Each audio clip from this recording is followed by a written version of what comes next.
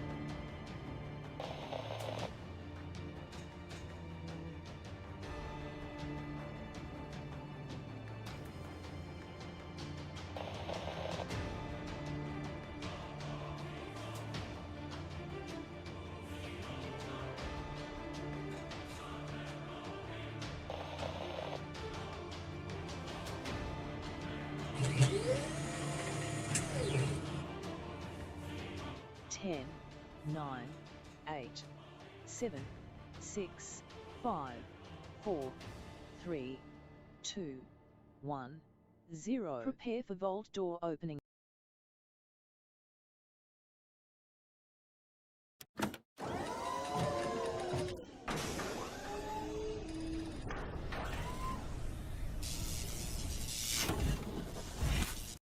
You ever just feel like playing games, everybody? Put a 1 in the chat if you can't see and hear me. I was working on a bunch of stuff, and I said, you know what? I feel like playing some games. Let's go. Bonus stream. Firing up in here. Let's do it, everybody. Oh, man, I'm getting so much stuff done, everybody. I'm working on a project that's like a 20-year project for the family. Organizing 60,000 photos and videos. Not kidding. That's not an exaggeration number, everybody. That's like the real number. I think it's more like 65,000. But organizing all the stuff so I can pass it down to my daughter because I'm not going to live forever. So organize all those videos and put them on little USB sticks and stuff. So that my daughter, I can pass it down to there and she can have, you know, the legacy of managing the photos and videos of her childhood and her sister's childhood and all of that. And even maybe remember her old man.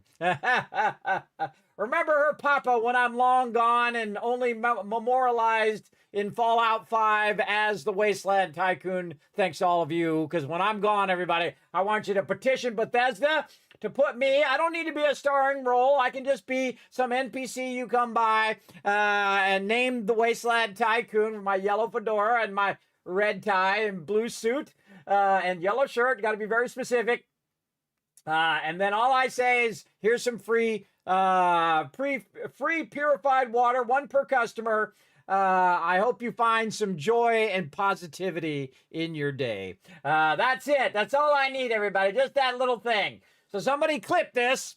Somebody clip this right now so you'll have it for all time. And then you can go back and you can show this to Bethesda when I'm gone. This is all I ask. I don't ask much, everybody. I don't ask much, but just a small token once I'm gone. There you go. There you go. And those who knew me would understand, and those who play the game will not have any clue who I was. And that's okay, everybody. In my small way, I'll be part of the Fallout universe in that way. So, yes, I seriously doubt at this rate, everybody, I'm going to be alive by the time Fallout 5 comes out. But I'm going to try. I'm going to try to get 1 more day every day until I have no more days, everybody. That's what everybody's really trying to do. They're trying to get up every day, do as much as they can, and get another day tomorrow. That's all you can ask of life. Everything else is just a bonus, including getting to play some games and hang out with people that you like. I appreciate y'all being here in the channel. We're going to have some fun. I feel like we're just going to get some more 7 Days to Die in there. Oops. That came right over. That's funny. Right that second, it decided that it wanted to pop over there. What the heck is it doing? What the heck? It's like an overlay or something. What the heck? Freaking Discord. I hit some button and the Discord overlay came in. All right, I'm on 7 Days to Die. This is life, man. This is my standard stream, everybody. Completely right off the rails. Right off the rails. I don't know. I hit F5 or something and some overlay came up. Thanks for coming in and hanging out. I appreciate all of you being here. Again, this is a bonus stream on top of my normal streams. We're going to get it going on up in here. I appreciate you all coming in and chilling out in the channel. We've got so much fun in yesterday. And today we're going to try to get a little bit more fun in. Man, we really got a lot of stuff done yesterday. Holy mackerel, everybody. We got a whole bunch of stuff unlocked. We got to our super corn. We figured out that you got to be tier 3, and then the vendor has to reset before he has super corn. And now, look at this beautiful super corn right here, everybody, growing. And once you have that super corn going, everybody, you want to double it up and double it up again and just keep doubling it until you got so much that you can't even sell it all to the vendor. And then you can use some of it for duct tape. And once you have your duct tape going on, you are styling. We also just got the auger toward the end, as well as a chemistry station. So now we're cooking with gas. We had an insane and super scary horde night, everybody. I thought I was a goner. I didn't want to say anything in the moment, but I had that vibe like, uh-oh. And it's only going to get more crazy. It's only going to get more insane. So settle in. It's going to be nuts. It's going to be a crazy journey, everybody. That is for sure. But first, let's say hello to everybody in the chat. Let me get a little hydration over here. Get it going on. A little hydration to get us going. Who did I see at the top? I think I saw Paul. Yeah, Paul at the top there. I was trying to get my little chat thing going. It's always a struggle. There he is again right there. Paul bringing in that Kismet love train. We got Tab showing the love. What up, Tab? We got Notre Dame guy. Whoa, look at that. That's a long one. Nice, nice. I like it. That's one of the cool things about my emotes, everybody, is that you can make different style Kismet love trades out of it. Very, very cool. I gotta love it. You can mix other emotes in there too, which is fun. Look at that, 65 streams in a row. Tab, way to go, bro. Wow, that is awesome. Tab with a 1. We got Whis. We got Paul. That's Mr. 9. You bring that love. Lurker Train with a 1 at the end. Again, speaking of combining cool things into the Kismet love train. Love it. PETA in the chat, who's been backing us up also in game. How you doing, PETA? Always great to see you. Thanks for coming in, hanging out. Yeah, more love by Tab right there. The hype coming in as well. Very nice. I like it. PETA also with a 65 stream streak. Wow. You know what? I'm going to give the whole chat a bunch of caps for you guys. All that love and support right there coming in and hanging out in the stream. I greatly appreciate it, everybody. I'm just a humble wasteland tycoon who does his thing up in here and hopefully brings a little joy and positivity into your day. That's what I try to do. So let's bring some joy, positivity, and some fun into tonight's stream. That's what I'm going to do. Of course, we call it the BSE, the best stream ever. We're going to try to make it the best stream ever because I feel like it's going to be crazy, everybody. Going to be crazy, crazy. And again, this is a bonus stream on top of my normal stream. I got a bunch of other stuff running, so I felt like, hey, okay, I feel pretty good. I got that multitasking just like I do in game, everybody. In real life, I got stuff uploading and backlogging and rendering and doing a whole bunch of stuff over there while I'm doing this at the same time. So I feel like, okay, I got that squared away. I was good over here. We can play some games. I do like to multitask, everybody. I like to multitask as much as I can, because I am only one person, so the more things I can have going at the same time, the more effective I feel as a human being. And then sometimes I'm just like, I'm not doing nothing. I'm taking a day. You know what it is, everybody? Put a 1 in the chat if sometimes you got to just take a day, right? You're multitasking, you're solving problems, you're dealing with these people who are always making your life more difficult, right? It could be your family, it could be your friends, it could be your boss or your coworkers or just It could be your pets. I don't know. Your pets are in there knocking the trash can over. Your cats are knocking stuff off the shelf or off the counters. And you're just like, why are you making my life more difficult? Right? And some days you just got to take a day. You're just like, no. All you people causing me all this stress and frustration, out my way, I'm going to play some games or do whatever you like to do, right? Maybe watch a movie. I don't care. Play some music, whatever it is. And that's what I love to do with gaming, everybody. Gaming is my relaxation. So I never get stressed when I'm playing games or whatnot, even when it gets scary or it gets really intense or whatever. I'm super chill. It's like the exact opposite. I get chilled out by playing games, though I do get jump scared pretty easily as well. Now, if you are new to my channel, my name is Kismet. You can see they call me Overseer Kismet or the Wasteland Tycoon. I'm also called the Gaming Tycoon because I've played all of these games and thousands more that you can see scrolling by. These are just the ones I've played on stream, everybody, not counting the ones I've played over the last 50 years as the OG gamer, everybody. I'm not just a gamer. I am the gamer. I'm the OG, the original gamer from back in the day. My first gaming console was the first gaming console, the Magnavox Odyssey, in the old days where it didn't even have like a controller, but you had a little side thing that you turned to make the little thing move. And then you had like a plastic thing that you would put over the TV, and you had some cards that you used to go through the haunted house or whatever it was you were doing. That's old school right there, bro. That's old school. And you attach it to the back of the TV, and you had to slide the little thing and turn it to channel 3. Way back in the day. That's old school gaming now. That's before Atari. That's before Nintendo. That's before all of that, everybody. And I have played all of those as well and had a great time doing it. Don't let anybody tell you that you can't like what you like, everybody. If you like a certain type of music, if you like gaming, if you like crocheting, I don't know, whatever it is. Whatever it is you like to do, or if you don't like to do any of that, that's also your prerogative. Me, I'm at the age now, everybody, where I just try to get one more day. So if people are, telling me what I should be doing, I say, I don't answer to nobody. I don't have to do nothing. I'm at that age, everybody. That's a great thing about being older. I'm going to be 56 this year, and it's been nothing short of a struggle to get this far.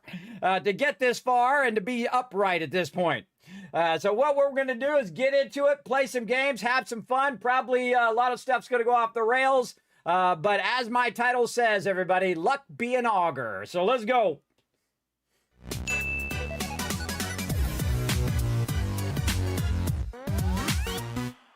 All right, here we are back in our underground base here. Let's go ahead and get everything looking good. Okay, and again, we can see our super corns coming in, still growing right there. We also have a lower level down here, which is growing some super corn and some potatoes. We've got our dew collector is full. Nice. And we have some cement mixers down here. Looks like we already cleared those out. A little bit of water so we can dip our cups in there if we need to for that as well. I think we actually have a cup or two. Yeah, we have a cup right here. So again, you can take these cups. They added them back to game. And you go back in here and you just right click and it just picks up a little bit of that water and it puts it right in that jug, and now you got an extra bit of water there. And then we can just go right in here and we can go ahead and do some of our water. Now I like to keep some fuel right there, so I can just do this so I can see how many I'm going to do. 3 minutes. And then I would just go ahead and tap some extra over here on the side. Usually I go over by a couple minutes. Sometimes like 5 minutes, because sometimes it doesn't really have the correct numbers. How we doing over here? Speaking of stuff over here, we got to turn this on. This is about 12 minutes here. Oh, we are out of coal over there. Let's go ahead and scalp a little bit from over here, and we'll let this keep running. We need some stone in there. Holy moly. We got to get busy utilizing our new auger. But the number one thing we need to do is get our gasoline going. At this exact stage, everybody, and I'm absolutely crushing it. Right at day 29 into 30, we started getting our super corn. We started getting our stuff unlocked for our cement mixers. And we actually got our cement in before day 27 into 28, which is Horde Night. And just lucked out because, man, they breached all of those spikes and got to the edge of my base. Had I had the cobblestone there, they probably would have breached. We're also going to work on doubling up the thickness of the base as well. We'll work on that here in just a bit. But we want to get some of our stuff running. Again, that multitasking, always what we want to have going. ABC, always be crafting. That's what we want. We want to get that going right up here. Eat Banana Bread in the chat. How you doing, man? Good to see you, EBB. What's up, Kismet in chat? I'm having a good time. I felt like gaming today, everybody. Sometimes you just feel like it. You're like, man, I want to get some games in. Let's play some games.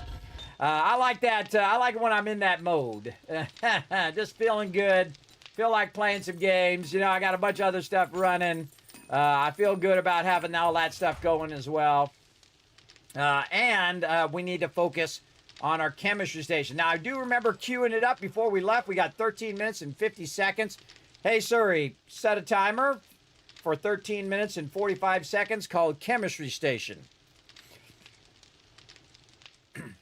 Gotta love that that feature, everybody, because you can have multiple timers running at the same time. So now I don't have to think about it. It's just gonna alert me when it is time. I feel like that's one of the best features that they've updated in the phone. Now, I actually use my phone more as a timer, like a, $3 egg timer, than anything else, because I can have, 15, 20 timers going at the same time. Especially good for gaming, where you're trying to wait on certain things, and this is going to take 5 minutes, and that's 30 minutes, and this is 45 minutes. You don't have to think about it the whole time. You can just, set it and forget it, which is my, my famous saying right here in the stream. All right. So we got that. Let's go ahead and repair. Make sure we got a lot of repair kits. We ran out of repair kits on Horde Night. Almost to our doom. We were very lucky in the fact that I improvised in the moment. And we ended up okay in the end. All right. Speaking of food, let's go ahead and re-up our food over here. And our red tea we got a bunch of. And so we got all of that. So we're waiting on our chemistry station. While we're waiting for our chemistry station, now is a good time to scout out the desert over here. I don't think we've really gone that far. Oh, there's one already right there. Right here, there's one. Hello? Hello? Who's there? Apparently a bunch of peeps want to come in and help me test the Kismet kill box. Watch this action. Boom, now you're dead. There you go. All I do is use one bullet. One bullet gets it done. Turn up just a little bit. All right, I'm just going to jump. Here comes another storm. Oh, my gosh. 2 seconds in, another storm is underway. All right, we got a bunch of loot there. Now, because I have my stinkiness going, because I ate a bunch of food, it attracted all these zombies to come over here. Now, I'm not going to bother to look through all this loot, though. I could just learn that medical journal. The rest of this we'll deal with later. Let's make sure that we have my outfit on. We do. We got our miner's gloves, miner's helmet, our nerdy outfit, and our nerdy boots. So we're all good there. And again, what we need is we need some shell. Now, the problem is I am not synced to the desert biome. Now, to actually go and extract resources in the biome, you no longer need to sync to that biome. You can just build yourself a little area underground. But if we're going to go to the biome, we might as well work a bit on syncing to the biome. Now, before I leave, the best thing to do is to go over and look at our challenges here. And we'll go to our biome challenges. We'll go desert, and we'll say, okay, what do we got to do? Okay, we got to build a shelter. We got to get some aloe leaves. Well, wait a minute. We may have some aloe leaves in our stuff, right? Let's go down here and see what we got. Now, we do want to close the hatch because it is raining, so that'll keep us from having that negative effect. But we can go in there and say, do we have any aloe leaves? It doesn't look like we do in there. Let's check the garden box. Here's some. We got some seeds in there, but not the actual leaves themselves. So we will have to look for some leaves, unless I'm just not seeing them. I don't see them there. So we'll have to look for the leaves themselves, and that's okay. All right, and then we'll say, okay, once we have the leaves, we're going to need those leaves to make a sunstroke tonic. So we'll just go ahead before we leave and track that and say, okay, what do we need? Oh, wait a minute. We need some other things before we get out there. We're going to need some water, which we're most likely not going to find out there. So we'll go ahead, just bring a stack of water with us. We're also going to need some mushrooms, which are also most likely not out there. Mushrooms actually are in the burnt biome. So we're going to need that. We're going to need some shell, which is something we're going to look for anyway, so I probably don't need to bring that. We need to make sure that we do have some gas as well. And we're just going to get all the gas. No reason to keep the gas in there. Who's that bringing that love? Raz with the 99 months, everybody. Holy moly. That is a tremendous amount of love. Let's show some love in there. Hey, Sue. Hey, Ollie. Thanks for coming in, hanging out. I want you to show Raz a ton of love in the chat, everybody. That is a massive 99. One more month. That means in March, you're going to have your 100-month anniversary there, Raz. Congratulations. Again, everybody, remember our job is to take that love that peeps are giving right here in the stream, whether they're donating, they're using their Twitch Prime, they're re-upping their subs, whatever they're doing, everybody, and to amplify that love and then send it right back out there via the chat, showing them some love in there as well. Remember, this is an interactive stream, everybody, so if you see some peeps hitting that subscribe button, hitting that donate button, dropping bits, trying to help out with that Vault Van Life project, whatever it is, or going over and becoming a patron on Patreon, whatever it is, I want you guys to show them lots of love in the chat, because that's what we do. Okay, and so now we've got our mushrooms, we've got our water. Before we leave, by the way, because you can leave and then suddenly realize, oh God, I forgot the thing, right? Now, I feel like we should also just go ahead and grab our oil shell, because we don't have enough to really start any gas, and we don't have our chem station yet. So we'll just grab that as well, just to make, oh, our super corn is ready. All right, we're going to just let our super corn grow for now. We'll let our super corn sink up a little bit, and we'll come back for it. And so we're going to get our vehicle. Now, also make sure all weapons are locked and reloaded, because it is nighttime. We're going to get potentially some scary stuff on us. And we're going to bring, I got to get off my thing there. There we go. Bring our knife back down here. There we go. And I managed to run right into that, even though it wasn't even in my way. Here we go. Now, I did discover where the desert biome is. Now, normally you go forest, then burnt biome, then desert.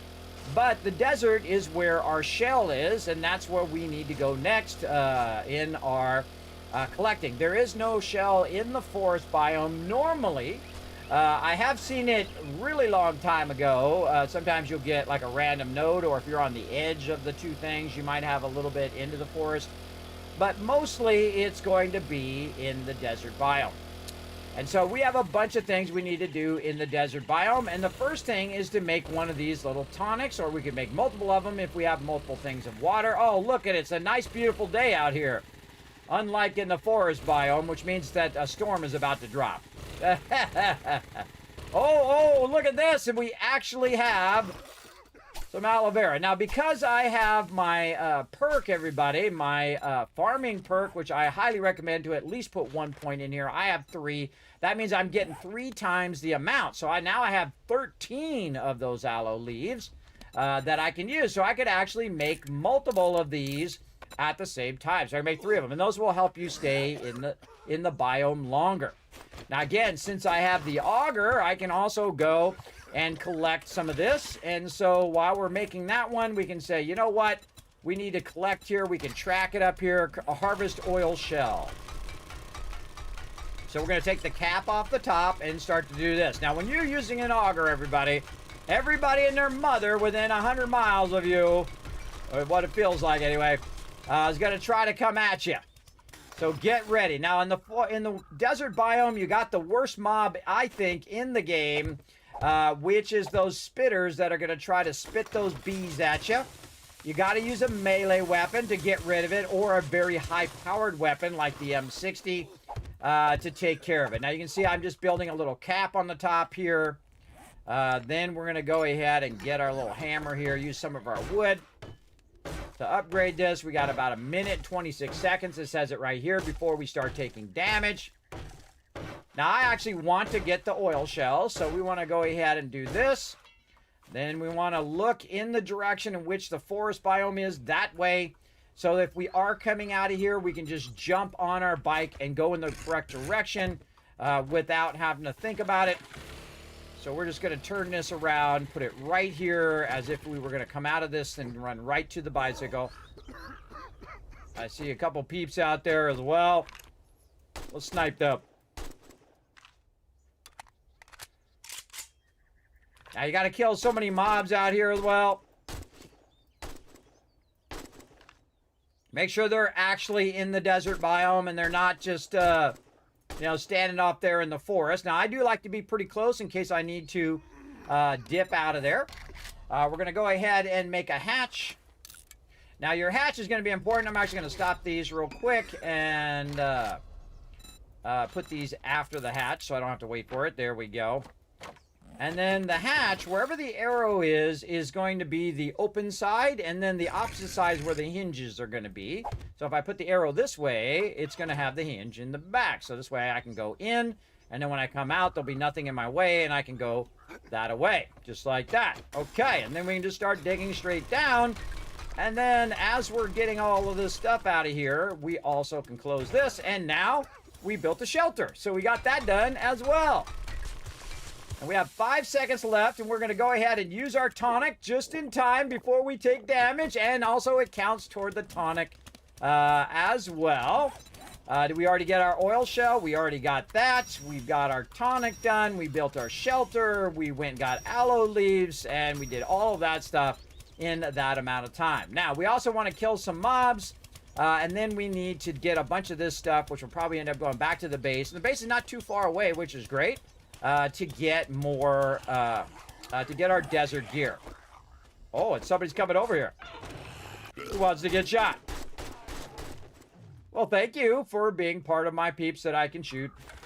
Get it done. Now, I definitely want to come back and get some shell, but we want to go ahead and find some mobs. So I'm just going to go ahead and roll out this way a bit.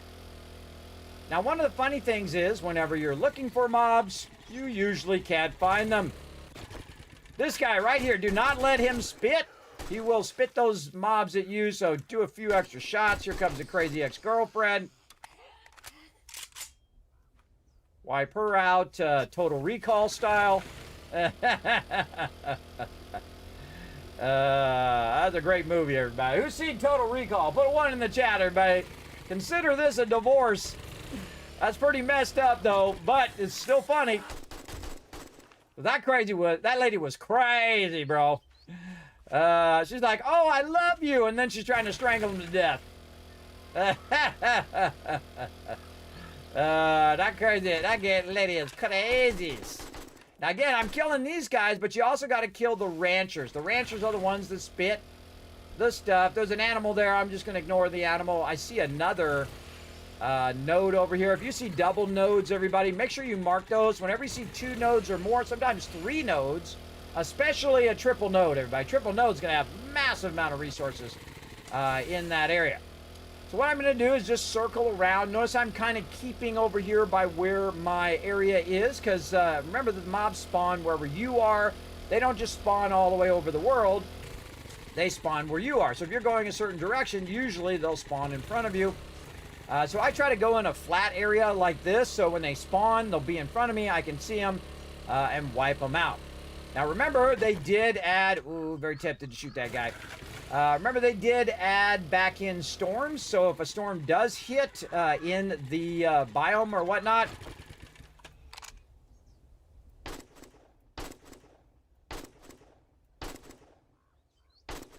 I swear to God, I'm hitting him. Somebody wasted bullets. All right, there we go. Just take care of him now. Now, he actually won't attack you if you don't have any damage. But I can tell you in a minute, I feel like I'm going to have some damage. All right, and we also got 2 more of our shakes, so we don't, or 2 more of our smoothies, so we don't have to run out there. Another one. I can see him because of the sun.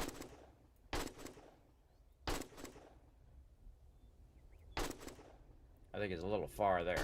He's just going to come back and try to get me, so... Holy mackerel, really?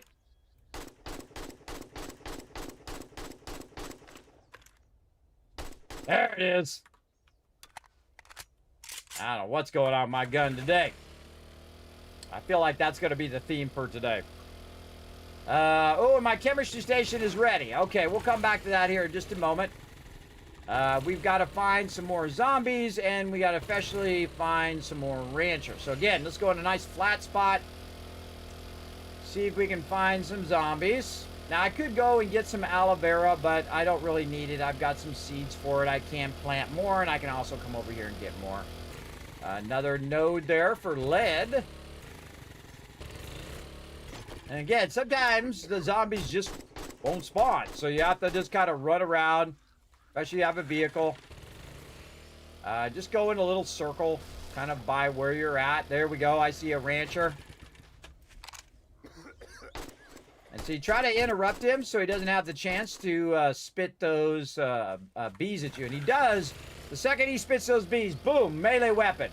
As quick as possible, and then you have to time it so when they get close that you hit them. I'm usually terrible about timing that. 47 seconds left. Now again, we're trying to sync ourselves to the biome so we can make the biome gear. I'm just kind of going back and forth here.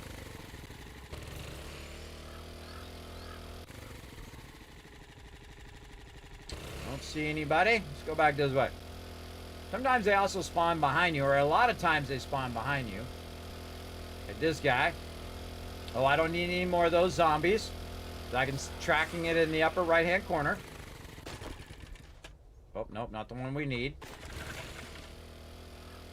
No reason to waste my bullets on them. I'm just looking for this other guy. 6 seconds. Now's a good time to use another one of my tonics. There we go. Gives me another 5 minutes to find some more.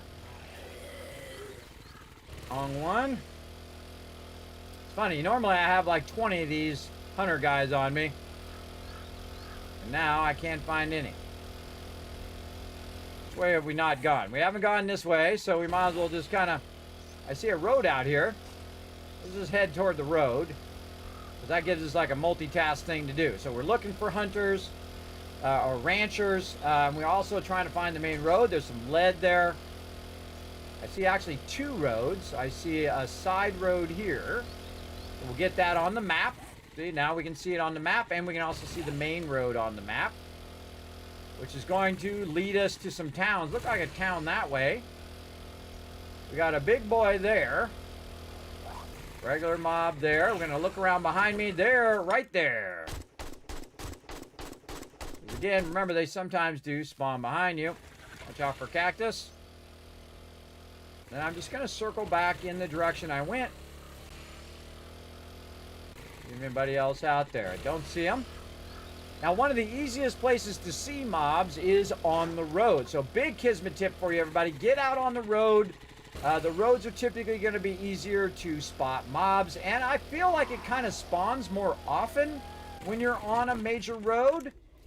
So definitely get out on a major road and don't stop shooting those mobs until they stop twitching, everybody. Don't just shoot them until they go down. This is one of the biggest tricks they added to the game, is when you shoot a mob, he's going to fall down. But most of the time, he's going to get up. Hey, bad doggy, or wolf in this case. That dink noise you heard, by the way, is my perk that I think is one of the best perks in the game, everybody. Let me show it to you right here. It's awesome. Called Pack Mule. I think it's one of the best ones. You have a 25% chance of mitigating that damage, which I just did.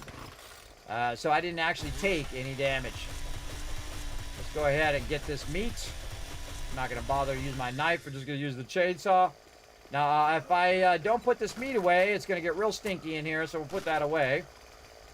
And we'll go ahead and just drink our other tonic. We need one more rancher. And we'll be ready to go work on our chem station and make our survival gear out here so we can run out to the desert anytime that we want. All we have to do is find one more rancher. Maybe we'll find him on the way back. What's up, big boy? Wouldn't that be convenient to see him on the way back? That would be terribly convenient. But mostly not going to happen.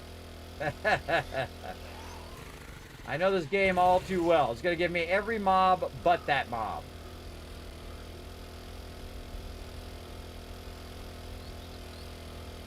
As proven, right there. Give me every other type of mob. Not the rancher. Ooh, though I see one. I'm running into cactuses here. Doing damage to my vehicle. Now, again, you want to sneak up on him. You don't want him to see you first, or he's going to shoot those bees. Just keep shooting him until he don't get back up. Okay, now back to our mine, which we've still got tagged over here. And we definitely want to put it on the map as well. Again, aiming my vehicle just right outside so I can just run out, get on my vehicle, and bail if I need to. Then we're going to go ahead and go to the map. We're going to right-click here. I like to use the kind of cave one here. And this is shell right there. All right, everybody coming in. Now, if anybody's coming in towards your mine, you might as well just wipe them out now. Nope. Okay, now down in here, I can do this. And you'll see that because I'm inside everybody, that'll no longer basically be an issue. And I'm just going to go ahead and widen this out just a little bit. Now, I'm actually going to leave the top layer and just go down one layer like this and just widen this out. The reason why I'm doing that is so that I can see where the resources are going. Now, before I run back and use that chemistry station, I'm going to need a bunch of shell to get it going. Now, if you do have gas cans full of gas that you can make, you want to make sure you have at least 6,000 shell. So we'll go ahead and put that as our number. Now, remember, they can dig through the bottom here, and you can see there's actually some gaps in there. So we got to watch out for that. Like this. And we can also, by the way, just fix those gaps by filling in this part underneath here. Like this. There we go. And we'll update this like that, say. And maybe just to make this nicer, just take this out, and we'll just do something like this.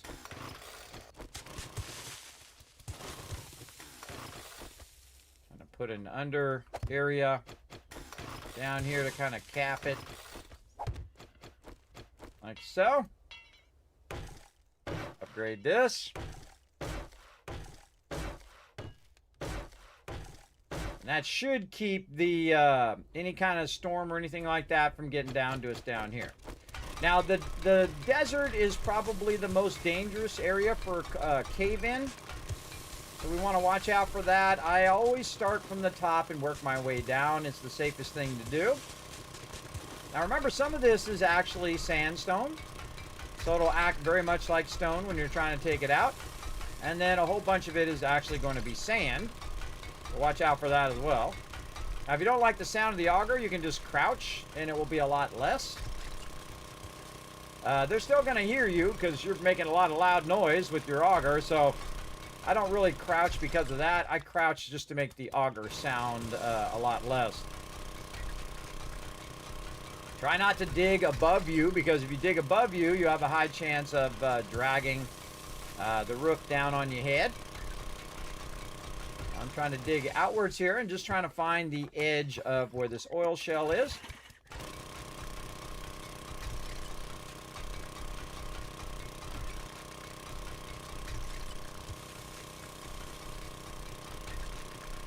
A lot of dirt here. Let's just go ahead and take some of this dirt out.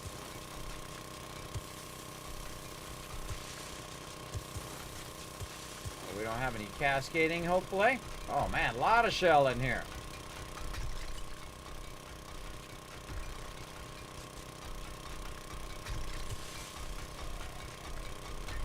I hear a baddie. Now see, if he does make his way in, he's going to fall down to where I'm at. So that's why I'm always lowering the floor. Little by little. So if they either knock their way in here or they come in through the hatch, they'll fall, then they'll have to stand up. And while they're standing up, that's when I shoot them.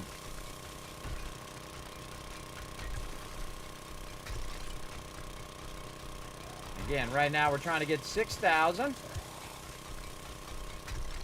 And the reason why we're doing that is because we don't want to use up all of our gasoline to the point in which we can't use our auger to get more shell. That's not going to be useful. But we will come back and get a whole bunch here in a bit. But I don't think I'm to the point where I can actually do the cans of gas, but we'll see how it goes. I'll go a bit over. There we go. And now I'm ready to get out of here before it's nighttime. We'll put our ladder in now. And I usually put the ladder all the way down when I'm just leaving.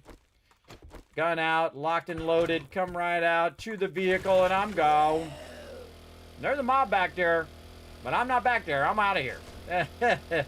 And again, our base is nice and close, by the way. Nice and close, around 300-400. So in this case, very lucky I put the base over this way. Lucky to have the desert so close by as well.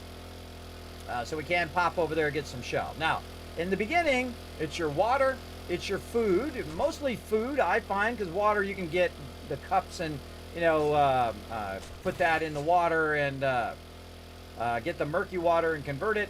It's really food in the beginning that's tough, and then it's going to be fueling all of the things that you're now doing. So the vehicle, the auger, the chainsaw, all of those things you're going to need fuel for.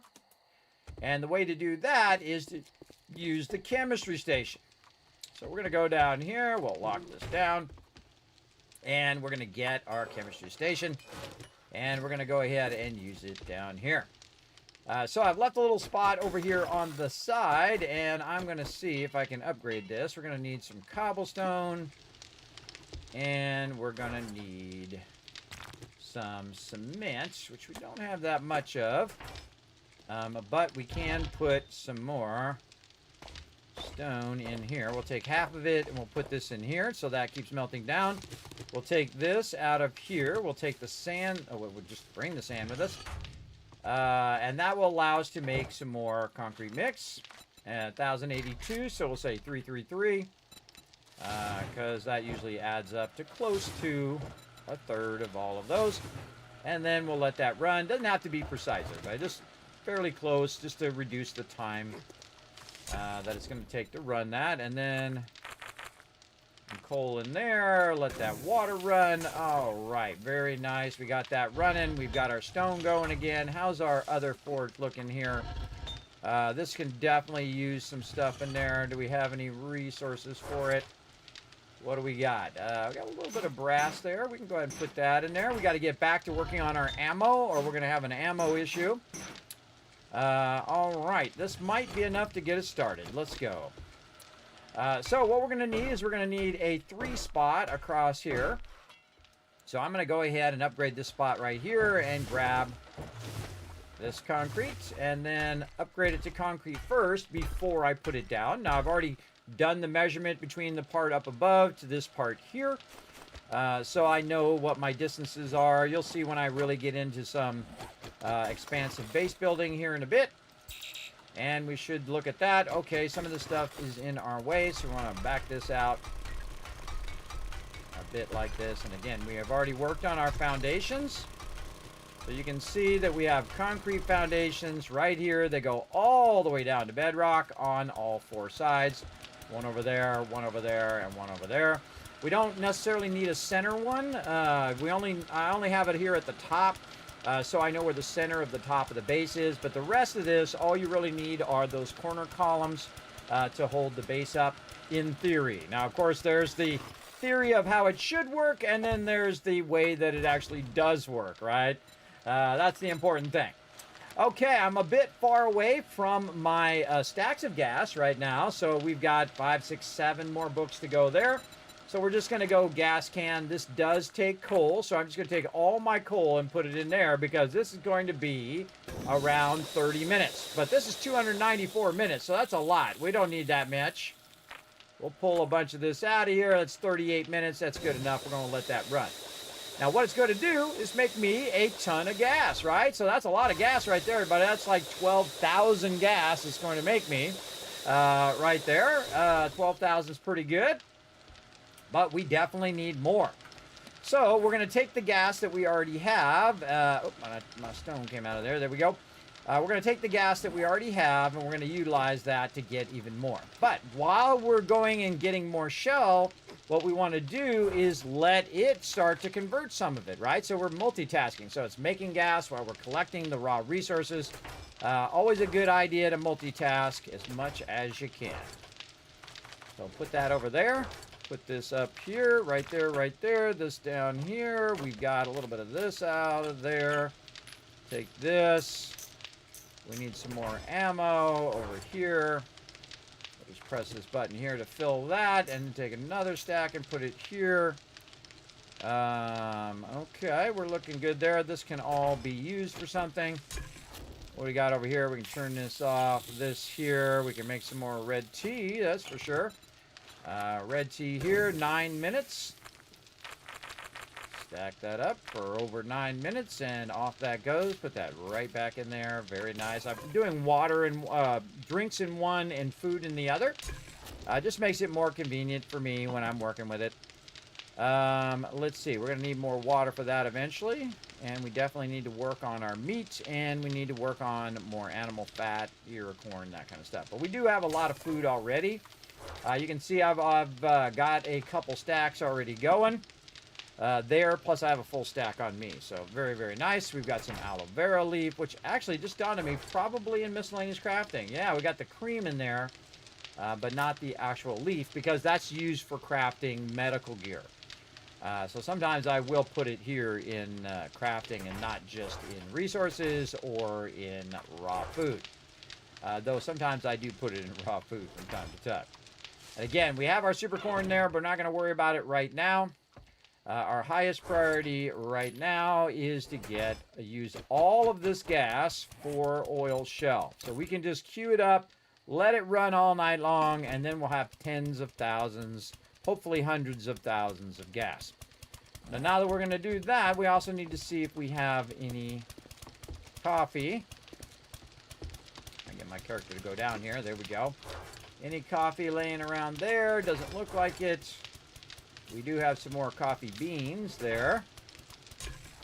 All right, you know what? I think I'm actually going to switch this over to coffee instead. There we go.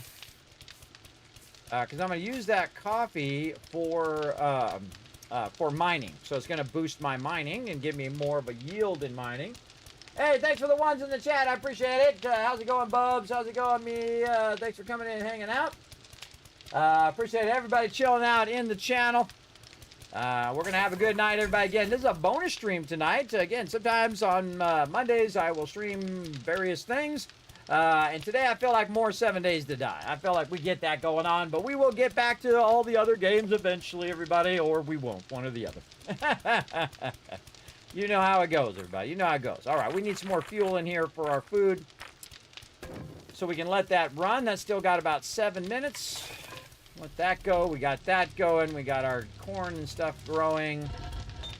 We've got enough fuel in there. How are we looking over here? Need some fuel in this one as well. We definitely need to get more coal at some point as well. Let that continue to melt down. We want to get some gunpowder going at some point. We got a bit in here we could get going. Get some bullets going here. Yeah, so 90 roughly. Again, just cutting it where, you know, they're somewhat in half. Doesn't have to be perfect in half. Just because, you know, that extra 30 seconds or a minute doesn't really make that big a difference in the grand scheme of things. But we definitely want to take care of that. And again, you can see I'm carrying a lot more AP ammo now because things are getting dicey. All right, repair my weapon before I go back out. Okay. Do we got a reset coming up? When's the reset? Oh, it's a reset today, day 31. So we definitely want to check out the traders later. But back to the desert. Now, nighttime is a great time to travel.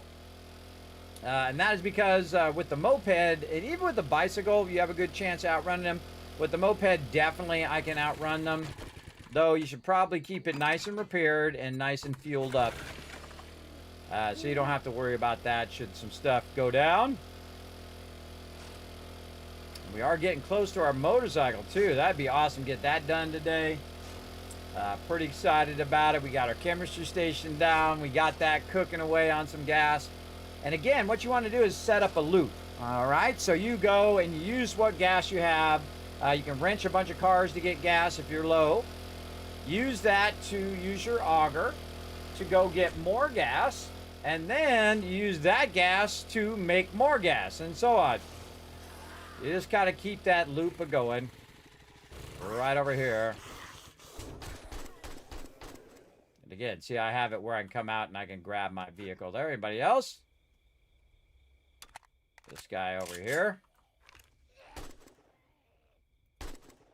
Oh, gonna drop me some loot. I shall take it. Thank you. And down in here we go. Now, if you notice, I didn't bother to make the desert gear because I don't really need the desert gear if I make a thing over the top there. If I have an open pit mine, then I'm going to need that desert gear, but I don't really need it right now.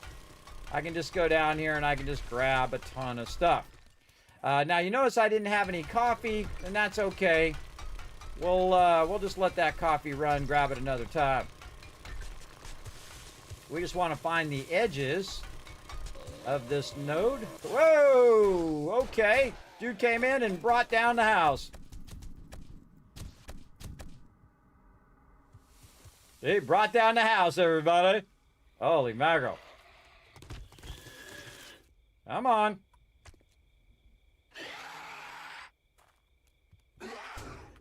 Where is he? Oh, man, I didn't even see him.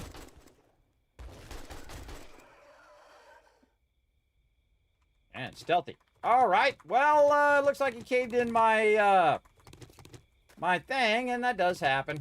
It's okay. A little infected as well, but this is why you have a lot of blocks. Now you can go ahead and fill in your blocks. See if you can get this filled back in again. Now, again, we could just leave it. We could go ahead and get ourselves a bunch of gear. That'll help us. I don't know. I kind of feel like filling it in. This feels like my jam. And man, they came out of nowhere, man. I didn't even hear them. I didn't even hear them. Now again, the desert biome is the toughest biome for this because again, that sand does give way. Especially when they start to hit the sand and then it will start caving in. So let's see if that now is closed up. Nope, timer's still going down. Let's go ahead and make a hatch. Go back up here. I can load our weapon while we're waiting for a hatch. Yeah, and the most important thing, don't panic, everybody. Don't panic. Stay alert. Oh, we can just repair it.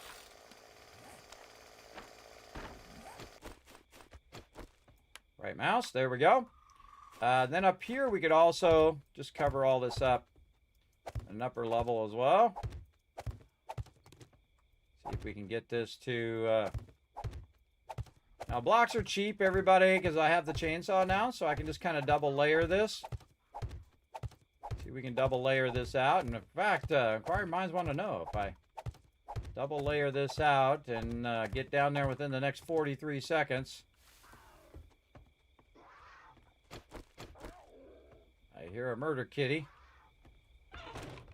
Bye-bye, murder kitty. Okay, am I good? Ah, see? I'm good, everybody. See how the timer's going back up? All right, so that did work. I'm not going to bother to fill in those blocks, everybody. Let's get it going. Now, I can see in certain spots where I'm standing that it will go down or it'll go up depending on where I'm standing. Now, if I'm standing here, you can see that it's going up. But if I move to the edges, it's going back down again. So we might want to just go ahead and do a little bit here on the edges. A little bit of edge work. Just throw a bunch of random blocks there, everybody, just to try to keep it where you can go down here and get yourself some loot.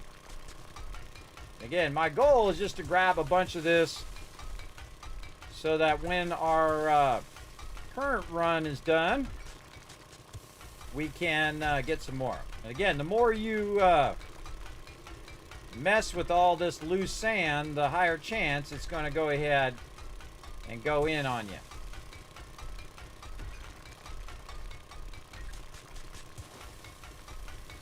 I've taken this out before, everybody, and it hasn't fallen in.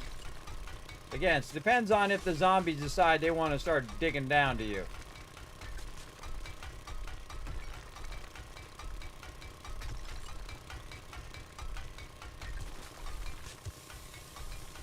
Sometimes they go straight for the hatch, and sometimes they try to dig down. That kind of felt like they dug down to me.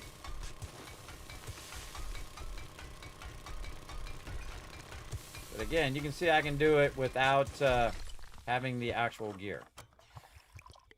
My goal is just to get another 6,000. So we can queue this up behind it, and I can kind of tell that about 6,000 is about 10,000 gas, so...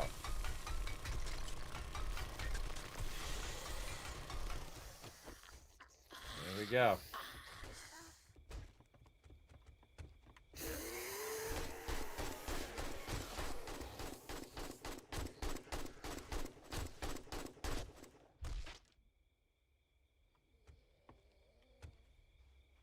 Thanks for stopping by. Sneaky guy.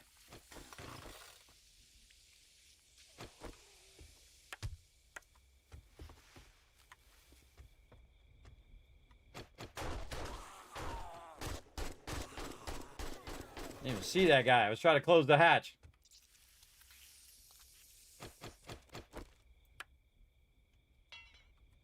There we go.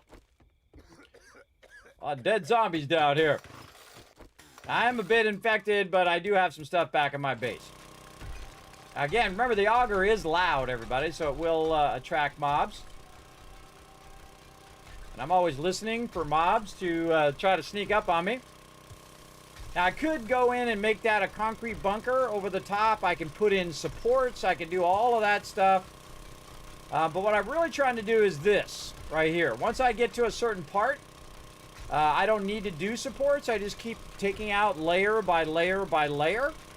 And this makes this go really, really fast. So you just keep kind of widening it out until you get this bottom part here to be as far as it'll let you go. Again, I like to take out a certain layer first before I start to go down.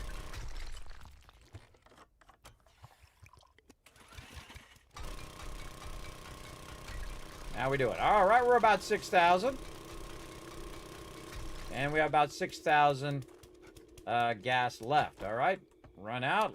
I can load my weapon first. Pop open the thing.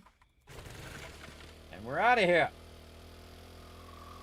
Again, I don't need to stay there and get 5,000 or 50,000 oil shell right now.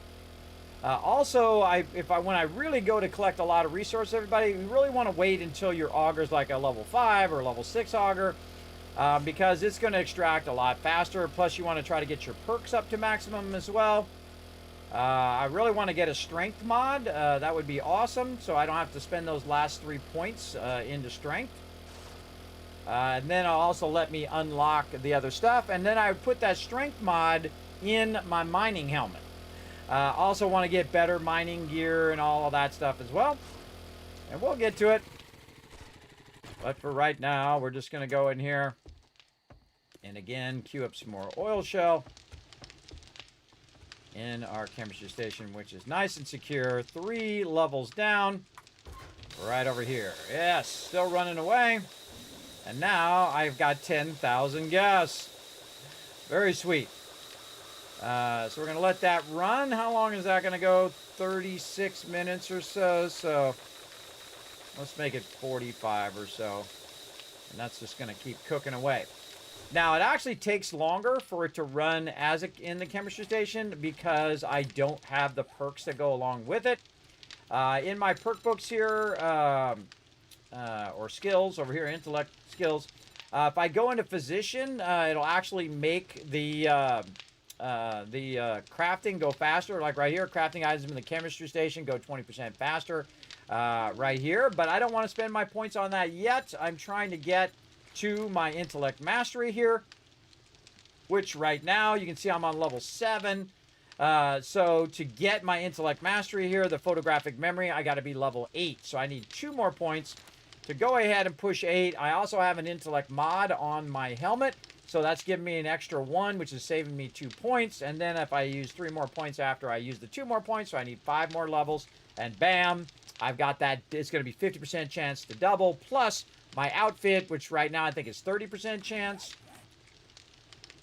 15% chance. So that'll be 50 plus the 15, so 65% chance I'm going to get an extra skill point every time I read a skill magazine. And really getting that magazine going is vitally important.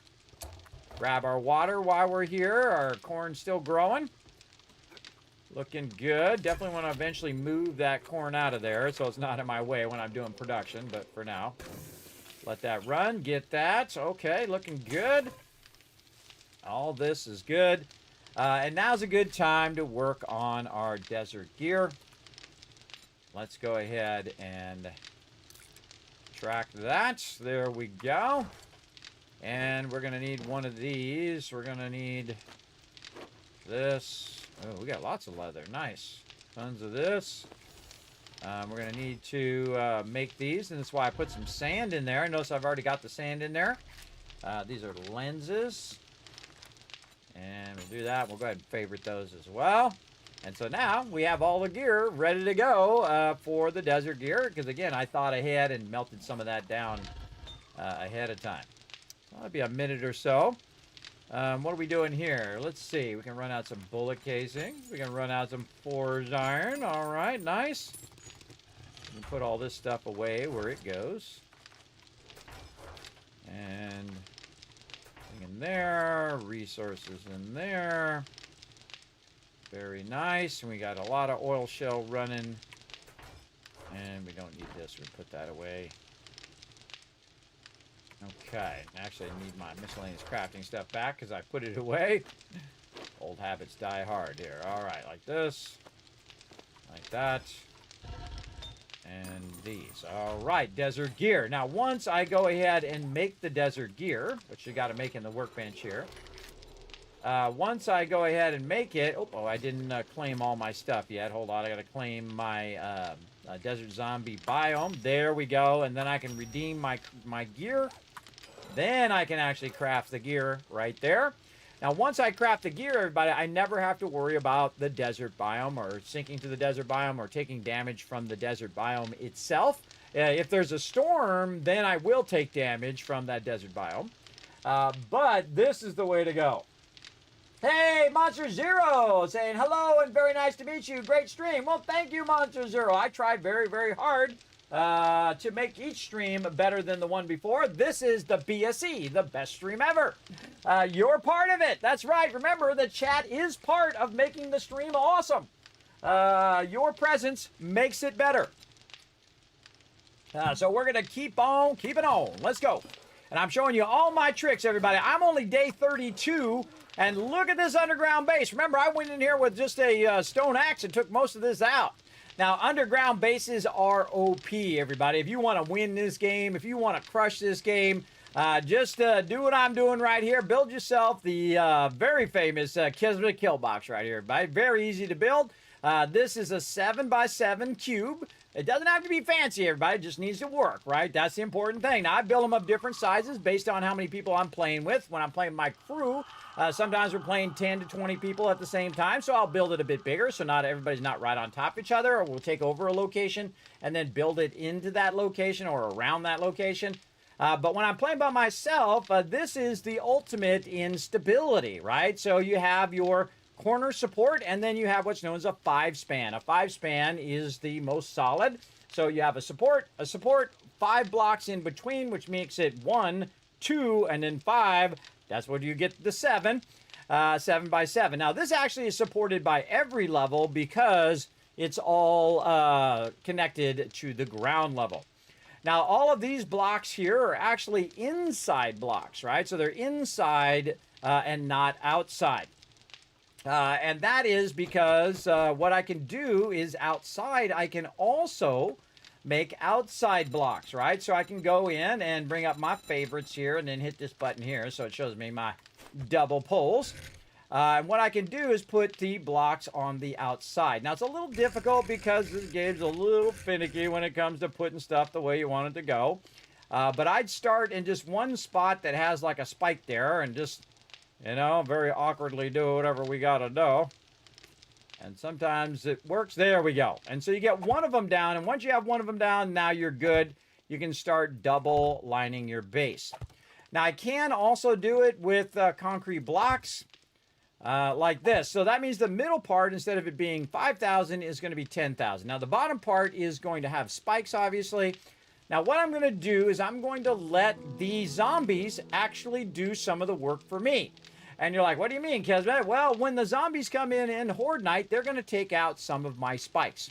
And those spikes that they take out, I'm going to go ahead and drill under where they were, put a bunch of concrete blocks down, and then replace the spikes in that area. And as they take out different areas, obviously I'm going to be rebuilding each part as I go. I don't have to tear the whole thing down, take out all the spikes, and redo it all if I don't want to. I can go under the spikes and try to put the blocks underneath there, because the spikes, if they're next to each other, will hold each other up. As long as you don't take out too many blocks. I can do that as well, but I really feel like it's not worth your time.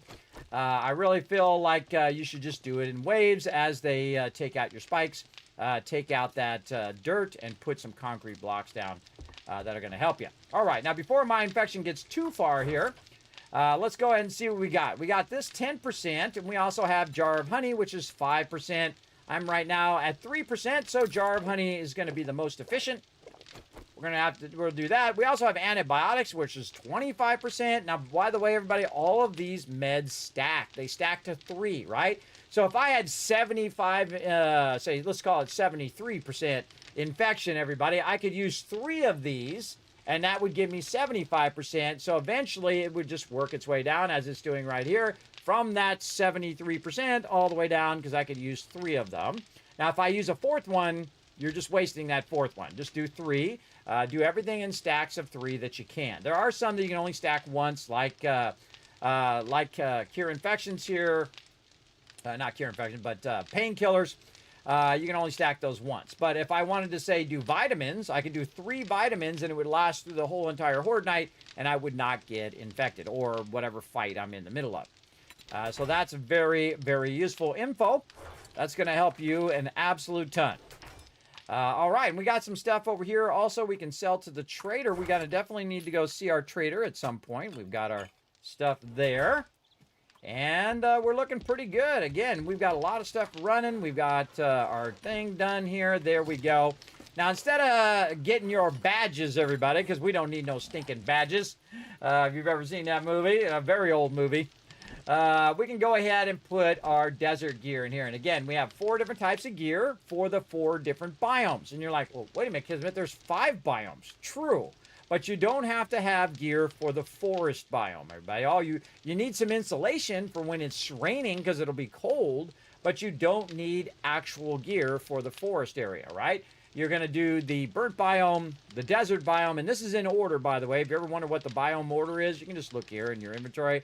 And so, obviously, forest first, then you have burnt biome, desert biome, winter biome, and then, of course, the wasteland biome as well. We're going to do all the biomes. We're going to try to do as many quests as we can. We're going to try out every single feature in 2.5. We did restart, and we are doing a whole new playthrough in 2.5, which is way harder, but also way fun. So highly recommend a brand new playthrough. If you've not played 7 Days to Die in a while, 100% recommend starting a new playthrough. It's going to be tough. You got to keep cooking. You got to get going. You got to get your food and water squared away. Again, if you want to see this entire playthrough, everybody, remember I have a playlist for it, as well as I have each episode number marked for you. We're currently in episode 4. If you ever wanted to see the playlist, everybody, those playlists are listed on my Discord, as well as you can just get them in the chat. I normally forget what the name of the command is in the chat. Sometimes my mods remember. Let me go ahead and see if I can remember what the command list is here. I know I put it in here, so I didn't have to remember. Where did I put that? Chat commands. There it is.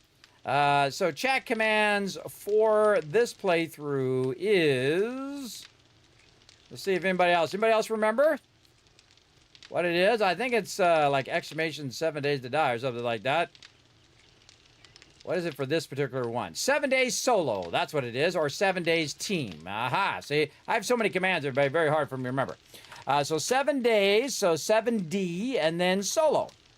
Like this, that you can just type at any time, whether I'm live or not, and it will show you the playlist for my solo playthrough. And again, you go exclamation 7D, and then team, and then you also have the playlist for my team playthrough as well. In case you missed an episode, you want to go watch it. That's all on YouTube for you, everybody. I literally have thousands and thousands and thousands of videos. That's right. Full streams, guides, highlights, even some IRL stuff, some 3D animation stuff, because I am a graphic designer as well. We got graphic design stuff up there for you. Remember, those are all neatly put in playlists and represent tens of thousands of hours of my time organizing that all for you. You're welcome. You're welcome. That's a lot of work. But I've enjoyed every second of it. So I think it was a very valuable use of my time. So let's go ahead and put this up in here. We're going to put our coffee right there. And again, we're going to have to get working on our ammo. And we're going to start doing larger rounds of ammo runs and larger rounds of stuff in our forges. And we're going to definitely go in and expand this. We don't really have much for this one, do we? We've got some clay we could throw in there. Let that melt down a bit. I always like to have my stuff running. A little bit of this right here. Throw some of that in there. Where did it go? Right here. Throw that in there. Actually, we'll do it like this. This way the clay will run for a while. Okay, and again, we're just kind of letting all of our super corn kind of sync up. We got to drop by the vendor. Did we already go to the vendor on day 31? Can't remember. But now would be a good time to go double check. Let's go see. So, while we're at it, we might want to take a moment, too, and see if any of our stuff is upgraded. Hold on. Let's see. We're at level 2 Auger now. We're going to wait till we get to level 6. Nail gun, no big deal. We're going to wait till we get the level 1 impact driver. No. I already have a hunting knife I got as a drop. Sledgehammer, we'll wait till steel, level 1. Nope. Not doing spears in this playthrough, though I did a little bit in the beginning. We will wait till we get to Desert Vulture, so we can use that for trading, by the way. That brings your trading amount down. Shotguns, we'll wait till we get to pump shotguns and a few more books. Rifles, I typically don't use those. We'll wait. We'll skip over the tactical assault rifle, get the machine gun. We might just skip the level 6 AK as well. Just go right to the 60. What do we got? Robotics, we'll definitely come back to that much later. We're level 3 on our gear. We'll come back to that. Let's see. Anything else in here that really want to work on? We could put the apiary in. The problem with the apiary is the bees keep coming after you each time. I just kind of wait till I get to the smoker. Also want to get the crucible there. A little bit away from the motorcycle. All right, nothing really that we need to make right now. We just need to get to the vendor. Oh, I don't think I grabbed my stuff out of the trade box. Yeah, I put it in there so I can just grab it all at once. All right, can't wait to get my motorcycle hopefully today. Again, see my infection almost gone. Off to the trader we go. Got a lot of gasoline queued up, about 20,000 gasoline going. Again, if we need more, we can run over there, we can get that shell. But I do like to switch. If you want to survive, everybody, you can't just sit there and collect shell for 4 hours because you're going to run out of food, you're going to run out of whatever it is, and then you're not progressing as well. Because remember that the zombies are progressing even if you're not. They're getting stronger even if you're not getting stronger. So I'm always working on balancing each and every part of the game. So first we got to get our food and water squared away, which we did. Then we need to get some more advanced gear, which we're doing right now. Get our gardens going, all of that stuff. And looking good. All right, let's sell this excess stuff that we don't need. Again, selling those diamonds as well. Don't really need those. Let's see if he's got some super corn. I have already been to him. How do I know? Because I've already bought the super corn. That's a dead giveaway right there. Armored up, we could get any kind of books. Now, you want to really check these books first, everybody, which are called your perk books. You want to check those first before you start to buy the skill books. You can also go around and just pick up the skill books as well. I'm going to try to get that armor so I can try to get my armor up to level 6 if I can. And I do have my nerdy outfit on. So we're good. So nothing there. Do we have anything else we can sell? We're at 534. Is it going to be worth our time to go all the way to the other trader to grab that stuff? I would say so. I'd say it's going to be worth it just in case it has a book that we need and might unlock something. So we're going to right click on the map to Trader Rec. By the way, I could also just track Trader Rec, but I don't want to do that because I have my base tracked. So I just tracked where he's at by using my right click. I move that red flag around everywhere. It's really, really useful, especially when you get turned around or you get distracted by zombies or whatever. You can very easily just kind of recenter yourself into where you need to be. Now I'll kind of go up the mountain a little bit in my little moped here, just to kind of cut a little bit of the corner, but not necessarily straight up the mountain. You want to do that with your motorcycle and not with your moped, because your moped stalls out.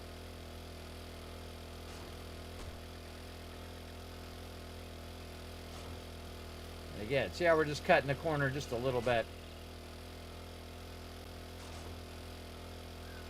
That's just saving us a little bit of time. Whoa, dude spun out.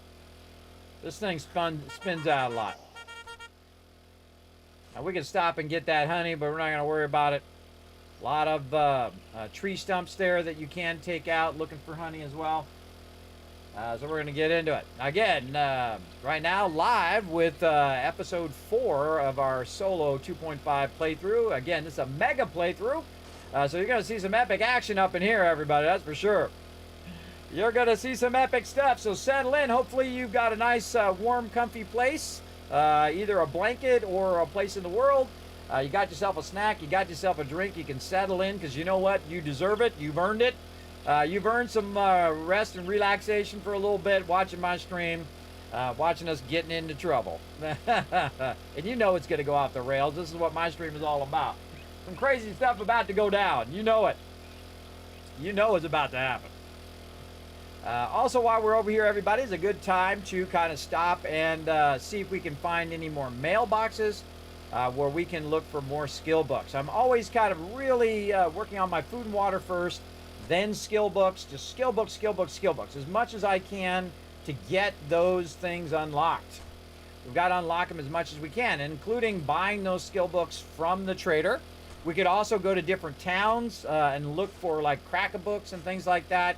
I normally don't specifically go looking for crack-a-books. If I'm there and I see one, I'll grab it.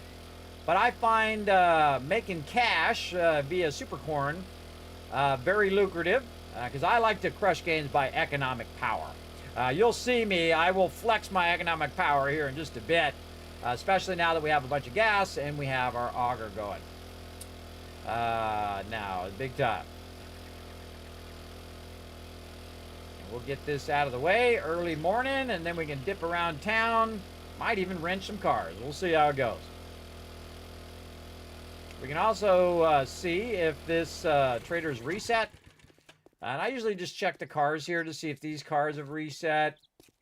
Over here, not reset. What about some workbenches? Nope, still already looted. And then while I'm walking, I can just check my ammo. Might as well reload it while I'm going. There we go, very nice. Morning. I gotta flash some cash. When do you not have a hangover, bro? That's the real question. Tell me when you don't have a hangover. This dude always has a hangover. But he's got an impenetrable base, so I don't think he should be worried at all. I should be the one who's worried. They can break into my base. All right, Fireman's Almanac. What's this? Chance, stop, drop, and roll like a pro. Reduce chance to be lit on fire by 25%. I don't really need that, but that does help when I'm standing on my forges. Let's see. Improves tool crafting skill. That's for my repair tool. Don't really need that. Don't really need that. I mean, if I'm trying to get a knife, sure. Tech Planet, maybe. but not really that useful. Don't need any of that. The thing I would need would be like a machine gun part. Actually, we should just go parts. Notice how any of the parts don't show up? That's because you got to be on the all function and then type in parts.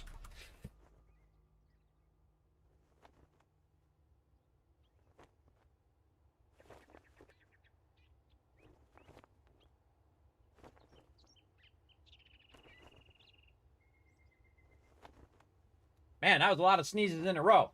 I muted so I don't sneeze in your guys' ear. But notice that you need to be on the little basket here, so it's showing everything in there so you can see all the parts. I really just need machine gun parts. I'd go broke with No, he more doesn't have customers anything. like you. All right. We're out of here. Because we already came over here to the trader and grabbed all the good stuff. Anyway, heading back this way. Into town. What we got? Now I'm going to start eyeballing the mailboxes and see if the mailboxes look open. See this one right here, how it's open? If it's open like that, that means you already looted it. Let's move on. Looking for vehicles as well that are easy out on the road, though I could go into garages and look for that. Looks like, man, we did a good job of looting all this. Don't see any vehicles. Keep on. Oh, there's one down there. Now, see, this house, the actual mailbox is around the corner here, so we want to check that. No. Cars that way. A little bit of resources that way. Let's go back here. Again, we're going to check all the mailboxes first, and then we might hit up some cars. Just for the brass that we could use for making bullets. Looking around, looking at the different POIs and what they are. And we'll come over here and we'll do some questing over here eventually. Oh, there we go. We'll check the mailbox.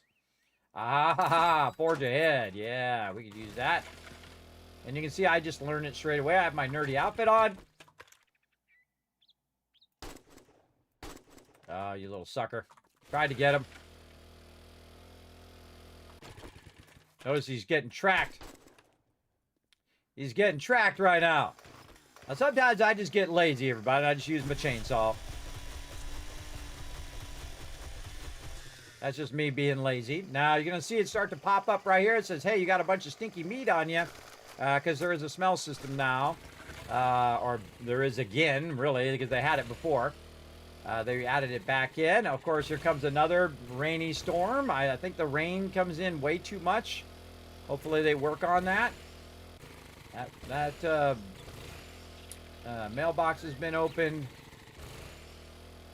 Over here, that one's been opened. Aha! There's one. What we got?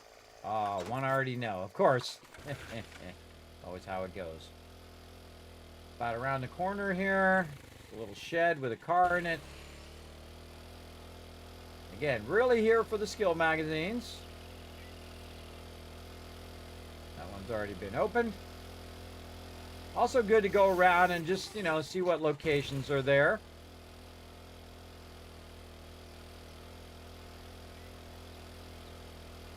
And a nice bus here. Even if you just get the big vehicles, definitely worth it. I see a post office box here.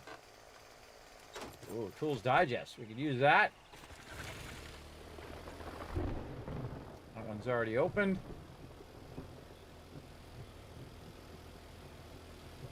Mason Farms. Already looted. Nothing that way. These big ones like this, everybody, they're usually on the edge of town. So we'll dip back into town here. Along the back ways. This rain is not making it 100 times harder or anything. You see the benches. Always the way it goes, everybody. Always the way it goes. All right. Let's go ahead and get our wrench on. Now, we made a ratchet so we can wrench cars faster. Again, not really using my points yet into ratchets and into looting or any of that stuff. My particular technique is to focus your skill books. Your skill books are what's going to unlock your workbenches. They're going to unlock your better weapons, your better armor, all of those things. So that's why I'm focused on that in this particular playthrough, and we'll see how it goes. Again, you can try different things in different playthroughs. Me, I feel like this game is all about those skill books. They're all about getting your skill magazines and getting each and everything unlocked. Now, also, you can work on your perk books, but again, I feel like the skill books are the number one thing. So, we're going to go ahead and see if we can find some. Now, I do have a perk that I can turn on that will give me a higher chance of getting books from cars and things of that nature, from any kind of container. And we'll actually turn that on once we get there. Now, this one's really easy. You just kind of jump up here on top. And the reason why I'm not doing it from the bottom is in case a bunch of mobs come running up on me. I'll be up here on top. I can hear them. I can see them. You can also go third person now in the game. If you didn't know, you don't have to just be on your vehicle. You can be like this. Oh, this is the one with the hole where you go down in there. Ah, cool. But this one has a lot of resources. Again, these ones that have 2,500 health, everybody, are massive tons of resources. And the most lucrative thing in the entire game is what I'm doing right now, which is wrenching cars. Even more than questing, I think, and even more than collecting resources and things like that, is wrenching these cars. And we'll be able to do them even faster later when we really go heavy into our perks. All right, and again, there's some inside these buildings that I can do as well, but I just do the ones on the road first. Ones that are really easy and obvious and quick to wrench. And really, I don't really even need the ones that are lootable. I just need the ones that are going to give me brass at this point, so I can make bullet casings. And sometimes I might just grab a little bit of this. I hear some peeps in there. I got time to kill everybody and their mother. I'll do it another time. Just here for the cars. My car over here. Notice I always have my vehicle nearby in case I get swarmed by screamers or whatever it is. They love to sneak up behind you. By the way, you can wrench while moving. See that? Watch what's going on behind you. As long as you're aiming at the thing you're wrenching, you can stay moving. Stay mobile, because they will sneak up on you. Ooh. Who's feeling crazy, everybody? You feeling crazy? You feeling crazy in the chat? Let me show you a Kismet trick right here. Here we go. Right here, we're going to go ahead and use our thing. We're going to make, we're going to go basic here, simple. And we're going to make ourselves a ladder up this pole, which is a terrible idea. All right. And then we have our vehicle nearby as well. How's our food and water? Let's go ahead and get our food and water up because some stuff is about to go down. There we go. We'll let it sink in for a moment. And then we're going to wrench this car. Always have an escape plan. Now first, we're going to do this. We're going to wrench it a couple extra times. We're going to shoot this guy just to give us an extra second. Get out our vehicle, and then we're going to run down the road a little bit, and then stop, turn around, shoot the ones who are ferals first. This one. This one here is a radiated feral. Oh, cop way out there. And then this one first. Cut left. Try not to shoot the car behind him. Oh, do not reload. Go to another weapon. And we got her done at the road level. Now, notice I had a backup with that stairwell. I could have went up there, and that would have been easy mode. Oh, there's a guy still on me. All right. Come on, come over here. I'll get you. Let's go over here first. Okay, come on. Come on down the road, Mr. Feral. And again, always have a backup plan. So I could have jumped up here and got up here and just shot at them because they would have came up and just started hitting that pole to try to knock the pole down. But they could knock the pole, and then I'm going to fall right in the middle of them. So actually, the smarter plan is to use your vehicle to move away, and then have them just come run down the road out in the middle of the open, and you can just kind of wipe them out before they get too close to you, right? That's the thing. Now, I've already first wrenched the car, took off the lock on the car, and now I can just loot the car with no mobs around because I took them out.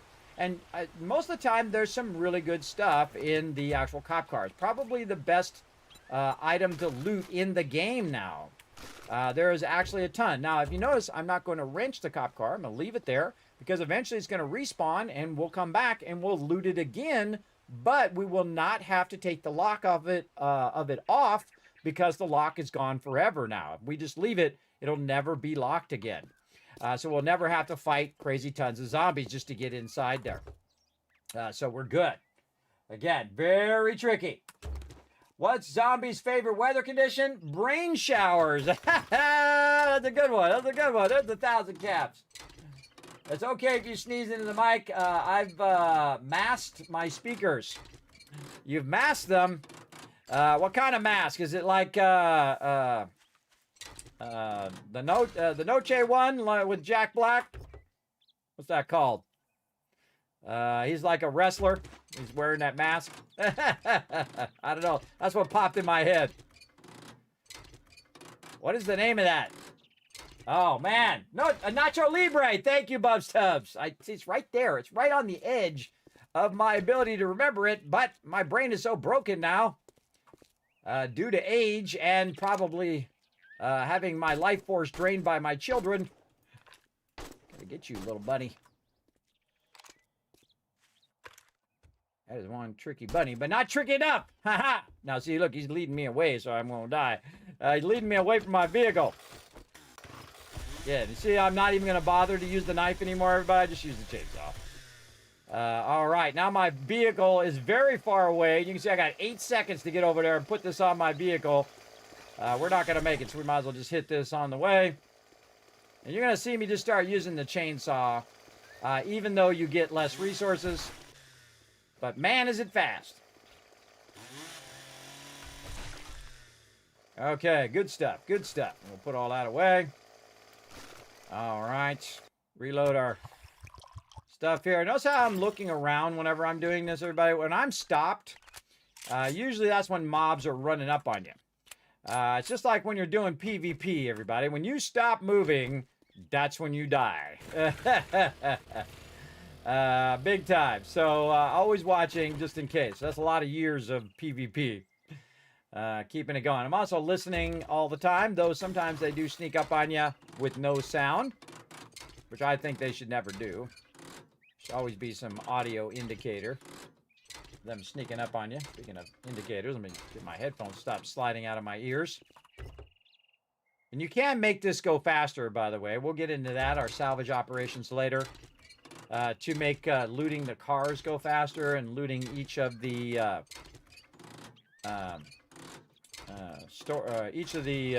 loot bags or loot items, make that go faster. Okay, so this was the one that we did. I don't need to leave my ladders over here. We'll take those with us.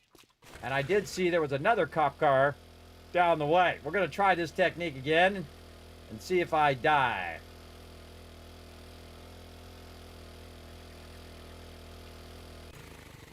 Right here. Okay, we got to look and see which way is the best. I would say this way. Okay, so again, we're going to get right here. Back, we'll get it real close. Get ready to bail. All right, vehicle there. Ready to do it. Make sure nothing's in your way.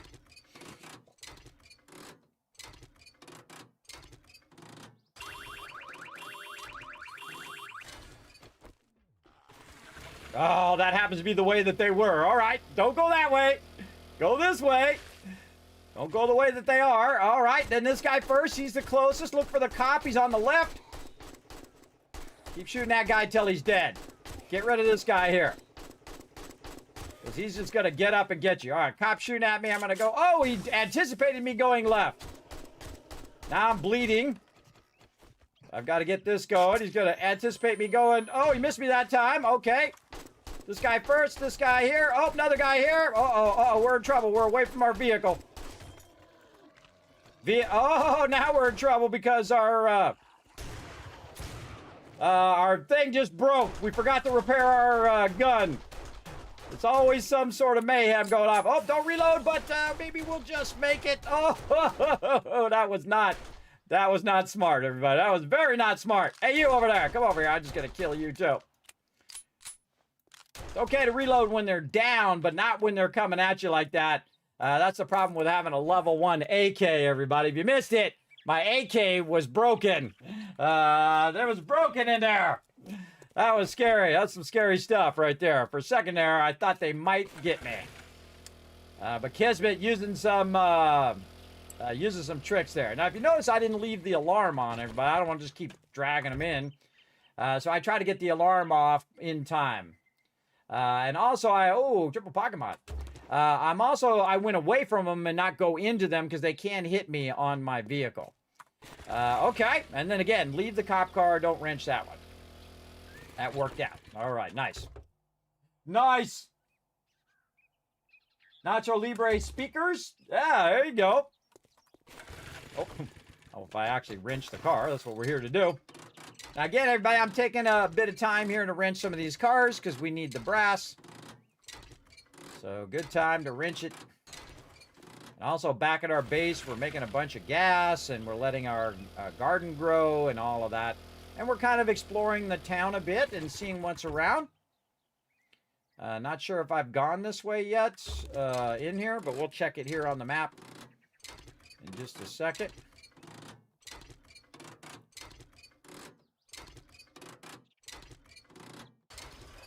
There we go.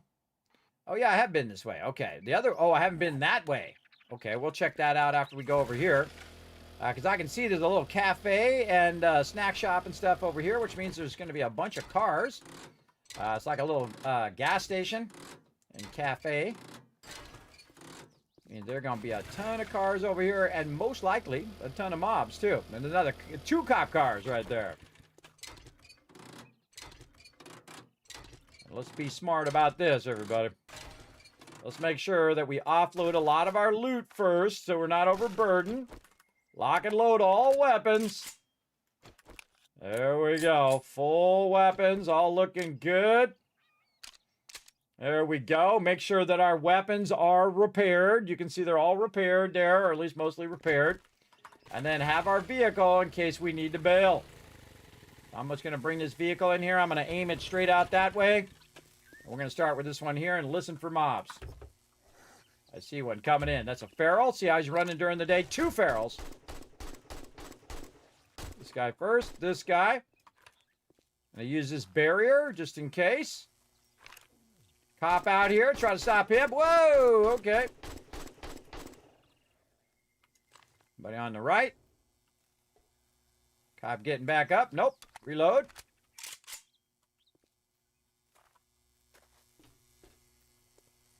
Okay. That guy's arms was still up. Sounds like somebody's still up on the top up there. And we'll just keep moving like this while we're wrenching, watching. There he is. Fred making his way over here. Headshot. You're like, well, Kismet, you only shot 1 bullet. Why'd you reload? Because that 1 bullet could be life and death, everybody. Again, I'm not here to do the POI itself. I'm just here to grab a bunch of loot. We'll check all of these. We'll check the trash cans. Got that one. Gas pumps. Trying to find some gas.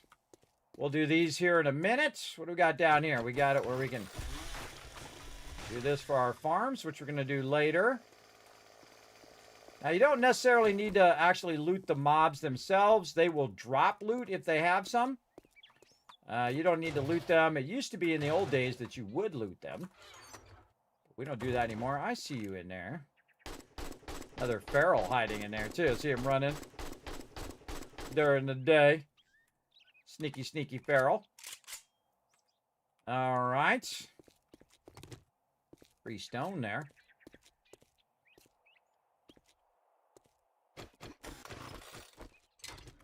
Oh. Check it first. There we go. Now, you can't just wrench it, and usually the stuff inside there will just fall down. But I never trust it. Okay, some stuff about to go down. Now, where do we want to go? Do we want to go up on top of here, or do we want to go on top of that? I'd say probably this. So here we go. Again, using our blocks. Now, you always want to have a jump entrance like this so that the mobs can't follow you. So here we go, everybody. Some more craziness. I feel like this is tempting death right here. I'm gonna get my first death in. Look at them all. Oh, not worth taking the time to wait. Going up. Cop hit me while I was going up. Okay, I'll show you a little technique, everybody. You go over here where there's already a hole. And shoot him through the hole. And then you move. Shoot this guy. Try not to fall in there. Reload.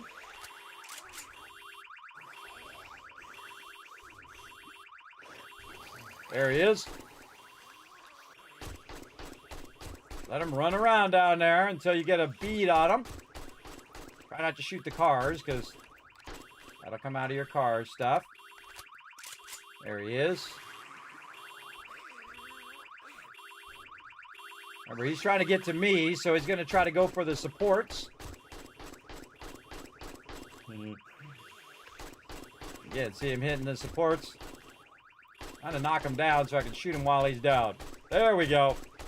Just keep shooting until he stops twitching. All right. Now, normally, I would turn the alarm off. Again, go down slowly. Look around. Get that alarm off. There we go. Now, here's another great trick for you as well, everybody. We're going to do the same thing again to this car. And sometimes they don't spawn. But we're just going to do this. Uh-oh, uh-oh. No ladder, no ladder. Ooh, that was some quick thinking. That was some quick thinking right there, everybody. That could have been my death right there. Okay, dude's going to run around here and try to knock the supports out from under here. Let's use our technique again. Just find somebody, try to shoot them till they're down. Cop, get the cop first if you can. Just keep working this pod here. Don't stand down there. Stand in these supports up here. Again, using that high ground to our advantage.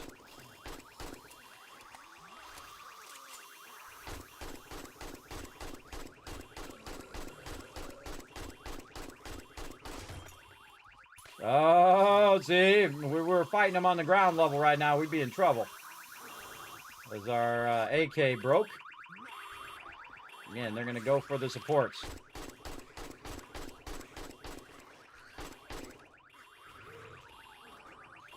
There's that cop again. Oh, come on.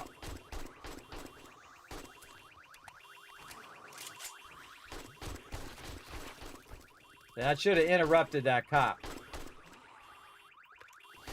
So many mobs down there. 100 bullets left.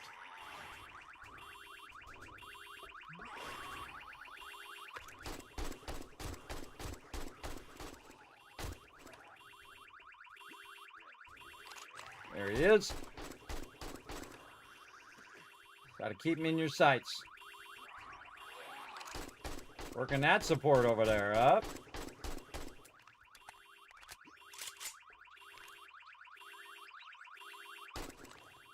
Kind of feel like there's somebody else still hiding down there.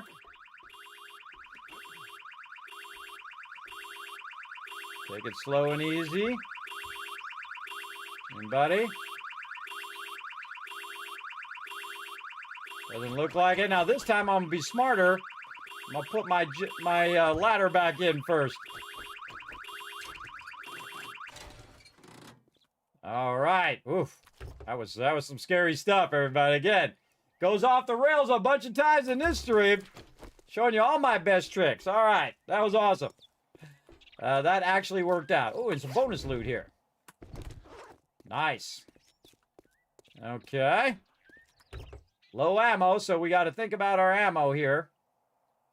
And also starting to get toward the nighttime. But we're here to get a bunch of brass.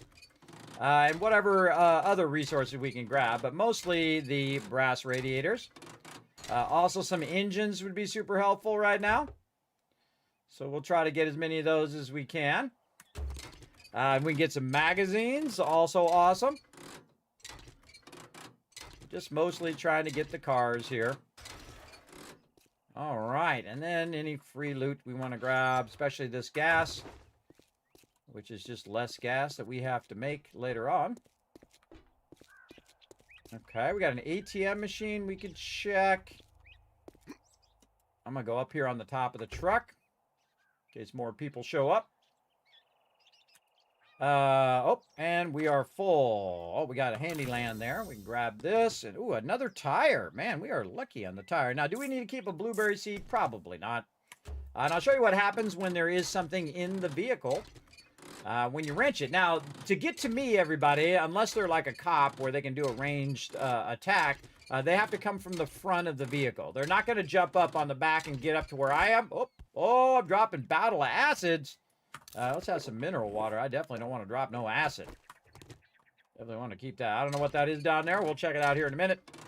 But if there is something in the vehicle, if you've opened it up, there's some stuff in there, and then you wrench it, I'll show you what happens. You see that it drops down in a... Oh, there's an engine there. Do we have anything else that we can clear? Nope, we want to run this back to our thing. And you can see it just drops into a bag right over there. We can just go ahead and drop some of this stuff off. Again, you see I'm not going to wrench the cop cars. I'm going to leave those there. And drop all this in here. Then I can get my vehicle. I hate leaving loot behind, even if it's on the ground. Even if it's loot, probably I'm not going to use it anyway. But we'll just grab it, especially that engine. We can work on getting some of this other loot, but... we don't necessarily need that. We're just going to go ahead and see. We're on the edge of town here. Which side do we not go to? This side. Again, right-click. Where I haven't been. We'll go check the other side of town, see what we got over there. Again, I usually say, okay, I'm going to spend about a day doing this, or I'm going to spend an hour, or so many minutes, or I'm going to get so much of this. So it puts a limit on it. And you want to put a limit on what you're doing so you can do that thing and move on to the next thing without forgetting and then going too long, and then all of a sudden it's horde night and you got a bunch of people after you and you're nowhere close to your base. That could be very dangerous. Oh, this is a stop over here too. We're gonna have a ton of vehicles over here. We're gonna go around to the left, like so. Hello? Have I already been here? Oh, I'm in the leg. Got this guy. Check to your left. Make sure no one's coming behind you or from the fence side. Get a few free shots in that guy. This guy. Okay, watch him. Make sure he doesn't get back up. These ones. Thought I saw some more somewhere. We're heading in.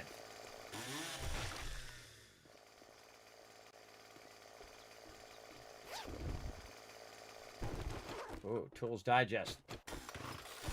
Can't use the chainsaw as a weapon. I've done it many times. I hear somebody. All right, here. Getting some of this for a thing. Again, it's worth less if I use the chainsaw, but it's faster. Okay, look at all these vehicles in here. Let's first take care of the baddies in case we have some ferals. Looks like we got a feral there. Get a few pot shots on him. Soften them up a little bit. Another feral coming in. AK, very effective weapon. Checking to see if he gets back up. Guy way back there through the fence. Shoot him while he's down, because he would do the same to you, everybody. They will chomp your face without a second thought. Again, see, I learned the book and I scrapped the other one. Scrapping this iron spear. Oh, okay. Now, see that screamer coming at me? That immediately means run for my vehicle. Because she might have screamed, and there could be 15 ferals on me right now. Oh, like that one. And then another screamer there. She screamed again. This guy feral first. this lady, so she stops calling people. Back to the vehicle. Go back this way. The guy ran around the car there. Look for any other ferals. There's some people out there. There's one out there. This guy's the only feral I see right now. Take him out. Look around. Check for ferals. Reload. While you're checking. There we go. Okay. Okay. I think we got that under control. They tried to spring that on me, everybody, when I was in a very dangerous zone. They love to do that. Now, remember, it's always checking your status. It's checking what you're doing. And then every so often it says, should I spawn a screamer? Should I spawn, they actually spawn 2 now. Should I spawn screamers? Yes or no? And then you have a certain percentage chance whether you will or not. Especially if you're being loud like I am right now. I see somebody crawling over there. That's a feral screamer right there. That's 3 screamers. I have 2 bullets left. Probably a good idea to switch my other weapon. Anybody else? This guy.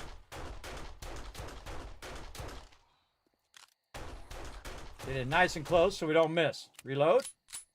9mm reloads real fast. Dogs. Reload. And again, there were some screamers running this way. Again, it's not even nighttime yet, everybody. Now, great little trick. I get it to work here. There we go. I hear somebody coming this way. There we go. Up we go. Get up on top of this ladder. And jump up here. All right, now we got the height advantage. I hear somebody somewhere. Whoa. Oh, I was hitting the barbed wire. Don't have any bullets. 9mm. 9mm is very effective as well. Just keep shooting them until they don't move. This is a very dangerous spot, everybody, because it is a pretty high POI over here. Mr. Airdrop guy dropped an airdrop over there somewhere, too. Almost nighttime. Don't think it's worth jumping down in there to get the loot, because we need to get over here. And since we went through all this effort just to loot these cars, let's do it. Had a lot of effort. Again, see how they threw those screamers at me? And again, I'm in a 4 skull right here, everybody. I'm not even 2 these yet. When it comes to questing, I'm in 3 stars right now. And again, finding that good tactical position. Very important. See, I'm always checking my position and my good tactical position or not. That's how you keep yourself from dying. Now over here, we got this we can learn. So we can put a thing in there. What can we put in here that does not stack? We've got this. These don't stack. We actually got some ammo. We can put that on us. So definitely keep the ammo on us. Stuff that doesn't stack. We can learn this. Some of this stuff does stack. We can put that back, though. So we just have enough room here. Anything in here else I can learn, or to just scrap it down. Nails, I can just scrap those down because I can make more of those. Put my brass in there. Looks good enough. And on to the next car. Again, my goal is to get as many of these cars as I can before nighttime. And then we're going to be on day 33. And I don't have to get them all. Just as many as I feel like are necessary for right now. Now, I did kill a couple dogs, and I can go over there and I can get the meat from those dogs. But really not necessary. The loot from this is way more valuable. And if you wrench enough of these cars, everybody, you won't be able to carry that loot back. It'll be too much loot. At least not in the moped, anyway. Yeah, the truck, maybe.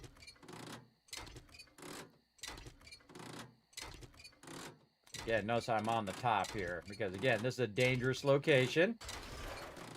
Now, once you've been attacked by a bunch of screamers, everybody, and that was 3 feral screamers there. I think it might have been 4.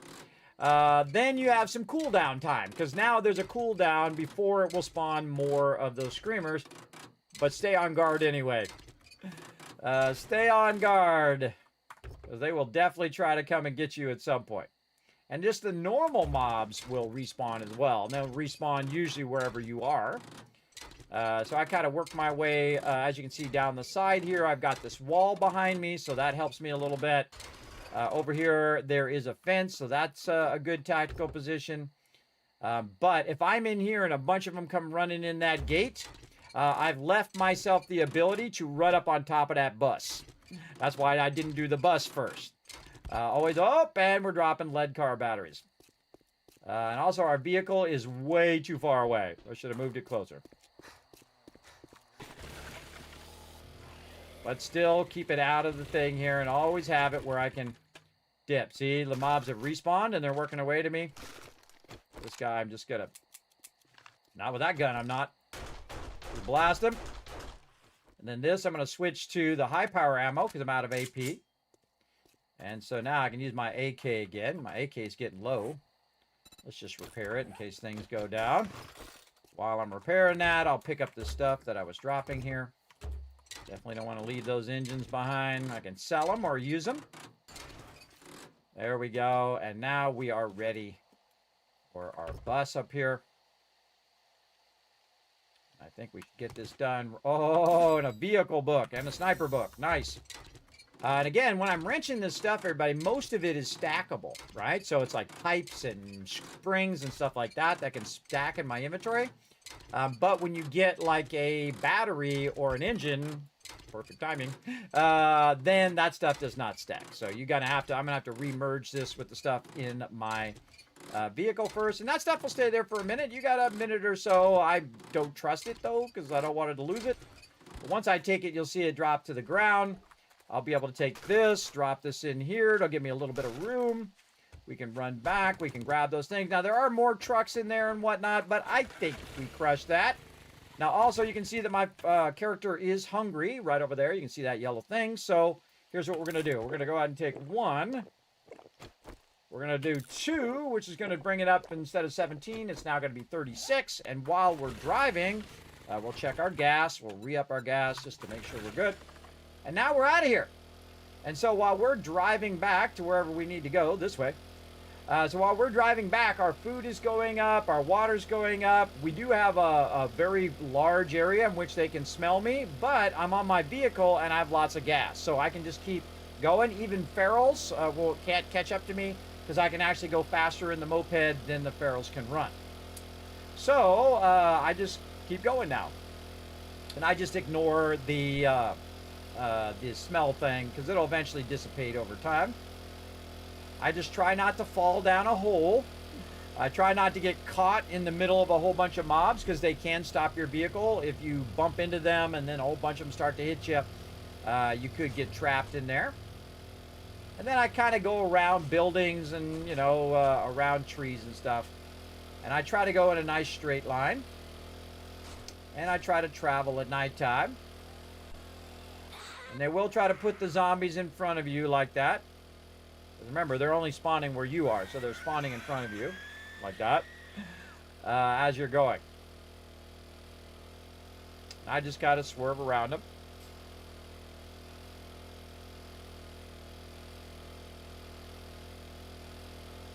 We got a stacked amount of loot.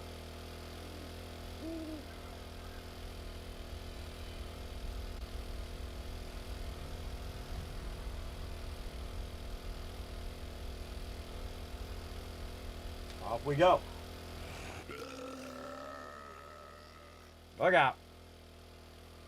Yeah, maybe a little Nacho Libre crossover with 7 Days to Die. Kind of like they do in Fortnite, where they have all different types of themes. I think 7 Days to Die peeps would love that. I know I would. I'd totally be down for that. You get a little Nacho Libre thing. I still didn't get my Fun Pimps hat. I'm very sad, everybody. I watched that dev thing several times, and for whatever reason, it never dropped onto my account. It did say that I redeemed it in my redemption stuff, but it never went into my Steam account. I've never had any problem with any other stuff.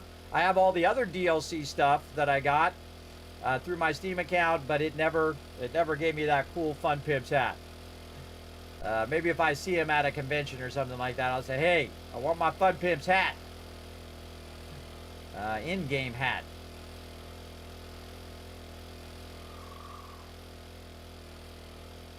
Yeah, I know where all the little side roads are, too. Always looking for a good side road. I can dip down. You start to learn it after a while. Again, this map is completely randomized, but it's kind of like learning your own neighborhood, right? Like where you grew up. You kind of know where the roads are. You know which way to turn left and right, all that kind of stuff. That's kind of fun, I think. And I do it every single playthrough where I will have that. Look at that, everybody. Food and water at maximum. That's a rare sight in my stream. Rare sight. All right, nighttime back at the kill box. Grab all this loot. Oh, we got a lot of brass there. Okay. Oh, wait, why am I going down here first? Let's just use the drop box. And we got some magazines that time. We got some stuff from the vendor. And more stuff in the drop box.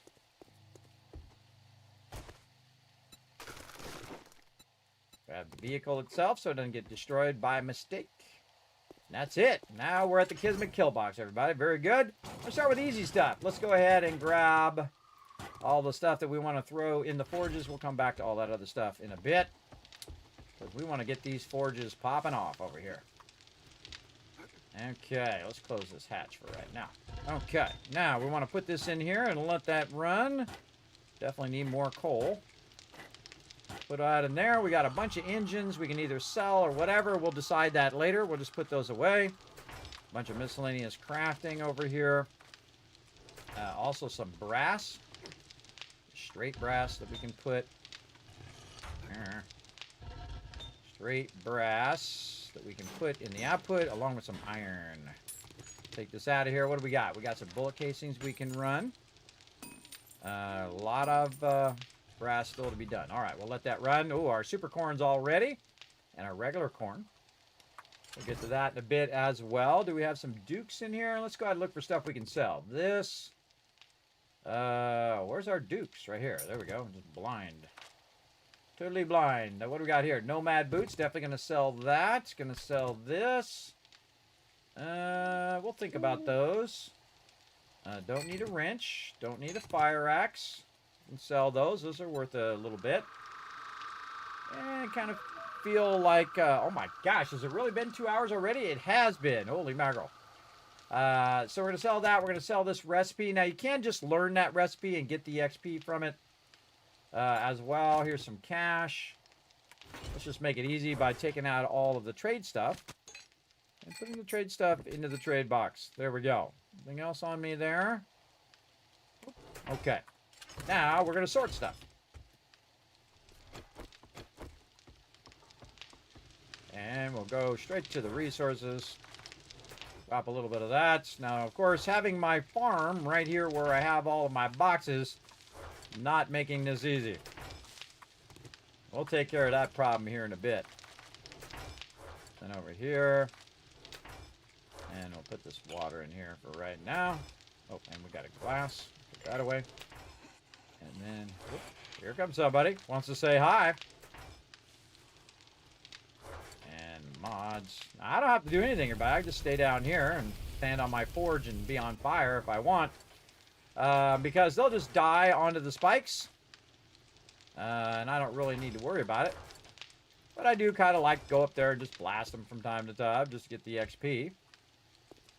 But they died. Yeah, Kismet kill box, the ultimate protection in the wasteland. Very awesome. Okay. What else can we do? I feel like that's pretty good. Right over here, we got that. Well, let's just re-up this as well. Just let that keep going. Bullet cases are running out. And we definitely need some stone over here. Let's just turn this off temporarily. Let's check and see if we actually have any stone up here. No, I've got a bunch of stone on me, though. Maybe I didn't need to turn it off. Let's turn it back on so I don't forget. And we'll just let that stone break down.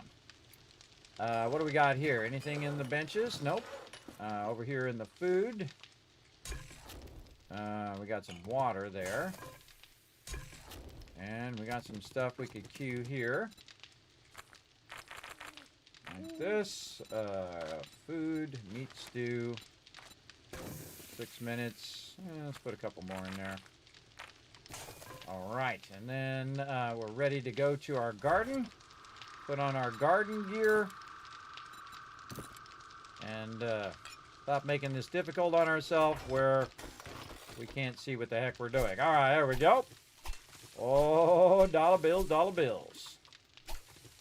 So much sweet super corn. Nice. Okay, we're going to get all of this. And then we'll check down below here. Because, again, we have 2 layers of a garden. You're like, Kismet, how you doing that? How you doing that underground? That's awesome. The way we're doing that, everybody, is with venting. You can see we have a vent coming in here, and it's letting all the light in here, and it's letting us grow at multiple levels underground, including the ability to collect purified water, because that dew is making its way down here, because you can see that we have a vent that goes all the way up, and it's unobstructed, other than the bars themselves, and it goes right down into there. In fact, when I'm standing there, I'm actually obstructing it. But as you can see, it works awesomely. Awesomely underground, and this is why underground bases are the most OP of all the bases that you can make. They are amazing. All right, we'll go there. We got 11 super corn seeds plus the super corn seeds we have in here. We have 17 now. Add that together, 28 super corn seeds. Now, if you notice, I'm not going to put any more stuff down on the garden because we're going to work a bit on our garden here in just a bit. We'll put all of our raw food away there. What do we got here? We've got some extra here. This should go. Actually, let's put this like this. All that good. Let's put this ammo back. This ammo back. Let's get this. Oh, wait. No, we already have that. We need this. Yes, we need our AP ammo. Oh, not that. Then we are going to switch our weapon back to AK. Or AK back to 9mm armor piercing. Then we're going to have some of this left over because this came out of the gun. So we'll put that away. We'll put our iron away up here for right now. We'll deal with that later. Okay, so what do we need? We need more gunpowder. So we need a lot more coal and a bunch of nitrate. And it just so happens that we are making crazy tons of gas right now. Let's go down here. And there we go, everybody. 22,000 gas, not counting the 10,000 gas that I already have on my character. So again, that is how you crush this game. By getting to the point where you're getting that going. Hey, London, what's up? London saying hi to everybody. Everybody say hi back to London. Again, look at that gasoline, everybody. We are cooking big time. Okay, so now we're going to go ahead and go this way.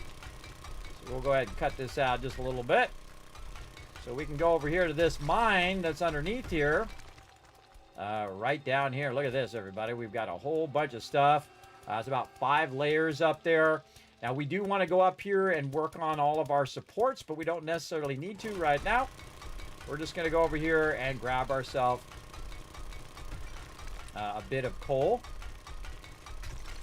And again, since I'm not working with the spot way up at the top there, we should be okay down here, but we'll see what happens.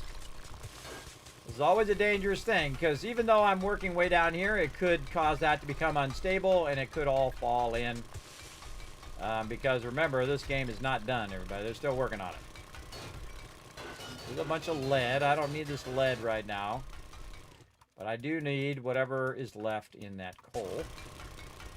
Might be a little bit more down here. Okay.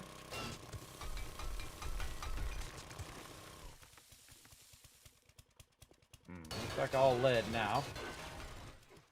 All lead there. All right. Any more nitrate over here? I think we got all the nitrate as well. Yeah, now just a bunch of lead under there. Okay, so we're going to have to find another place for our coal. We already have a place for nitrate. And again, look at our supports. These go all the way to bedrock, about 40 blocks down. And we have them on all 4 corners to keep our base, hopefully, from falling in. We'll see. We'll see what happens. But we got to go and find a new coal spot. So we want to go onto the map, and they are color-coded. So you can see stuff around. Right here, see this white one right here? That is nitrate. The yellow one, the yellow square right there, that is iron. And then we're looking for a little blue one, which is going to be our lead, if we have any around. Where's a little blue one? Right here. There's a lead. And the one we're looking for, though, is we're looking for coal, so we're looking for a black square. Now, sometimes it can be tricky, and you think it might be it, but it might be just a kind of blemish in there. It's got to be a pretty big square, comparatively to some of this smaller stuff. Like right there is a good potential one, right there. It'd be nicer if it was closer to the base. Now, again, we got one that was right next to the base. Which is where I'm at right here. There's one right in front of it, which we already got. Again, this is just the mountain itself, not an actual node. Is there any out here in the desert? I thought I saw some here in the desert. The gray ones, by the way, are just rocks. There's some lead there. Oh, lead, a bunch of shell. 3 iron next to each other right there. There's a good iron node right there. Nitrate there. See, I marked desert there. Yeah, I don't really see a good coal node nearby. Especially looking for multiple coal next door to each other. Oh, right here on the far side of the trader. Yeah, let's go check that one right there. All right, we're going to venture out at nighttime. Do we have anything we can just drop off? We do. We got some lead we can put back over here. In fact, before we leave, oops, keeps bumping me because I'm bumping my head on this thing up here.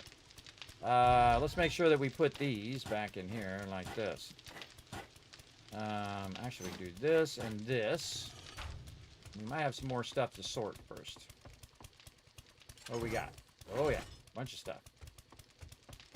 Let's get this done first, and then we'll dip out. Take a look at that. Oh, man. Bunch of engines there. And again, we can use the engines also for lead. You can just start melting down these here for that lead. Miscellaneous crafting stuff. We've got a little bit of parts. We've got stuff we can sell there. All the rest of this is good. Plenty of gas. Lots of food, lots of water, looking good. Checking all my boxes off there. Looking good. We definitely could use more stone. And we're going to need a lot of sand and stone. And now that we have our auger, that's going to be good. Check those repair kits. Repair kits are good. We'll get our bicycle, our moped down here. We're ready to go cruising. Check our gas. Repair the bike. We all good. Got my mining outfit on. Kind of looks like I got my farming outfit on, as a matter of fact. I sure do. Oh, okay. Caught it before I got too far there. Nice, nice. Day 34, by the way, is going to reset the trader again. Here in just a moment. Let's get my other gear back on. Let's wear that and wear this. There's not a key for wear when it's in the box, by the way. Which is kind of weird, but such is the way it goes. Going through the thing, and off we go. Now again, the more like benches and activity that you got going on, the higher chance that those screamers are going to spawn and attack you and your base. There we go. Very nice to meet you as well. Thanks for coming in and hanging out. Unless you're talking to Lyndon, then even better. Or talking to me and Lyndon. There you go. Talking to us both. Thanks for chilling out in the channel. Welcome, everybody. My name's Kismet. If you are new to the stream, make sure to hit that follow button or the subscribe button if you're on YouTube, which is basically the follow button. Make sure to hit the like button over there on YouTube. Remember, you can also become a member and help support the stream, or you can become a patron supporter over on patreon.com/me, Kismet. That's right, Kismet. I do appreciate everybody that does. I do stream as often as I can, usually 5 to 7 days a week. Today, we're doing a bonus stream with some more 7 Days to Die. All right, there's our coal node right there. Anybody nearby, we're going to assess where everybody is. We're going to put our vehicle aiming back toward our base. And then we're going to pull out our auger at nighttime and see how many people come after me.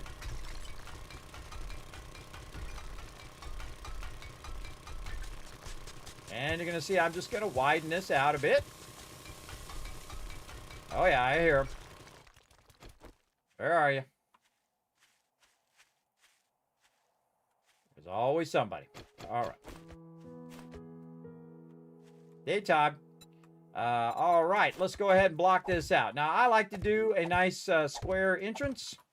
And you can see some of these I can't put down yet. So let's go ahead do this. Now, actually, in the forest biome is the easiest biome to mine.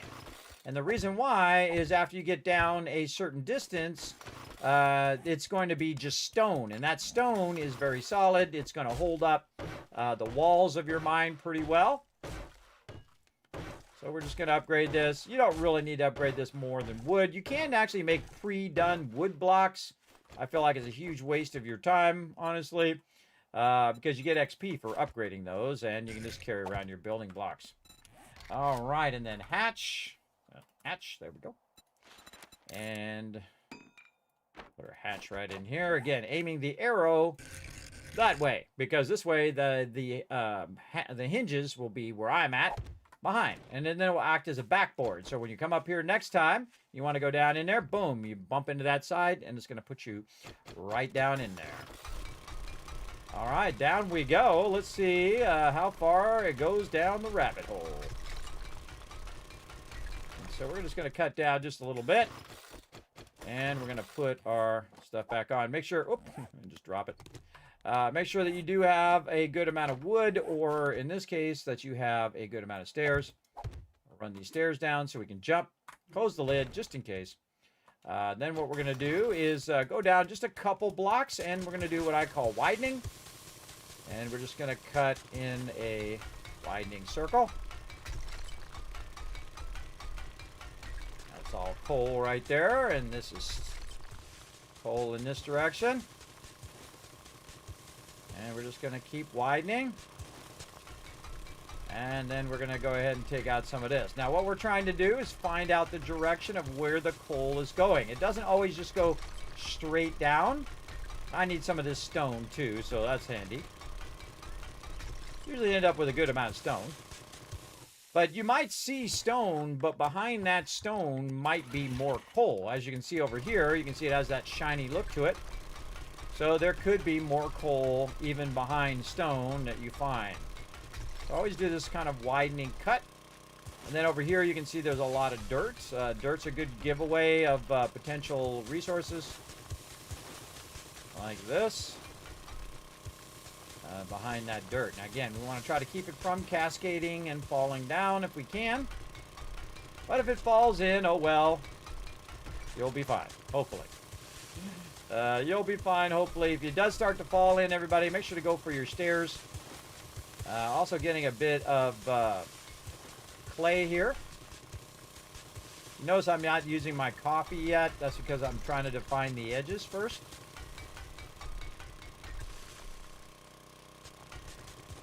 That's pretty good.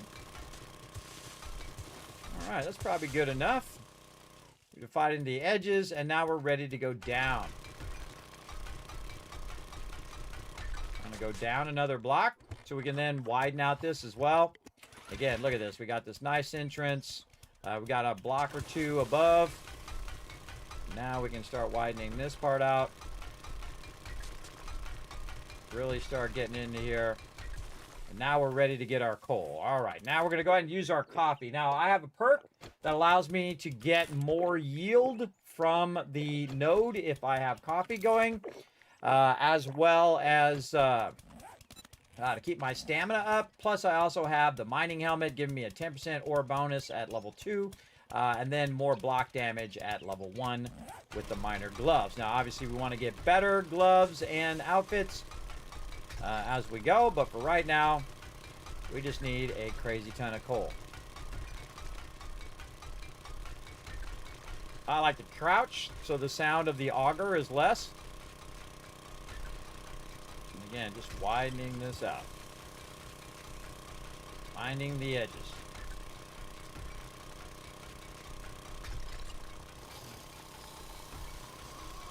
Hello? Who's there? Hello? Now, I could just wait for him to fall down here, but I'm just going to open this up.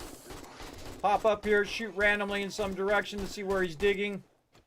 It sounded like he was digging there. He's in the way. He's in the way. Oh, chainsaw. All right. Did he dig? No, he didn't dig. Okay.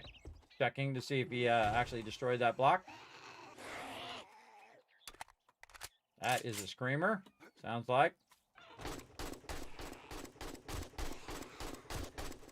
Do not be down here when screamers are coming in. Look where your vehicle is. Did she scream? Doesn't look like it. I don't see any ferals, but where there's one screamer, there's typically another.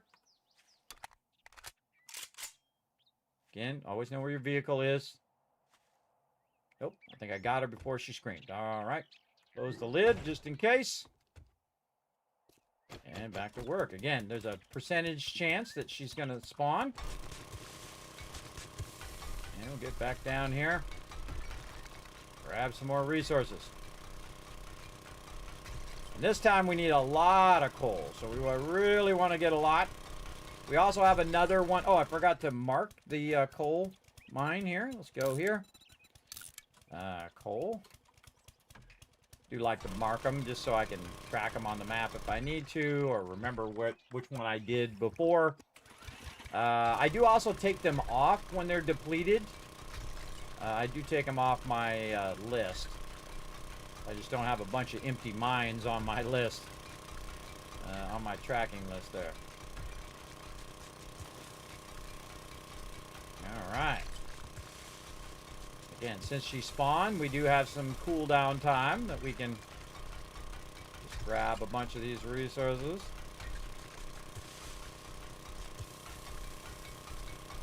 We really want to try to do this layer by layer. Kind of doing 2 layers at once right now. But do it layer by layer, and then you're going to get the maximum amount of loot out of it.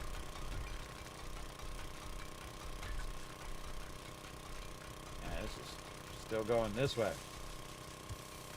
Nice. Trying to get the loot until it turns to stone. Again, the steel pickaxe does go faster because if you have enough perks for it, you can see it goes faster.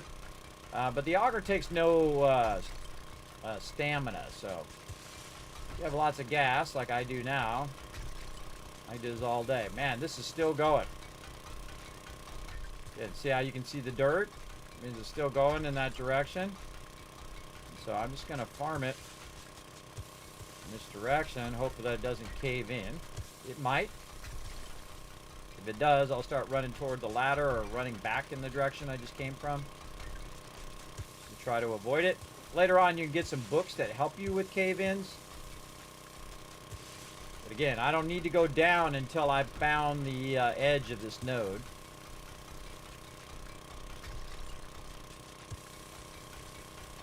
Yeah, more this way. And sometimes it just keeps going on and on and on, by the way. You'll run into another node that you didn't even see from the surface. Again, look at this widen out. This is a good node right here. And some of this is just stone.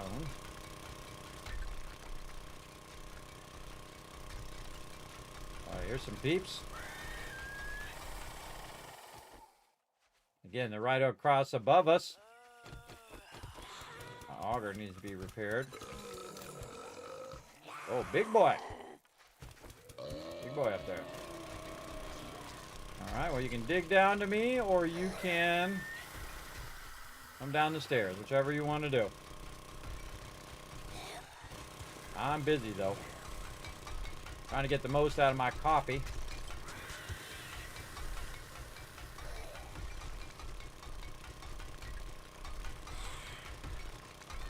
Because I'm offset from the entrance, they're going to try to dig down to me up there. And I'm about 3 or 4 blocks down right now. Oh yeah, they definitely trying to dig to me.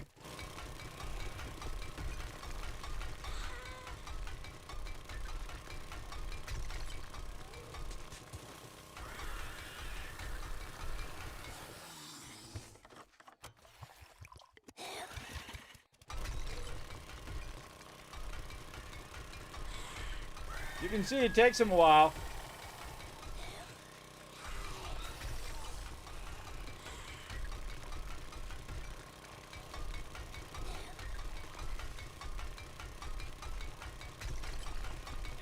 There's a lot of coal right here.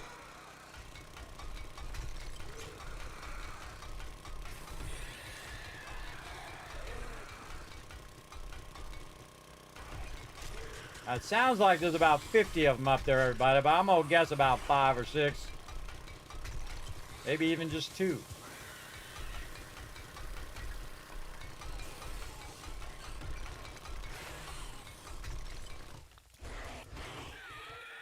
Oh yeah, they're definitely trying to dig to me. Okay, now they're over there. I'm gonna go over here and put my stair back in. And let's go take care of business.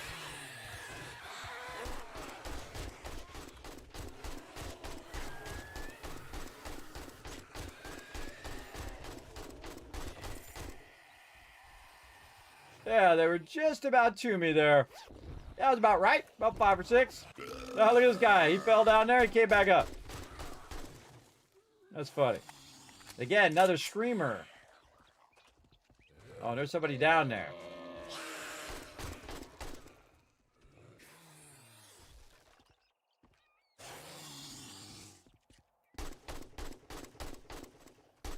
All right, a couple of them fell in there. Maybe more than 5 or 6. Then all you do right here, everybody, is you just go ahead and put your boxes back in. Just cover that up a little bit. You don't need to do anything too elaborate. I could just put dirt back down there, by the way.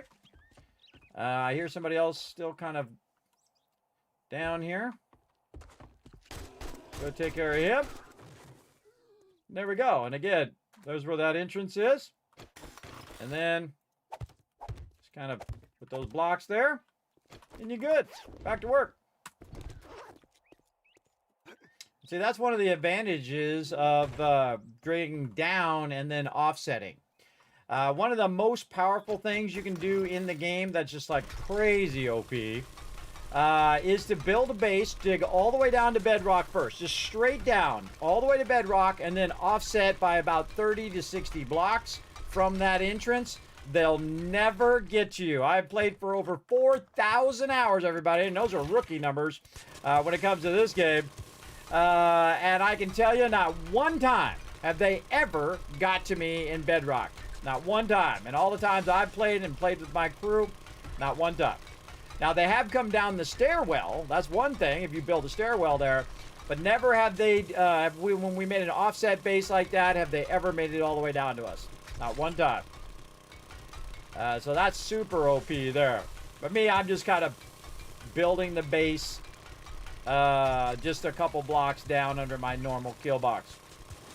But we definitely need to spend some time doing this, because what we want to do between this Horde Night and the next Horde Night is just let our gunpowder run for as long as we possibly can. And we want to get as many chemistry stations doing that gunpowder as we can. We're not going to put them in the bench anymore. And you're like, well, Kismet, right now you got your gas running in there. True. But that's why I'm running it right now while I'm over here gathering resources. Now, with the chemistry station, it's actually going to cost you less resources for the same amount of gunpowder. And eventually, it's going to run faster when I also go into my medical perks and stuff like that. But I'm not ready for that yet. We'll get into that. We are ready for some more caffeine, though. Let's get some coffee. There we go. We're going to triple up on this coffee. Again, we're going to spend a little extra time getting as much coal as we can. Really get it going. We got to take a break here at some point, too. We'll get all this coal and nitrate going first. And then we'll take a break, let that run while we're doing other things. We got some base upgrades still to do as well. We've got to really rework how we have our farm so we can expand our farm. We got a cement pad to build. We got a lot of stuff to do, everybody. We got a lot of stuff. It's going to be fun. Gonna be fun. Now, if you notice, I don't specifically go and just get stone. You have a tendency to get a good amount of stone because, again, as I'm widening this, I'm taking out stone as well. You have a tendency to get a good amount of that while you're going. We do need to get some more mods as well for our auger here.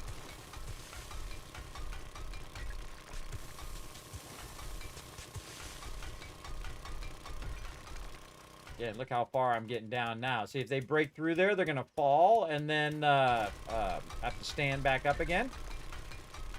Now to give me some extra time to fight them off.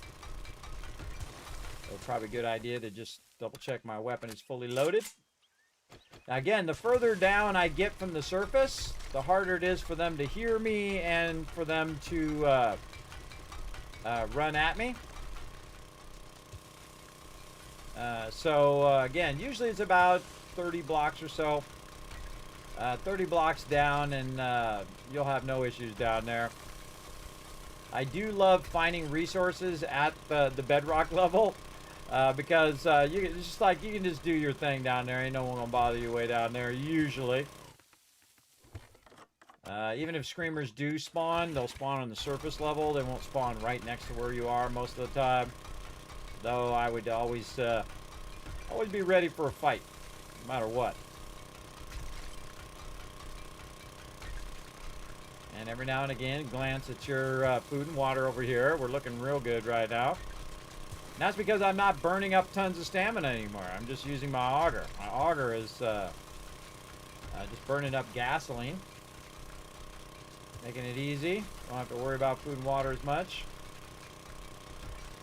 I keep my stamina for when I need to fight off the baddies.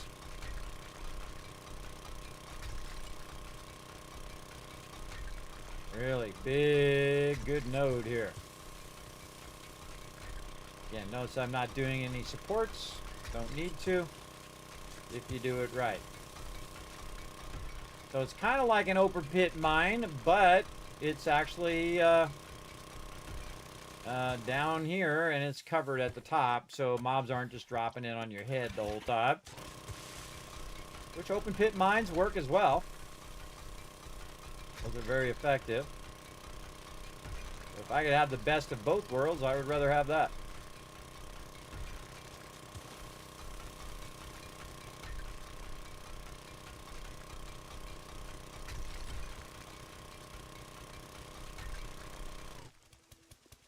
Alright, looking good.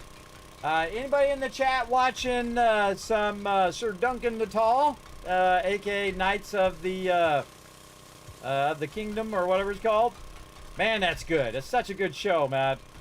I love both the actor who's doing Dunk and the actor that's doing Egg. Some crazy stuff going down in that series right now. Highly recommend everybody, big Game of Thrones fan. If you're a big Game of Thrones fan, just know that it's not like the normal Game of Thrones with all the political stuff. It's a really good down-to-earth series, which I call the Return of the Hero, everybody. A lot of these shows lately are like the evil person is the main person in the show.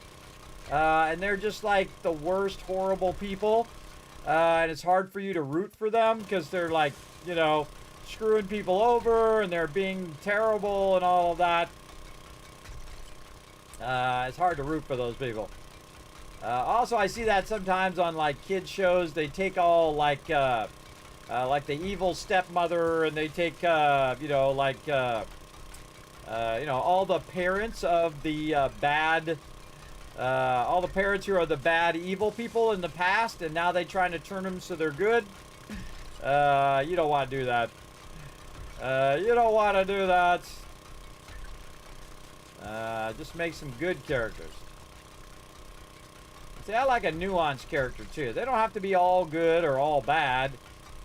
If they're a bad character, very rarely does someone who is bad, everybody, truly change into somebody good. Though it is possible. I've seen it happen. Most of the time, people have difficulty changing. Like in my case, everybody, I grew up with fast food and a bunch of junk food and a bunch of sweets and things like that. Once I actually had some money, I went out and had all that kind of food, and Problem is you become addicted to that sugar rush or caffeine rush or whatever it is. To that, because you feel like you need it. You have to have it. You don't remember a time in which you didn't have your cup of coffee or you didn't have your caffeine drink or whatever it was. And there was a whole time in my youth, everybody, that I couldn't afford it. So I didn't have it. And I was just fine. I didn't have any money, so I couldn't buy no caffeine, and I couldn't buy no sugary drinks or coffee or any of that stuff. Just didn't have the money. You'd be surprised how well you can get away with not having stuff when you don't have the money to buy it. And if you truly wanted to stop, it is very difficult.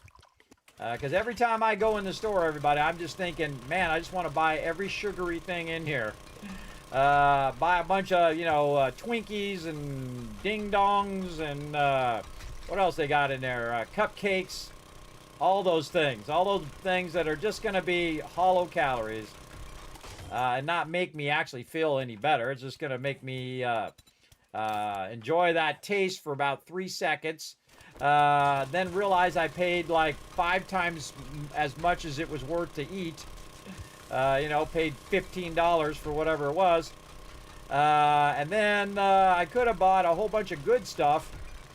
And I would feel better after eating that than buying a whole bunch of bad stuff. Wow, I think we're going to get this whole node. I think we're going to get all this. Yeah, I think we got that whole node. This is all just stone here. I'm just checking. I glance over there to the side. My little vault man's in the way. Wow, look at that. We took that whole node out. Nice. We got this little sideway here we can walk. A little dangerous, but do what we gotta do. Like we could just go down here. Do a little bit of this. Again, notice we are not getting bothered this far down. And then that. And weapon. You ready? You gotta try to get through that edge. There we go. And that's cleared out. I don't even need that location anymore. That whole entire thing, we got all of it. We're out. Off we go. We got every bit of that. Now, one of the things that I could do is do a drill hole to just drill straight down to see if there's any more lower down. But that was a good, 15, 20 levels that I just cleared. We should have an absolute ton of that right now. Again, we're just going to be lazy and hit up some of this with just the chainsaw. You don't get that much from that. You get, 1 or 2 from those. But, if you're going by, might as well just dip them and grab them. Also, just to clean up the wasteland.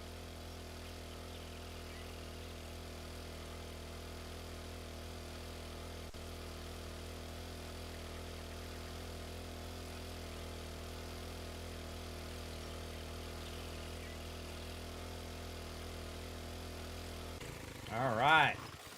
Lots and lots of coal. Again, you can see there's a coal node right there, but we already got that from underneath.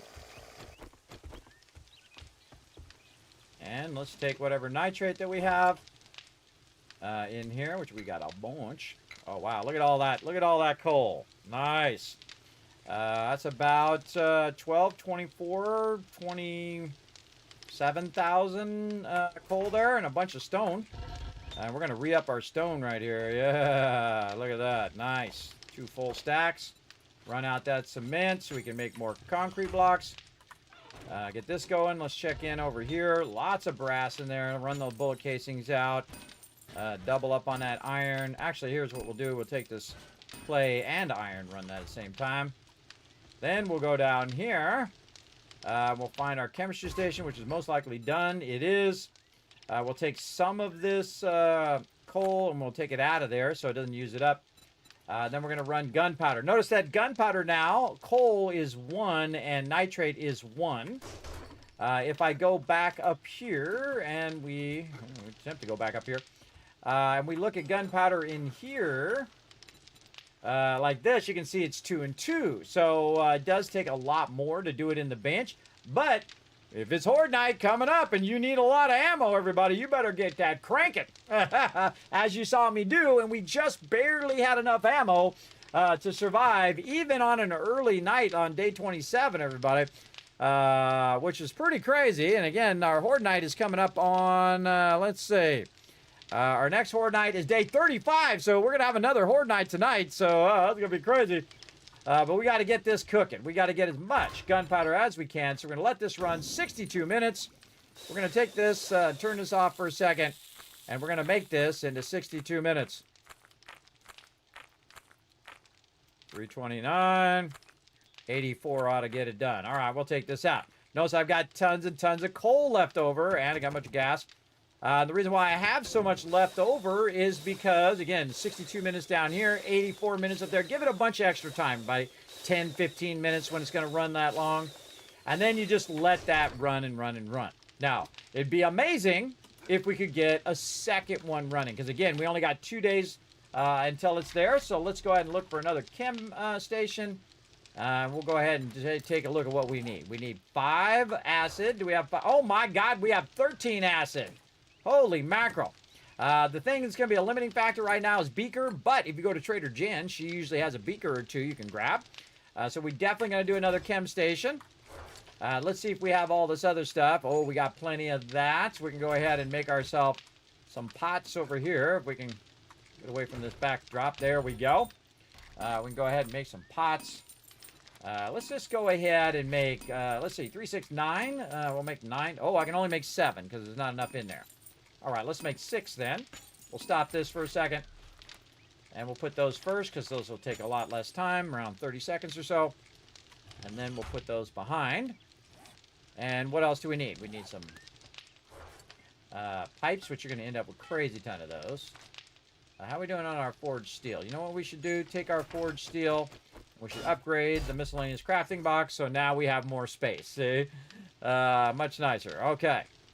Then we'll go ahead and get our pots. Okay, and then we'll use the workbench to make us a workbench. Or in this case, a chem bench. Or chem station. It's going to take about 17 minutes. Let's call it 18 minutes. More pots. One more about to drop. There we go. And now what we need is we need a beaker. So we should probably take a journey to the trader. Trader Jen. Again, I'm going to put all that away. But before we do that, we actually want to get more nitrate powder. And put that in there. We got a couple wiring books there. Very nice. And a home cooking weekly. We got as a drop. Oh, we can do fish tacos now. Some stuff we can sell. We got some extra cooking pots. Let's put that in there. We've got our forged steel. A little bit of meds over here. And some raw food. We got bones and things. Some stuff for our garden. This we can sell. We're used up burned up some of our ammo. No ammo over there. All right, and we make some ammo. No, because we haven't run that gunpowder yet. All right. Let's go down here, get our water while I'm thinking about it too. Get whatever gunpowder we have.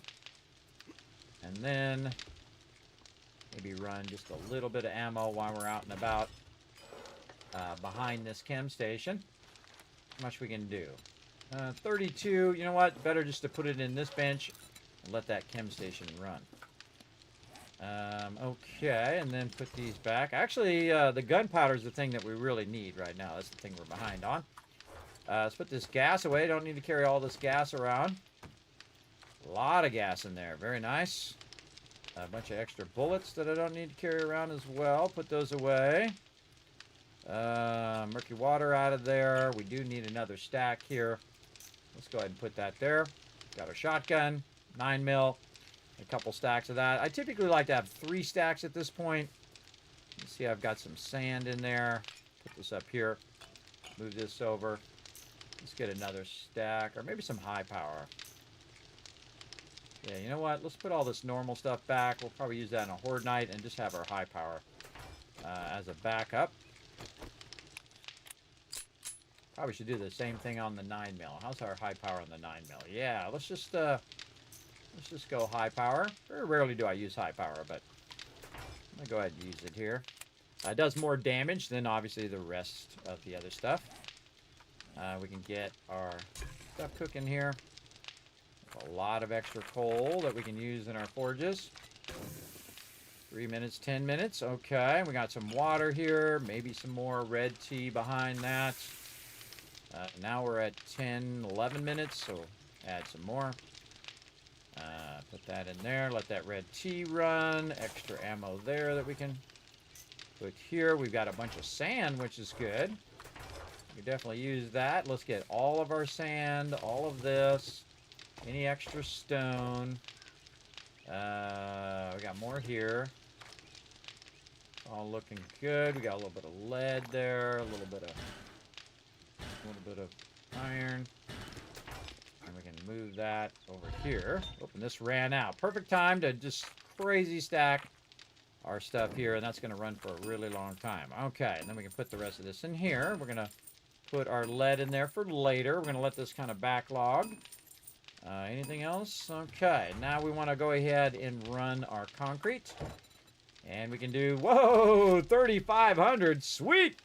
Now, I did make it, everybody. For you guys, you can do some math. So, in the chat, so I can just say divide 3462, and then I can put a space and say divided by 3. So, I'm going to put a 3 in there in the chat, and it says 1154.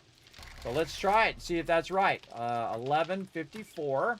We say mix, and it will remember that number, by the way. So, I'm going to go to the next one. It'll still be in there. And the next one, I'll hit the arrow, and that is exactly right. Very nice. And you can see I also have a bunch of concrete that's already done. Check our dew collector again. Looking good. Now, also behind this chemistry station, in about 12 minutes, it's going to be done. This is 1 minute here. I'm going to go ahead and split this in half, where I put 50 in here after that one's done. And then 53 in there after that one's done. So that's all good. We need some more sand. I can see I'm out of sand. So I'm just going to use this first one here. When it's done doing its thing, I can make 7,000 sand. I'm going to say around 5,000 sand. So I'll have some of the stone left over. And here. And then that's going to run a bunch of sand after it's done doing the concrete. And again, you can see I'm just stacking. A ton of stuff running at the same time. And that's my saying, everybody, ABC. Always be crafting. There we go. We got some stuff we can sell to the trader, though we already been to the trader. We're waiting for the trader reset, so we can just put this away in here for now. Maybe sort it out a little bit. Let's look at our inventory. Make sure we don't have anything in here that we don't want to carry around. Nope, looking good. Really want to get a better weapon. Are we to that M60 yet? Let's take a look. Machine gun. So close. So close. And again, I think it's day 34 is the reset. Yes, we already did the 31 reset. We're hitting every reset in this playthrough. Nice. Okay, now we need a bit of nitrate. Just so happens that right over here, we also have a little bit of a nitrate mine that we did as well. Right over here, turn around, go back this other way. Always aiming toward my base. Also aiming toward the exit. And more of this. Wow, look at this, man. We are way down here, and there's still tons of nitrate. Look at that. Nice. Okay, we're going to have some coffee. Burn up the rest of our coffee here. This is really going to help us. So many things going at the same time. Here we go.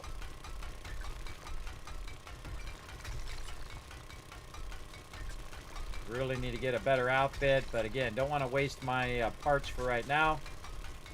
We're going to really get into getting our stuff going. Did we get our 2 points yet? Let's go ahead and double check. We did get our new 2 points. Oh, look out, everybody. We just unlocked level 8, which means I can now go into intellect mastery here. And in the next 3 points, I'm going to have a 50% chance of getting 2 skill points on top of my outfit, which currently gives me 50, so that'd be 65% chance of every skill book giving me twice as much. And then when I get, then I'll very much focus on my armor, and then try to get a level 6 nerdy outfit, and that will be 100% chance. That's really my main focus right now, other than trying to make some ammo. is to try to get to a 100% chance of getting double for each and every book, which means that if I have 10 more books to go, it really means that I only have 5 more books to go because I'm going to get 2 points per book. So you can see my strategy that I'm doing right now. Doubling up all that stuff. Really working on those skill points. Right now, really just working on gunpowder, and I'm glad that we're going to get double the amount of gunpowder that we got before, because again, it cost half as much to run it. And once I get that intellect mastery going, I'm going to go into medical. And you're like, well, why don't you go into workshops and stuff? I only usually go into workshops when I'm with my team, so that it costs less with them. But on a solo playthrough, I'm more about just getting those skill books going as quick as possible, and then being able to manufacture ammo as efficiently as possible. So going more into medical, so the chemistry stations go faster, and they're producing stuff faster. And then I'll come back and I'll work on the workbench stuff after that. Again, just go layer by layer, everybody. I love collecting loot, everybody. I never get tired of it. Never get tired of it. Not one time after 4,000 hours of playing this game. Never get tired of collecting loot. It's such a powerful thing. It is so powerful to collect crazy tons of loot. And just let it run for as long as you possibly can. Especially when you're creeping up on Horde Night.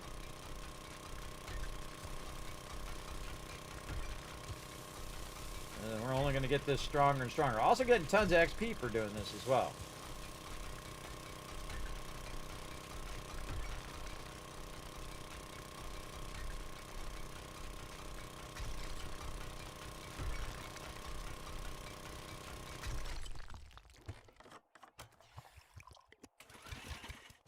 We got to go see Trader Jen too. After we get some more of this queued up, we'll go see Trader Jen. Unlock that quest and see if we can find some more beakers. We got a lot of acid from wrenching cars. I could use the acid for tires for vehicles, but I also have a bunch of extra tires that I found as drops. So I don't even need to use my acid. Also, you use an acid as a fuel saver, which I don't like doing because I feel like that's a huge cost for a fuel saver, and you could just go get more shell. Oops. You can just go get more shell versus using your acid for that. But if you have a bunch of them just laying around and you have tons and tons of chem stations, then go for it. Or if it's like a priority thing. Like again, when I'm playing with my team, everybody, what's more priority? More chem stations or everybody having a faster vehicle? It would be faster vehicle, by the way. I do that first, and you can see it in my the team playthrough we're doing right now on Saturdays. That we prioritize vehicles first before we did a bunch of chem stations. We got one chem station going though first. That you actually want to have one, so this way you have something that can process. And then we went tires until everybody had like a truck or a motorcycle. And then we prioritize back on workbenches. Because even if it's running slow, at least it's running if you have your first chem bench.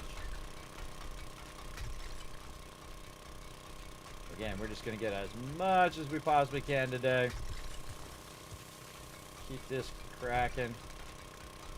And you're like, Kismet, you don't have a level 6 mining outfit. You're getting less overall resources. That's true. 100%. But I can work on getting better armor, or I can work on making tons of gunpowder right now. What do you think is higher priority? Bullets for Horde Night or me having better armor? You can already see which one I've chosen. It's definitely bullets. And we'll work on that armor too as we go along. Now again, one of the smart things for us to do, since Trader Jen is pretty far away, is to work on this, get this ready and running, and then during the nighttime to travel out to where Trader Jen is. Also want to think about anything that we might want to bring with us to sell to Trader Jen. so we can have a lot of dukes to buy whatever we want over there.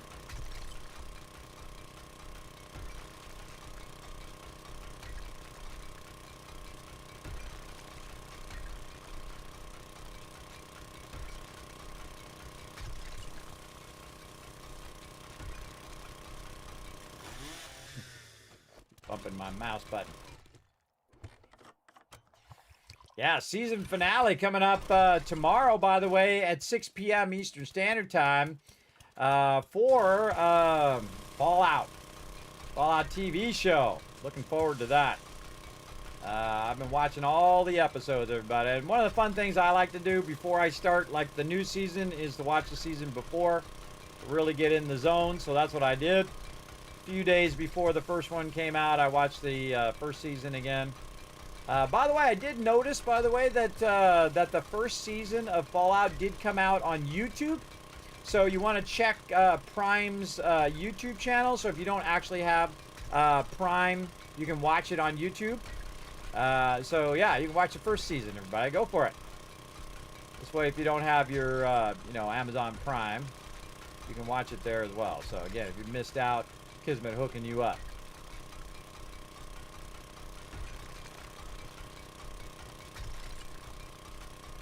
I think Amazon Prime is the best thing I ever bought, man. I have shipped so many things that have saved me thousands of dollars in shipping over all the years. I've had it for a long time. But, you know, it does add up over a year. You know, you're paying, you know, 20 bucks or so. Even if you're just doing it for 10 months, that's 200 bucks. Right there. But did I get did I save 200 bucks worth of shipping? Absolutely. I would have normally spent that on shipping, or actually about 3 or 4 times as much on shipping. So it does absolutely pay for itself. And then, of course, you have all the Twitch benefits, your Twitch Prime stuff, where you're getting a bunch of free games. And that's another thing that you're getting thousands of dollars worth of value out of, because you're getting a bunch of free games from it if you're really diligent. Each and every month, you go in and you check that Twitch Prime. I also posted on my Discord for you all. When I get time, I just go say, hey, look, there's a bunch of new games like Fallout and whatnot on Twitch Prime that you can snatch up. And just keep adding that to your library, everybody. Remember, even if it's a free game, you never know. You might suddenly say, hey, you know what? I want to try a new game. Let me go look in my library of games. And you're like, oh, yeah, I remember I downloaded a bunch of stuff here. I got a Fallout New Vegas. I'm going to try that one. So, yeah, I think that's good because it's basically giving you that value for sure. And, again, we're going to try to deplete these nodes. And we're going to move into different zones eventually, and they'll have new nodes over there as well. Or we can just go to those zones and get nodes.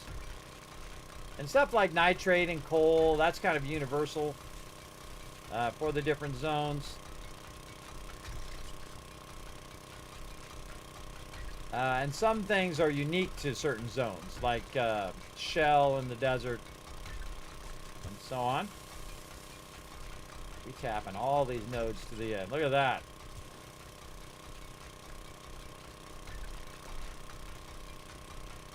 I love just fully tapping a node. Now, here's sometimes what happens, everybody. I'll be in here taking this out, and then I'll go down, and then there'll be a whole nother node. Look at that.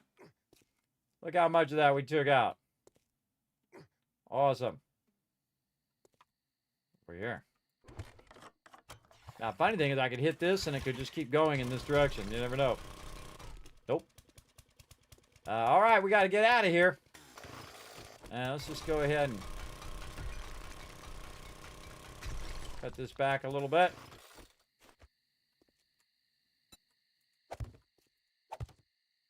Good enough. And we out.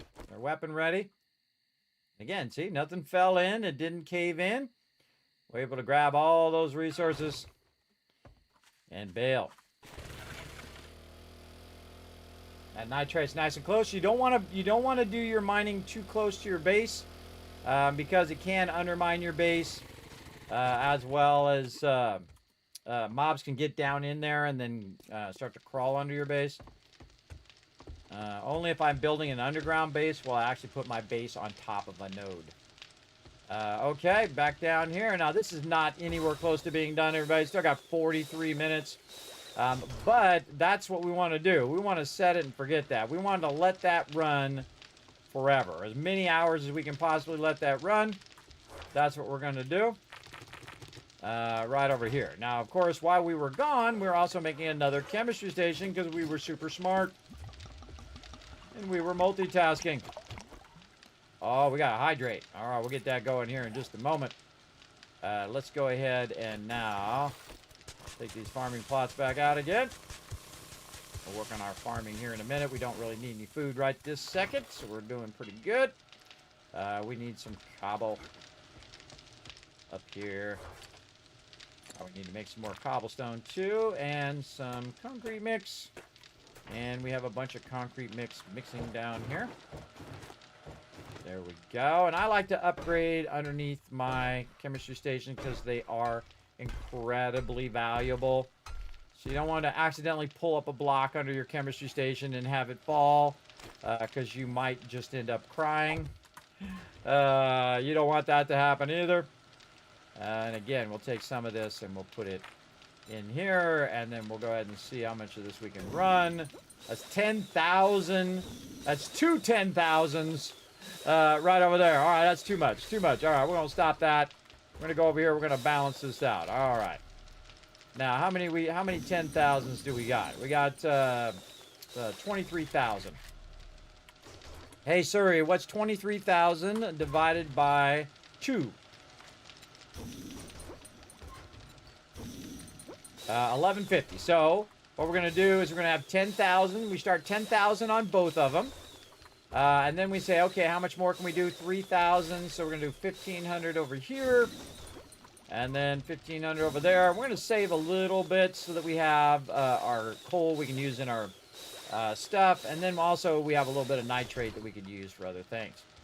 Okay, now that is going to run for 6, 7, 8, 9, 190 minutes. So we definitely need to make sure that we have enough coal up here to make that run for over 200 minutes. Yeah, let's say 230. Oops, I gotta take this out of here. There we go. And then over here, this is the same thing, about 200 minutes. Oh, that's way more than too much. That's too much. Take that out. And then we'll cut this down. Say put about 40 in there, just to make sure we have more than enough. There we go. We'll take all that out. We've got some for our forges. And that's literally going to run, again, for 200 minutes. Hey, Siri. What's 200 divided by 60?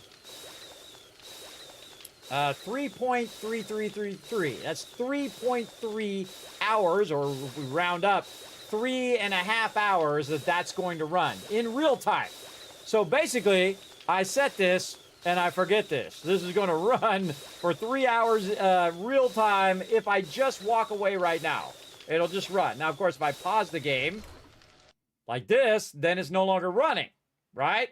So it actually has to be in the game, running the whole time, and it's going to run. And that is the basis of set it and forget it, everybody. There you go. Now you know how to get that all queued up and rock and roll. And that is going to be thousands upon tens of thousands of ammo that we can make.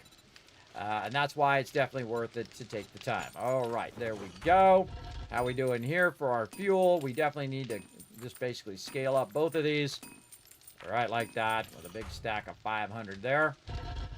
Over here, we've already got a stack of 500 there. Looking good. Let's run out some more forged iron while we're at it. And just let those keep going. A bunch of stone on me here. Let's go ahead and downscale some of that stone. Put all that away in there along with this. We'll put our garden plots back in here. Hammer down there. Oops, we got rid of all of our coal. Probably don't want to do that. There we go. I like using coal of all of the resources because it's just so easy. Let's cut this way down to about 100 there. And then 100 here. And then we can use that for when we need it. Over here. And I feel like more red tea. Let's get that going. That's 14 minutes already in there. So let's be as precise as we can, or at least somewhat precise. There we go. And that's going to run for 8 minutes, even though it only needs about 5 minutes. Okay, that's all good. We also want to do some water. So really about 6-7 minutes, and we have 8 minutes. I don't trust it. Let's go up to 11 minutes. There we go. Consolidate that back down. Put our chrysanthemums back in there. We have plenty of red tea now. We have a second stack of red tea. Awesome. Now we're getting our red tea and our meat stew together. And we have a little bit of gunpowder on us here.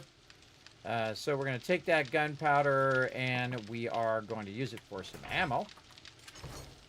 We have a bunch of bullet casings here and bullet tips. Now we'll go over here, grab our blocks, check our ammo, 110, about 15 minutes. And there.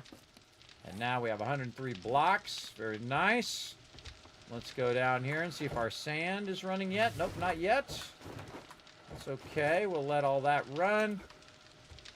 And then we also want to run some concrete blocks, but we're just going to do that in my inventory so it can be running while we're doing something else. Concrete blocks. There we go. So we're using both our benches, and concrete blocks is something I can run in my personal inventory. Okay, we're going to take up the rest of this farm.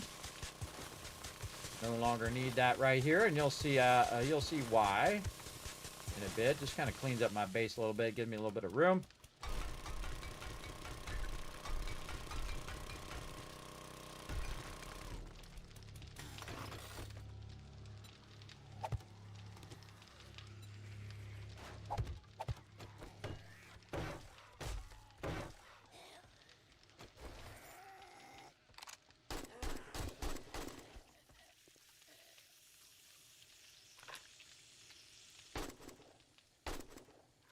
I got him with the sneak damage.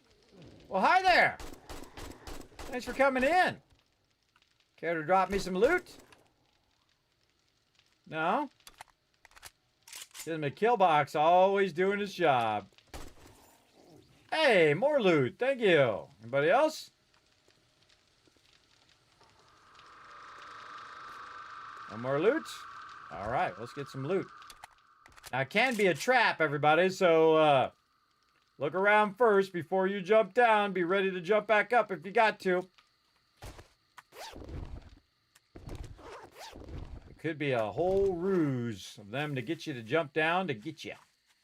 Anything in here? Nope. Pick up our vehicle here. Jump back up here where it's safer. Not necessarily safe, but safer. And then a couple forge aheads there. Some tool digest. Very nice. Some cash we can put in there. Some stuff we can sell there. All the rest of this stuff, this here. All the rest of this goes back in its appropriate locations. Up here for resources. Over here for garden. Over here for miscellaneous crafting. We got parts over here. We got meds over there. Extra ammo up in there. And we can do this and a little bit of this. Does not belong in there. It belongs up here. Our moped. We got some blocks. I'm going to put our blocks in our building blocks. Yeah, we have 355 concrete blocks up there right now. Sweet. Okay. All right. How long has it been? Oh, my God. It's going on like 3.5 hours. All right. So the next thing that we want to do is to work a bit on the base because, again, Horde Day is coming up. We're going to go ahead and pause it for just a little bit here while we take a little bit of a break, and then we will come back with some more epic 7 Days to Die action. Hey, Fast Rider, what's up?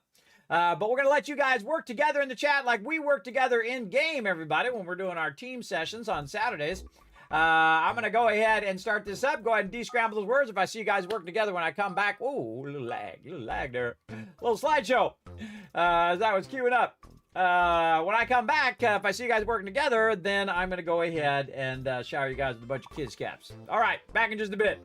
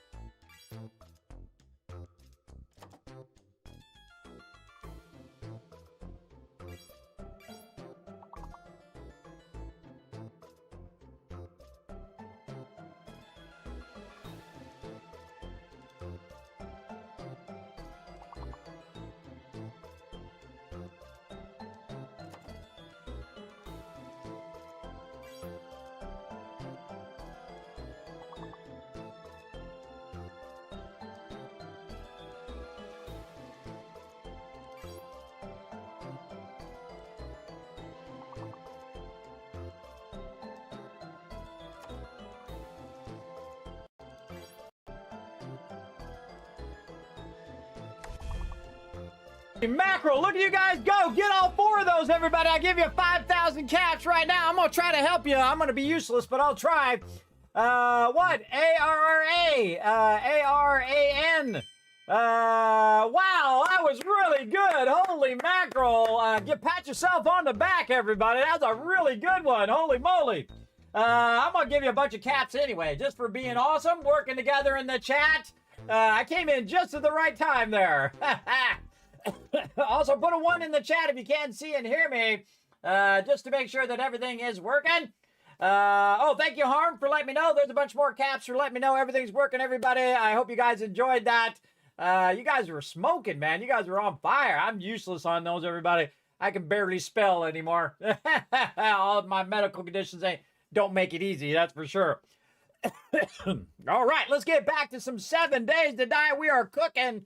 We're coming up on a horde day, and we are just crushing it right now. We are on fire. Let's go down here and take a little stock on what we got going. We've got a massive amount of gunpowder going. Look at this, everybody. Holy moly, that's going to go for about 3 hours real time. We're going to let that run, and then we're going to run a bunch of ammo. We got a little bit of stuff there. We can take out this farm plots here. Oh, turn my sound back on. Let those run. We got tons and tons of concrete going here. And we got a bunch of blocks and ammo, a little bit of ammo going there as well. How we doing on our bullet casings? We could definitely use some more brass for our bullet casings.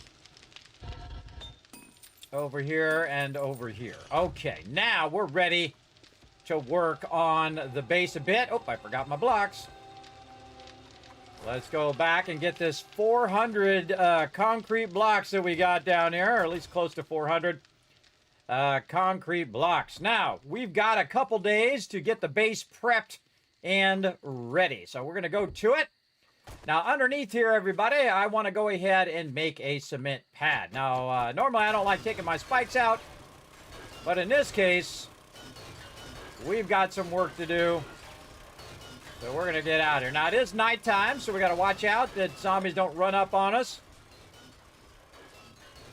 So we're going to take all this out under here.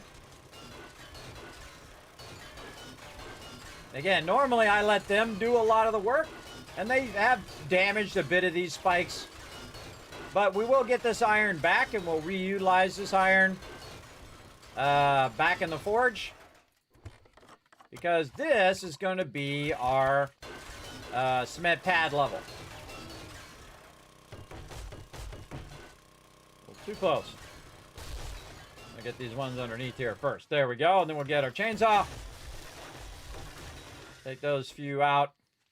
And we are looking good. Okay, so now what we want to do is make sure that we are at the same level. We'll just start at the edge of the kill box here. Let's say right there. Now, the cool thing is this is already taken out for me, so it's actually done a little bit of the work just by the nature of the fact that this is recessed like this. And we're just going to go all the way out because our spikes are going to come all the way out here, but we want to have an extra row like this. And the same thing here. We're going to go 5 out, so 1, 2, let's see where we're at. Where am I at here? Easy to see from here. 1, 2, 3, 4. Whoa, we're 6 out on this side. 1, 2, 3, 4, 5. Yeah, so 5 right here. This is our 6th one, so we'll probably pick up that row. And then this way, let's double check this way here. We're 1, 2, 3, 4, 5. Here's number 6, and then we want 1 more row on top of 6. We're actually going to go 7 rows out. And I'll show you why later on, but right now, we're just going to go 7 rows out. We're going to start with that. And again, in this lower side like this. Now, of course, we have all these spikes are in our way for our ability to go in and put these underneath here. Now, what we can do is we can dig underneath and we can take them out using our auger. So we're going to do that just to show you how to do that. Now, I feel like it's a little bit more work than it's really necessary, but you can go ahead and crouch under here. I took a little bit of damage there. But you could crouch under here and just go ahead. Oh, taking lots of damage. Let's make sure we heal ourselves up there. So we can cut under there like that, everybody. And I'm just going to go ahead and take some of that and make it right back into dirt again. Let's say 15 blocks or so. And cut underneath there. Or what we can do is just go in, take out all the spikes, and redo the whole thing. Or we could just do a couple Horde Knights, let them clear it out, and then do it that way. There's many different ways of doing it. It depends on if you're in a hurry or not. If you're in a hurry, then what you want to do is just take the top layer off like that. Thought I heard some baddies. Just take the top layer off and just slide these blocks right underneath there like that, right? But in this particular case, just for the sake of speed and the fact that we have the auger, we'll go ahead and just take these out. And so basically we're going to take all the defenses out on our base. Now all the ones that are wood, we can use our chainsaw. And we're going to be making lots of noise, so potentially lots of screamers are going to come up on us. And normally I would just let them clear it, but since we have the blocks, let's get to work. Now I would start on the inner part of the base first, because that's the part you want to protect the most, is the inner part of the base. Oh, another thing we should do too while we're at it is let's go back over here. Get back up here for a second. Because this is going to be annoying because it just doesn't seem to be raining all the time in the biome for some reason. It rains way too much, everybody. I feel like it definitely needs some work. All right, so we're going to go ahead and put this. Come on, put it up on the wall. You can do it. I believe in you. There you go. This one over here, this one here, and this one here. Now, this is going to attract a bunch of mobs, but it's going to keep us warm while we're working. We're also going to go ahead and have some food here in case we need some stamina. In fact, we're just going to go ahead and double whammy that. There we go. And then we're going to go to the inside. Now, they can run in through here, but if I'm over here on this side, they'll try to breach the spikes first to get to me. So we're going to go ahead and just take out the spikes first on the inner part. And remember, we're recycling all of this iron again, because we can't mess around on Horde Night, everybody. We're going to really have a really tough Horde Night. The Horde Knights are way tougher. They do rush the base at a much larger amount. But as you can see, everybody, even though I'm in the rain, because the torch is here, the torch is heating me up. I gotta also put a campfire or something like that as well. And the smartest thing is to work from the inside. And so I'm working from the inside, and I'm going to work outwards so that the spikes kind of protect me while I'm working.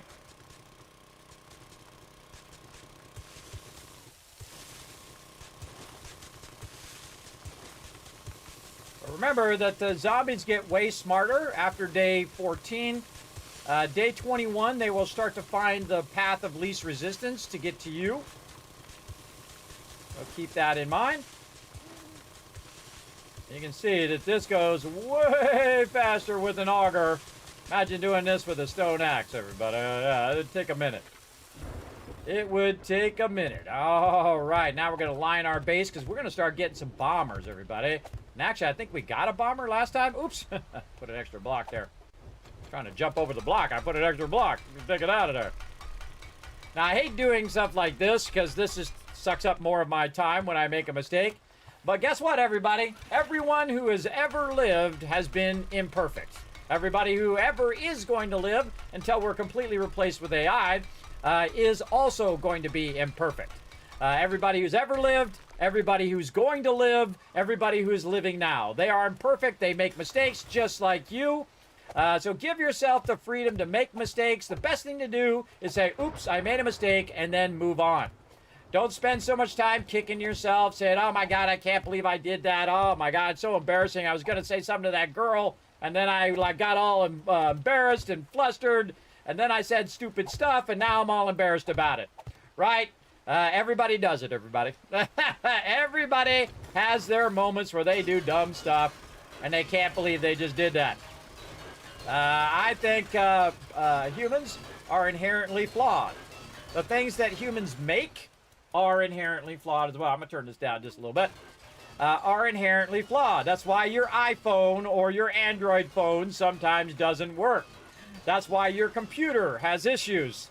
And so on and so forth. Remember, all the things that are made by imperfect beings. That's why they get messed up. And the best thing to do, turn it off, wait 15 seconds, turn it right back on. That's the first thing you should always do in whatever troubleshooting you're doing, everybody. If your modem isn't working, turn it off, turn it back on. Not like old school modem. I'm talking like your internet modem. Turn it off, turn it back, count to 15, 1, 1,000, 2, 1,000, 3, 1,000, so it can clear the memory. And then turn it right back on, and you're welcome. I just saved you 45 minutes of being on hold for them to tell you when you call customer support. And I don't care what it is. It could be your microwave. It could be your washer dryer, your refrigerator, whatever it is. Unplug it, turn it off, wait 15 seconds, turn it back on again. Somebody who's done technology since technology has begun, that's the first thing you do. Now, if that doesn't work, then you have to figure out, is it software or is it hardware, right? Did a belt break? Did a chip go bad? That kind of thing. That would be hardware. Did your hard drive die? Something of that nature. Or is it just that it can't load, right? It can't load your desktop or something like that. Then that would be software. Also, everybody, if you get an email, this is on a different subject, if you get an email and someone tells you, hey, especially all you older peeps, says, hey, you owe me money, go down to the local store and buy a bunch of gift cards and tell me what the number is, that is a big old scam, everybody. No one in any business is going to tell you to go buy a bunch of gift cards to pay for stuff. If you see anybody say that to you ever, immediately disengage from those people. Just go, scammers. Immediately, everybody. This is how they scam people. Now, see, some elderly people think that that's actually a thing. Those of us that have been around people who are shady, like I did when I was young, because those were the only people around, everybody. I know their shady game. Their shady game is to convince you that they're legit and then take your money. So don't fall for it, everybody. Don't fall for all those shady people. Assume the people are out to get you and you won't be surprised. So if you try to order something up on Facebook or you order something up online, make sure they're totally legit. If you get an email, don't click those links. I don't care what it is. Don't click those links.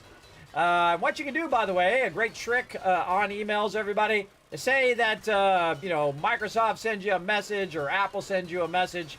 All you have to do is go to the top of that email and there'll be a from section. Click that little from because it'll probably say Apple. But when you click on it, it says Sir Swithins at imascammer.com or something of that nature. That is not Apple's primary address. It's some random person's address that they either hack that person's address or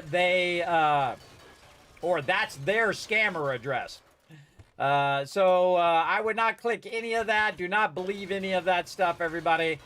Sadly, there's a whole bunch of people in the world who are scammers and who are the worst versions of themselves. Instead of using that talent that they have for understanding technology and using it for something positive in the world, they're out there just stealing other people's money. That, guess what? In the long run, they're still going to die, and they'll have to answer for their transgressions. Now, me, I'm good, everybody. I knew scummy people, but I'm not a scummy person myself. I don't lie, cheat, steal. Not that I can't. I have the capacity as a human being to be the worst version of myself. I just choose not to. Now, I'm not telling other people what to do with their life. You can be the worst version of yourself or the best version. I'm just saying, Watch out for those bad people, everybody. Watch out. Again, if anybody tells you to pay by gift card, that is a red flag. 100% red flag, everybody. Right there. What do you guys think in the chat? Let me know in the chat. Anybody ever try to tell you to pay by gift card? I'm going to be like, no, I'm paying by no gift card. I'm going to have a paper trail of everything I'm paying for. So I can look back and say, look, this is where I paid it, and this is who I paid it to.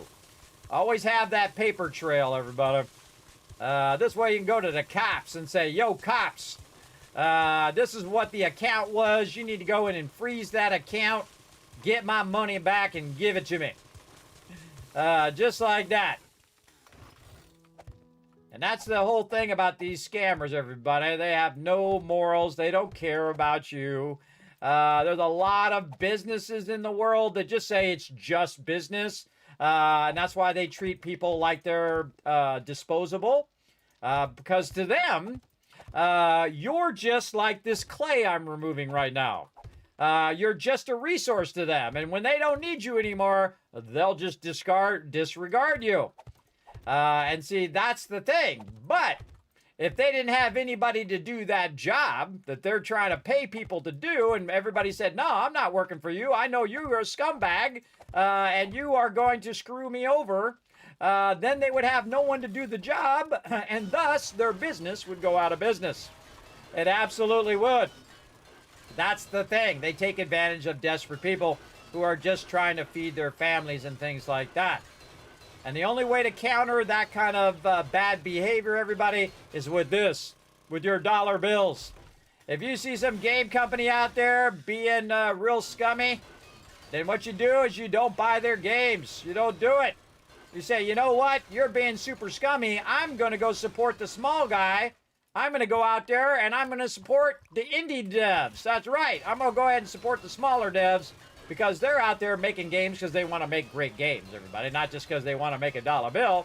Now, there's nothing wrong with making money, everybody. Making money is how you keep your business going. It's when you cross that threshold when it's all about money, and you will do anything to make that money. Me, I got like $8 in the bank.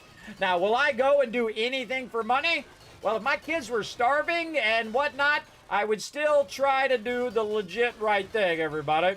I would go out there and I would sweep streets. And I would do what I could do. And I'd wash toilets and I would do anything and everything in a legit way that actually is not a scummy thing. Not that because I'm holier than everybody else or some sort of saint or angel, everybody. It's because I wouldn't like who I am. And that is the hardest thing in life. And in fact, I think that's the whole point of the whole thing is, do you like who you are? Do you like, if you wonder why you're so bummed out and depressed and whatnot, because it is the most difficult thing to do is to like who you are, everybody. It's very difficult. I can tell you, in 50 years, that has been my greatest achievement, is to like me, who I am and my choices and the things that I do, right? Again, I don't scam people, I don't lie, I don't cheat, I don't do all of that because I choose to do it. Not that I have to do it or someone's telling me, hey, you got to do this thing. You don't have to do jack squat. You can make your own choices in life. I'm not telling you what to do. I'm just telling you what I do and maybe inspire you to go out there and find your path. Find what you want to do in your life. But again, the hardest thing is going to like you and like what you're doing in your life. And again, everybody has those tough times, everybody. Believe me, I'm in those tough times right now. I'm in those tough times right now. I just try to get by day after day, try to get up and not give in to despair and say, you know what, I do live in a constant suffering because I have really bad medical conditions. And it's really easy to give into it. It's really easy to become negative and down and say, oh, man, woe is me. My life's so tough, that kind of thing. But there's a whole bunch of dead people right now that had it tougher than you. You're not dead. You still got a chance to do whatever you want to do in the time you have to do it. That's why I'm doing that Vault Van thing, everybody. That's why I'm doing that, because I'm doing it when I can do it. until my time is done. Now, will we get that project done before I die? I don't know. I don't know, but you got to go for it. Doing it later never seems to happen most of the time. You got to do it when you can do it. I don't have no 10-year plan. When you're as sick as I am, everybody, you don't need no 10-year plan. You need, what am I doing today? That's what you're doing. And you can think toward the future a little bit. Like one of these days, I'm going to get that van. I'm going to build it out. And I'm going to travel around, try to bring some joy and positivity to peeps. Maybe a little bit of inspiration in their day. That kind of thing. You can think toward that. But really, just every day is me getting up, psyching myself up. All right, we're going to get up today. We're going to have some fun. We're going to play some games. We're going to try to, take care of a bit of that IRL along the way. And go from there. And then also give you guys some tips on how not to get scammed. Watch out for those scammers, everybody. And watch out for those corporate greedy people who don't care about you. You think some millionaire up in his mansion, with his, 47th car cares about the fact that you can't afford milk? He don't care. He's in a whole different stratosphere. He doesn't care about you. I've known many millionaires, everybody, and a lot of them were absolutely miserable. Money doesn't make you any better off. If you're not great without it, you're not going to be great with it. I'm telling you, it doesn't just solve all your problems. It solves some of them, but you're still going to live. And you still, if you're an alcoholic, if you're a drug addict, if you're anything else along the way, you're still going to have those problems whether you had all the money in the world or whether you didn't. The real thing is trying to be the best you. Level up in real life. One of the first level ups in life, everybody, is empathy for other people. I have big empathy for other people who are stuck like alcoholics or people who have trouble with smoking and things like that. Because you know what? Those companies are doing that on purpose. They want you to be addicted. You know why? Because they can get your money. And they don't care if you get sick. They don't care if you die. You know why? Because they're in their $1 million mansions enjoying your money right now. They don't care about the little guy. I care about the little guy. I care about the average person who's just doing their thing. Even if you are a millionaire, but an average millionaire. And those we can leave there, by the way. Leave those there because they're just going to end up right back there anyway. And you can see, everybody, we're just making a foundation here as well. I do like to talk it up when I'm, just doing this basic repetitive stuff where I'm just taking out blocks. Maybe inspire you guys to go out there and find what you love to do. I found what I love to do. I'm doing it right now. Not just talking to all of you, playing some games, having a good time, bringing you guys some fun and a little bit of joy, hopefully, in your day. And know that you're not alone out there, everybody. The world is a rough place. Nobody cares about you.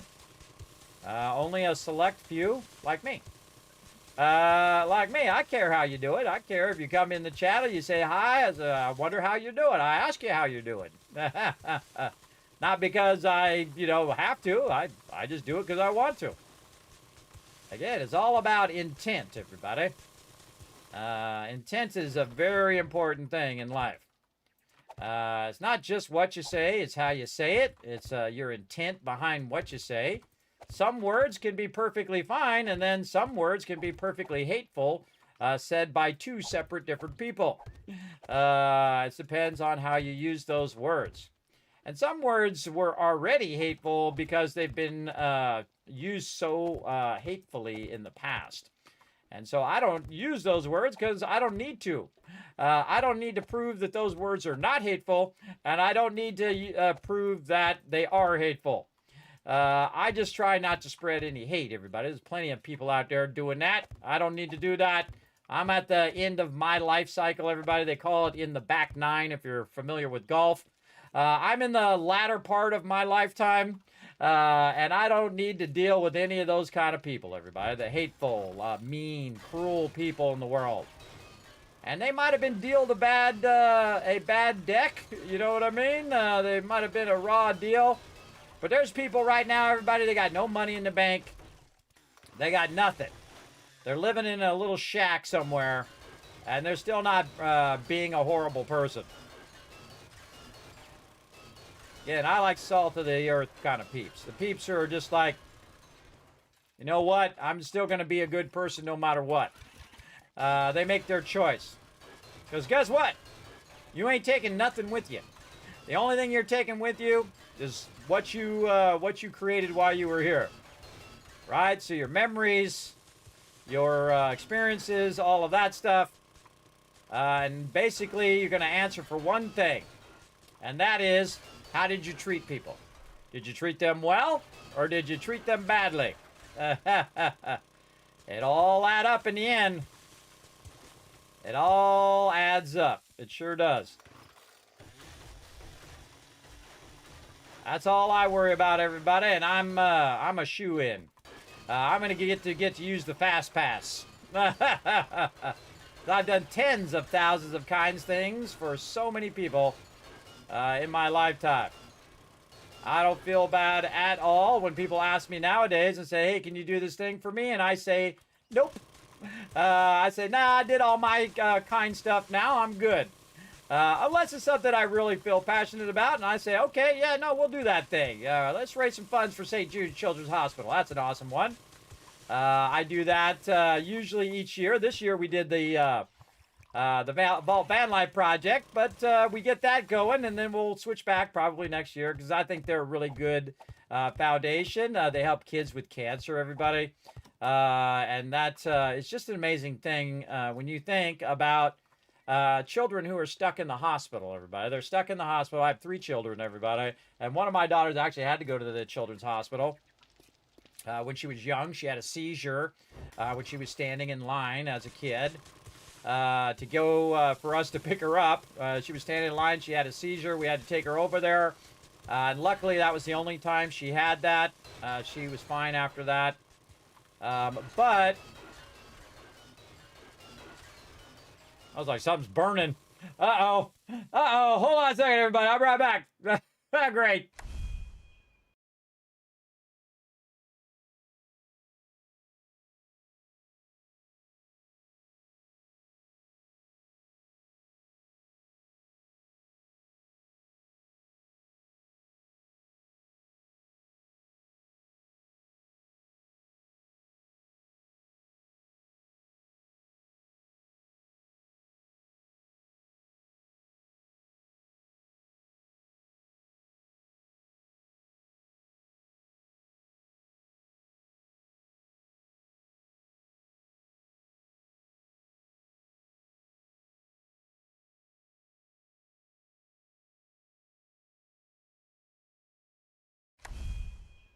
All right, I'm back. Just checking to make sure my kids aren't burning the house down. I guess it's just because they're running the heater. They're running the heater for a while. And the guy was out here working on our heater today, so I think he finally got it working again. Because I can smell that heater smell of it firing up. They didn't want to put in a block wrong. So again, everybody, I do talk about IRL from time to time. Try to, again, inspire you guys to go out there and do your thing. Okay, now what we want to do, now that we got this going, we definitely want to make more blocks, too. Building blocks. Let's make about 150 if we can. Yes, okay, good. Okay, now what we want to do is do some measurements. So 1, 2, 3, 4, and this is 5. 1, 2, 3, 4, 5. So this is 5 here. And then over on this side, 1, 2, 3, 4, 5. Oh, that one, see, that one needs another row compared to that other one. This is why we do this. 1, it doesn't matter where you start, by the way, just as long as you're counting. 3, 4, 5. This one's got 6th row. Very nice. And then 1, 2, 3, 4, 5. And this one has a 6th row. Here and a 7th row. So we definitely need to go 2 more rows out on this one. So this is 5, 6, 7. So let's go ahead and see if we can just put the blocks down. We can. Okay. And we're going to definitely need way more blocks. All right. So this one like this. And then on this side, We got 5, 6. Actually, we do need to put a block there. Here's a great trick, by the way. Just take out the block underneath, and that one will just fall. Okay, 5, 6, 7. So we are going 2 out here. So we'll just go 1 there, since we already dug that out anyway.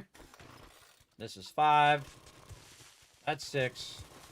That's 7. We'll have to fix this whole lip here later. And right down in there. 5, 6, 7. We'll just do the same thing on all sides here. 5, 6, 7. 7. I think I went out too far here. 5, 6, 7. Yeah, this is too far. This one is too far.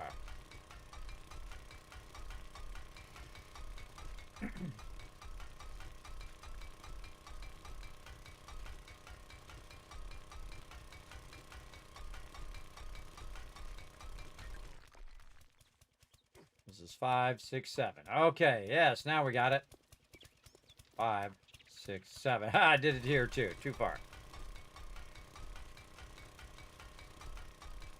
This is why we check and double check, because you're going to make mistakes, everybody. 100%. Got an email yesterday about streaming platform payment. The funny thing was the same day as the auto pay. Yep. They're trying to scam you all day, every day, because again, they have no morals, everybody. They don't care about you. They don't care if you live or die. They don't care if you're able to pay your bills next month. They don't care if they steal from the old, elderly, and infirm. The check always comes due, everybody, and that's for sure true with karma.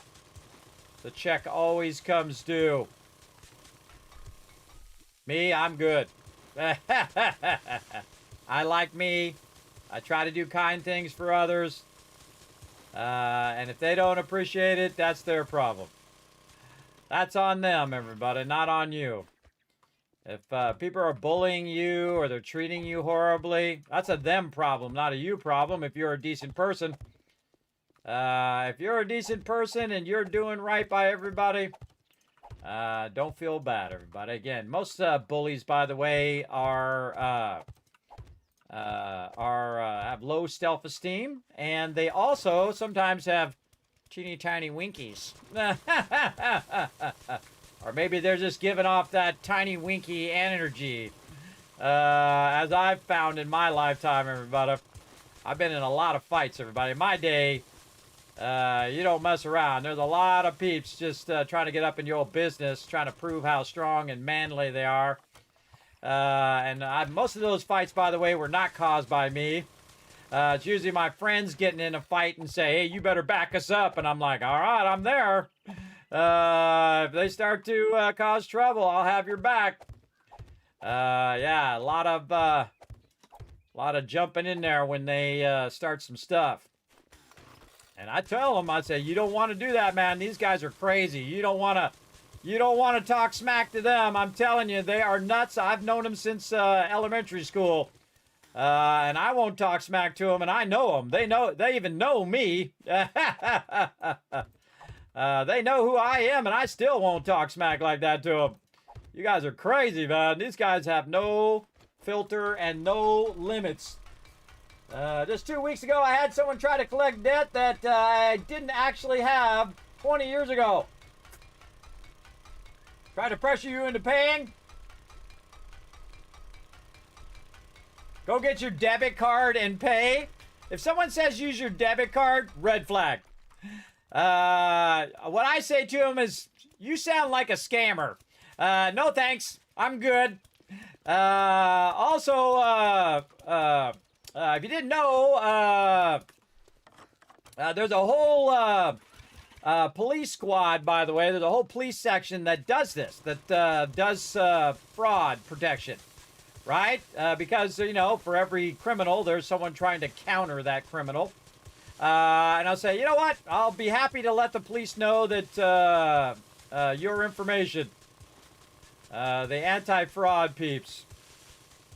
See, I have a lot of things to that come to me, and then the first thing I do, report fraud. That's what I do with it. Of course, the more diligent we are, the more that fraud can be fought back. Actually, I don't think I need to cut all that out. I just need to cut this back part out. You got to be diligent with those fraudulent emails and stuff. Yeah, this part over here I could leave as dirt. In fact, I'm going to need to flatten this out probably eventually. Let's just put this dirt right back in there again.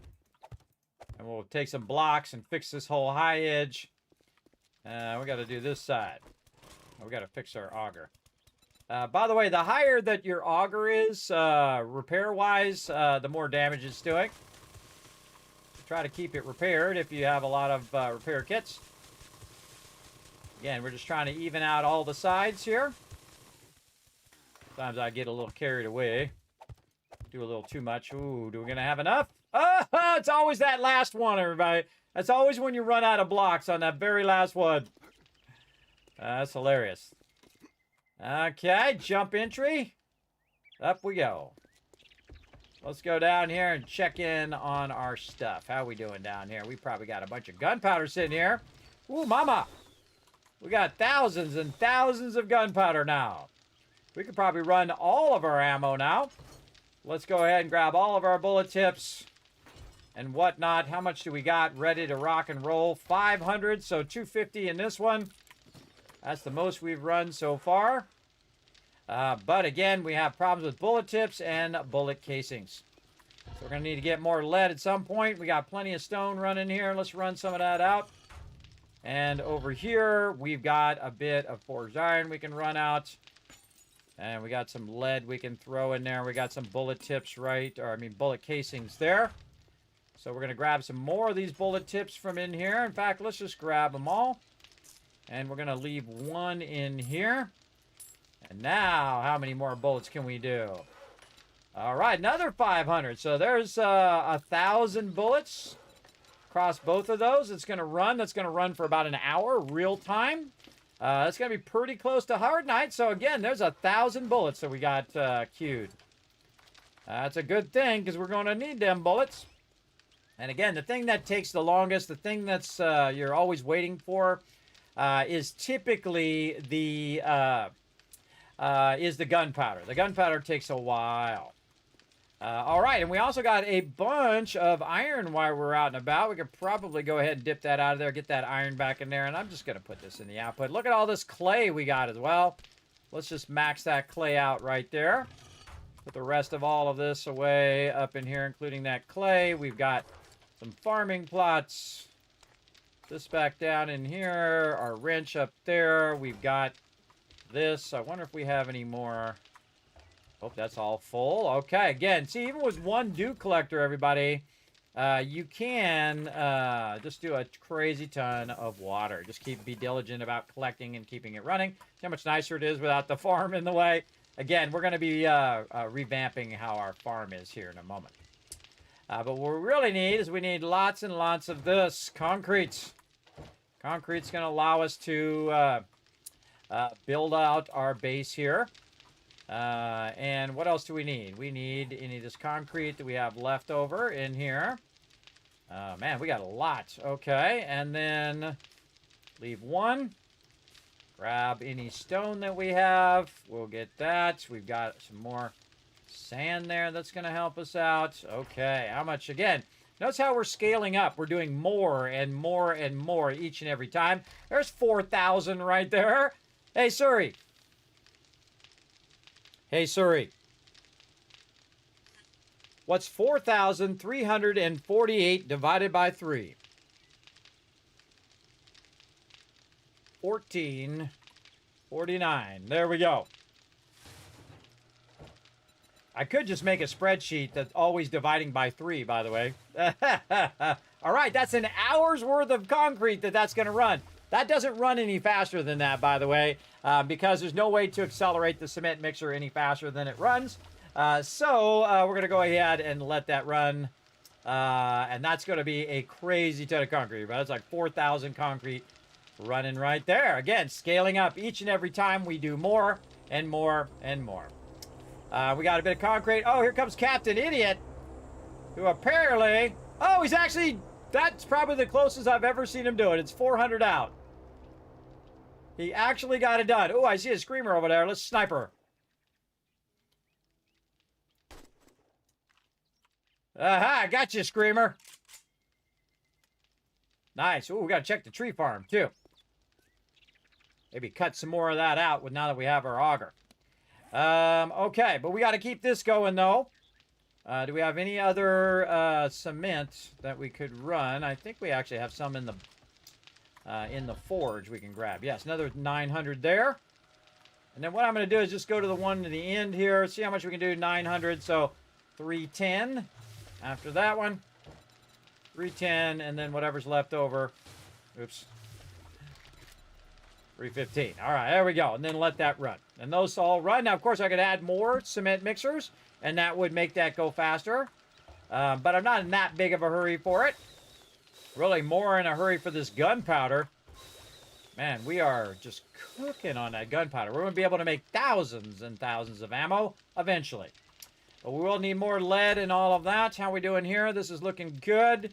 More red tea after that. What do we got? 8 minutes. This has got just a couple... it's got about... had 7 minutes on it. Now I took it up to 12 minutes. We have another one here that we could do another red tea. You know what? Let's just throw another one in there. Take that red tea out of there. Again, you can see I'm backlogging red tea and I'm backlogging food. Just building that up. Again, the more of that you have, the less you have to worry about it. And this is how you thrive in this game. This is how you do the big stuff. Over there. Put that back in there. Very nice. We could probably go up here and take out our torches now.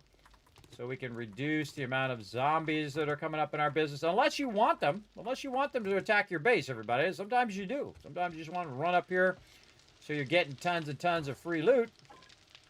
That's a good thing. All right. And we go ahead and have it start doing some blocks in my inventory. 156 of blocks. There we go. And that's going to allow us to do that. Okay. Now we also need to take... our chainsaw and run over here. Where's our vehicle? And we need to get some more wood. Let's go. I probably could have walked there faster, but there we go. And we did extend this a little bit because we did extend this a little bit because we did need some clay. But again, this is like a huge game changer, everybody, when you do have the auger and the chainsaw. Even a level 1, you can see it's just so incredibly much faster. And, again, not using any of my stamina. So if mobs do attack me right now, I will have full stamina to fight them off.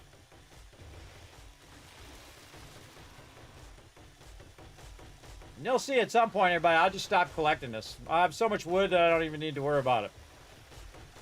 The chainsaw makes this nice.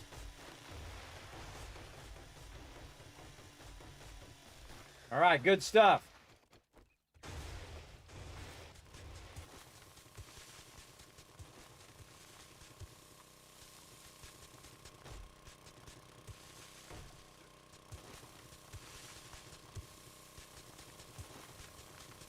Really overhanging our stuff there. There we go.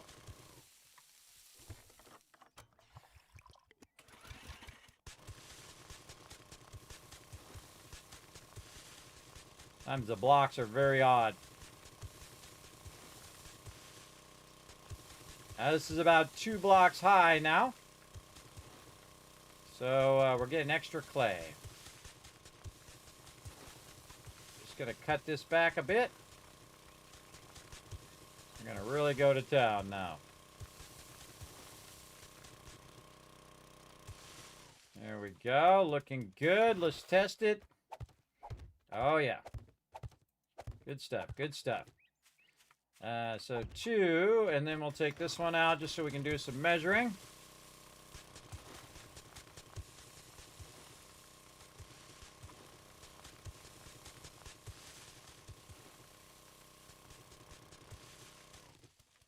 Oh, we need some more dirt. Just happen to have one. Fill that back in. Okay, so 1, 2, and 3, and then this is where we're going to put that. 1, 2, 3. And then we'll do an extra one just so we can kind of cap off the end. You don't have to, everybody, but that's just how I like to do it. Just so we have a cap around the edge. And then this is getting 3 blocks high over here. A lot of thing. Now, I could just undercut it and then just let it fall down, but I actually want this clay. So I can use it in the forges for making ammo and stuff. So this is like a double purpose here. Not only am I setting it up for more wood production, but it's also going to help me with my forges. And we want to make sure we square this off. Okay. I don't really need all the bushes and things that are falling down. Much easier to get clay 2 down than it is to do at the top. It's kind of like the top is hard clay and the part underneath that is like soft area. Oh, I think I went too far there. It's okay. We'll cross connect this way.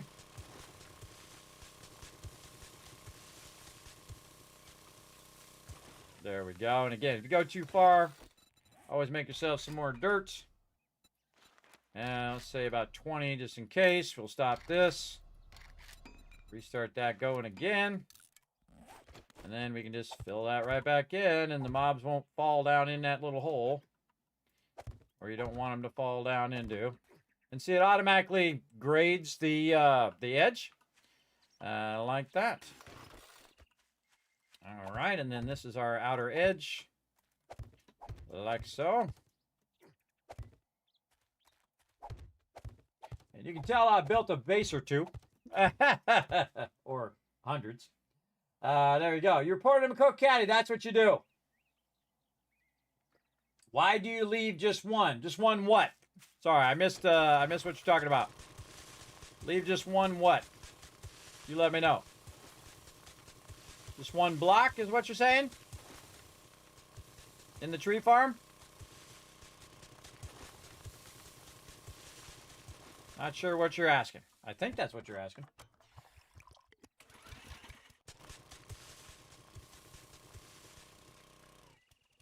I leave one sand. Oh, in the resource block. Oh, that's so if I have a bunch of resources and there's a whole bunch of stuff already running in the forges and stuff, I can just go ahead and double press the inventory button. I can just go press, and it will put everything that's like the stuff that's in the box automatically in there.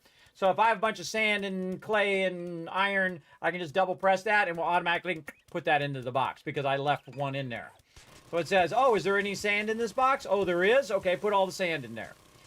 Incredibly great sorting technique. Works really, really well. In the old days, what we would do is we would put one in every single slot. So we would put one wood in every single slot so that when you said put it in there, it would only put the wood in there. But you don't need to do that anymore. Now you have that button, which does that for you. It's tremendously powerful, everybody. One of the best features they've added to the game. 100%. Highly recommend. That makes sense. Yes, that's exactly why. Great for sorting, and I've done sorting more than any human alive, I think. 4,000 hours of sorting. And believe me, that really saves me a lot of time. Because sometimes you'll see me sort for hours, everybody. I mean, I go crazy. I go crazy up in here. All right, 1, 2, and 3. And then 1, 2, 3. And then there we go.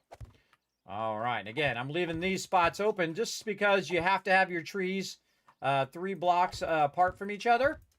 And if you have all this other stuff covered like this, then you won't accidentally put the tree down in the wrong spot.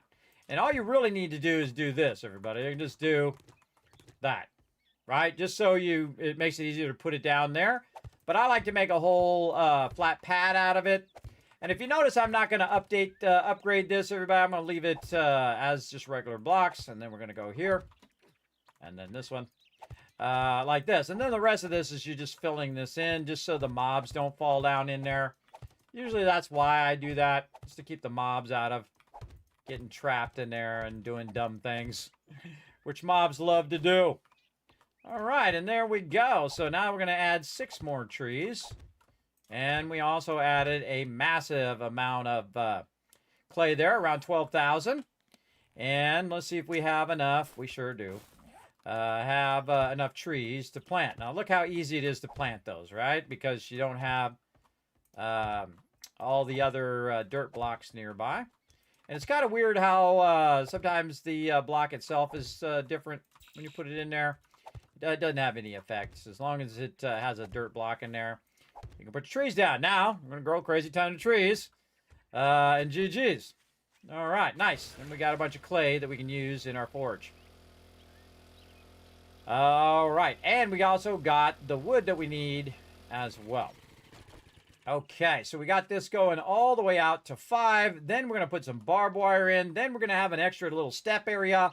And then we want to make sure that the corner edge here is angled. And the reason why we want it to be angled is so that the mobs don't run into the side and start hitting the side of the block. Now, there's 2 ways to do that. You can go ahead and use your ramps, which allows them to go up the ramp. Or what you can do is use what's known as a wedge. So we'll go ahead and look up wedge here. We'll turn it off favorite. You can see we have a wedge 60 that we can save. And then wedge here. These are also wedge catwalks. But those are really what we want if we want to extend it out. Now, we can also just do a little test. You can see the difference. I'll go ahead and just bring my blocks down and show you the difference between a wedge like this. So you have the wedge, and then you have a wedge tip, which means it's kind of a 2-block thing like that. Or you have just a straight ramp like this. Now, a straight ramp, cheaper, easier to do. But wedge allows them to start going up sooner and is often a better way of doing it because that they'll have less chance of hitting those blocks. So I personally prefer the wedge myself. So we're going to go ahead and take this out, and we're going to go ahead and wedge along this outside edge just to try to flatten this all out nicely. And again, we're just making a platform for our base here. To try to prevent this kind of weirdness that's been going on with the edge of our kill box, like so. And then also we can put multiple of them in our bar here. In fact, we'll just kind of do this and move this around. You can have actually both shapes in there at the same time, so you can just then put that in there. Notice how it's affecting the terrain. And look how nicely it's putting an edge there. Along the edge of the base and moving all the dirt back. So when they come walking up, they'll walk up, boom, up on the top. They'll hit that barbed wire. They'll hit the spikes. And then I'll be able to see them and shoot them before they get too close to the base. And because that other part was really weird, it was causing that to be real difficult to do. Now we're going to do the same thing in this direction. So we're going to go along this edge. And see how this is a little bit high here? We're going to have to take out this one and maybe that one. Again, changing elevation can really mess you up. This is going to need to come out here along this edge.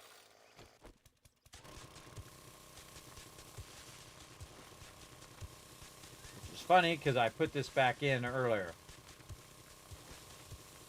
But that's okay. It's going to come out nice and fast because I'm the one to put it back in. And this is, again, going to have an elevation issue here, and we'll fix that just by using dirt later on. I'll show you how to do that. And you don't want to do this on Horde Day. You want to do this, either right after Horde Night was over, or you want to do it a few days ahead of time, because you might have to change your plans right in the middle of it, or you may not have enough resources to make it the way you want it to be. But no matter what I'm doing here, I'm getting more clay, which is good. And I have all my other resources running, which is great. Again, I'm going to show you how to flatten all this out. Oop, a little too much there. Again, if you do too much, get your dirt. Get your dirt back down in there to elevate it back to the level that you want. Sometimes it'll be really weird like that, but once you put your piece down, it'll flatten out that edge for you. You can also just use some regular blocks to flatten it out. Like so. All right, that's looking good. these out of the way. And flatten this like that. There we go. And now we got some corners to do here, and there are corner pieces that you can use, which we'll go ahead and find our corner wedge. Again, you just say wedge, and then look for our wedge corner tip, which is not that one, because that's a half going down. We want a full one. That's a half corner. This one's a half corner and then a square block at the bottom. This would be an inside corner. Where are you, my little wedge corner? I know you're here. And look how many pieces there are, everybody. There's a massive amount of pieces. That's not it either. We want one that goes to a tip edge. None of these are. That's a very skinny wedge corner. We want it to be wide. I can't believe it's not right here. This one's a half one. It's here somewhere. Actually, you know what we can do? Search for corner. Even easier. Ramp corner, inside out corner full. Okay, that's a ramp corner and not a wedge corner. We need a wedge corner. Actually, no, we need a wedge 60 corner. This one, because we want to put our wedge tips right here. Like this. There we go. And then we need the smaller. We need the smaller one because we're using, again, we're not using ramps. We're using wedges. So you'd want one like this, but wedge corner tip here. And then that is going to go right there. There we go. Very clean, very nice. And then over here, know exactly what we're going to do now that we got it all thought out. Like this, and then this one. And again, if you need more down here, just move these over. And now you got that going. All right, let's do this side here. Oh, a little tree in my way. This stuff needs to be taken out. See how it goes up a little bit higher? Take out some of this. Got that tree. Our wedge. These need to be taken out.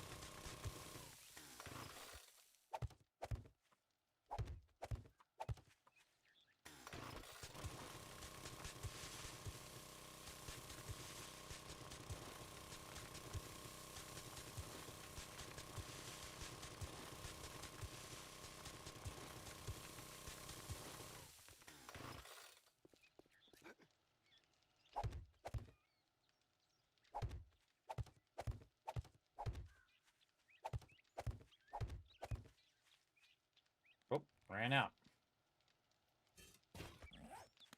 Pick up in rotation and shape.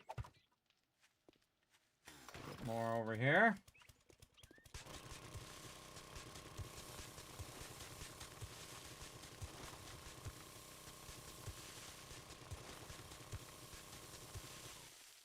And the whole point is to try to move it into the terrain that already exists.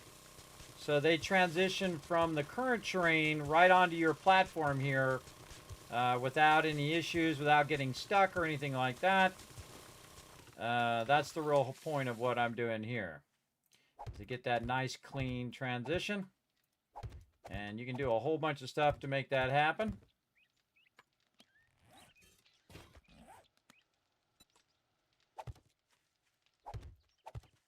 Like this. There we go. And that's a little low there. Bring that back up.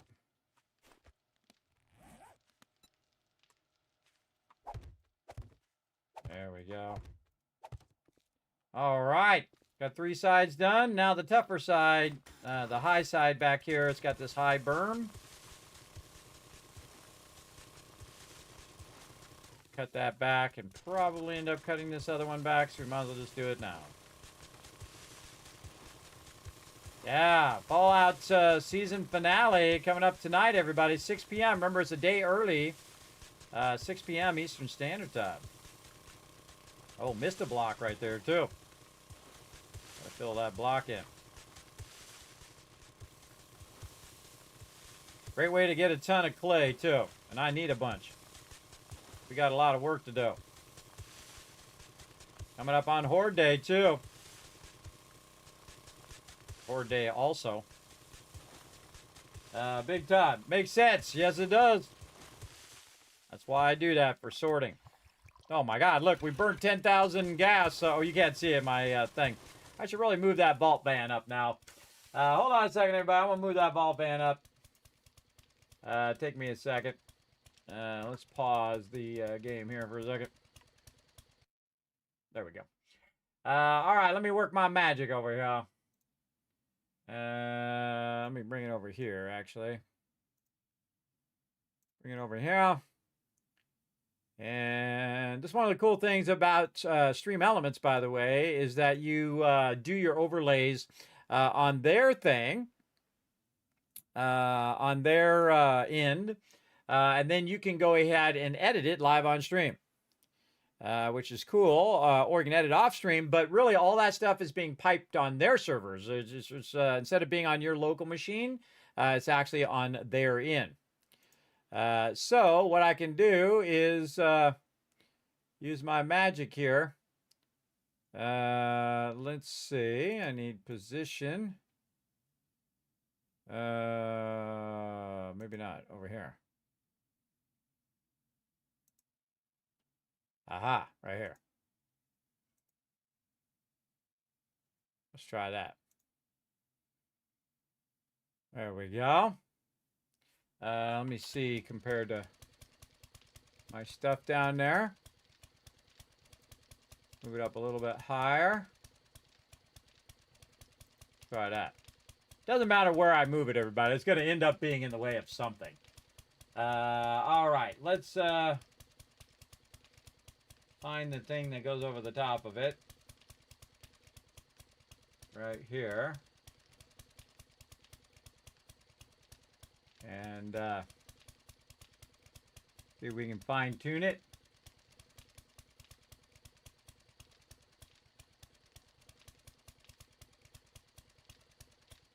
Oh, that's the wrong thing. That's the wrong thing.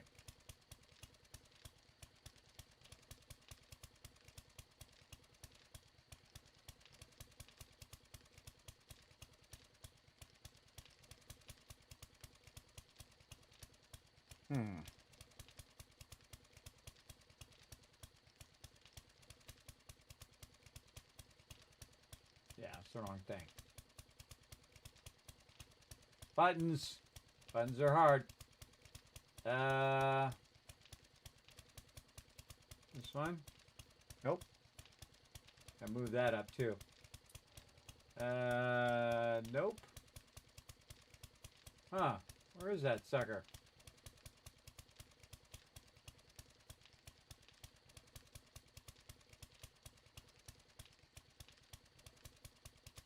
Huh, weird.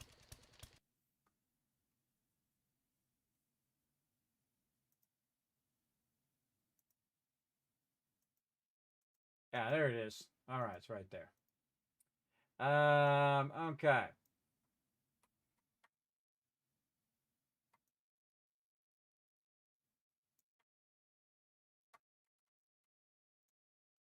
Oh, pressing the wrong buttons. No wonder it's not working.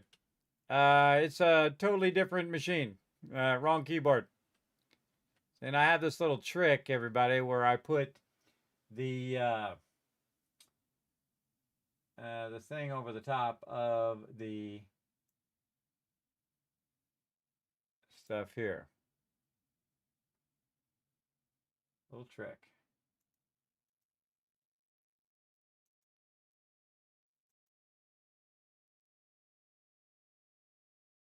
Huh. Right here. Oh, that's why that's weird. Aha. See? Then it makes it look like it's in the van, in the back of the van, and then just the side of the van is transparent. It's overlaying, so it's two layers, everybody. You got the van behind, and then you have the van wall that's in front, and then the bits fall in between. Little graphic design trick for you there. Okay, we moved that up so you guys can see my stuff there in the bottom right corner again. Now let me go fix my overlay here as well. All right, let's save that. And then I'll move my little gold numbers out of there. Let's see. I believe that's under my other overlay. Not that one. I have a lot of them, everybody. I have a tremendous amount. I pioneered this, by the way. I was one of the first people to use Stream Elements, and I pioneered all of this stuff years and years and years ago.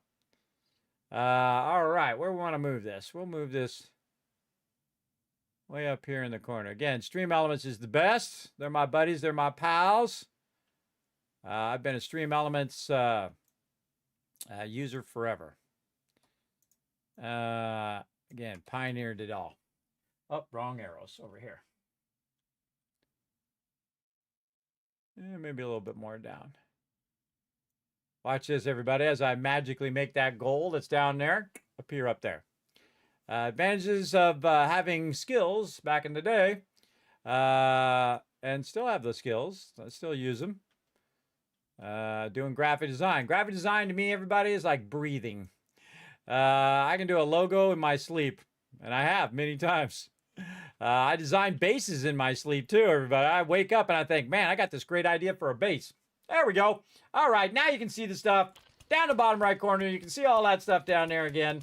I moved it down for Christmas time because of the Christmas tree and all that, but I'll move it back up there for you. I had that on my list to do, and you know what? We might as well just take care of it now while we're thinking about it. How about that? We'll just do it now. All right. And we'll do this. We'll press some buttons here. We'll press these buttons. We'll put this back over there. And yes, I have 6 monitors, everybody. I have 6 monitors that run this crazy stream. It's a lot of hard work, everybody, to set all that up. And my stream is very complex, so I got a lot of things going at the same time. So that's why I need all that stuff to make it run. Though I think in the Vault Van, I might downscale it a bit to where it gets down to, say, 2 or 3 monitors. So that it's a bit easier to manage when we get that going. Okay, we're going to definitely need more blocks. Let's put in our corner, which we've taken the block out of. Let's go back over here and just pick up this corner block, because we only need it one more time, like this. And again, see how the pad really makes a difference? It's going to make a huge difference on Horde Night, but a massive difference. Just a simple rotation, not face, simple rotation will do. There we go. And over here, in this little corner one. There we go. And then running out of pieces here, we'll just go ahead and do our wedges. Simple rotation. There we go. Wedge, wedge, wedge, wedge, wedge. We got to put a block in there. And then we got to put all of our spikes back in. We got to do all of that. We'll pick up the shape of a square block, put that in there, grab our wedges back. And we need more cement. Okay, and while we're waiting, also, it'd be a good time to start on some spikes. Let's say, how many can we do total? We could do 168. Let's do 150, so we have a little bit of wood left over. And you're like, 150, that's a lot. Not really. And then again, this will be our main entrance here. Very nice. Okay, now we're getting somewhere. Let's go down here and get some more concrete so we can make more concrete blocks. And you thought that was a lot of concrete blocks, everybody. That ain't nothing. We're just getting started. We're just getting started on these concrete blocks. Let's get up here and see if we did all of our ammo. Ammo's still running. Oh, man, lots and lots of ammo there. Very nice. Put that away. Up there. Looking good. We can put our high power back in here and put our AP back over here for us. Let's just put that there. We got a bit of spikes. We should probably put our blocks in front of that. So let's say 200 blocks. Actually, let's just do them all. And then 120 spikes after that. Because our our workbenches are still tied up for like 30 minutes, so we might as well just do it in my inventory. So we'll be making blocks while we're working on it. And again, we're just rolling over to the Horde Day. We're going to be going the whole time, everybody. We're going to be going all through Horde Night. And just keep on going. We're going to have a nice long stream tonight. Already a ways in. We got to do this corner over here. And actually, we could just finish that spot while we're at it. Let's go ahead and do this and this. So we can go ahead, pick up the corner, and then pick up the low side corner. Just to put those in. You want to put in the trickiest stuff first. Because usually those are usually one-offs. Oh, we need one more block out there. Get me out of the way. There we go. And finish that out. Nice. Finish this side out. Oh, simple rotation. There we go. Okay. Finish that, and then we just got to do that edge. Now, while we're waiting for that edge, we want to go ahead and move some of this back. Now, we're going to go ahead and use our regular blocks, and we're going to put these in here so we don't accidentally use those. What you want to do is go along the edge here and just use a very simple block. Take out our corners. Just use a simple block and just run your simple blocks like this. Now, what this is going to do is flatten out the edge of your base. And basically offset the edge back. And make your life a lot easier. I'm going to go way out this way and then just turn around and go the other way. And you'll see what happens when I pick up all the blocks. In fact, I can pick up my vehicle while I'm at it. And I try to get most of this done during the day so I don't have to constantly stop to kill mobs. But nighttime is upon us again. We'll go way out here. Need more blocks. We can just pick these blocks up. And we'll just do them here. There we go. And now, when we pick up the blocks, and we'll just pick them all up, we can see we have a nice flat area. And that has fixed our edge problem. I feel like sometimes I just go 2 blocks, but I'm filling 3 blocks this time. So go with 3 rows of blocks. Notice also it takes out the plants and stuff. The nice thing about this is, again, it will flatten it out, but the plants will return. They will come back and grow back in. But at least it'll be nice and flat. And then guess what we're going to do? That's right, we're going to do the same thing along this edge on this side. Because again, we have multiple elevations. Notice that this one is up higher.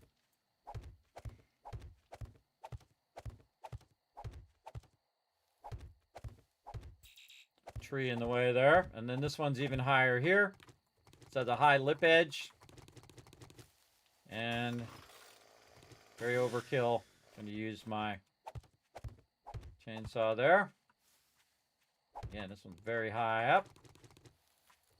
And you can see that it actually brought that edge up. And this side is lower. Right there. And this is going to just, again, even this out a bit. And you don't have to really go in and take all this out and whatnot. The whole point is that it is even.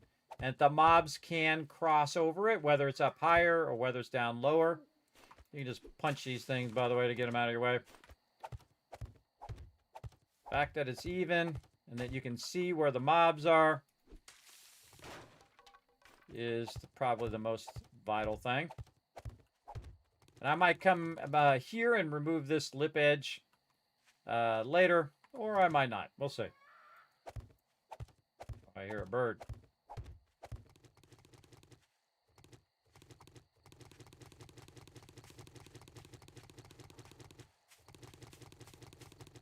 All right, I think one more row ought to do it. Just back them away from the edge of your base. And I might come over here and remove this edge if I feel like it, and then just move the edge of this back. But for right now, we'll just do this. And we'll see how it goes on Horde Night. If it becomes a problem, we can always fix it. All right, see, very nice. And again, if you can go up and down this real smoothly, so can they. All right, and again, this edge here, I would go down by 1. So I would go along here and take a bit of this out. Trees are hard to see.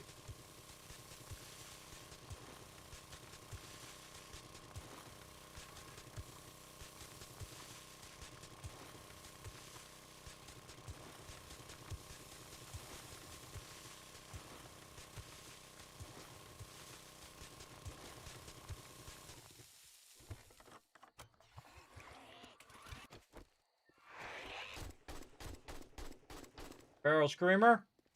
Means there's going to be a bunch more Screamers coming. Oh, a whole bunch of birds.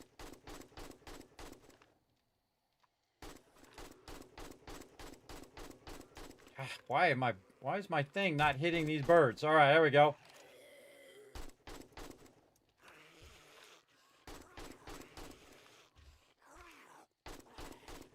Be right with you. Man, my thing just does not want to hit these birds today. All right, I'm coming.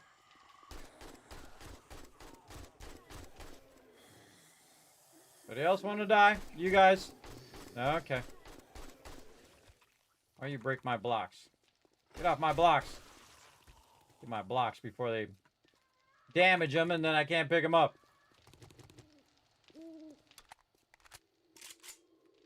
Okay, kill box still doing good. All right, birds. Get off my, get out of my airspace. Wasting my ammo. God, I used to be a good shot. I like my bullets are just going straight through them. I gotta stop all this stuff. Concrete blocks.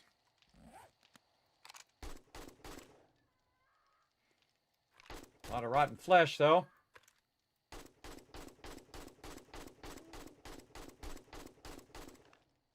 One more. There we go. I won't bother to pick that up. I'm just getting rid of them.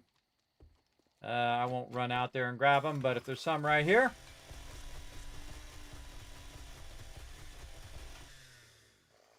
Just grab it. Okay, this pad's working good. Okay.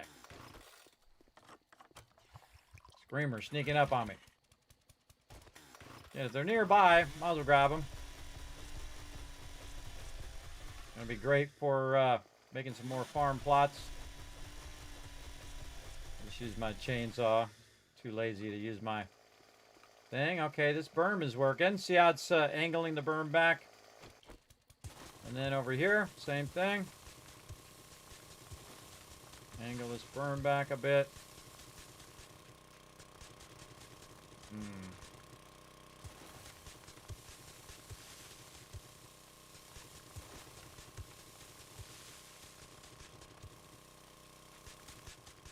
Yeah, I don't know. That looks like it needs a little work. All right, this one back in here and in there. Okay, other way. Do like this. You can see I'm just using the same blocks over and over again to flatten it. And again, this we can just leave up here. Flatten that edge.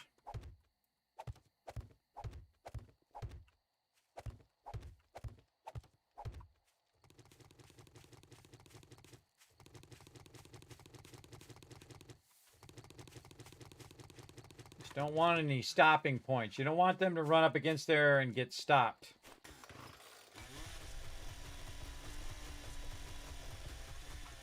That's a lot of loot right there. Lots of loot. Okay, we already did this level. All right, yes. So now we're second one out.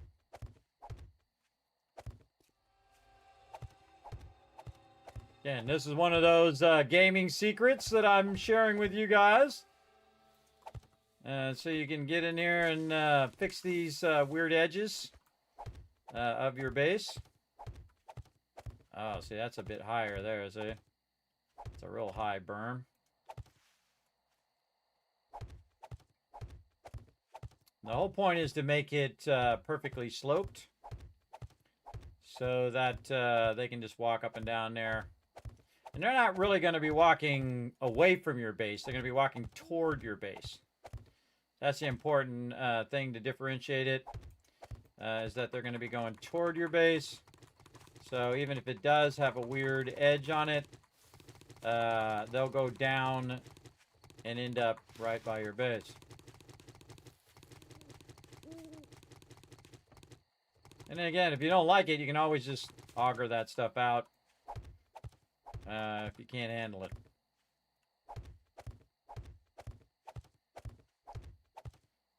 And you're doing this also to transition between the blocks on both sides. And a lot of dead birds around here.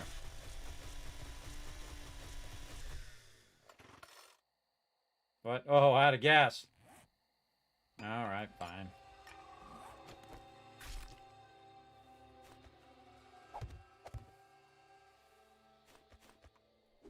Plants. In my way. A cool thing about, again, the mobs showing up in your face is the fact that now you got a cooldown time of them no longer being in your face.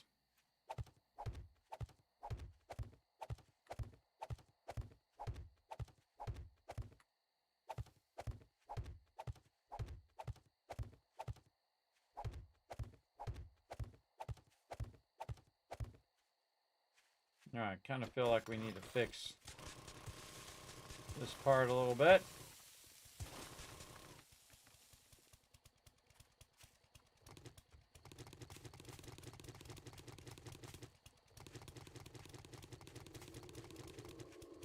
This part I'm going to bring down just a little bit.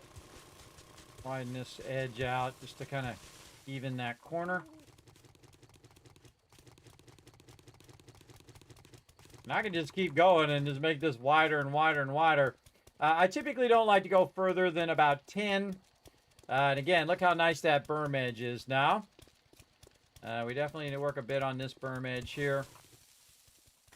Let's go ahead and see if we can just do a little bit of this. We got this one. Again, the blocks are what's controlling the edge and the angle.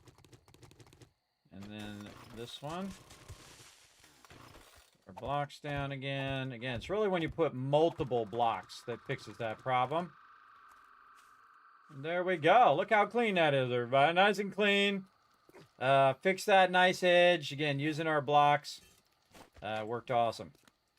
All right, all we need now is this lower part. And we have our cement plaid in place.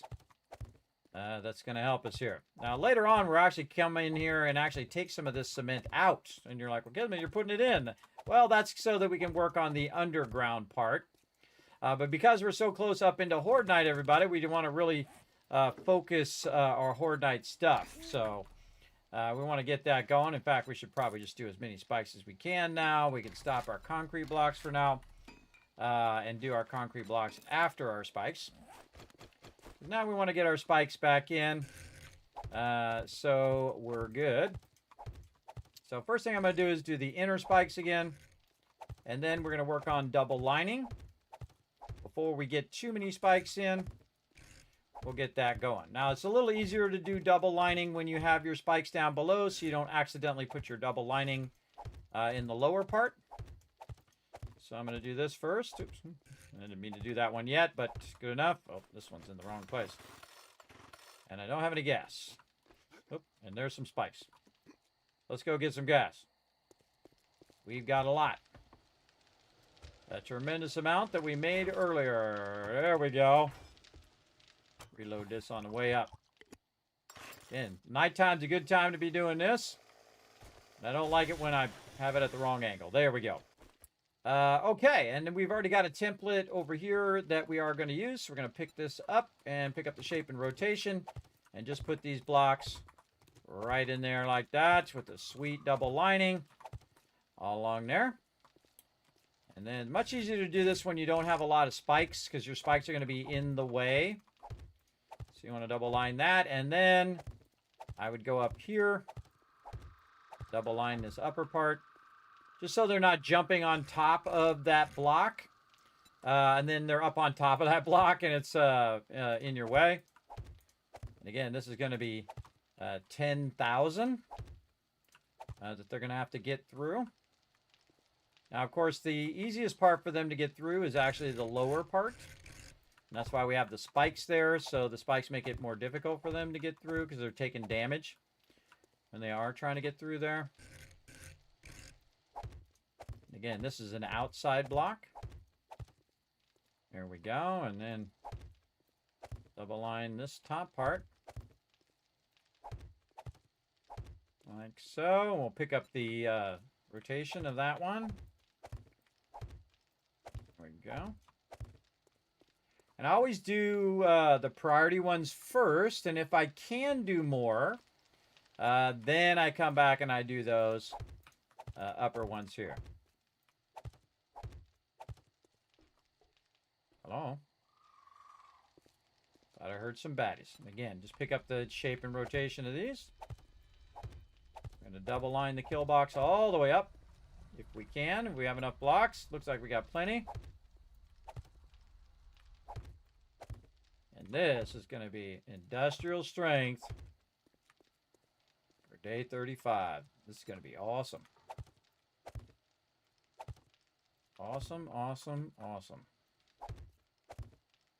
That's nice. Okay, we can get all of our blocks back now. There we go.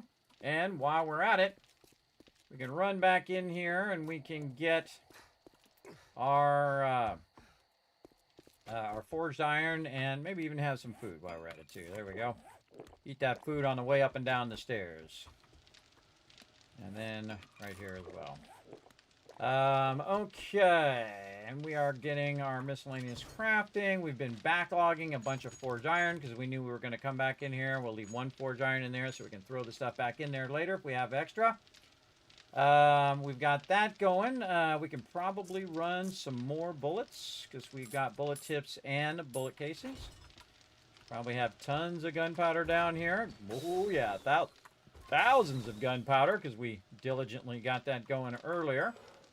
How many more? 237. Okay, let's call it 160.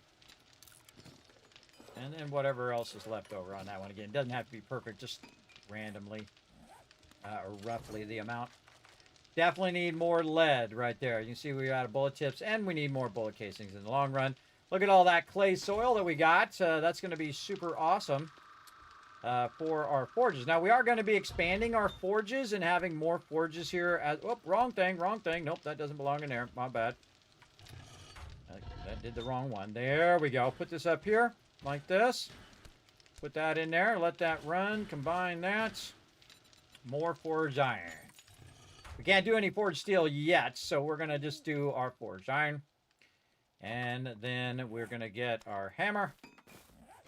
And we're really going to basically work on the base here. All right. Oh, I didn't actually put the forged iron in my inventory. I put it back into the thing. It does happen. Put it right back in there when I double press the button. There we go. When I put the gunpowder back in, it automatically put it back in there because there was one already in there and it thought I wanted it to put it back. That was my bad. Okay, now you're like, well, why don't you just make the iron spikes? Well, the reason why I don't do the iron spikes is because if you make a mistake with the iron spike, then you have an iron spike in the wrong spot, and then you have to take it up and you don't get all the resources back. So I always do it this way, so I know I put it in the way I want it, and if I put it in wrong, I can take out the wood one and very easily put the wood one back in. But now we're going to work really diligently on each layer. Make sure they're all upgraded. And really put in some serious defenses. Because I have a feeling we're in for a crazy night. That is for sure. All right, we got that layer done. We already got all the sides in as well. By the way, I can put a pole in that corner if I wanted to, but really not necessary. There's 2, there's 3, there's 4, and there's number 5 right there. We'll go ahead and just do that all the way out. And then we're just going to bring this all the way out, and we are going to square this across and just do the corners for right now, just to make our job a little easier. Like this. And again, sometimes I just put the spikes different directions just for fun. And sometimes I turn the corners or whatever. And we can take this out. On the front side here. And before we get too far, make this easy on ourselves by upgrading all of these.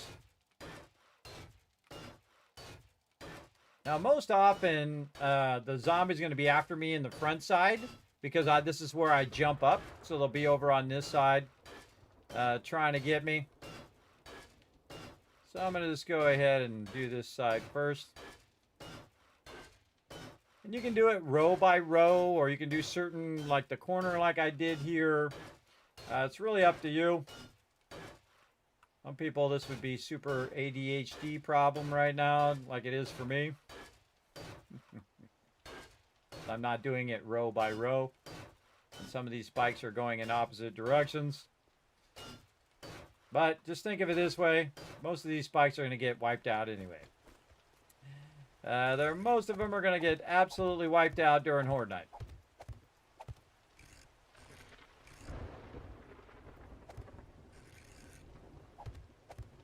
Also good to do it row by row in case you run out of spikes.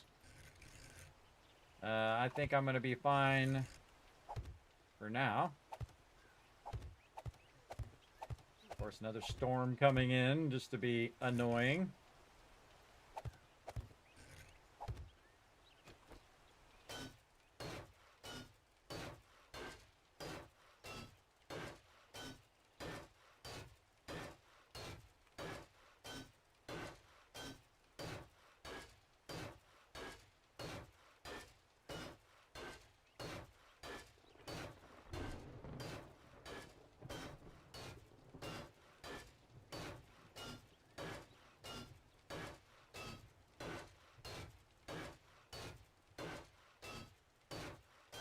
Nice to have a nail gun right now. We do what we gotta do.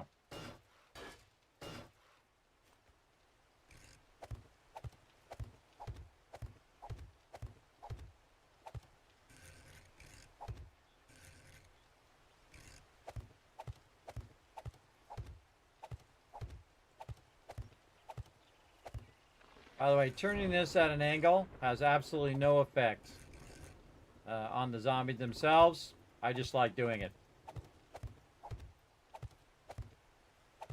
I just like turning the corner one. It's just me. What I like to do. Alright, row number 3 going in. Can't seem to have a day without it raining. Every 5 minutes.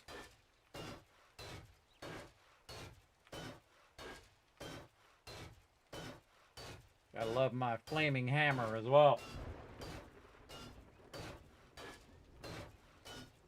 Gives it more block damage. Repair a little bit faster. Gotta go get that airdrop at some point too.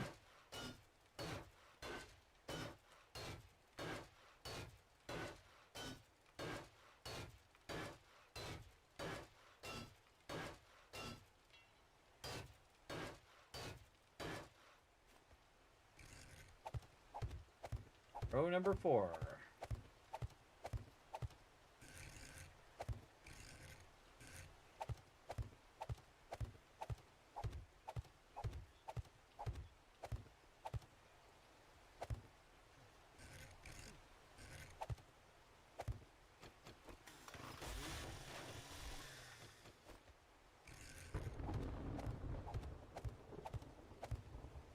lot of wood. All right, we got to go get more wood.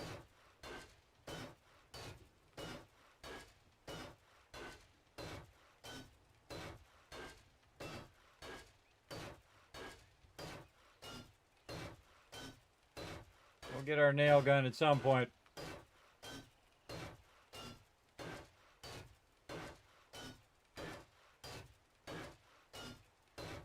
You might be thinking, hey, Kismet, nobody getting through that. Oh, yeah, they will. They're going to totally get through this. We're going to have to fight them off. Most likely, I'll put more spikes down in the middle of Horde Night. Okay, let's repair this one over here and any of these. Okay. Looking sexy. All out of wood, though. We've got to go. Our tree farm's not even close yet. We've got to find ourselves some trees, maybe out that way. What can we drop off a bunch of stuff? Yeah, we can drop off a bunch of stuff here. Before we wander out there. Good to kind of clear your inventory. I got to go get the airdrop too. How are we doing here? Oh yeah, that's going to run for a long time. Oh, a bunch more forge iron there. Yeah, let's just top these off. Like so. Oh my god, I got way too much of all of that on me. There we go. All this back in here. There we go. We'll put our forged iron away. Put all this other rando stuff that we have back in its rando spots. This goes back down in there. Let's put this up here. Our vehicle. Use that. Yeah, we'll hang on to that for a minute. And we can reload our chainsaw. How are we doing on repair kits? We're at 2 repair kits. Alright, we got some duct tape. We do. And we have plenty of forged iron. And repair kits. Make sure we don't run out of repair kits this Horde Night. If you missed it last time, everybody, I ran out of repair kits in the middle of Horde Night, which is pretty sketchy. But luckily we improvised and we survived. Okay, and we'll repair those on the way to some of these trees out here.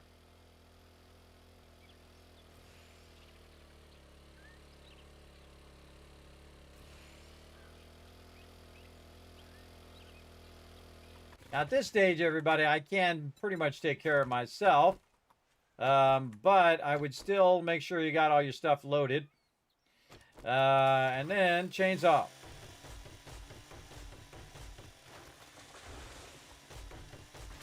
Because you're just going to call an absolute ton of mobs to you while you're doing this. And so I picked up my vehicle so I can walk around and cut this stuff down. Now, you really want to get the big trees because they're going to have the more stuff. But I love cutting down trees in a kind of a circular pattern around wherever my base is. Because it just cuts down on the redraw of trees that it needs to do.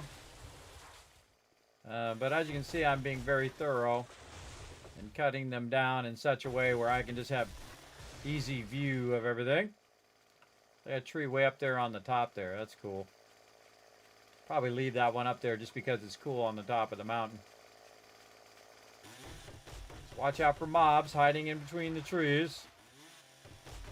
Now we're just going to go for the big trees.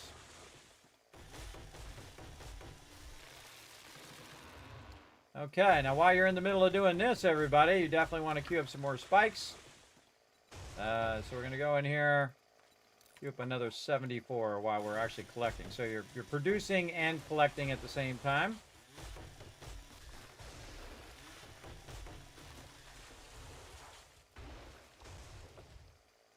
What you really want is the big oak trees, the 1,200 trees.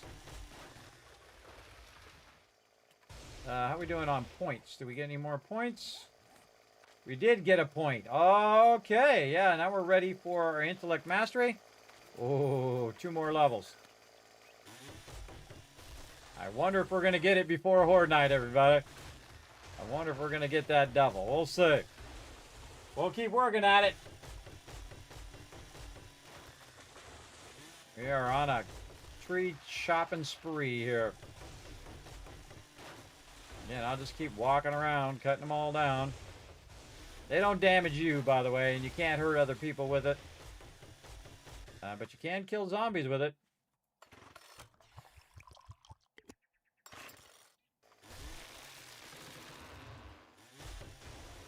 Sometimes I just hit trees as I'm going by. Get a few more of these. Now, if I had a lumberjack outfit, I'd be getting more. But I don't really care because you can end up with a crazy ton of wood here. But again, eventually we'll have so much that we're not even going to worry about it. Especially when we get our tree farm really popping off. And I could have went down there and made it, you know, 5 times as much trees. But as you can see, there's a bunch of trees just around my base that I can go and do too. In the long run, it's actually better to grow it because it's closer to my base, and I'll end up with a bunch more trees in a closer proximity, so I won't have to walk around like this and cut them all down. It'll be in a nice little grid pattern. I can wait till they get to 1200 and cut them down again, and then I end up with more seeds than the trees that I cut down. So instead of having just 6 trees, I could have 12 and then 24 and 48 and so on. You get the idea. And there we go. And we'll do even more spikes. There we go. It's already done 74 spikes. Wow. Keep those going. 76 spikes. Always that number 76 comes up a lot. It sure does. Or maybe I just notice it more because I played a lot of Fallout 76. Which I hear has a bunch of cool upgrades and updates, and I'll get to it eventually. Right now, I'm playing some 7 Days to Die, though. Solo run. Oh, there's a 900 there. That's nice. 600 on that one.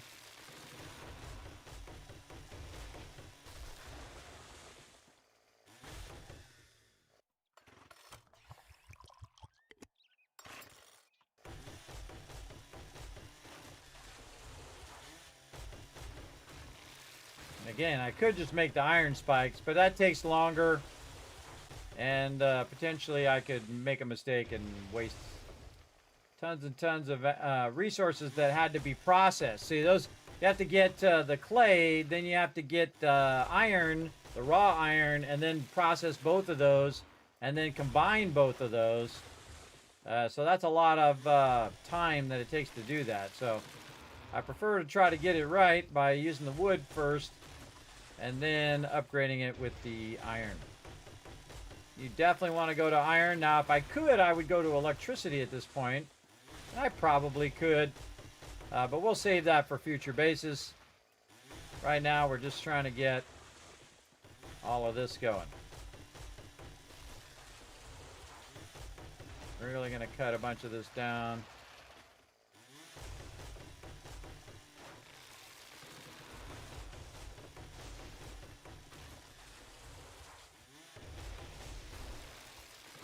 Now, it is Horde Day, so I don't want to spend too much time doing this, but enough that I have a bunch.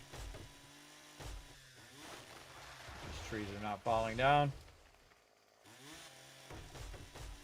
There we go.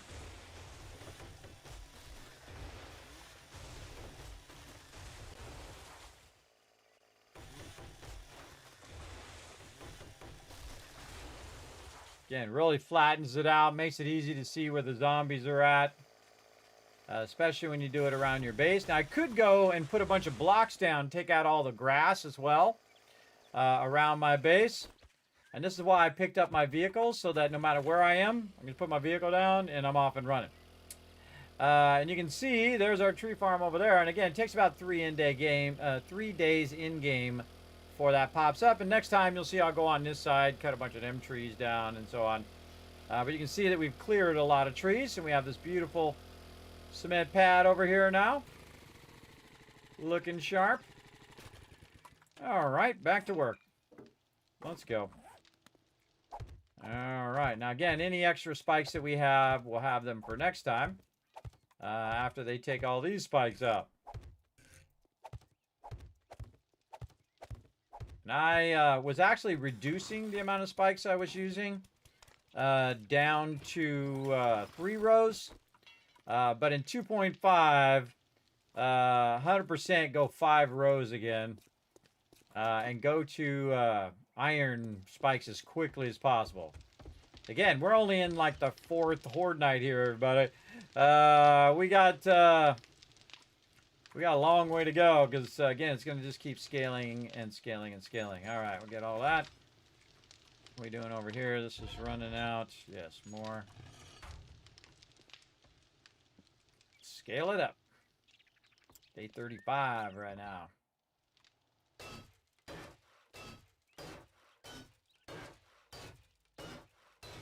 I'm just doing it row by row now just to be diligent that I'm getting every one of them. Not accidentally leaving any wood spikes in there. Also go up above and double check it up there, but our whole base is now cemented out and looking good. Nice, nice. Okay, what row are we on? 1, 2, 3, 4, and this is 5. Very nice. Row 5 going in.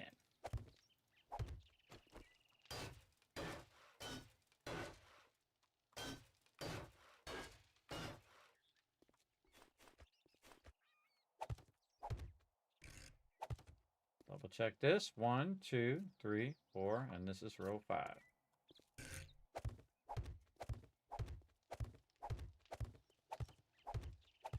Same thing over here. 1, 2, 3, 4. This is row 5.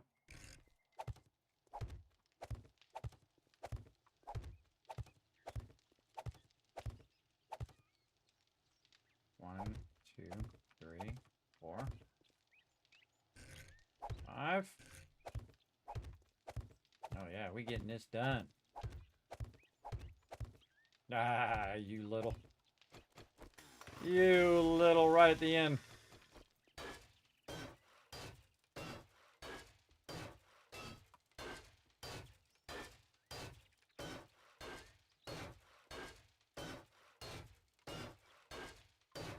So much nicer with the cement pad there.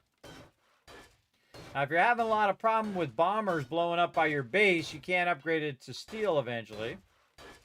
But in the forest biome, you won't see me upgrade that the floor to steel. The inner part, I might go steel, especially the bottom row, since it only has a single layer. I'd probably go steel on the bottom row first, and then steel up the middle row, then the 3rd row up, and so on. And any spots in which I'm having issues where they're trying to breach,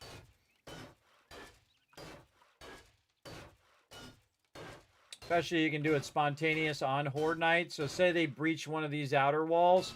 Well, the inner one, I could have some steel and just put that steel on the inner one to keep them from making it through.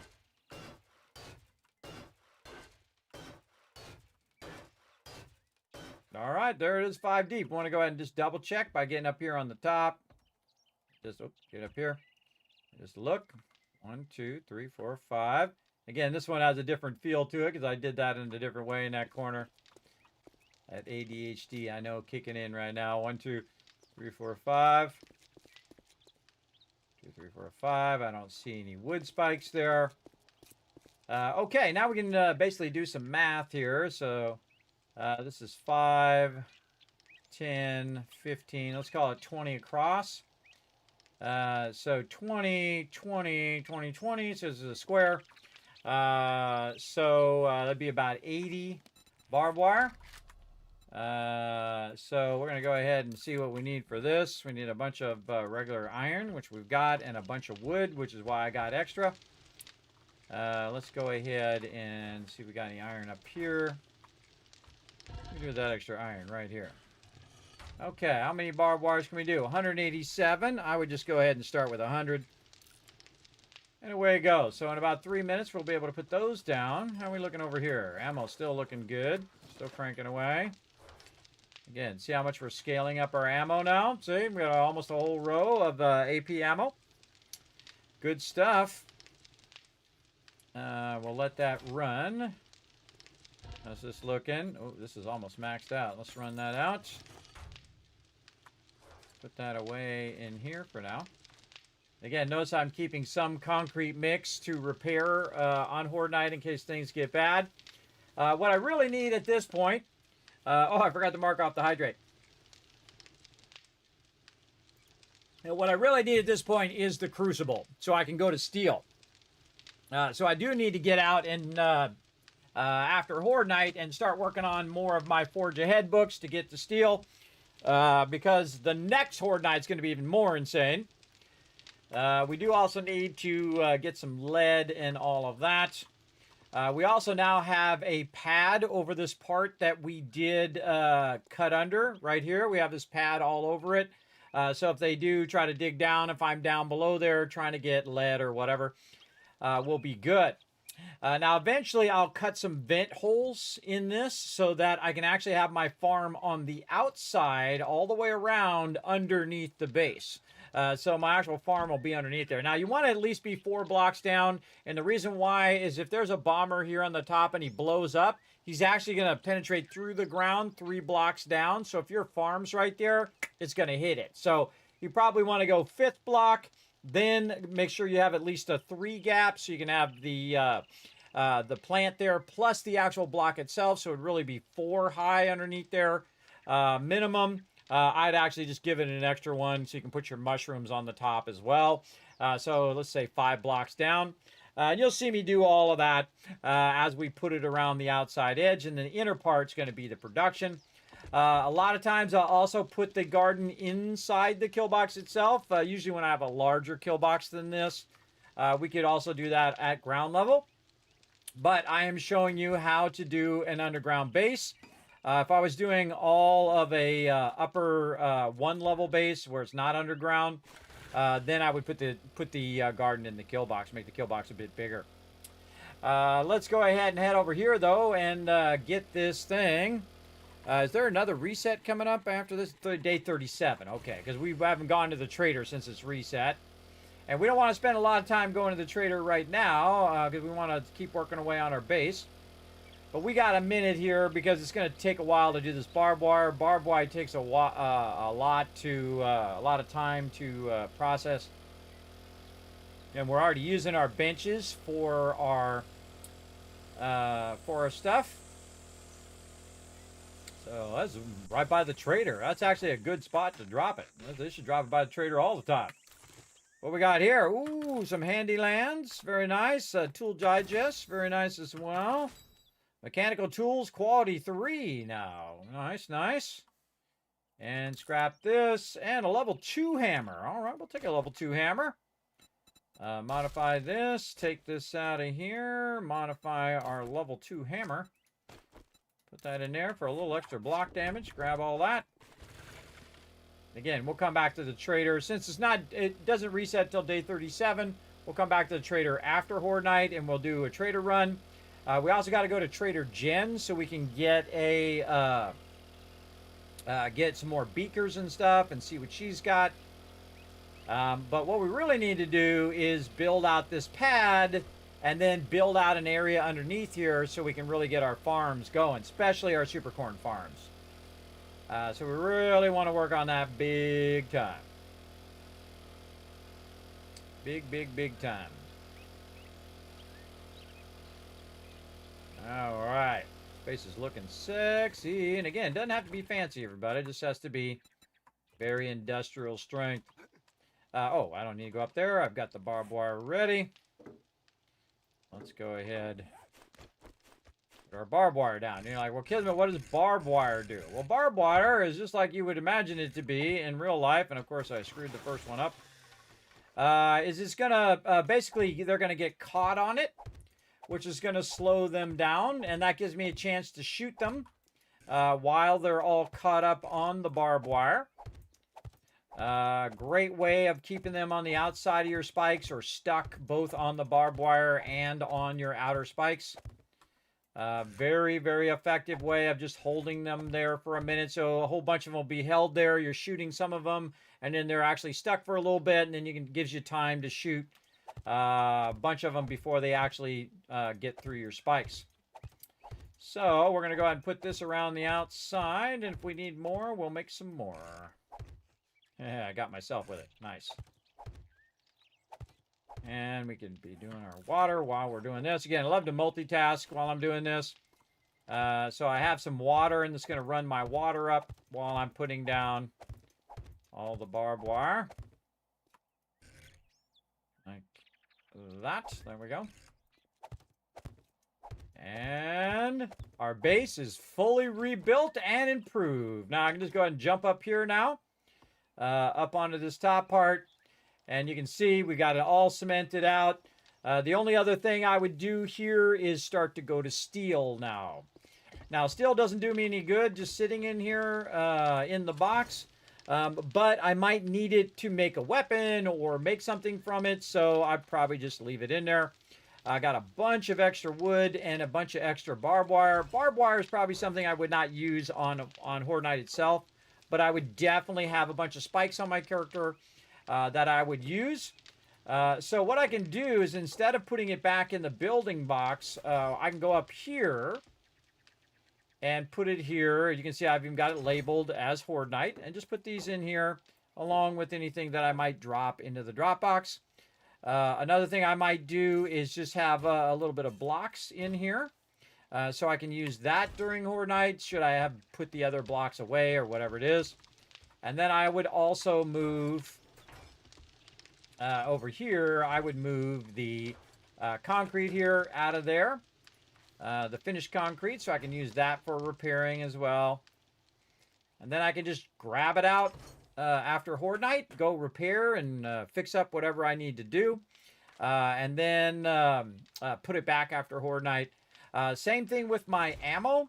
Instead of having to run down in here to get more ammo, I would then go ahead and start moving all ammo out of here.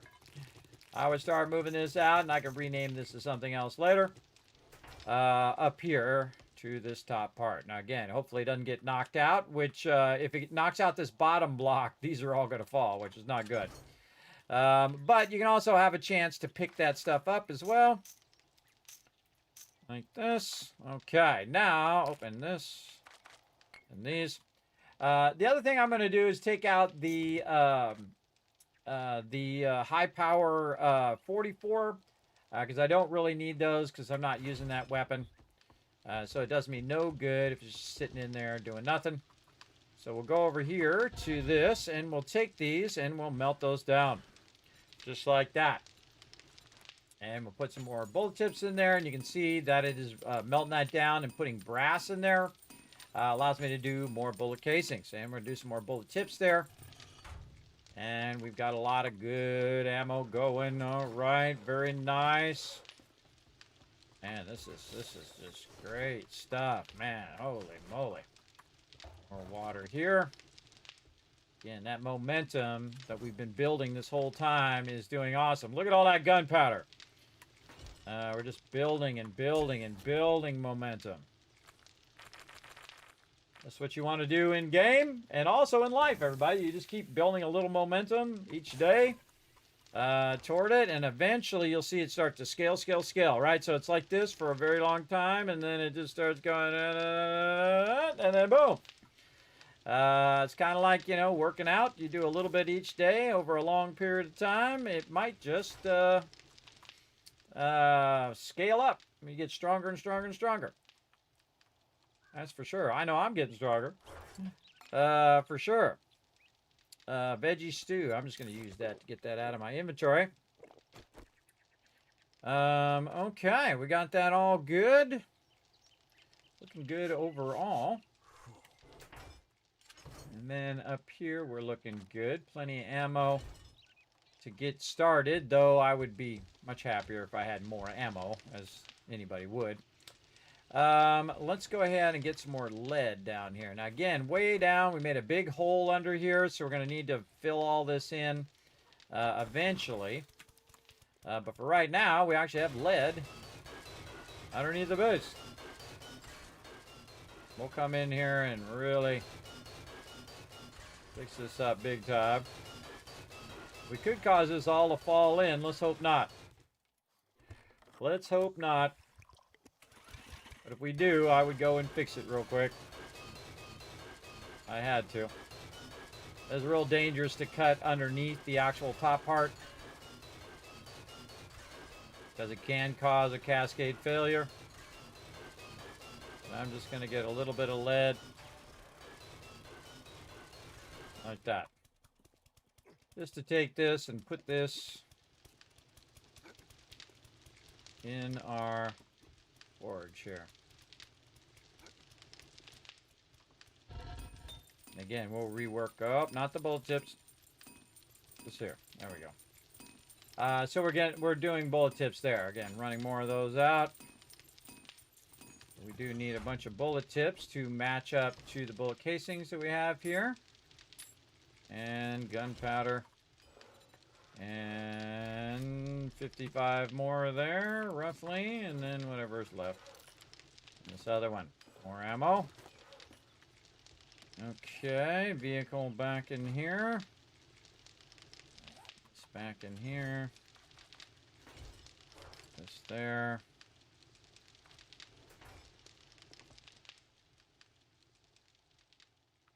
The trade box. Okay, you know what? We might have enough time to go to the trader. Let's go ahead and hit up the trader. See what we got. Quick trip to the trader before Horde Night. We got our ammo running. We got a bunch of other stuff running over there. We definitely need to get a ton more lead, and then, of course, go around and get more brass. But maybe this trader's got something that's going to help us for Horde Night. Even if it's some magazines that allow us to build a better weapon, that would be awesome. Love to find some machine gun parts in here. And some machine gun magazines. Would be great.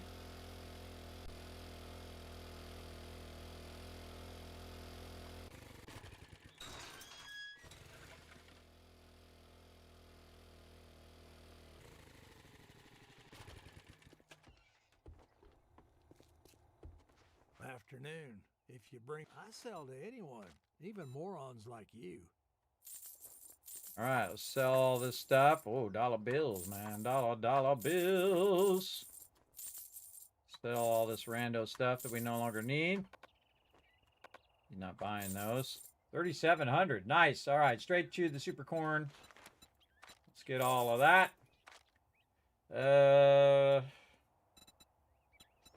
Don't see that. We'll look at those parts again in a minute. Crucible. If I had the cash, I would grab it. But eventually, I'm going to get that unlocked anyway. We got some vehicle books. That's probably the best thing in there. We'll grab some vehicle books. Nothing else really I need right this moment. Eventually, I'll get it all anyway. Any amazing weapons? Pump shotgun would be nice. Forge, no. Oh, I forgot to do lanterns. Oh, there's an intellect mod in there. That's tempting. That's tempting. Nope. Let's see. Parts. Yeah, no, no shotgun. No, machine gun parts there. Scumbag like you. All right, one step closer to that motorcycle. Let's check and see if any of this is reset. Oh, truck has. And nothing much in there. Oh, there's a forge ahead. Take that. Let's check this stuff on the sides. Again, this is the only thing I really like loot multiple times. I try not to do it with POIs. I feel like those shouldn't reset. Another forge ahead. Nice. A little tempted to go the other trader. Oh, I got the smoker. Yeah, almost to that crucible, man. I bet we're just a few books away from that crucible. Yeah. Oh man, we can do the honey extractor now. Where are our ways? 69, 19 more books. But if we get the doubling effect, we won't have to do it. Can I get all the way to the other trader, get that loot, and get back before Horde Night is over? Probably on the motorcycle I could, but not worth it. Oh, we should check these boxes. See if there's anything in these boxes. I think I cleared them all out. All right, we no longer need this. Take it out of there.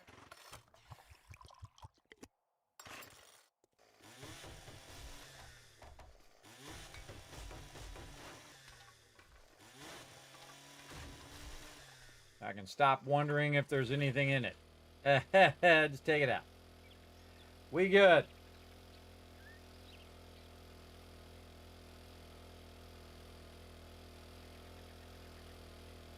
Oh, I know what we can do. We can cut right here. Make a little quick stop over here to this little lead mine. Wonder if we cleared out this lead mine. Now think about it. Again, when you're on 1 hour days, everybody, you got a lot more time. Again, if I was playing my team right now, I'd be beelining back to the base because it'd be like in a minute. Where this is like, 4 or 5 minutes. Now, 4 or 5 minutes, we want to be very efficient with our time. And maybe grab a little bit more lead that we can put in the forge and let that lead run. Oh yeah, I can see my mine from right here.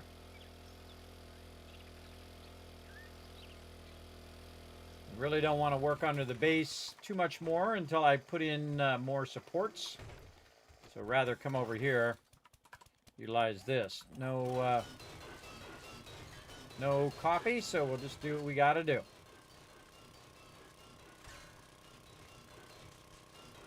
Same thing here, just take it out layer by layer. Holy mackerel, made me jump. Dr. Gluon knows how to make an entrance. What's up, everybody? Welcome to the stream. My name is Kismet. If you're new to my stream and you're a friend of Dr. Gluon, you're a friend of mine. Welcome, everybody. My name is Kismet. They call me the Gaming Tycoon. I've been gaming for 50 years. I'm the OG, the original gamer. That's what OG stands for, if you didn't know. I'm the OG. Welcome, welcome. Thanks for being here, everybody. I've been streaming on Twitch for 10 years. I've been a Twitch partner for 8 of those 10 years. And by the way, Dr. Gluon, I saw our picture the other day of us at TwitchCon. I was going through a bunch of photos for the stream and also for my family. And I saw the photo of us. So good timing, good timing. I got to see Dr. Gluon and meet him in real life, everybody, before he was big and famous, Mr. Fancy Pants he is now. And I'm also one of the people who suggested directly to Twitch that he should be a ambassador of Twitch because he's such a great streamer, everybody.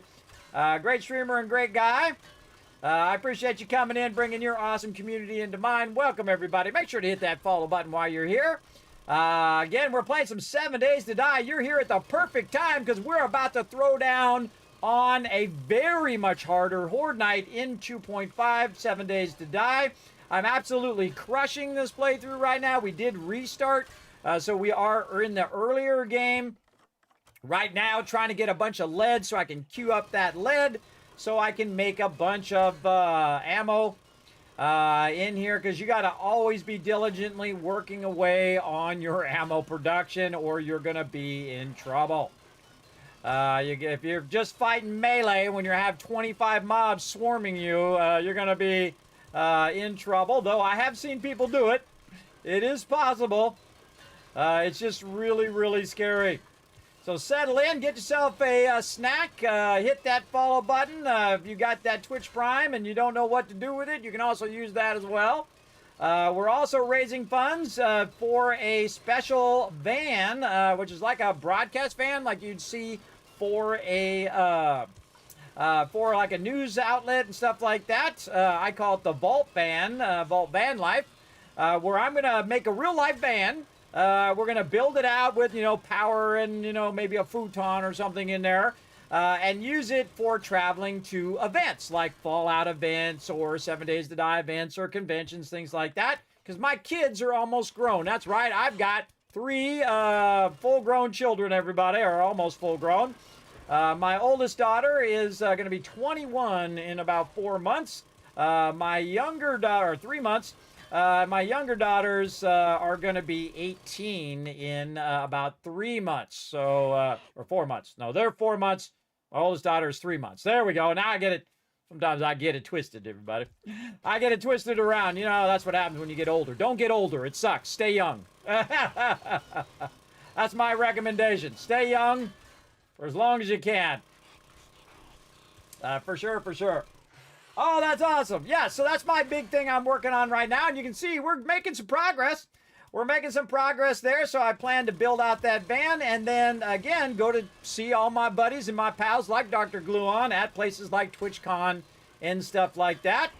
And then just travel around to all the famous gaming locations, maybe even try to hit up Bethesda and the Fun Pimps to go over there to their corporate headquarters and find out all their secrets and share them with you. That would be amazing. Again, everybody, this is my one last wish in life. My life is winding down. In fact, I'm on borrowed time, everybody. I shouldn't even still be here at this point. My doctors basically wrote me off about 10 years ago and said, guess what? There's nothing we can do. You're going to die. And I said, no, that's not the way the Kismet goes out. I don't think so. So I get up every day, try to get one more day. I do have some really bad medical conditions that I've been working on and actually making some progress so I can go and do those things. So again, if you want to help out with that, you can do that as well. But remember, it's never required, everybody. You can just come in, relax, take it easy, and lurk in the channel and do your thing and enjoy the stream. That's awesome. I know, right? Again, bringing back good memories of having fun at TwitchCon. As well. Also, I'm going to be on the Twitch homepage, by the way, everybody. Again, they were kind enough to let me know that I have been selected again to be on the homepage. I greatly appreciate them letting me do that. We're going to have a Valentine's special event on the 11th where we show everybody some love. I hear them up there trying to knock their way through. See them knocking the stuff there? Where's my ladder here? My blocks right there. Yeah, those screamers are trying to get to me. I hear them. Let's get up here and let's get them.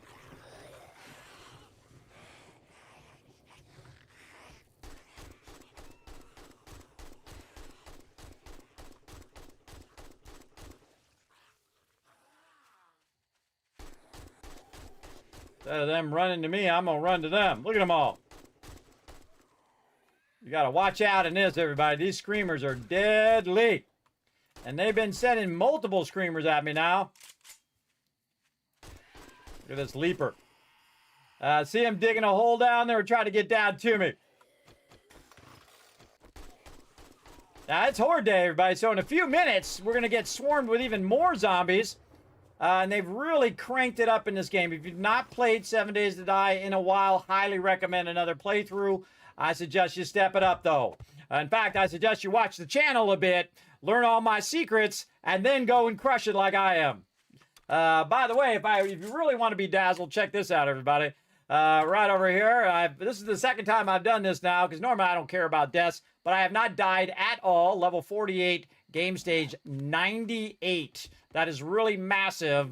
That's a massive game stage for the forest biome, everybody. That's a pretty high game stage because I have not died. Remember, the game responds to how you're doing. So if you're doing really well and you haven't died, it's going to keep getting harder and harder and harder. And if you do die, then it tones itself down a little bit. Not a lot, but a little bit to try to help you, recover. My last playthrough, I got to level, I think it was 100 and something without dying. I don't do permadeath runs. It just, whatever happens, happens, everybody. If I die, I die. If I don't, then it's just going to get more and more crazy. But it's going to get crazy anyway, because no matter what, it's just going to keep going on and on and on. Because we just keep going more and more days to see what happens. And we reset because they really did revamp the way that 2.5 plays. A lot more survival aspect, and I think they did a great job. I'm really enjoying it, even though it is way tougher. Now, again, everybody, we got to get a bunch of this. We got 14,000. That ought to get us going. Again, when you come out of here, have your weapon ready. Start shooting. All right, we good. And again, you'll see I don't bother to fill that in or anything. I'll throw some blocks on it. And then we're back to base. Where's my base? This way. All right, now make sure you leave enough travel time to get out of there and get back to your base before Horde Night starts. Because Horde Night is wherever you are. Wherever you are, that's where those zombies are going to start spawning. So if you're not at your base, if you're not in a secure location, you're going to be in trouble. Now, this is one of the signature things that I do. It is called the Kismet Kill Box. It is the ultimate protection in the wasteland, whether you are in 7 Days to Die or whether you're playing Fallout or whatever game, survival game that you are playing. The Kismet Kill Box is the ultimate. We're going to run back over here and give you the quick tour before the craziness begins. Let's go. Let's go. And again, everybody, make sure to hit that follow button. I appreciate it. Who we got? Azure coming in with a follow. I appreciate that. Thank you so much. And again, everybody, that's my one last big wish is to get that van. We're going to purchase a van. We're going to build it out. And then how many ever years I have left, I'm going to go and travel around and meet all of you. And take you guys along with me virtually. And maybe even pick up my mods and we can have a road trip. We'll see how it goes. Okay, we got a bunch of lead we want to go ahead and throw in the forest. This is the Kismet Kill Box right here. You can see we've got 5 rows of spikes. We just built this whole cement pad out here. Oh, look, there's free loot right there. Let's go grab it real quick. Let's go grab that free loot they wanted to drop off for me. Now, oh, there's a book in there. All right, now we're not going to come back out here, so we're going to go up here and just take a little bit of that ladder out to keep them from jumping up here. Now, you can see this is the, basically the Horde base is at the ground level. And again, we just built this whole cement pad. We took out all the spikes and then re-put them all back down again so we could build out the pad. And this is just going to make it easier for us to fight off the mobs and see where they're at when they're coming in and be able to zero in and shoot them. Now, we also been building a OP underground base. Underground bases are the most OP thing in this game. And I'm showing you all my gaming secrets on how to make that awesome. So right now, we want to go ahead and just double up here. We're going to pull all this stuff out and put 2 big stacks of that in there. Let that run. All the rest of this, we're going to get this out of our inventory. We got a bunch of dukes on us there, too. What do we got here? Here's a trick. Learned about harvesting more lead and brass from sinks and plumbing. Ooh, we can take that one.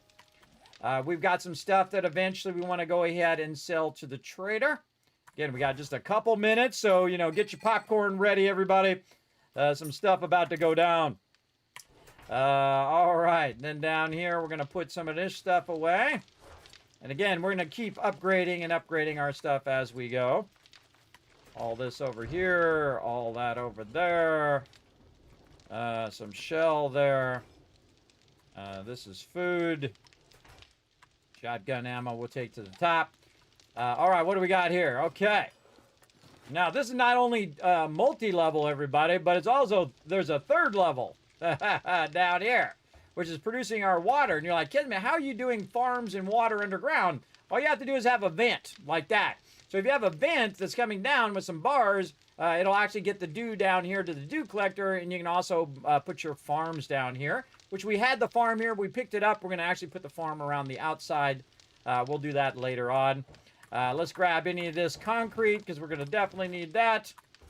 Grab any of our stuff, and this stuff's still running, everybody. Still running. And that's what that's the hardest thing is that gunpowder. When you have a lot of gunpowder, everybody, then it's just kind of a bit of an easier mode to go get a bunch of lead.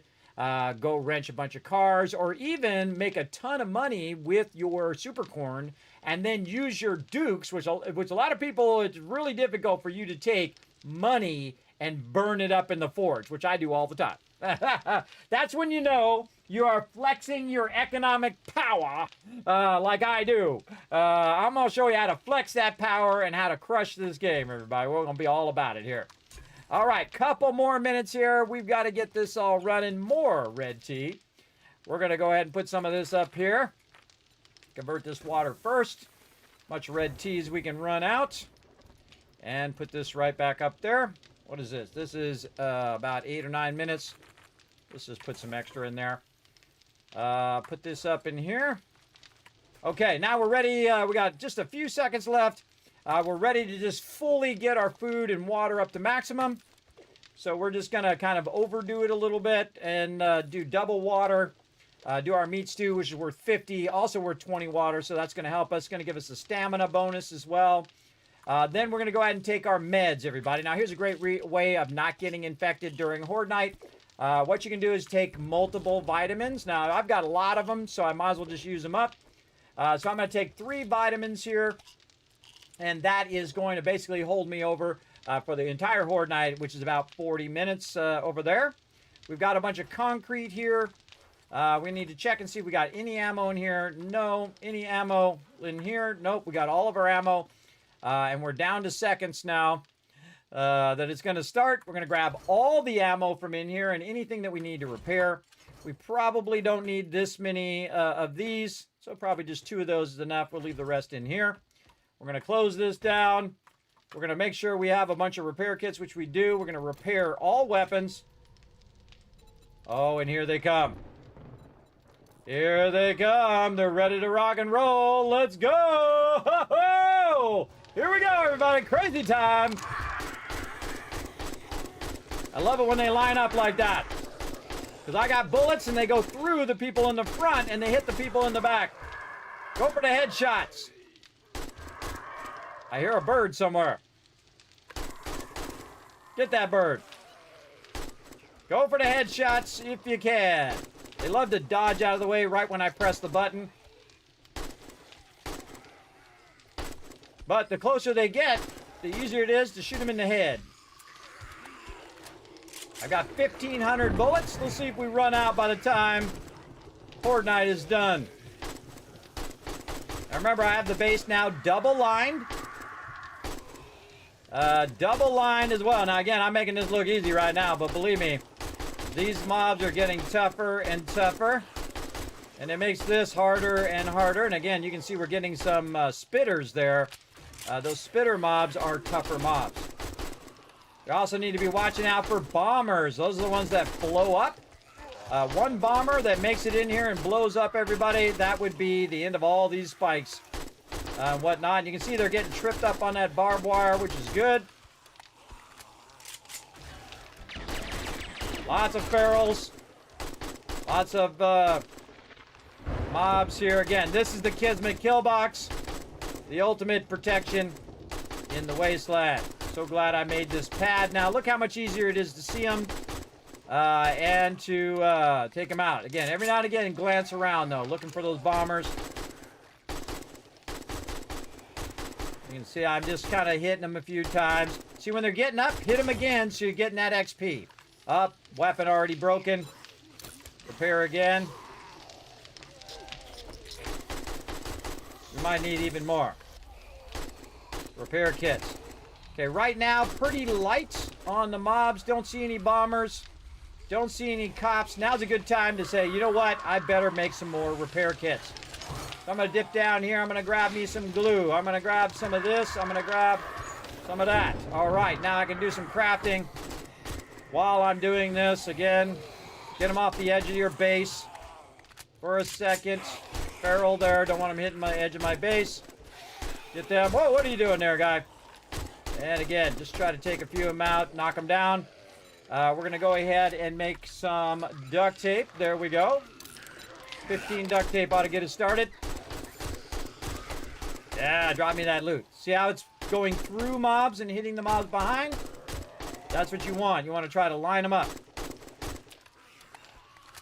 Watch for the tough ones. You're watching for cops. There's a spitter right there. We're watching for that. Birds. Get these spitters first. You can see how my gun is shooting slower, which is basically giving it more damage. Now, because this is a level 1 weapon, it is going to require to be repaired more often. Now, repair kits. And we're going to make 15 more repair kits. All right, that's good. That's good. And now we're going to go ham. Here we go. Now we're not as worried about our weapon breaking. Whoa, look out for the spitting. Go for the headshots. Again, when they have glowy eyes like that, they're ferals. That means they're tougher mobs. And they have a tendency to get back up. This guy over here. Now, if worse comes to worse, everybody, and I run out of bullets, I can always pull out my melee weapons. And you can see I'm shooting right about here, about neck level. Trying to get some headshots in, but if I miss their head or they move, I can go ahead and at least get a chest shot and not miss. Somebody on the left.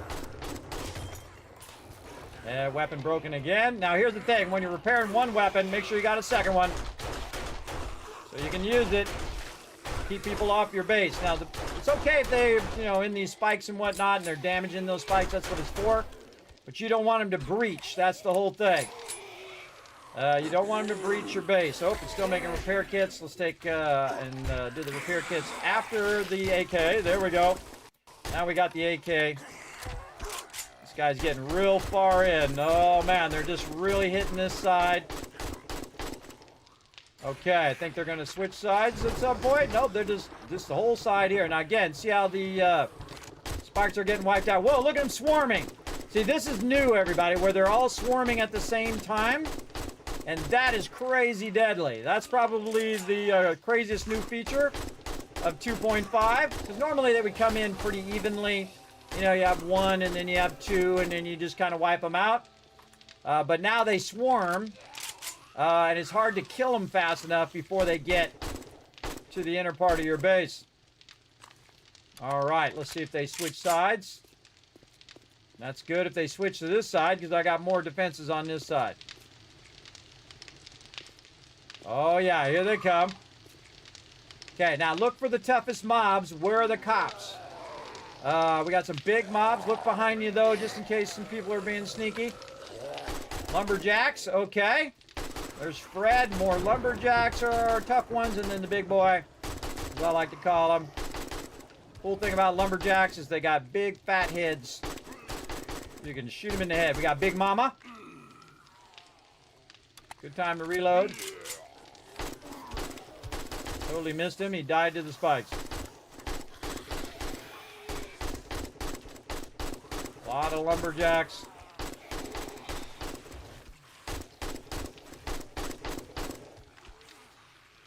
Definitely need a better weapon. Would have been nice to get a better weapon by this horde night. Long way to go, everybody. Long way to go. Down to 1,000 bullets. All right. Probably a good time to switch off of our AP and use up some of this extra ammo that we have. We have some high power ammo. Let's go ahead and use some of that up. This way, in case we start getting bombers or something like that, we can go ahead and use that. Weapon broken again. You see, this is the problem with having a level 1 weapon, is you got to repair it a lot. It's really awkward to repair weapons in the game too, because you have to click on it. And then hit repair. It doesn't just automatically repair when it gets broken. Oh, look at that. We're getting the ranger guys, which we got to watch for them. They're going to spit. Yep, like that. Then you got to get your melee weapon out. And they can make their way into the kill box. Where are they? Up here.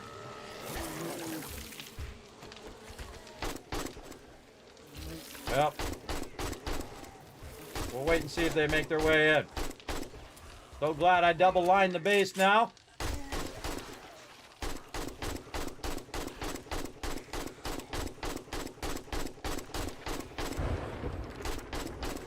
I kind of feel like those little bees that come out is actually the most deadliest thing in the game.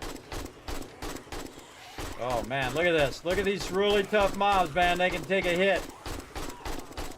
Get these ones that stand back up though. Again, using up this high power ammo. 123 bullets left. Long way to go. Long way to go. Let's do it. Tag them a little earlier. Again, when they're lined up like that, if you miss one, at least you hit the one behind. Try to do it, try to repair your thing at the right moment. See, like right there, there's a little bit of a gap. So that give me a little bit of time to repair my weapon while they're running up.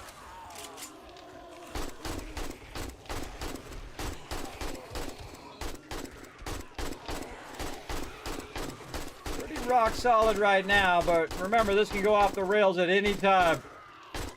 Things can go horribly, horribly wrong, and often do. But having this pad here, though, is really helping a lot because it brings them up to the level where it's easy for me to see who's attacking. Remember, I'm not saving this ammo for a rainy day. I'm saving it for right now. Okay.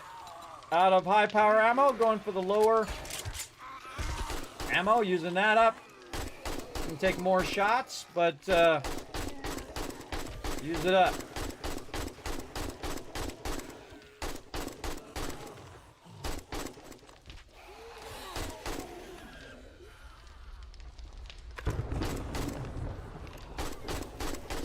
Again, see what they're trying to do is trying to attack with so many people that you can't kill them fast enough before they get to the edge of your base.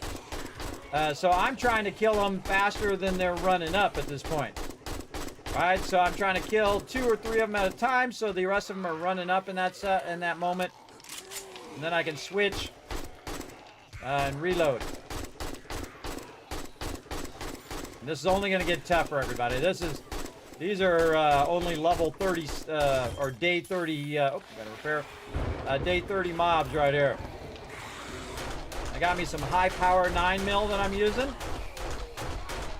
Right now we got 164 more of those.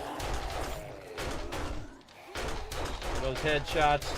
Actually, the cops or the bikers' headshots are a little easier to not actually hit them in the head. You want to hit them in the body a little bit more because they got a helmet on. And use up some of this high-powered 9mm.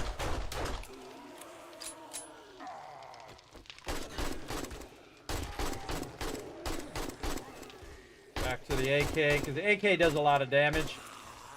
Whoa, right on the edge of the base. He's down. Now, the whole point of the Kismet kill box, everybody, is if you do run out of ammo, you can just go like this, pull out a melee weapon, and then start to shoot them. But I prefer to use my ranged weapons first. Use up all the ammo if I gotta, because I can always get more ammo. Okay, now they're switched to this side. Anybody behind me? Oh, over here. Always do a little spin just in case. See, some of these mobs, they can just wade through the spikes now, which is not good. Kind of makes your spikes useless. So on the next Horde night, we're going to have to probably upgrade. We'll see. See what we can get done.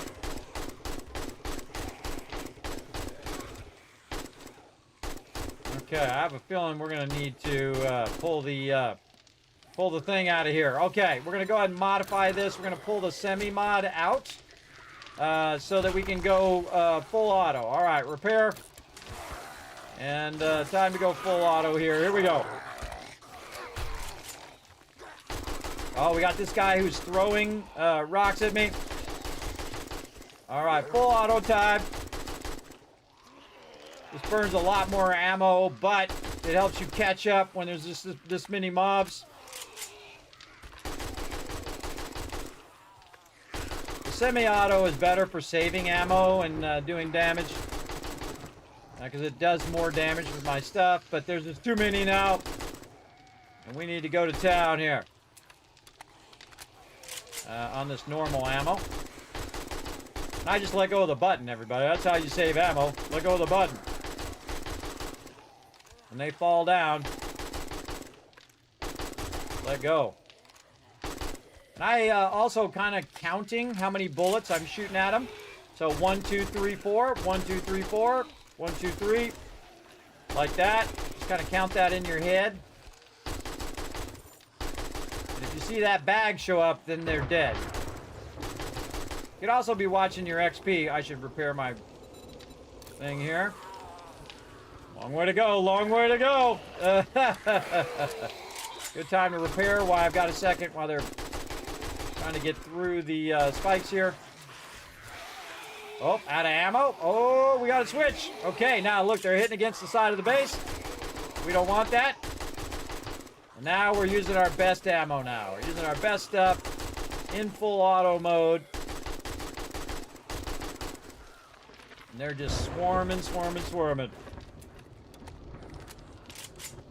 Always have a backup weapon in case this weapon breaks or you run out of ammo. 973. Actually looking really solid right now. We're just going to go on a killing spree now. Let's go. Just got to myrtleize them.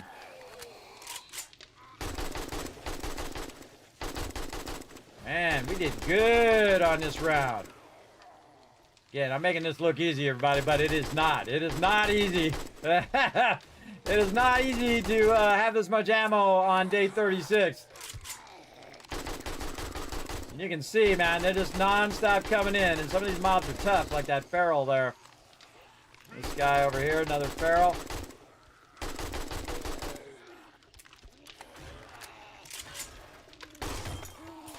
Broken. Here, go to my other weapon while I'm waiting.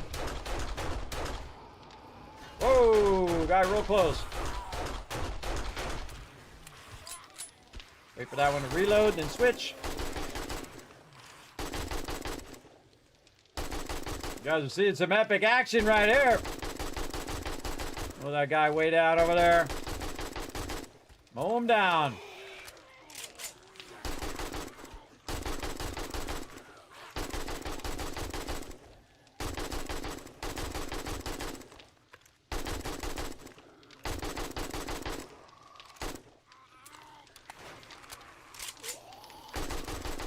Every time I reload, it makes me nervous.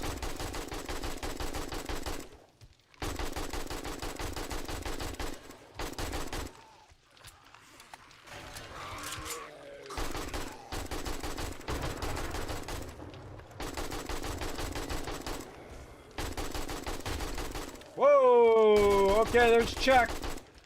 Chucking stuff at me. He's from the winter biome. Oh, weapon broken. Gotta get a weapon that doesn't break as much. Here we go. Don't worry, we made a lot of repair kits this time, so we're not gonna have the problem we had last time when we ran out of repair kits. And then we were in trouble. Holy mackerel. Heal. Oh, no, I'm okay. I'm okay. I got 147. This one right here is stamina. Quick thinking though. Oh, we're going this way now, huh?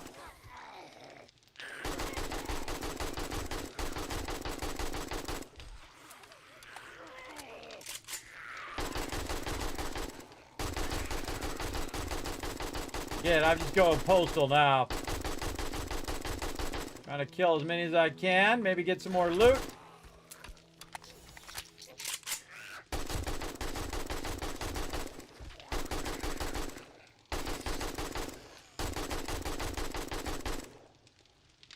Kismet kill box once again proves its worth. That was a lot of mobs, everybody. Look, still got 442 bullets left. Mama! Oh, somebody got a straggler. And that, I like how my gun broke right that moment. Holy moly, we need a lot of repair kits for that night too. All right, let's reload. And let's go see how our goods are doing. All right, we got a bunch of bags out here. Gonna put our vehicle down. I never trust that their mobs are all gone, everybody. Never. My weapon out, assuming there's going to be about 20 of them jump out and try to get me. All right, let's grab a bunch of this. In fact, let's grab whatever we got, put it in here. Make sure that you do have some ammo still on you. Take this ammo and put it here in your slots. Like this.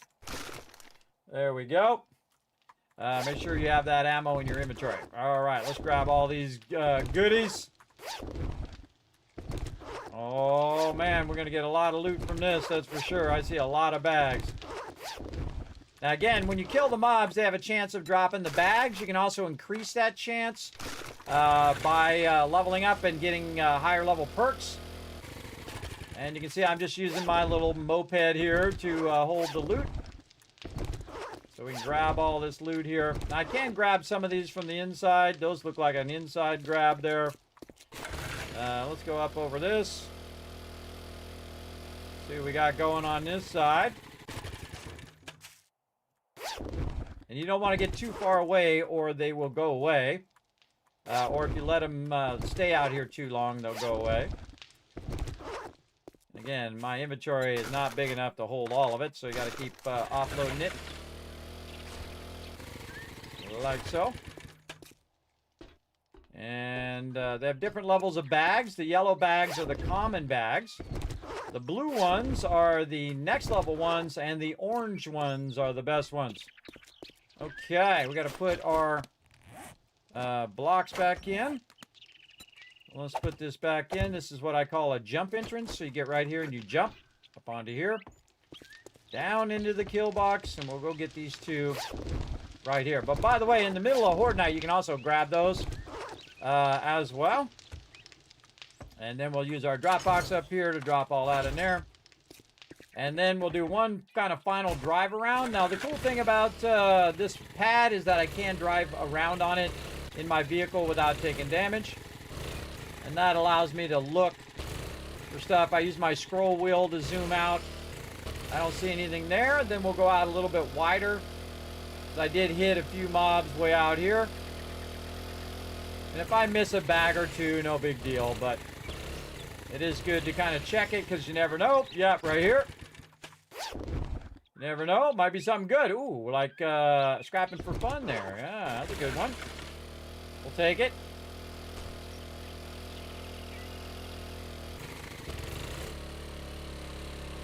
All right, that was good, everybody. That was a good run. Holy moly. And now you know why that is so effective. That's incredibly effective. So in your next playthrough, everybody, highly recommend the Kismet kill box here. Again, I'm on day 36 and just throwing down. Too fun. Too fun. For sure. And we're going to keep going, everybody. We got lots to do today. We're going to be heading off to the trader here in a minute. But we're going to make sure we got everything out of there. We're going to pick up our vehicle. And we're going to get up in here. And we're looking good. All right, what do we get up to now on game stage? Oh, we crossed 100 now. Now things are really going to get crazy. Let's see what we got for books. We got, let's make sure I actually have my outfit on. See, I'm getting 15% on there. And maybe if I got enough points, I can get my my intellect mastery. Oh, and there it is, everybody. 50% chance now of getting 2 skill points every single magazine. So that's why I hadn't learned them yet, because I wanted to see if I got that, plus the additional amount from the nerdy outfit itself. The nerdy outfit also adding a 15%, so 65% chance that I'm going to get that. That I'm going to get that double point. So let's see what happens. Here we go. And again, the higher end I have, the more I'm going to level up on all these skills. So here we go. Oh, yeah, we're getting lots of doubles. I can hear them. Lots of doubles. Lucky Looter. We're going to find more medical supplies. Nice.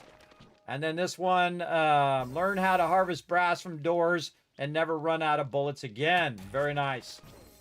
We got a bunch of various things here. Minor boots and patchworks and stuff. That I will probably just throw in the trade box and sell that. These recipes, don't need that. These we'll just scrap.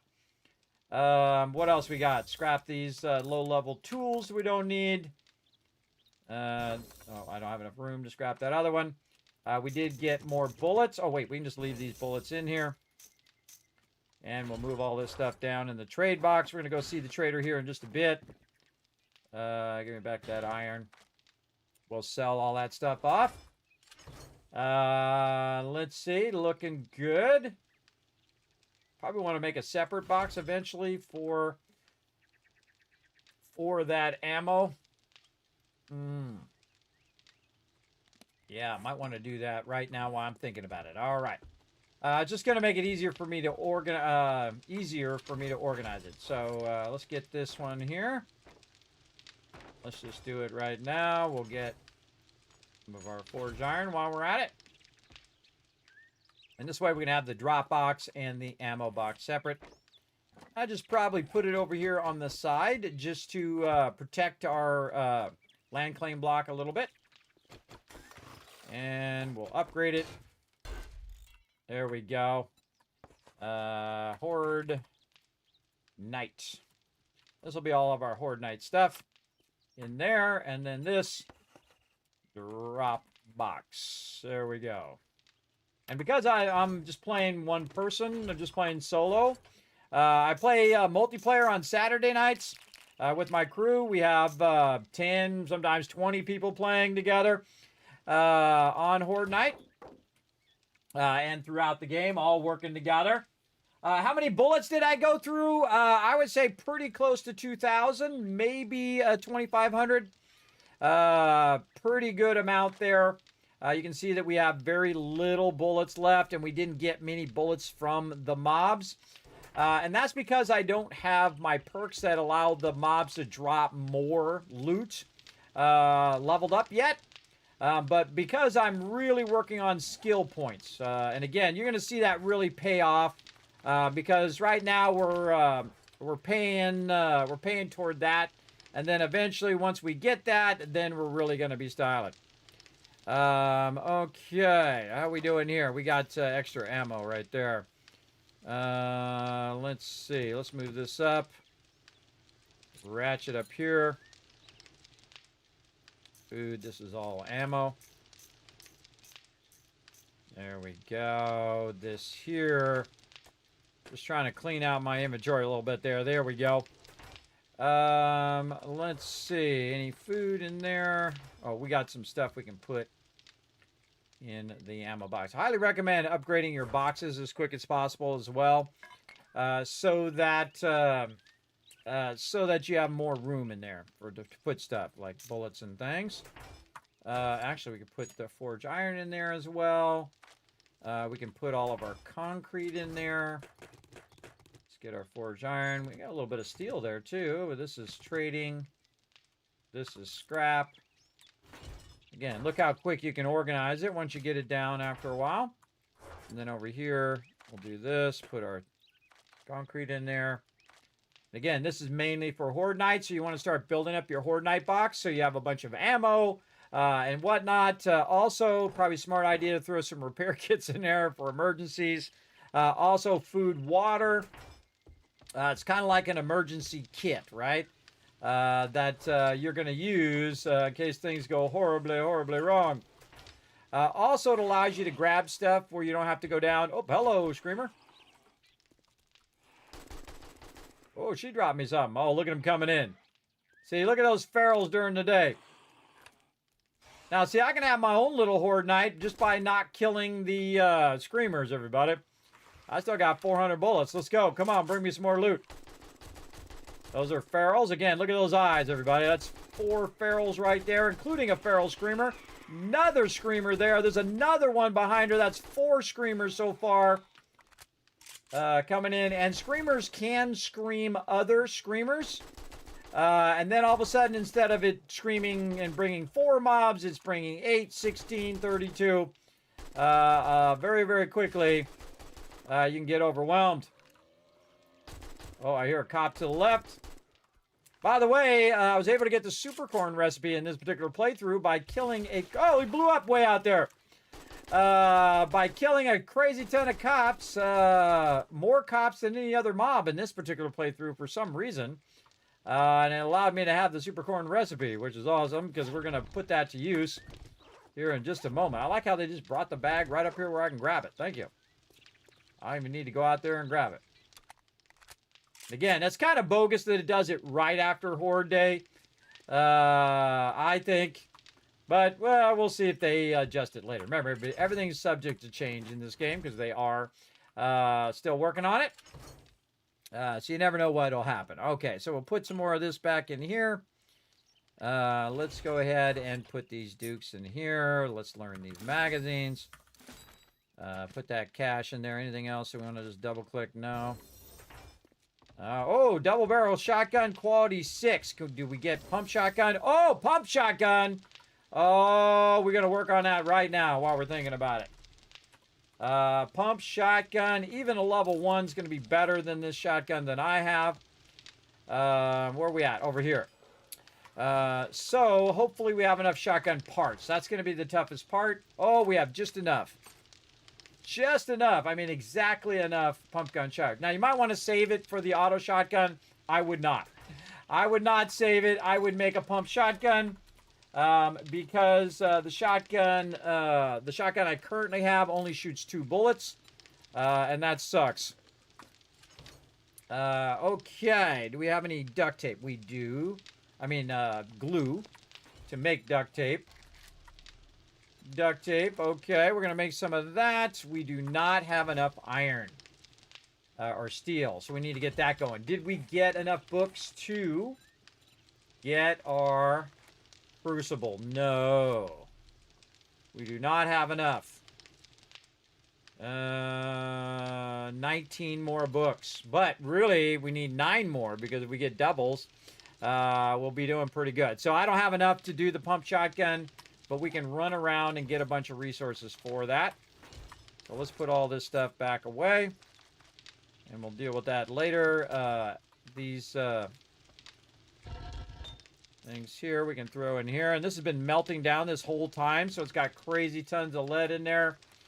4,000 bullet tips running there. We can pull all this stuff out now. And that's 4,000 bullet tips running.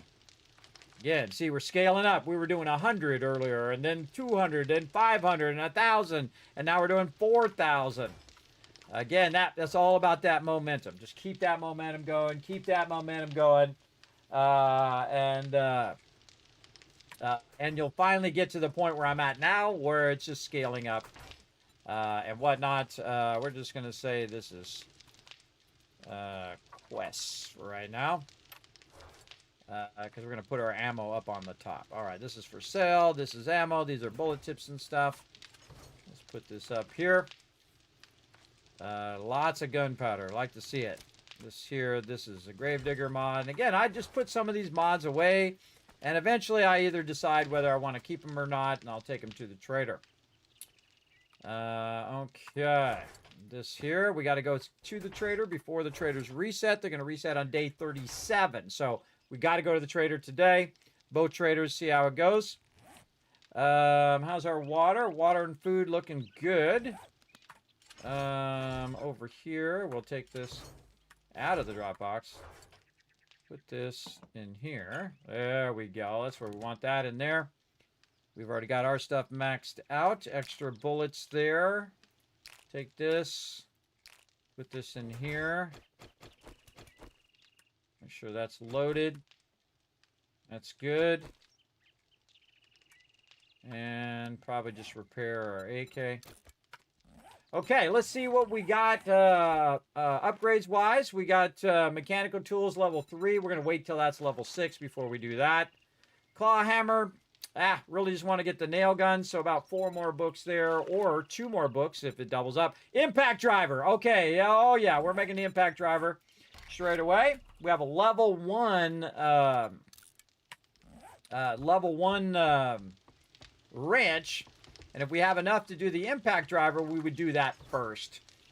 We have 12 and we need 16. Okay, well, we're going to go use the ratchet to make an impact driver. Okay, let's go do that first.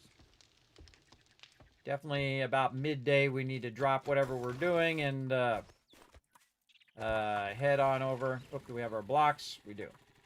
About midday, we need to drop what we're doing, run over to the other trader that's really far away. I'd like to get to Trader Gen 2. Right here, everybody, right here. Okay. We'll take these, put them on here. Just take your ladder, put it up on the side here, and get your ratchet out. This is actually better than the skylights because that's worth 2. And then if you're cheap like me, you take your blocks back. And those are like electrical boxes. Transformers is actually what they're called. Think about it. But we'll take it from whatever we can get it from. Now, see, I'm going to come in here and just always aiming my vehicle for a quick getaway. Oh, get radiated from that thing. What the heck is hitting me? Ratchet.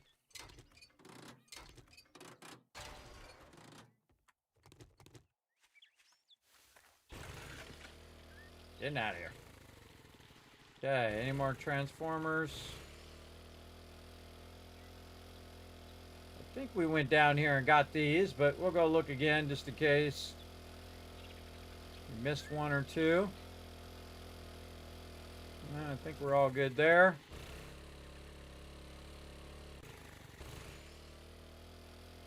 Also looking at the mailboxes. Even though I've been through here multiple times, I look at the mailbox pretty much every time I come through to see if they've reset for whatever reason. Because they could have some skill books.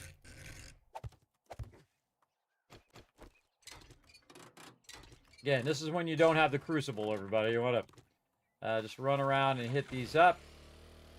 Same thing with all these poles. Super easy to do. It's really awkward sometimes to put the ladders on there when you're actually on the ladder. See, a little too far away there. Try to go up a little bit more. There we go. Got 12 steel already. We need 16. We got a bunch back at the base. Now, we could do this pump shotgun if we got 40 steel. That's a lot of these posts, everybody. Be better off to get the crucible. But for an impact driver, this is worth it. For sure. Impact driver is basically like a power screwdriver. And that's probably good enough. And again, scrapping cars, everybody, is one of the greatest things in the game. And now that we, by the way, have our intelligence all the way up, we'll put some into some crafting, and then we'll put some into scavenging as well, and then other things that help us with loot. And again, made our nice cement pad here around the kill box. And down we go. And you're like, well, Kismet, you only have 14 and 16. Well, that's because I have more in the box. Right over here. In fact, I might be able to do 2, but I don't need 2. I only need the 1. Lots of parts. Lots of springs over here. Oh, I got plenty of them. And then awesome. Again, these are a few of the things that are worth it to do at level 1. The impact driver is one of those things. Absolutely. All right, it's going to take about 4 minutes to get that done, and then we'll no longer need our ratchet, so we might as well just go into our ratchet, find whatever weird mod I threw in there just to give it more damage. Take that out of there, and then put all of our resources back. And I'll probably wait until I have the crucible. Maybe I'll get it as a quest reward. You never know. Throw all that in there. Throw our steel back. And forge iron into there. Mods over here.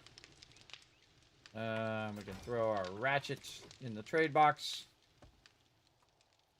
We'll take all this stuff with us when we go to the trader, hopefully, if I remember. Anything in my save areas that shouldn't be there? Nope. These all look good. Big strides today, everybody. Big strides. Kicking some serious booty today. How's our, oh, stone needs more stone in there. Okay, no worries. We got a little bit here, and put one back in case we want to put some stuff back in there later. Got a ton of iron. More stone here. All right, and I actually have 2 full stacks of stone there, and a little bit for me. Take this out of here. Oh, that didn't belong there. In this one. So that's going to melt that down. Run more cement out. This is doing lead right now. What do we do with the other lead one right here? One back in. Don't do us no good sitting in there. Let's go ahead and balance these. Cut this one in half. Cut this one in half. And now they're balanced. Run out the bullet casings. Run out the bullet tips. Take a look at how much stuff we have. We have a crazy ton. Move this over here. We have a bunch of iron, so we can run forged iron out. We're going to need a bunch of that. And then let that melt down in there. We're just going to make a ton of bullet tips. And then we're going to turn around and we're going to make a ton of bullet casings. And then we're just going to queue up thousands of ammo. Because we already have thousands of gunpowder. And then we can also queue up some gunpowder later on. So we're going to need some more stone, and this, and this. How much do we have here? So really only can do about 2,000 there. This is fully stacked, so we probably need more stone at some point. Well, let's just do 1,821. Hey, Suri. What's 1,821 divided by 3? 607 on the dot. Cool thing about cement mixers is they don't cost any fuel. Just let those suckers run. How we doing over here? Oh, pull up again. Whoa, more gunpowder. You're styling on the gunpowder, but again, I have so much more gunpowder because I'm using the chemistry station versus, look at that. You only need 2 chemistry stations, everybody. You'll be making tons of gunpowder. Tons and tons. So really supercharges your ability to make ammo. But what we really need is we need a lot of brass next. Okay, and then over here. Back, we might need an extra forge eventually. Just going to put this down here in the corner so I can remember to put that in there later. How's our ammo? How's our thing? 733, 764. Those are going to run for a while. Take all this out. If you notice, I'm really going heavy in red tea. This is so I can just set it and forget it. More water there. We need a little bit of stone. Just going to take one out just to do that as a placeholder. So we don't get other stuff in there. This back in here. Food and water here. No reason to hold on to these jars. We do have a little underground bit of water here that we can use for our jars. There we go. And let that run in here. Let's see, 6 minutes. This is 3, 4, 5, 6. You know what? I kind of feel like throwing a few extra. There we go. We can also do some coffees at some point. How's my water right now? This is 60. And that would not be worth it because it would go over. How's our food looking? Definitely need to get our farm going. We definitely need to get our farm going, but we do want to hit the trader before the trader resets. Let's go ahead and grab all the trader stuff. Did we get any better armor? That's what we really want to look at. How's our armor? Still level 3. Man, that armor takes a long time. Okay, we're dipping out. We got our dukes. We got a bunch of stuff we can sell. Really feel like I should be doing my trader armor and my scavenging armor, but I'm kind of waiting until it gets up higher.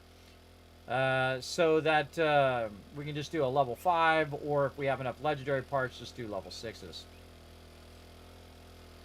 Be nice to find some more vehicle books so we can get our motorcycle. That'd be a great thing as well. How are we doing on time here? Oh my gosh. Okay, yeah, man. We might do another big 12-hour stream today. We did a 13-hour stream yesterday. It was super fun. Landmines, they are my favorite, that's for sure. Any update on when the new update drops, which resolves the lagging issue? I haven't seen much lag on my end, though I'm kind of used to it lagging because it's been lagging for 8 years, everybody. I don't know what specific lagging issue you're talking about, but it sounds like it sucks. It sounds like if you're having lagging issues, it's not good. That is for sure. But if I could wave a magic wand, I'd fix it for you right now. Just there you go, fixed. Remember, it's always a work in progress, everybody, because this is version 2.5, but it's B32 version, so they're still working on it. Can't wait for Bandits and Storyline eventually, but you know they have to pull peeps off of that to work on all the survival stuff, and I understand that. Again, you only have so much resources, everybody. Just like in game, you only have so much time, and you have only so many resources, so you can only do so much. And the same thing when it comes to game deving, everybody.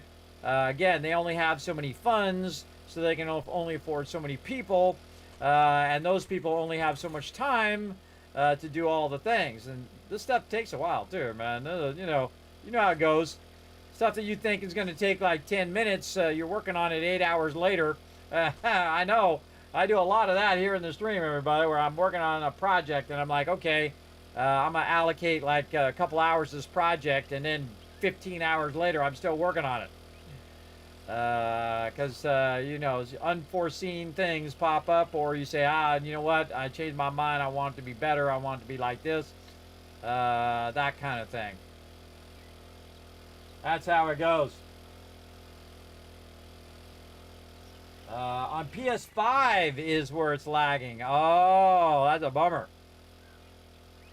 That is a bummer. We'll definitely give them some feedback. Now, if you say you suck and this sucks and that sucks, they're probably going to ignore that feedback. But here's what you do. You say, hey, I was doing this thing, and this thing caused lag. I was going to the trader. I was talking to Trader Hugh, and then for some reason, I completely lagged out.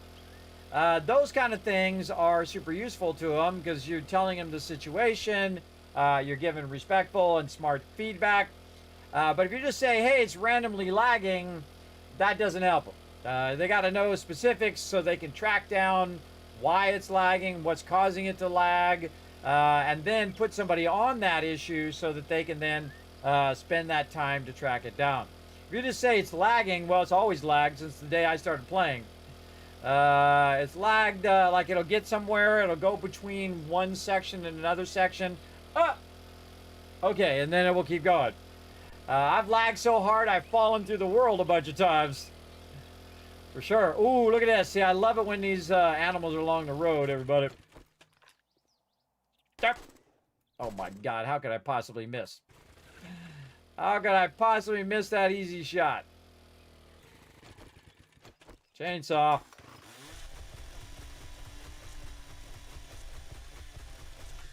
I should really test with 2 of those and do one with a chainsaw and one without. Notice I took that meat, everybody, I put it in my vehicle. So I don't get stinky.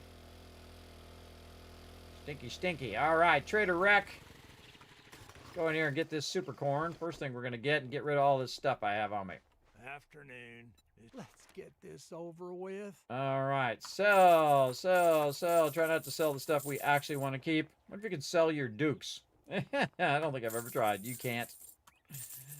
Never tried. All right. See, I got 2 Art of Mining 6. I don't need those. I've already learned them. Feathers. Sell the ratchet because we're already making a thing. We didn't grab our thing, but that's okay. We'll grab it when we get back.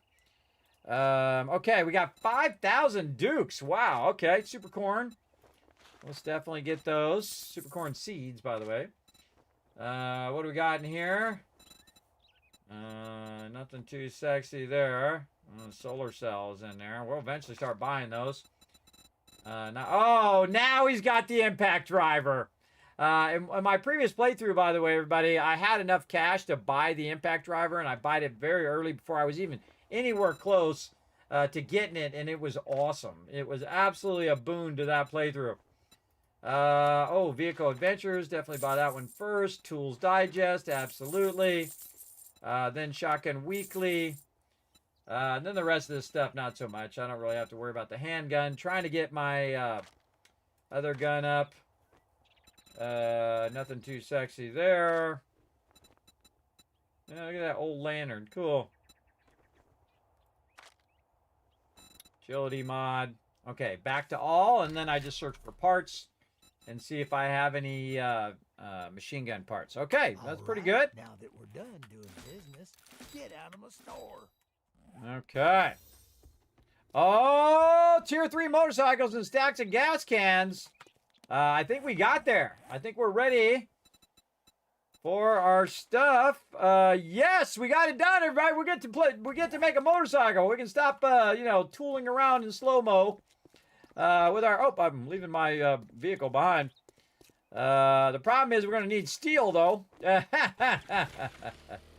Right now, we don't have a crucible, so... wait, we should check and see if any of this reset. Speaking of, try to get enough forge heads to get the crucible going.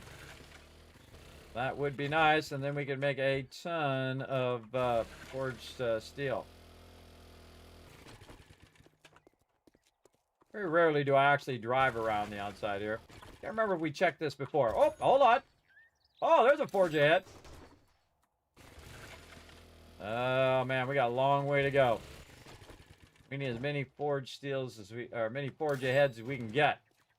We get a double on that one? I think we did. Again, trying to get my double up as well. All right, you know what? We should go ahead and see where Trader Jen is.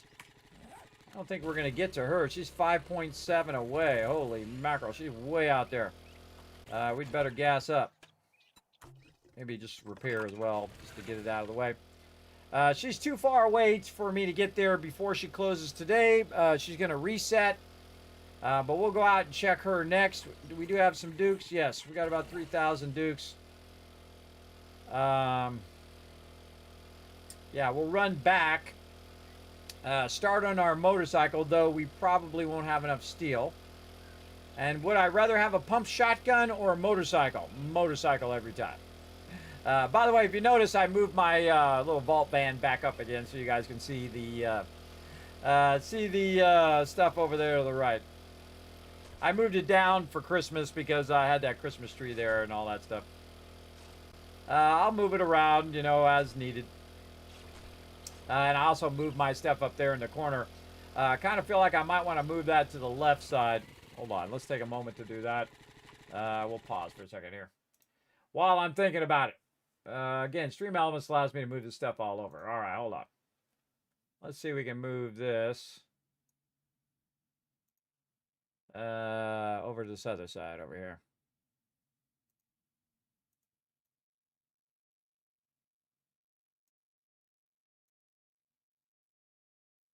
See if I like that. It's tricky when you got multiple keyboards because I'm usually clicking the wrong one. There we go. Now it's not going to block my tracking and all that stuff. You guys can see. I'm always trying to find the optimum place. But here's the thing, everybody. It doesn't matter how much I do it, and I do a lot of it. I really think it through. Eventually, I'm going to be covering something. But see, now you can see my quest over there without it being over the top of it. There we go. And again, depends on what game I'm playing because the UI changes. It'll be in different spots. I find where I'm at right now is the ultimate in most games because it's usually way on the left or way on the right.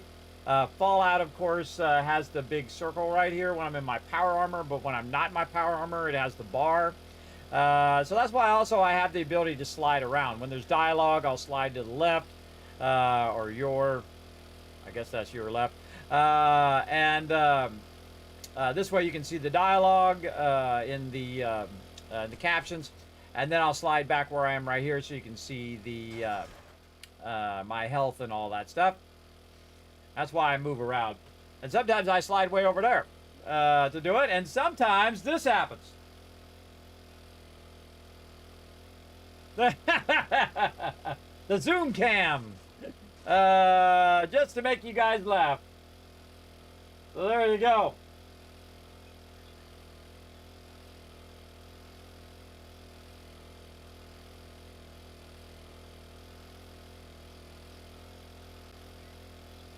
Oh man, can't wait to get this motorcycle going on.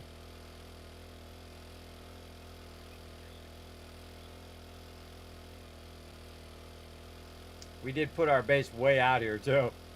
I did put this base way out here away from the trader, but I think it's worked out because again, we're able to get a lot of iron and coal and now lead underneath the base. Though it is getting pretty sketchy right now because I have taken a huge section of that part out. But that section is going to become part of our farm and stuff that we're going to build under there. We'll get to it. But first things first, we want to hit up the trader before they reset. And then we're going to head out to Trader Jen here, and she's way out there. So getting the motorcycle is really going to help us to get out to Trader Jen. We can also work on syncing to the burnt biome while we're out there. We probably should, of course, bring a bunch of stuff with us before we go so we can make that smoothie. So if you already have some of the resources, no reason to go out there and collect more if you already have some. So you can kind of pre-make some of that stuff if you've already got it. Oh, look at our tree farm coming in over there, everybody. Yeah, I have a lot of wood out there. And I'd, again, if it's the level 3 item, like the Auger, I would make a level 1 right away of that particular thing, just to help yourself really supercharge that. Let's get that meat out of there. I love this entrance, by the way. It's just enough back where I'm not hitting those spikes. Okay, down in here. Put that away up in there.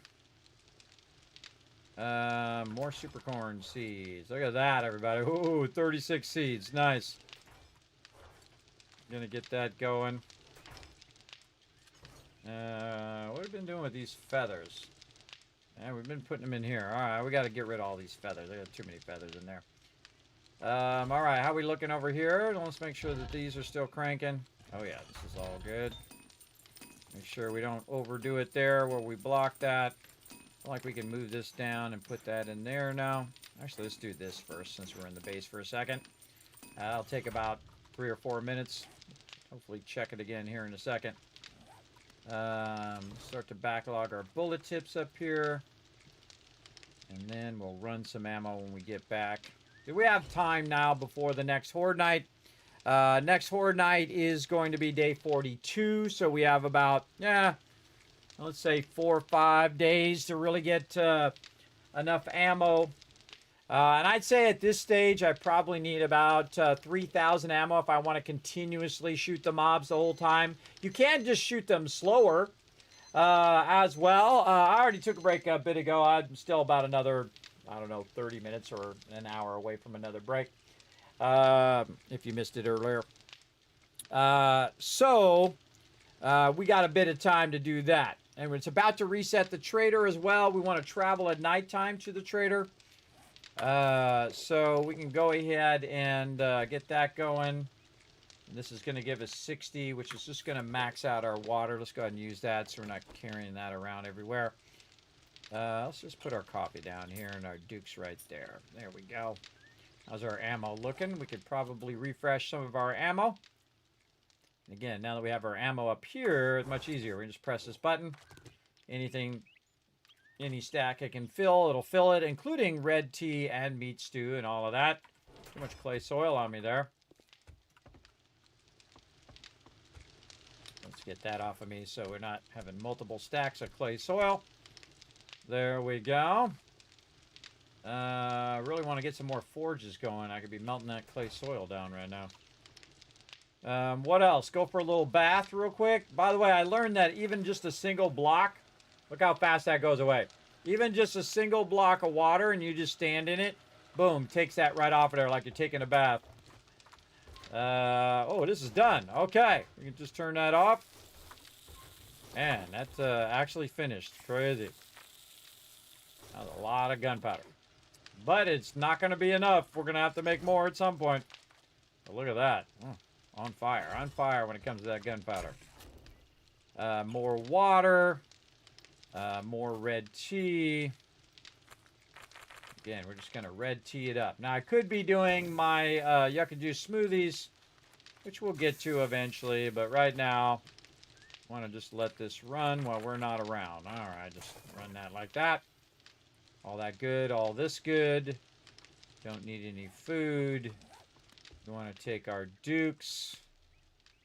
We want to actually probably wait for this one to reset first. Now, we probably want to use the nighttime to travel and get there at the morning time and then come back and go over there. Okay, that's what we'll try to do. But let's make sure that we do our motorcycle before I forget and get distracted, because that's usually what happens. Let's get our impact driver. Oh, look out. Again, we're going to go to Trader Jen over there, everybody, so we're going to have some fun wrenching some serious amount of cars over there, too, while we're at it. Moto Psycho. Okay, let's go right here. Track this. What we got? Oh, 37 steel, everybody. I can tell you I ain't got that. I got 10.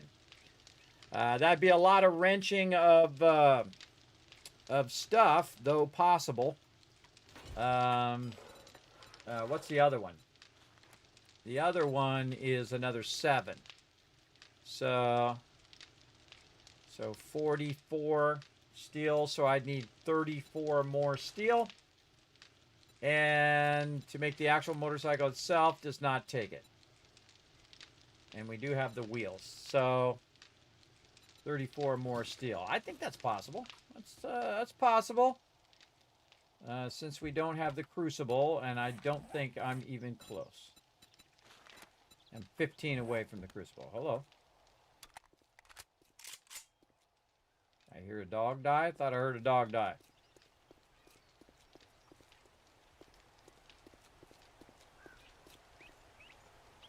Or a wolf or something. Okay, here comes the rain again. Let's go try out our impact driver on some of these poles. We're just going to have to get every single pole we can find. Now, these poles don't matter, everybody, just the ones, the T-poles. Unless they have an electrical box on them, I just ignore them.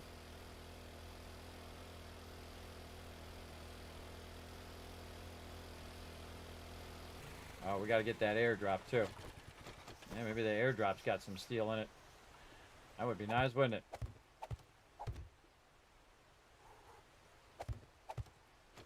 All right, this will go fast.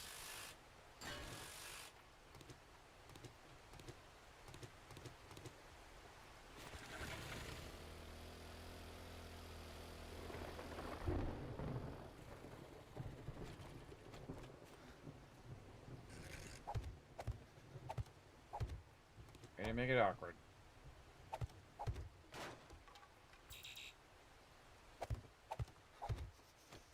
I'll tempted just to leave these things here and save the time of picking them back up. Whoa, look at this one. It's like multi. I don't think I've ever wrenched a multi one. Let's go for it.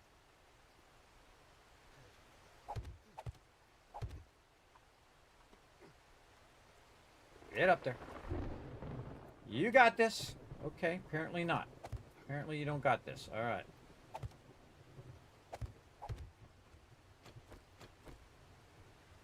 Too far. Oh, it took the whole thing off the top.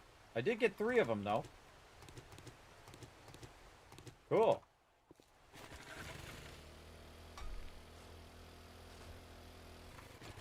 All right, this is a lot of wrenching for steel, everybody. Probably the most I've done in a while.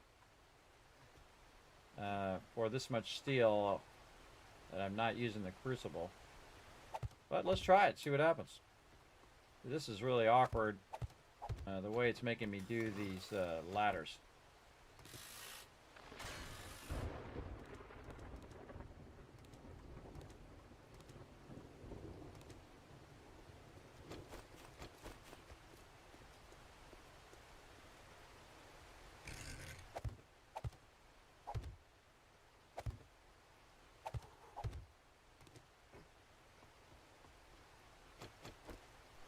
Oh, too far away.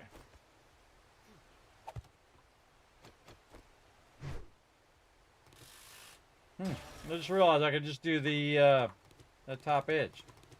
I'll have to do it way over there. This one's actually better right here.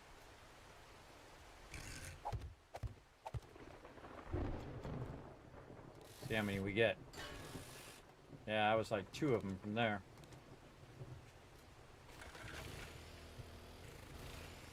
These ones are actually working. Yeah, I like the ones that are actually working. Especially if you're going to put a base there. Because you can actually use those for light. Just dawned on me, by the way, that I can just do this. I don't have to aim at the end of it. I don't think I ever bothered to even try that. Now I know. There's a car right here, too. What we got? Oh, see, my bookworm kicked in, everybody. That's my intelligent perk. So we're going to end up getting a lot more books. Oh, look at that impact driver doing his job.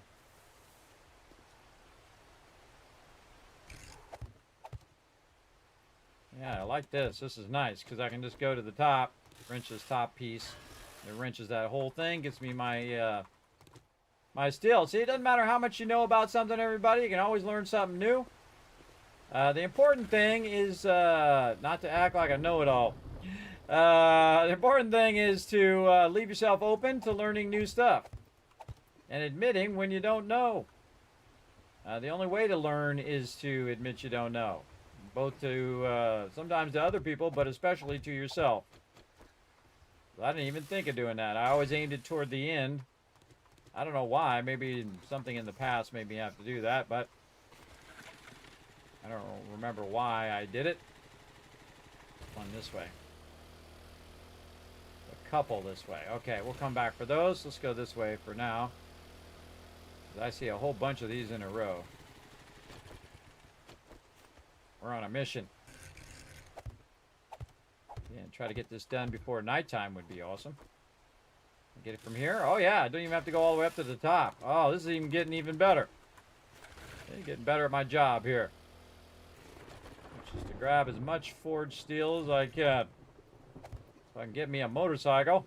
So I can dip over to Trader Jan. We're actually getting a lot. We got 26 so far. I've never done it this way. I usually have the crucible by now. Let's go up to the top.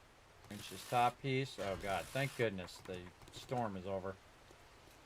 Man, I've been getting tons and tons of storms. I think they should definitely turn down the storms in the forest biome. It just happens too often, I think. I don't mind it every now and again, but it's just like it feels like every 5 minutes the storms are going off. It's too often.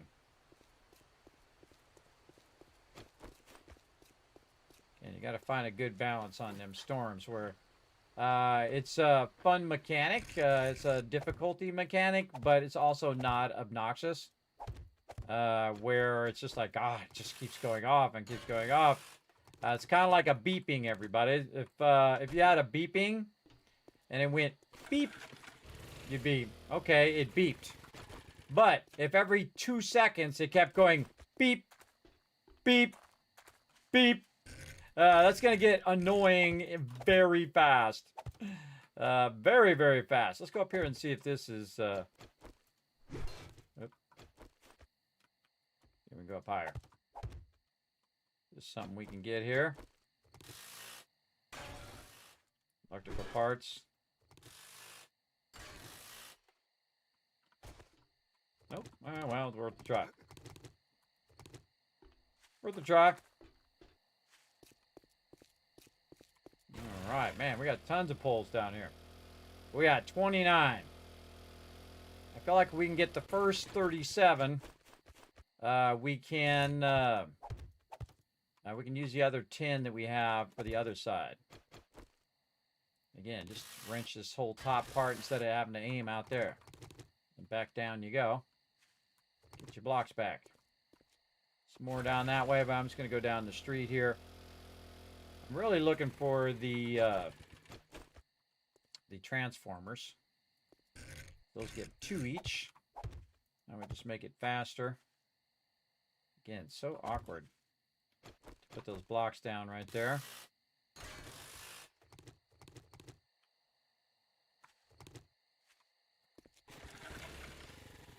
Transformers there.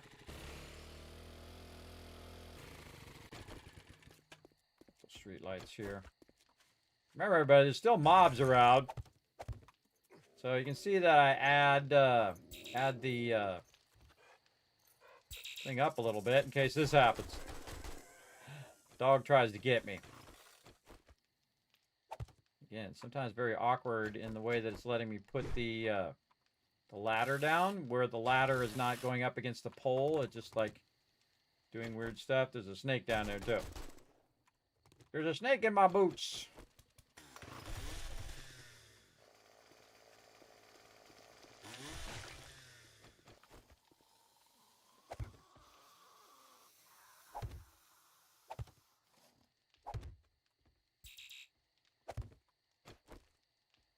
There's somebody. Yeah, getting that high ground is awesome.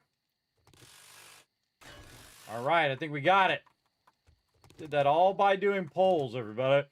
Never did that before. Never did it to this extent. I've gone up there and got a bunch of steel that way, but never to get an actual vehicle from it. Again, usually get that crucible. But now we can go ahead and have 3 and maybe potentially 4 or 5. I see you there, dear. You're not going to make it. You're not going to make it. Now this I'm going to take a minute and use my actual knife on it. Got more vehicle books there too.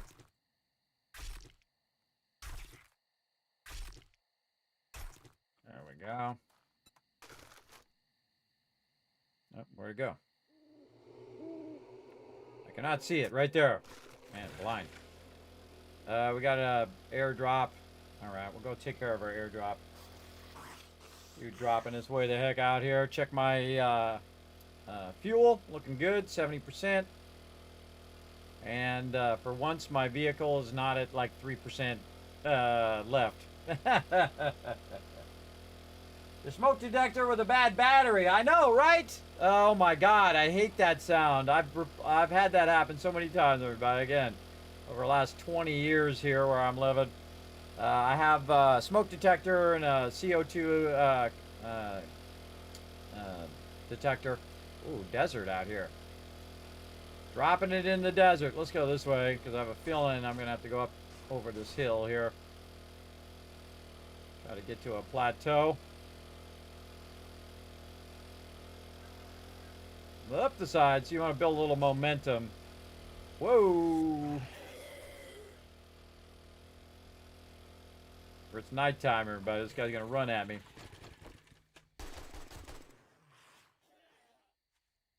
Anybody else? Nope. Grab it and bail. Probably didn't even need to go over. Could have went around. Okay. Now, back to the base. See if we can make this motorcycle. Get this motorcycle going on, and man, we are cooking. Again, day 36 and have the motorcycle. That'd be pretty amazing. That would be awesome. And I think I have enough steel, and if I don't, we know how to do it. We can run back out and grab some more.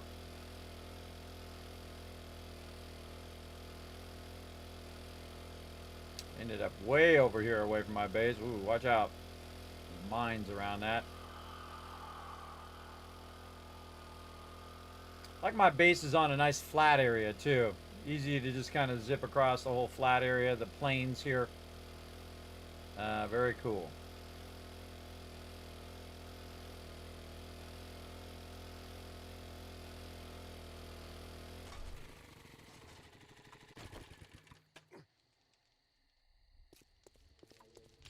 Okay, let's just drop all this in here. Earn a bit of this stuff. Scrap that. Take this. Shotgun bundle. Ooh, a bunch of those. Ooh, pump shotgun. You know what? I'm going to stop selling those. We got a crafting skill bundle. Ooh, a couple more forge aheads. Funny thing is, you watch. I'm gonna get the crucible now. Right, took all that time to do that. I'm just gonna start scrapping this stuff because we're gonna start getting our super corn going. I guess we could just sort this because we're gonna go down in here anyway.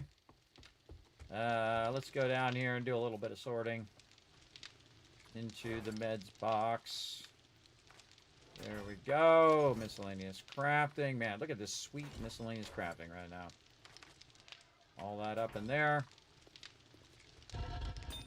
Throw this in here.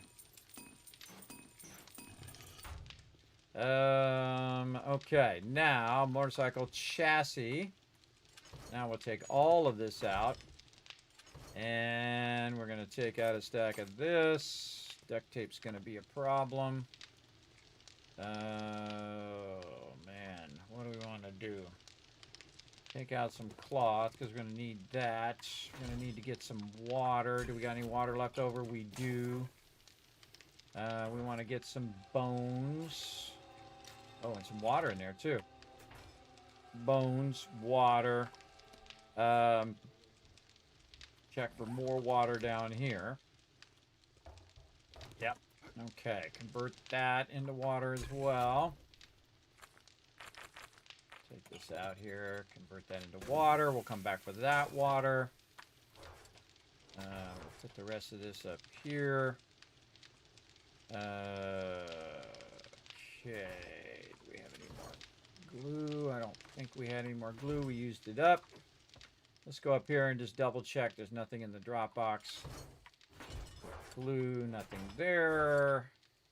No glue in there. Okay, just double checking before I get into it.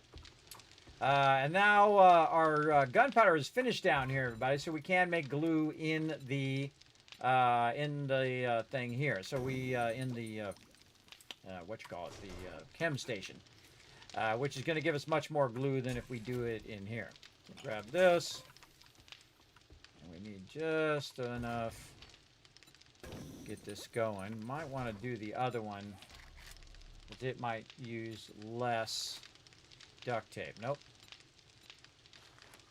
Use the same duct tape. Alright, so it doesn't really matter. Doesn't really matter. Because they both use 15 duct tape, so that means I need 30 duct tape. Which means I need a lot of water.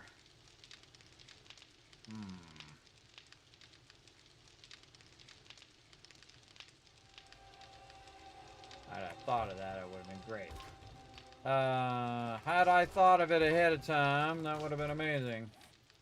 Duct tape. Leave us 4. That'll put us at 14. Again, we'll get more of this water. Don't think we're going to be able to do it because we don't have enough water, but we can go to the trader when he opens and see if we can get some more jars, and we'll take those jars and do it. Now, I can make the jars, by the way, right here, but it requires the crucible to do that. I'm gonna go up here. So if I don't have the crucible, I can't actually make the jars. And by the time you get the crucible to do the jars, you no longer need the jars. Usually. Usually you don't need them anymore because you have the dew collectors. And I could put another dew collector in, but we're going to be reworking our dew collectors here in a bit also.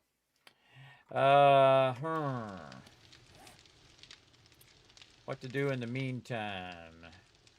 Guess I can just wait for this other one here.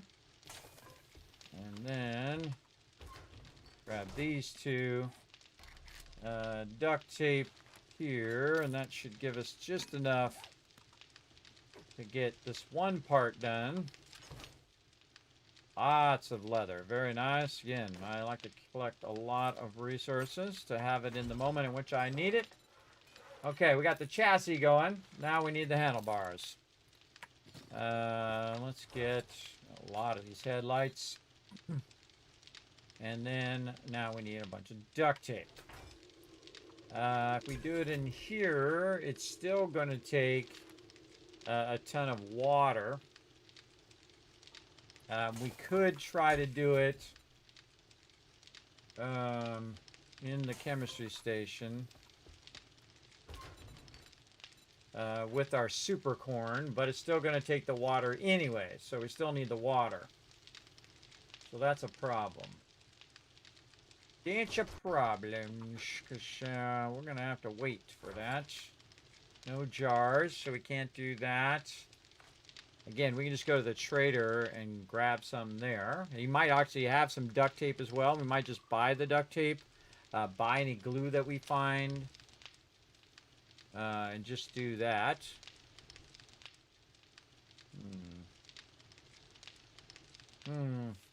Yeah, we're just going to have to do that because otherwise we'll have to wait for quite a while before we get that going. Okay, anything else going over here? Nope, those are all done. Turn that off so it's not wasting that thing. Oh, is there any stuff in here we could be doing? Yep. Okay. That's running on that. We're going to have this do our concrete blocks for a while. We'll need those later. And let's just double check I don't have any of this hiding somewhere.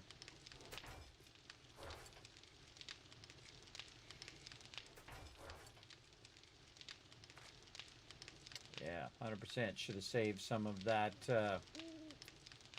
Save some of that stuff. Look at this, everybody. I got 4,000 Dukes worth of super corn right there. But we want to save it. 36 super corn seeds there, too. We want to save it for our farm. But really want to get this motorcycle going. Have one water there. Get a second one going here. Second one of glue going. Plenty of cloth. Right now it's all about that water.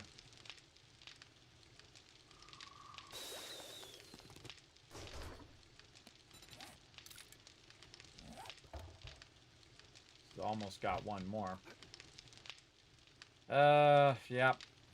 Okay, nothing we can do there. Let's just put all this back till we have enough duct tape. Let's just put all that in there for now. Put all this back over here and over here. Put this in here. We don't need that right now. This in here. This in resources. Forged steel up here. We only need 7 now. What else we got? Get my Dukes out. This can go into ammo.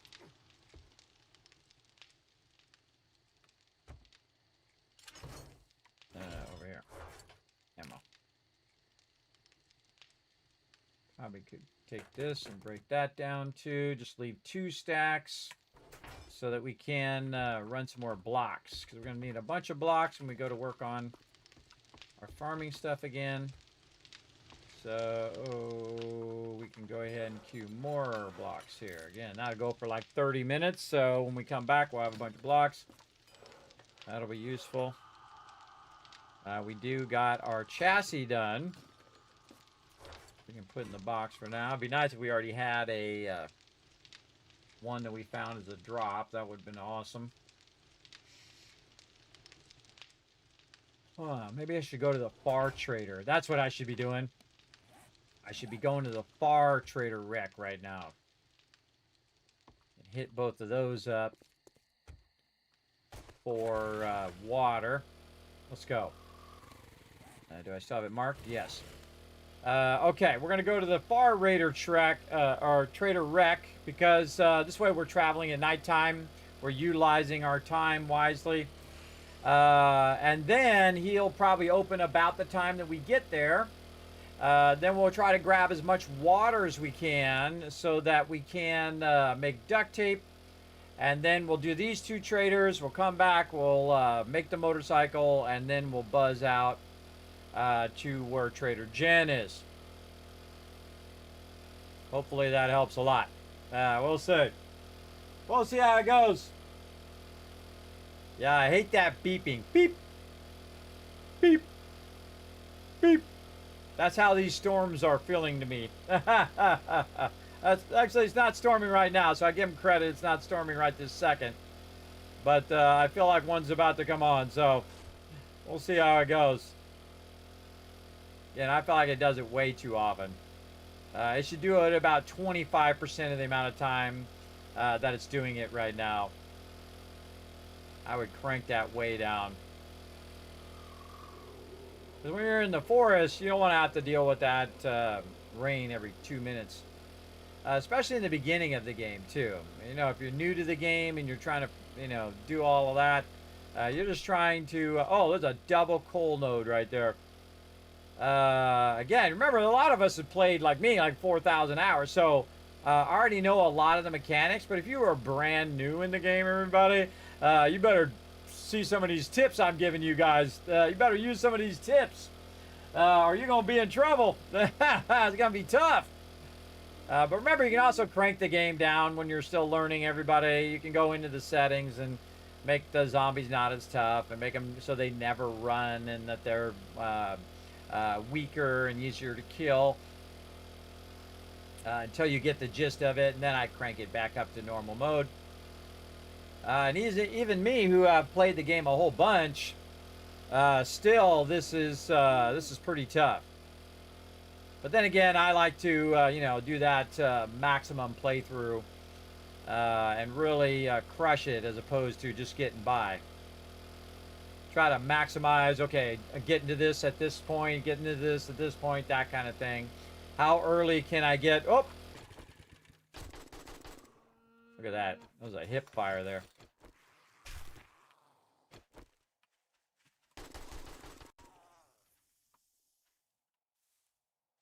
How early can I get things like the motorcycle and stuff like that? You see that, everybody. You stop. Because those are pretty rare to find. I find in the game. Alright, back at it. Little pit stop. Again, this is the best time to travel. At the nighttime. So if you do it just right, you should arrive there right when he opens. We might get there a little early, and if we do, we'll go rent some cars and stuff. In fact, I see some cars right here. Tempted to stop and wrench them, but we'll go by the trader first.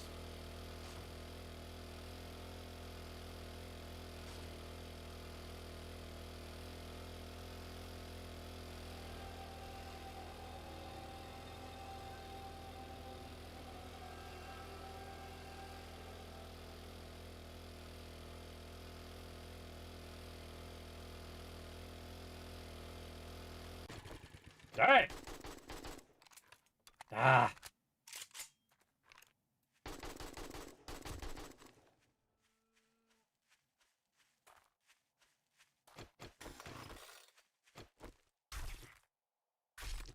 think that's the most of them I've seen in this entire playthrough. That's a bunch. It's okay, more meat stew for later.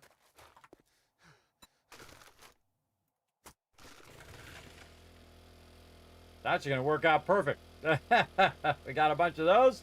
By the time we get over here, trader's going to open. And we got to remember that the most important thing to get right now is water. We want to definitely get some water. There it is. Daytime, but he's not open yet. He opens at 4:05.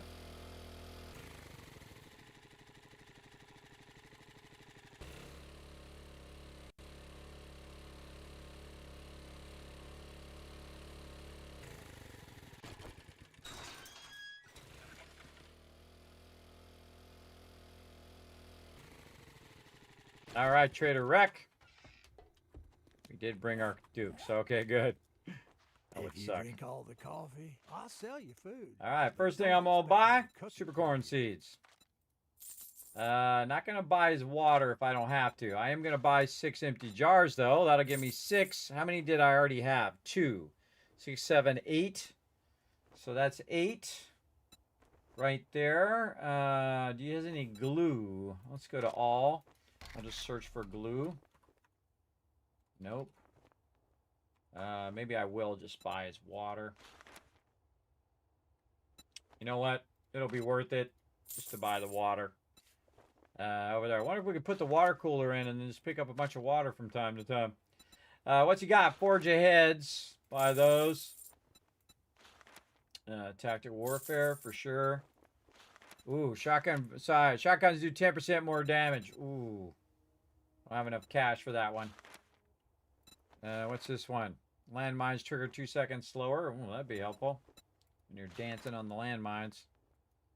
That's some good stuff there, but I'm going to take this shotgun weekly. That's what I need most. What else you got? Ooh, a solar bank. Nice. Nothing there. How about parts? What kind of parts you got? Shotgun parts. I'm going to regret not getting those, too. Oh, you want a guarantee, huh? Well, maybe you should try Shamway. Yeah, we got that. We got our water. Most important thing right now is the water. Okay, we got that done. Up this way. And then back we go. Perfect timing. And we got a bunch of meat while we're out, too. So that's awesome. So we're just going to run back to the base again. And as we're going to the base, we'll hit the other trader because the traders just reset on day 37. They reset every 3 days. So if you start at day 1, it's going to be day 4 when they reset. And then 3 more from there, and so on and so forth. It's very easy to just, like I do, I have a spreadsheet, and I just made it where it automatically tells me. Same thing with Horde Day. It's every 7 days, so day 7, day 14, and then you can just tell it, okay, take the same pattern and tell me what all the Horde days are. And I can tell you because I'm right over here. So 14, 21, 28, 35, 42, 49, 56, 63, 70, 77, 84, and 91. I have those all on a little side thing by where I'm doing my quest. And the same thing with the trader. He resets on day 4, 7, 10, 13, 16, 19, 22, 25, 28, 31, 34, and 37. Now I'm on 37 right now, so I need to adjust it so I can see what the other days are going to be. But I can tell you it's going to be day 40 because you just add 3 to day 37. I know. Tough math, man. Tough math right there. Well, we'll do that here in a minute. We want to get back to the basis, or back to the trader over here as quick as we can. Now, I don't have a quest for this trader. So while I'm dipping by the trader, I might want to just throw my little red marker there to let me know when I'm getting close.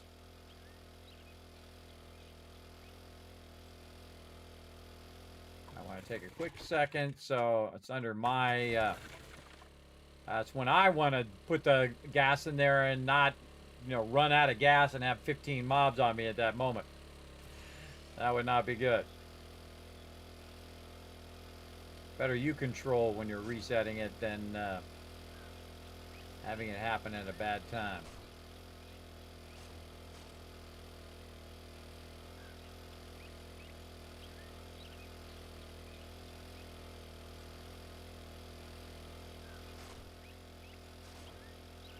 I can go over the mountain better coming back than on the way up.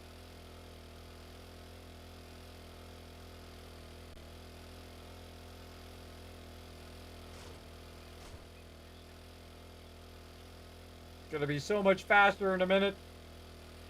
So much faster when we can make these handlebars.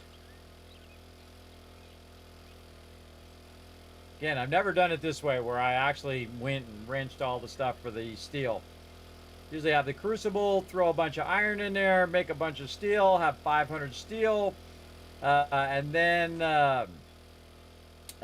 make whatever I want. But we're still struggling on that crucible, though we're probably getting pretty close because I just got a bunch of forged iron. It doesn't matter now, I already have the steel, so. Again, we could go and just work on the forge ahead books is what I meant.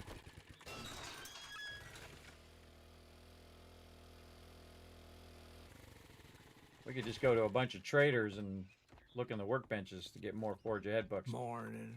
I got All right, now he's reset too, and so we should get. Oh, he's got 10 jars. All right, get our super corn seeds. We have enough. Oh, we don't have enough cash. We need 900. We got anything we can sell on me? Not really anything I want to sell. How much is this worth? 276, 280. Yeah, we don't really have anything to sell. Want to get these water jars though. How many can we get? We can get 240. We got to sell something for a little bit. How much this? No, you didn't want to sell that. Why does it say 50? Oh, you got to have 50 minimum. I see. You got a 50 minimum to sell it. All right, we'll just sell this iron. I always get more iron later. What I really want is some jars right now. So that'll get me 4 jars. So that'll put me at 10. Nah, it's not gonna. I got 2 on me. And I think I have 2 back at the base. I don't think that's going to be enough. Well, I think I get 1 more. I think that's just going to be enough. Okay. All right, well, good to see. Sale, even if it is to a scumbag like you. Again, duct tape is everything in this game. It is everything. But we'll be doing good if we get this motorcycle going on day 37 solo. It's gonna be pretty awesome. Pretty awesome. We're making some big milestones, man. We got Auger, we've got Chainsaw, we're gonna have the motorcycle. And the funny thing is, the motorcycle is the weapon, or the, not weapon, but the vehicle that I typically use for the whole rest of the game. I very rarely ever use the truck. And even if I do use the gyrocopter, I typically have my motorcycle with me when I'm doing that. We're just trying to get to the new trader here. Let's go ahead and grab that meat out of there. Grab this. Get up in here. And, of course, my headphones have died. See if we can get to the box here before I get this meat on me. Oh, I just missed it. Just missed it. Okay, we need to go and fill up our jars down here. Right click. Like this and like this. There we go. And then up here. We're going to use both of these. We're going to go to water. Like this. And we're going to do 5 in this one. And then in this one, a bunch of that in there. We'll do 6 in this one. That'll take about 3 minutes. So 6, 7, 8. This is 9, 10. No, this is 11. 9, 10. And then 12, 13. No. 11, 12, 13. 14, 15. Okay, there we go. My math circuits weren't working. Okay. We need this. Eventually we're going to need that too. So we want to take this and convert this into glue while we're waiting for that other water. Yeah, and this is going to be right on the dot, I think, everybody. Right on the dot. And again, just do it in stages, everybody. Do it in stages until you got it. Really want to get my armor going at some point too. We got that. We've got our steel in here somewhere. What do we do with that steel? Right here. Okay, now we just need our duct tape. And we have 2 on us now. Got this to convert the glue. Okay. Now we're just waiting for our chem station here. And then more duct tape. Any over here? No. Now we're just waiting for the water. While we're waiting for that water, we're going to just grab it. And let it start to do glue. Let's do 2 on this side and 3 on this other side. just so we're keeping that running. Doing multitasking. I can't even hear because my headphones died. Let's fix my headphones. We're going to try to get this motorcycle up and running first. I do like to stay in the zone of what I'm doing, because if I stop and then come back, it's hard for me to remember what the heck I was doing. Okay, got 2 more there. And then more glue here, glue over there, glue over here. More duct tape. Be at 8 there. It's going to take a few seconds. All right, while that's running, I'll go up here, fix my headphones. Right there. We're just going to eke this out, everybody. We're going to just barely sneak by on this one, but guess what? We also have more water in here as a backup in the dew collector. So we'll go ahead and cue that water as well. Because again, while it was gone, it was collecting the dew, and I knew I would have a few extra in case I did the math wrong. Let's put some more of this coal in here, and actually let's cut this down so we have a nice stack of that in there. So we can keep putting that up in there. Put this back like that. Run that water. Free water there. And then glue here, run 4 glue there. Or actually run 2 glue. 2 glue. There we go. I can run the other glue over here. And that's putting us at 15. More duct tape. 8. That'd be 13. And then this is not doing anything. And this is doing 2, so we can turn this off. Yeah, we got this. We got this. More glue here. 2 here. Duct tape. Duct tape. Need 1 more. There it is. All right. Yeah, okay. Moto handlebars. Let's do it. Moto cycle handlebars. There it is. All right. Now, I could have reduced the cost, by the way, by going in and going into Grease Monkey. I feel like these are totally never worth the points, everybody, because I only need 1. So instead of putting the points into there, I could be putting these points into position to make my chemistry station go faster, or I could be going into advanced engineering to make all of my crafted forged steel cost less, right? And so on. And I definitely want to go into position because it also helps my splints and casts and all that stuff. And right there, crafting items at chemistry station, 20% faster, 40% faster there.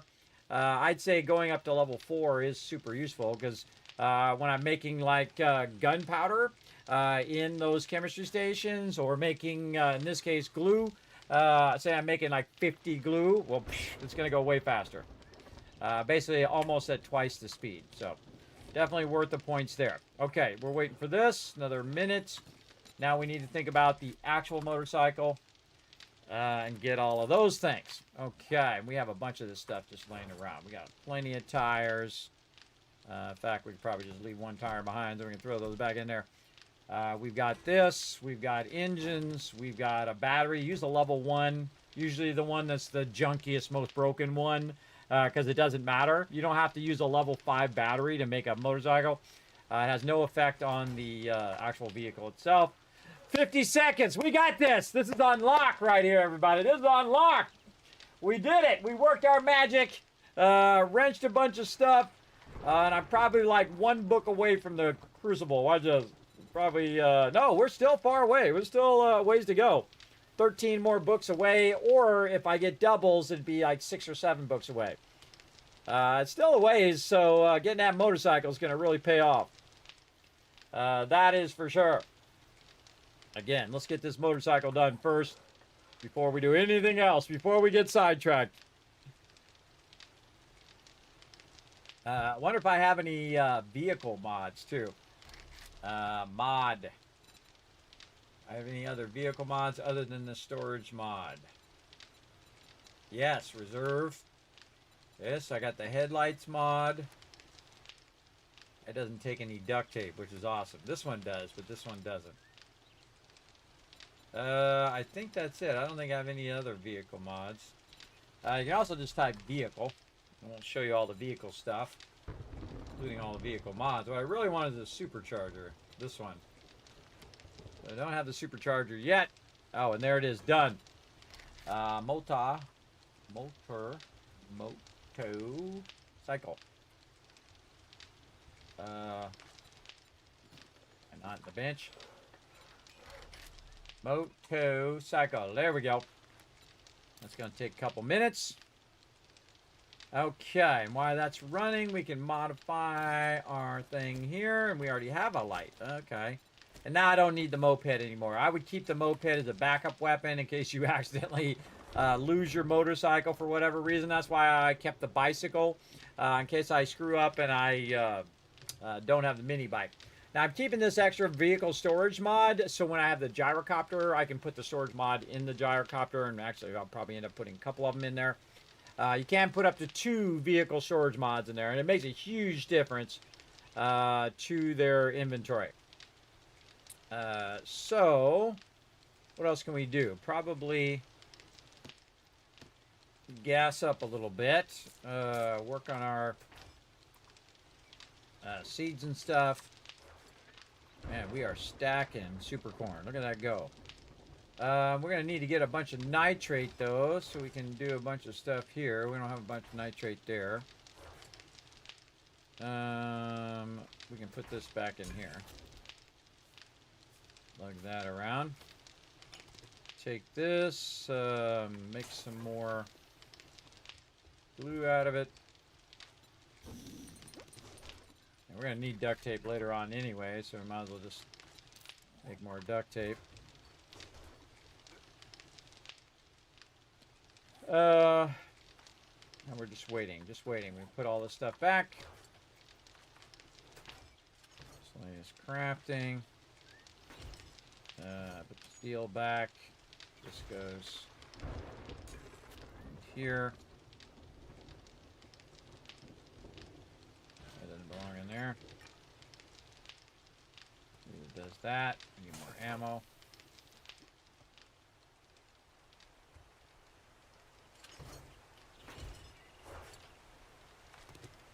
Don't have it.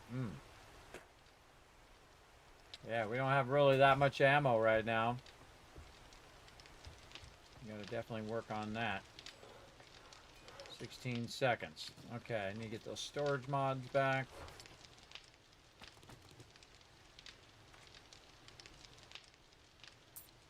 Don't need to carry my dukes. Just roll this down, hammer. Alright, looking good and all that. We can put our bones back. We take our dukes with us. Let's put this in here. Still over there. Get our vehicle. Actually, just put my hammer down there. Our dukes here. Vehicle here. Modify. Boom, boom, boom, boom. And let's see. Can we put a third one in the motorcycle? I never tried it in the motorcycle. To put a third one in, but no, you can't put a third one in. You can only put 2, as I suspected. All right, there we go. And now the motorcycle is ready to rock. And we are ready to go to Trader Jen. She's really far away. There it is. Now take a look at this inventory, everybody. Look at that. All right, so it adds multiple rows at the bottom. So instead of just having 4 rows, you have a 5th and then a 6th row. It adds a row per vehicle mod, which is pretty awesome. Now we need to gas it up. Probably want to gas it up again until it's fully gassed. There we go. Then we're going to get on our motorcycle, turn our light on, and we're going to go to Trader Jen, which of course is behind us, after this break. So we're going to take a little bit of a break, and we're going to come back. We're going to do some more 7 Days to Die bonus stream. How are we doing on time overall? Looking good. Looking good. I'm going to let you guys do some words on stream while I take a break, and I'll be back in just a bit. Here we go.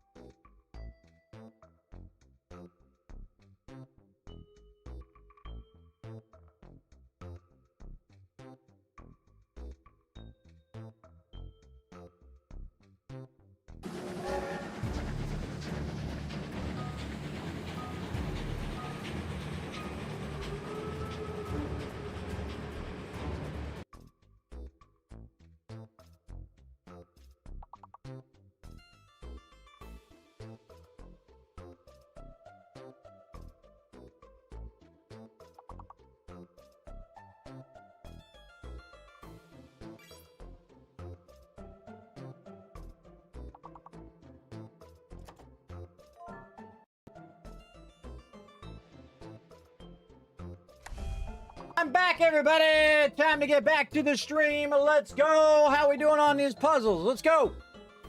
Man, long stream tonight, everybody. Long stream. We're going to keep on rocking. Let's see. What can we do here? Queen. Queen. Is that a word? Oh, there's a fake letter. Q is the fake letter. I chose the fake letter. Don't use Q, everybody. That's fake. Need. I spelled it wrong. All right, need. There we go. Got a word. And then let's do an offset of need to feed. Yeah, there we go. Steve got it. What? Fence. F-E-N-S-E. Fence. Okay.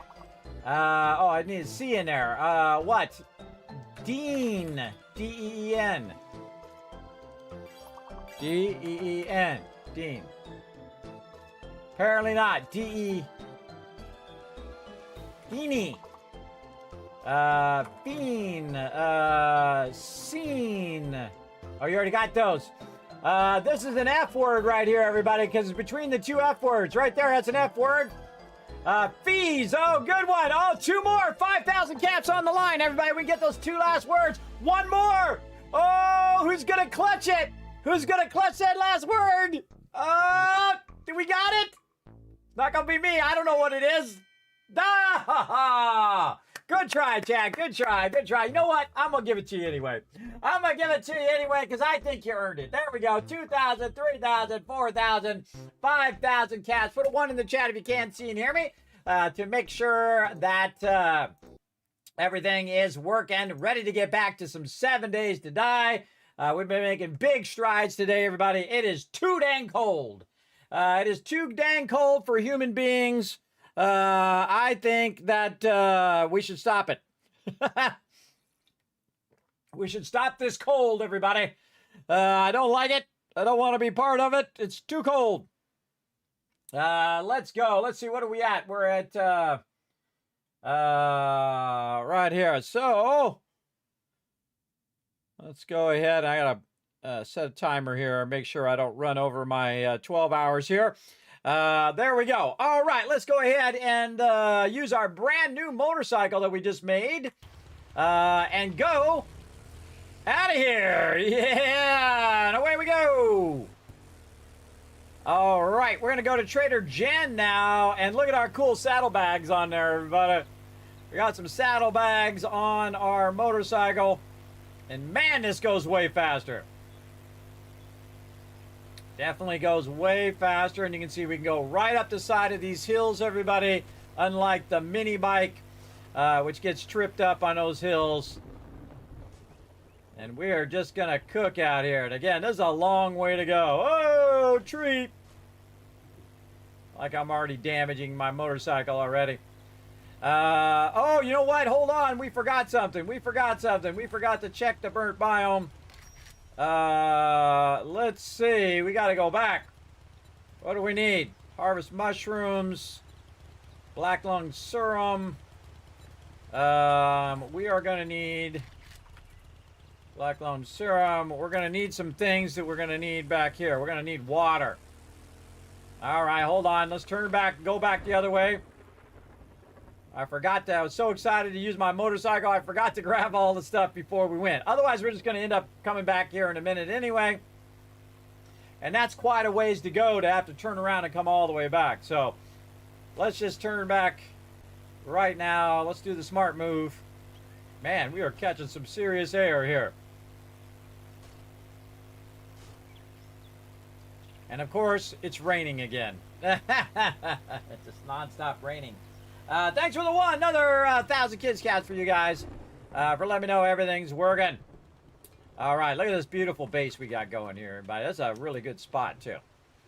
Okay, we've got all these things, and we're going to go snatch them up.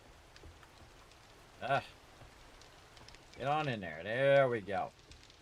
Okay, we turn this off, too. We can get some more of our stuff out of here. And we can go ahead, run that. There we go. And we want not from there. We've got tons of mushrooms. We're going to need some of this. There we go. And then all we need is some water. It'll have one of those in a second. And we can do the black lung serum right now. Also, we can go ahead and grab some of this before we leave, so that when we get over there, we'll already have a bunch of that as well. So, smoke gear right here. We're going to need what? Armor crafting kit. Do we have any of those? No. Let's start with that then. Armor. Oh, there goes the guy. Track that one. Okay. So we're going to get some parts. We're going to go ahead and get some of this. We got some duct tape, which is a miracle.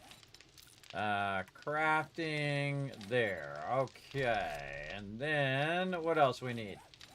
We need some polymers, some leather. So we'll just grab a bunch of polymers, a bunch of leather. We're not even going to count it. We'll just do what we got to do. Some cloth fragments, and we're gonna grab some coal while we're over there, so that'll be fine. We'll grab a whole stack of cloth fragments. See, we're really thinking ahead on this one, everybody. Again, if you think ahead and you bring the stuff with you, you don't have to come all the way back. Now, nitrate powder, we're gonna definitely get some of that. I usually have coal on me. I have a bunch. Okay, I have a bunch of coal on me. We're good on that. But what happens usually, I get all the way over there, and then I'm like, uh-oh, I forgot the stuff. Nitrate powder, and we got to harvest it anyway. Black lung serum. We got to craft it. We got to do it. We got to find some mushrooms while we're out there. And then we got to make a shelter, which we're going to make a shelter anyway because we're going to be making a mine on there. Do we have plenty of gas? Yes. We should probably just max our gas before we go. Definitely gonna have to get more shell at some point. There we go. Turn that off. And we're gonna make the black lung serum. Let's craft that. And I think we're good. I think we're ready to roll. Coal, cloth fragments. Hello. Leather, polymers. What's up, bro? Crafting kit. Sup? What up, Brunine? We are having fun. We actually thought ahead this time. Look at this cool base we got going, everybody. We upgraded the kill box here. We put this whole pad at the bottom here.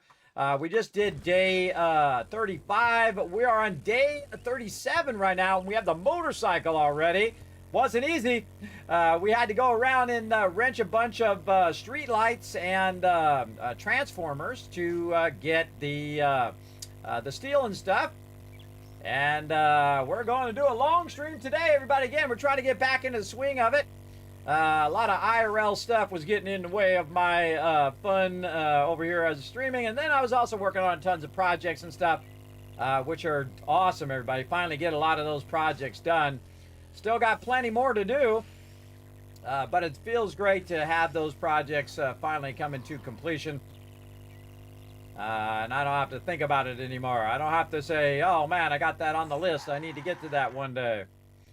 Well, we're getting to all that, and we're going to try to start checking a whole bunch of stuff off the list as well. It'd be great to get a bunch of those things done, and then eventually get that vault van, and then start on those projects, because again, once we get that going, whoa, okay, turn it around. I'm not even steering it, man. He's just making up his mind which way he wants to go here. Oh, okay, now we're getting a little too steep right through here. Here we go. Man, long way to go. Trader Jen might be on the other side of the desert here.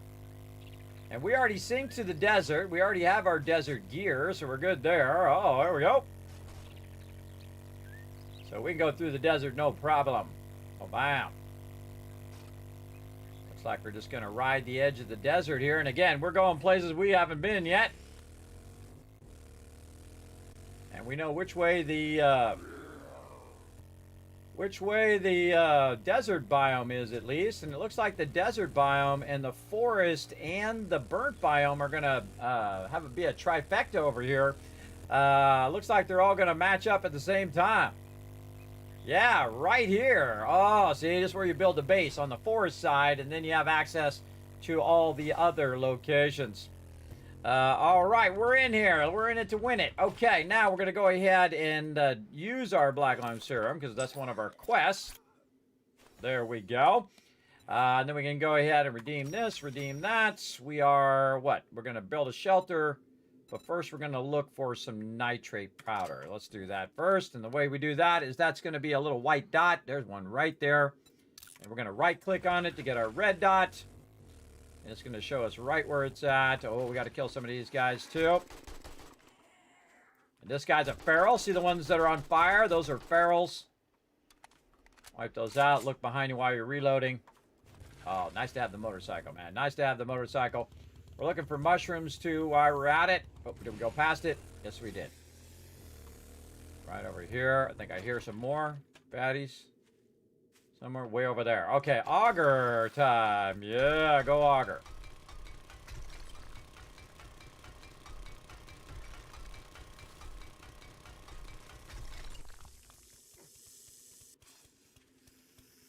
Oh, it's a snake. Okay, now we're going to build ourselves a little shelter. It's going to be super awesome. Like this. I'm not going to bother to pick up that snake. Oh, there's a thing in the way.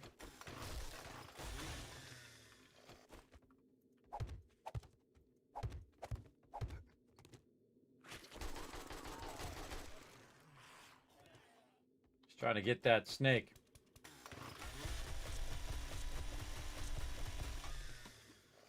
Get rid of the snake.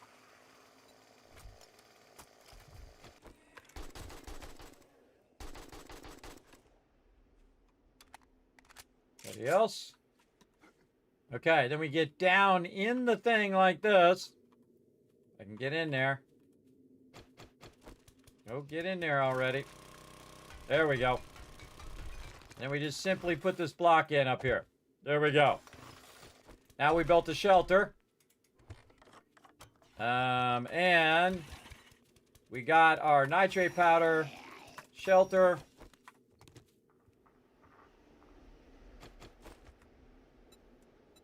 Get ourselves a ladder.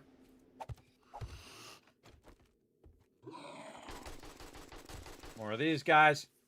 Now we got to find some mushrooms. Now the mushrooms are usually along a kind of path or a mountain edge. Like this. Okay, again, glad we got the motorcycle for this, because man, this is some stuff here. Sometimes to find these mushrooms. Still got 5 minutes. There they are. And again, since I have the perk, I'm gonna get a whole bunch more. So I got 3 at one time. So I really only need 2, so I can find 1 more. I probably went past about 15 of them, but for some reason they're hard to see.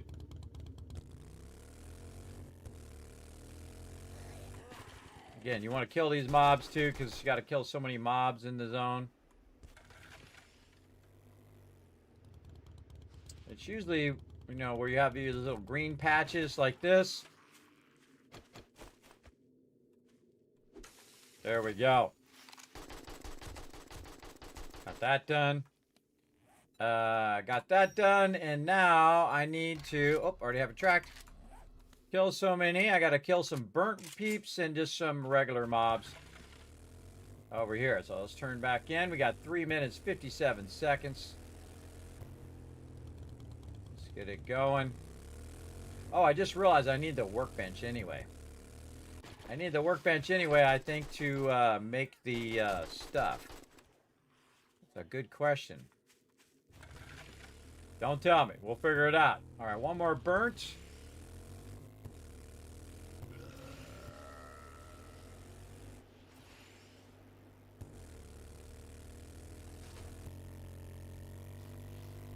Yeah, there's a little rest stop.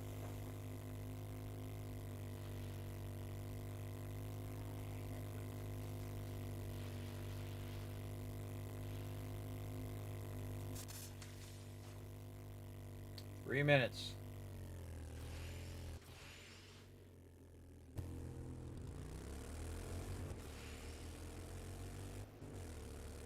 A big road. I like to go along the road because they're just a bit easier to spot usually. Right there.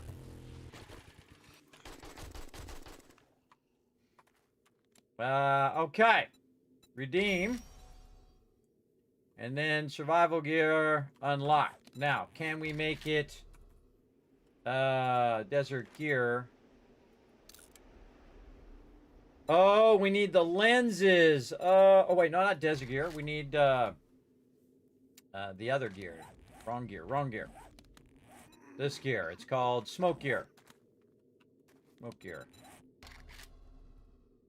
Smoke gear. Oh, we can make it without actually going to the workbench. I never even thought of it. All right.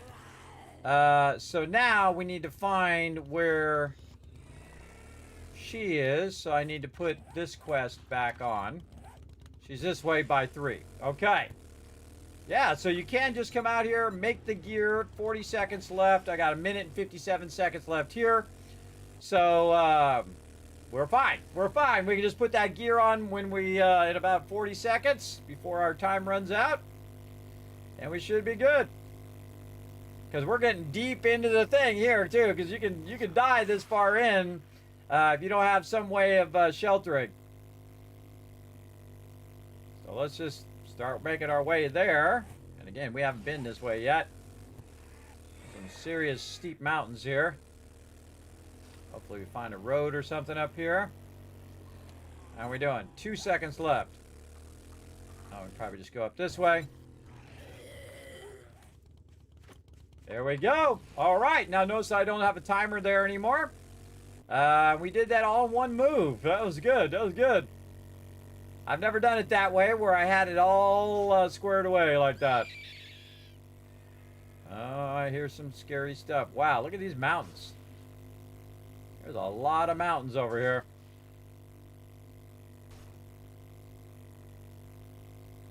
Driving down the valleys, a little easier to get around. Expecting to come out of this valley and find a big old city over here. Let's find out. Yeah, a little campsite out here.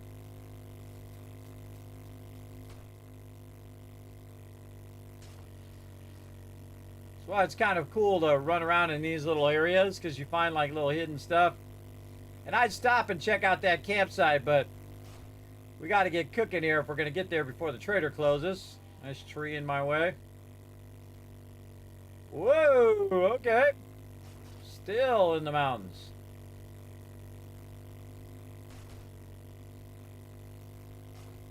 Okay, there we go.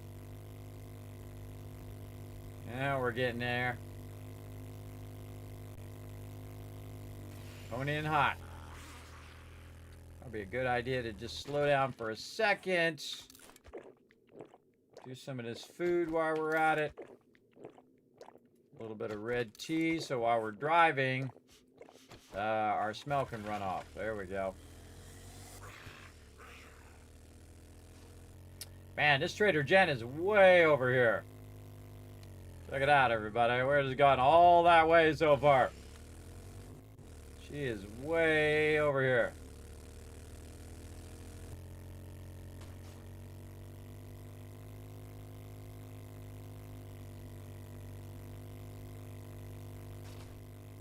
Yeah, that's a big old place here.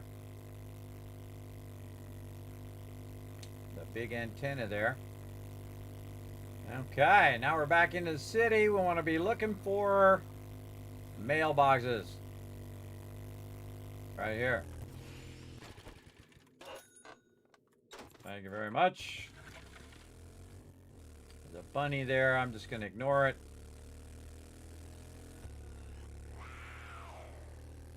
Now remember that the mobs, even during the daytime, when they smell you, they run. So keep that in mind. By default, they do that. You can turn that off, by the way, if you don't like it. Man, every magazine I'm finding is one I already know. Gotta love it.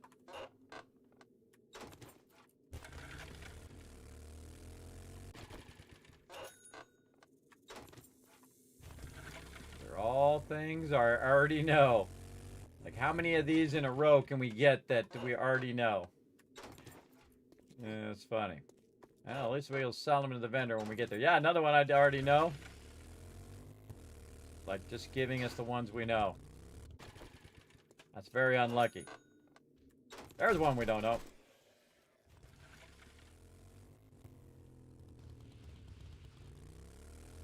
Go this way or go this way? I kind of feel like going this way.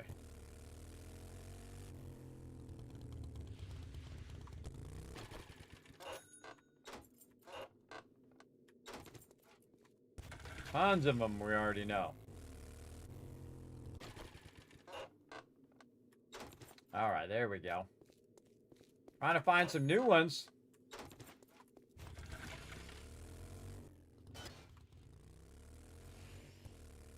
I do have the perk that has a tendency to give us more books in loot. A lot of mobs around here.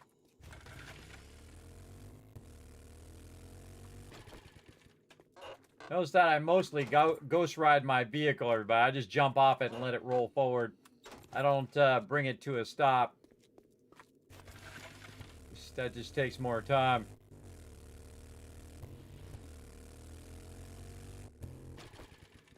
But I am always watching where my vehicle's going, so if I have to, I can jump back on it. Get the heck out of here. Alright, and again, while we're going through the middle of this city, we might as well grab a bunch of stuff. Because it looks like this is at a different city, because this is still far away. This is still 700 over here. So that's a whole different city than the one that we need to go to. Again, it's usually you can tell that just by the distance, how far away it is, so. We're going to cook across here. Looks like I see the main road over here, too. Kind of dip right a little bit here. Oh, yeah, I see her location. And while I'm over here, too, I'll look and see if there's a good location. Man, there's a big, wide open space across the way from her. A lot of cars. Double lane wide road. Look how wide this road is, everybody. Very rarely you see it that wide. Let's open this up. Dip in here. Close that up, and they can't get in here. All right, let's go talk to Trader Jen. See if we can find ourselves a beaker. Tell me I brought my dukes. I did. Look at all these books we already know. Okay, some of these we don't know. Oh, scrapping for fun's good. Yeah, most of these we already knew. There we go. What up, girl? Well, that was fast. Crafting skill magazines. We'll take that. Proven remedies only. Sell, sell, sell, sell. All right, give us some more dukes here. All right, a lot of dukes. A lot of dukes. Business. Stay safe out there. And then, all right, we got a bunch that we didn't know. Nice. Oh, iron sledgehammer up to 6 now. I think I'm going to get steel. Yeah, I got my steel sledgehammer now. All right, tell me you got a beaker, girl. Safe supplies. I'm just going to search for it. Beak. No, she doesn't actually have one. All this way, and she didn't have one. That's hilarious. All right. She doesn't have anything I need right this second. Empty water jars. I'm okay for now. Vehicle adventures. Let's get that. Armor up. Tactical warfare. I think we're going to run out of cash. Ooh, I'd like to get another tactical warfare. Craft drum magazines. We already know. We already know all of those ones. Those are the ones we sold to the vendor. I'd love to get this other tactical warfare. How much more do we need? We need about 50.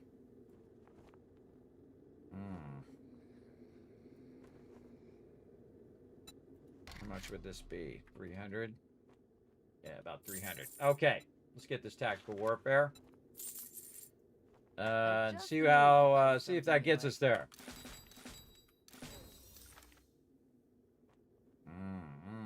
So close. Trying to get the M60. Still a ways to go. Got our armor finally up to 4. All right, what else you got, girl? Selection. Let's see. See if she got any. Oh, look at them solar cells. Okay. Any weapons? Got 44 Magnum. Still sledgehammer.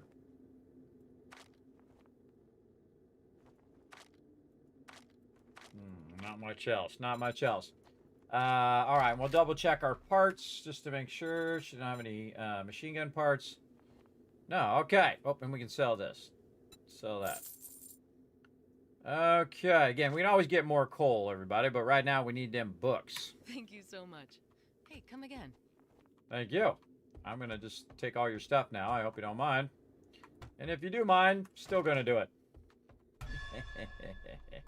All right, let's grab all this loot.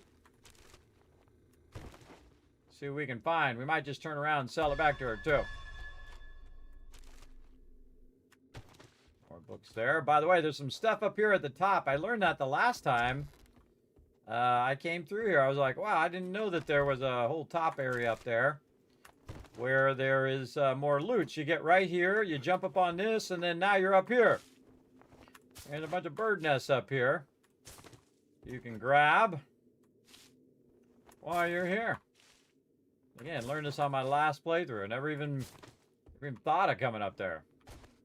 All right, I think we got all of that. We can't go back there. All right, we got all the internal stuff. And now we're going to get all this stuff out here. And again, this is where you can find a lot of good stuff, a lot of books and things. Now, we're actually fairly safe in here unless there is a flying mob. A bunch of books in there. To just run around and grab all this loot. Now, one of the great things about buying stuff from the trader is you can also go around and find all this stuff and sell it back to the trader as well. And we're safe inside the trader because they cannot get in the trader if the doors are closed, which they all are because I didn't open any of these other ones. You cannot wrench the cars in the trader. They are invulnerable. Oh, let's grab this and this. Oh, wow, we got a bunch of books. There we go. And then this. We should put a bunch of this back on our motorcycle over here. Like this. Okay, what do we want to sell? This one and this one. That will just scrap. Actually, we'll stop scrapping. We'll sell that one. That's worth a 70. We got to get our super corn going on so we don't have to deal with all this loot anymore. We can just scrap it eventually. These I don't use in a solo or even a team playthrough. My team does, though. Nothing in this. Man, finding a lot of books in here today. Nothing, nothing, nothing I can loot. Can't get those. Go over here and loot our little place.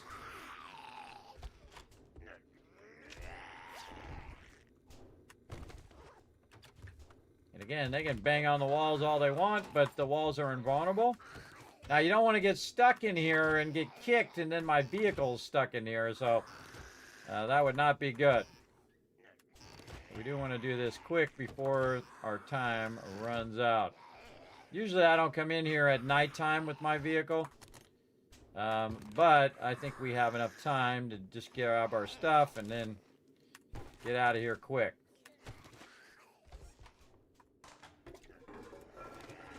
Which is funny because she's going to mention later, hey, have you seen some of my stuff? Some of my stuff has gone missing. I'll be like, no, I don't know anything about it. There's a legendary part right there, by the way, if you missed it. That's sweet. What up, home slices? Any benches on this side? I can't remember if there's any benches on the back side here. I don't think there is. I don't think there's anything back here. No, nothing on that side. But I do remember there's some stuff on this other side. Out of stamina. Can't go. There's nothing in there. And then Benches on this side. We're going to get our forge aheads. Yep, nice. Stuff there. Learn that. Learn this, learn this. Grab that. Over here, another. Oh, 2 forge aheads. Nice. What? Come back for it. We got to sell some stuff to the vendor, so we don't have to lug it back with us. Then we got quite the journey back, so do that at nighttime if we can. It's closing time soon. Dive into my inventory. I'm on it, girl. I'm on it. That's a Okay. good deal. Trust me, I'm a doctor. Nice. Okay, let's get the rest of this loot over here. Get that. Again, get all this so it can start respawning. Another forge ahead. All right, man. We are cooking. Yep, crucible. Oh, man, back to the base. Start pumping out a ton of forged steel. Then we'll get our farm going and pumping out a Only ton 3 of lines here. Thanks for letting pump me out a take ton care of you. And be sure to super tell your corn. I think we got everything, so let's get the heck out of here before we get kicked and then lose our vehicle. Back to the base. We're gonna get over here a little bit first, though. Gas her up. And we're out. And that's it. Easy cruising back to the base. That was quick and easy. See that? You have a schematic to sell. Yeah, I sold it. Sold some things in there. There's a whole bunch of stuff. And if I have some left over, I'll just sell it to the other vendor. I just wanted to get in there and get out of there, get as much loot as I can before she closed. And then also use the nighttime to do all this traveling, because this is a long way to go on a ground-based vehicle. If I have my gyrocopter, I can just go right over the top of all these mountains and all this stuff that I'm going to have to go over here in a minute. But we're making some good progress now. Again, we're getting doubled up on a lot of our skill books because I went very heavy into doubling skill books and getting to that point. And we're getting to the point also where we have a bunch of our stuff already done. Really just finding skill books that are already done. Oh, got to cut over this way. Now, I could have went to that other town back there and, speaking of skill books, looted that town and looked for a bunch of skill books over there. But again, we want to use this time to get back, because again, Horde Night coming up. Horde Night coming up, we want to get it going on. Again, everybody, we're going to go long today. Long stream today. We're going to get it going on. Trying to get back into the swing of stuff. Because I've been working on a ton of other projects. Those are squared away now or running on my other machines right now. Running on my other machines, uploading and downloading and backing up and all of those things. While I'm doing this at the same time. Do like to multitask in-game and in IRL. Again, just trying to ditch most of these trees and mountains and things. Yeah, we got a big mountain here. We should be looking for the road. But I think we could probably dip through here. Oh, we can get a little momentum.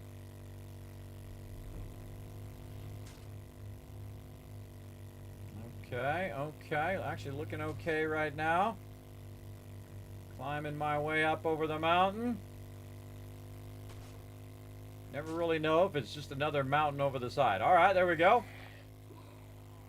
Down the side of this. Yeah, there are a lot of big mountains in between here. It's a massive mountain range. Oh, there's that thing we passed the first time we came through. Little tent city there. And off we go.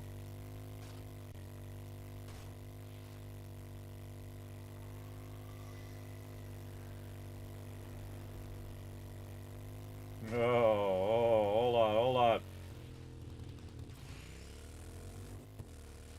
There we go. Ah.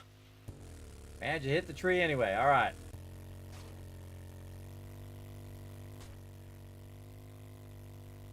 This is tough going right here, everybody. I don't think I've ever seen this big of a mountain. Whoa! Okay. This much mountain ranges between the two biomes. Okay, now we're getting down back over the valley. We definitely going to use a gyrocopter in the future to get up over that mountain. When we do some vendor runs later. Again, perfect time at nighttime to use this time to get from A to Z. I like how I got my motorcycle light on. Again, we got the motorcycle very early in the playthrough because we managed to wrench enough steel to get the motorcycle, which is helping us a ton right now. And again, I could be wrenching all these cars, but we'll do that later. Looks like we're about to go in the desert biome, and luckily I already synced to the desert biome. Already have my desert biome gear, so I can just cut right through here. I'm going to go right. Just to go around a little bit of these mountains. Oh, I see a road. Let's just take the road. Really would like to find the supercharger. That would be awesome. Look at this moon up there. Very cool. Very cool. We found a nice road to use here. Oh, and we're out of road. Always how it goes.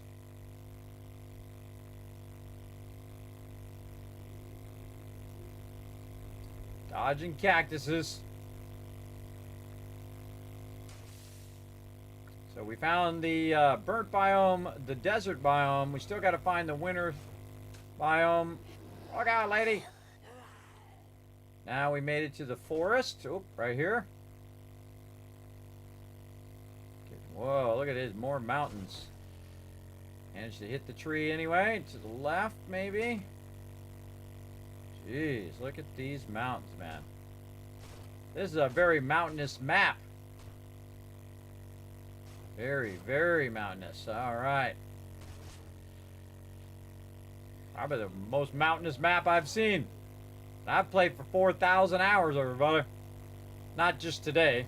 Over the last 8 years or so. And I feel those are rookie numbers, everybody. Some people have 10,000, 20,000 hours. If I had that many hours, I would probably have that many. But I don't like to burn myself out on it either, everybody. Sometimes I take a break, too.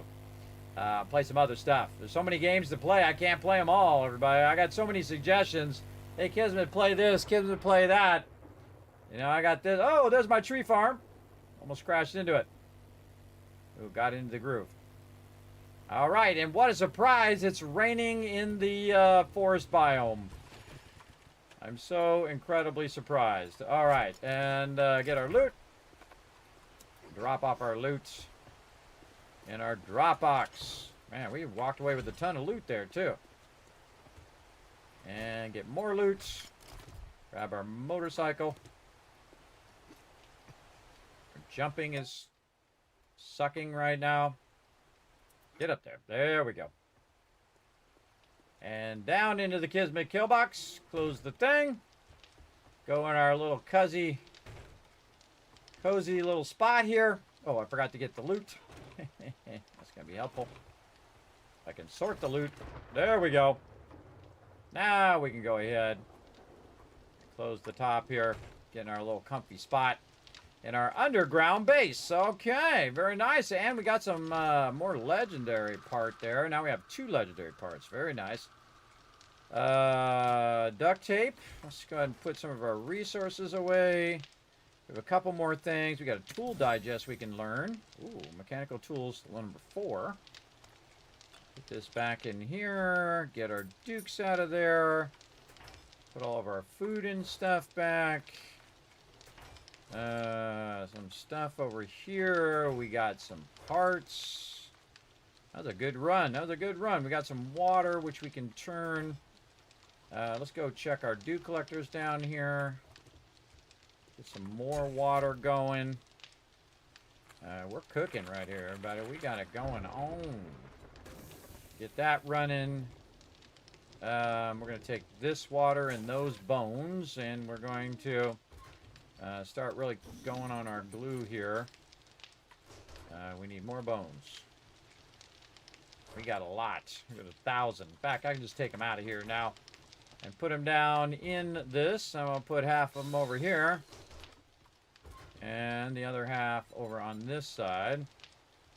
And we need some fuel up there. There we go. And then just put that in the output. Okay, we got that water going. We've got some seeds up here. We've got some more recipes that we're going to need to sell. And again, we'll just sell it to that vendor or another vendor. No big deal. If we have some we can come back to. No biggie. Anything else that's for sale? See, oh, we got a better cap. Okay, that's good. We can sell our level 1 later on. And our dukes. Back down in here. Close the door. Check it out. Kismet kill box for the win. All right, and then down here. And we got this going. Again, underground bases are massively OP, and normally I don't do underground bases for that very reason. But in this particular playthrough, since they did such a big change in 2.5, I thought I would try it and see how it works out. Still being massively OP. Still is massively OP. All right, we'll put a bunch of that away. Let's check in on our forges. Let's see how we're doing. Oh, man. Bunch of bullet casings.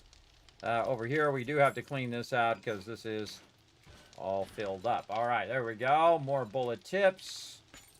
More bullet casings. In fact, we could stop all of this and just do it all at the same time. Bullet casings first. Bullet tips next.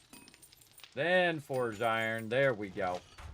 Over here, look at this. This is maxed out. This is 45 minutes or 50 minutes that's going to be running. And then in 50 minutes, when that's done running, that's going to be filled up again. And then we can do it for another 50 minutes. So now, basically, we can let that run for an hour and we don't have to think about it again. As long as it's got enough fuel, that's something we don't have to worry about for an hour. Good morning. Whoa, you're looking good for day 37. I know, right, True Peach? I am absolutely knocking it out in this playthrough. Now, let me dazzle you a little bit here, everybody. Check it out. Now, I don't play permadeath, everybody, but I have not died at all. That means the game stage is off the chain for the forest biome, everybody. It is 103. It is crazy. Right now, level 50 with 103 game stage. That's nuts, bro. That is nuts.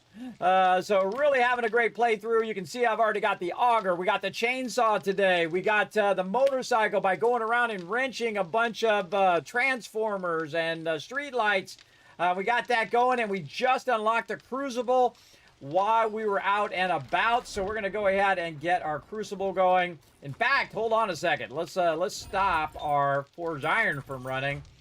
And now we can make ourselves a crucible, and then we'll use that iron for running out a bunch of steel.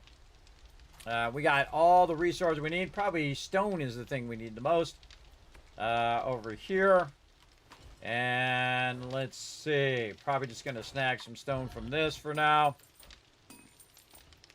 And get that crucible going. That's going to take a minute. 5 minutes. Okay, and then we'll put that stone right back in there. Okay, there we go. Anything else? Actually, we'll put one stone right there so I keep my stone thing going. We want to make some duct tape as well. We don't have any fibers on us. There we go. Duct tape. Go. Okay. Keep our duct tape going. Get all of our bullets out of here. We want to leave one in there in case I want to put the stuff back in there. And we have a ton of gunpowder. Oh, man, are we cooking here? Let's go. We got to get our AP ammo going. That's not too bad, around 300. Let's just say 150 after that. And then 140 over here. 400 blocks as well. Concrete blocks. Yeah, really, it's our brass is slowing us down. Look at all that. Put that right back in there. This here. Iron up in there, lead back in there, put our blocks here. How's this looking? This is looking good. Plenty of food, plenty of water. We definitely need to get way more ammo going. Way more ammo. Yeah, because we got Horde Knights sneaking up on us. So we gotta get cooking here. So let's go. So we gotta do brass. So we want to go out and wrench some cars in a bit. And we got our impact driver today too, man. We're just checking off the list of all the most awesome things that we wanted for today. We also, I think we got our new sledgehammer as well. We could just wait till level 6, but I'm definitely just going to make a level 1. Right here, sledgehammer. So steel 1, because we're going to be making some forged steel here in a minute. I think we already have some up there. Yes. Okay, so we're going to be able to make that. Let's see if we have enough parts. We got plenty. We got plenty of parts there. And then, of course, duct tape is our thing we're waiting on right now. We want to take our water here. Oh, I keep taking everything out of there. I don't want to take everything out, just the water. Turn that off. Then we're going to run down here, and we're going to go to our chem station. We're going to grab this. We're going to do some glue. We're going to grab that glue out. We're going to put our bones back. There we go. Then we're going to go up here. We're going to get ourselves some of this. More duct tape. All right, now we got it going. So how much longer? 2 minutes and 20 seconds on that crucible. Grab a little bit more ammo. There. Okay, what else can we do? We're still waiting on more water. Now, if you notice, everybody, I have everything underground. So I have my production area, which is my 2 forges, 2 workbenches, and my 2 fires going there, campfires. And then we have 2 chemistry stations on the 3rd level down. And, of course, our dew collector. And you're like, well, Kismet, how you doing that dew collector underground? Well, what I've done is I've made a vent that goes all the way out, so there's nothing obstructing it. And so that dew is coming down and being collected in the dew collector. I did have my farm down here, but we're going to be extending the sides here and doing the farm. Now, before we do that, though, we are getting a little bit low on gasoline. So we definitely want to think about going and doing some gasoline. And we've got a little bit left here. We should probably just take the rest to work a bit on our gasoline. Now would be a good time to dip out there and get that going. Let's see what else we've unlocked here. We're getting there on the auger. We're going to wait till we get to level 6 there. We'll wait on our nail gun. How much longer on our nail gun? 3 more on nail gun. Impact driver, we'll wait till level 6. All that stuff we're going to wait. We'll get our steel sledgehammer when we come back. Spear, we're not going to do that. Long way to go there. We were going to do a pump shotgun, but we'll have to wait until we have enough steel for that. Almost to the M60. We'll come back to that. Again, because I'm doubling up on my books, I'm going really fast now, everybody. I'm really unlocking a lot of stuff. Oh, we can make recog now. Cool. I already have all of that. Working a little bit on my electrical. We can do our apiary now and our smokers. I don't really use the 4x4 that much, but I do use the gyrocopter. We're 50 books away from the gyrocopter, so we're a ways on that one. But you'll see, we'll get there. Have we unlocked anything fully? No, we have nothing fully unlocked on our perks. Okay, how about our points here? We got 0 points.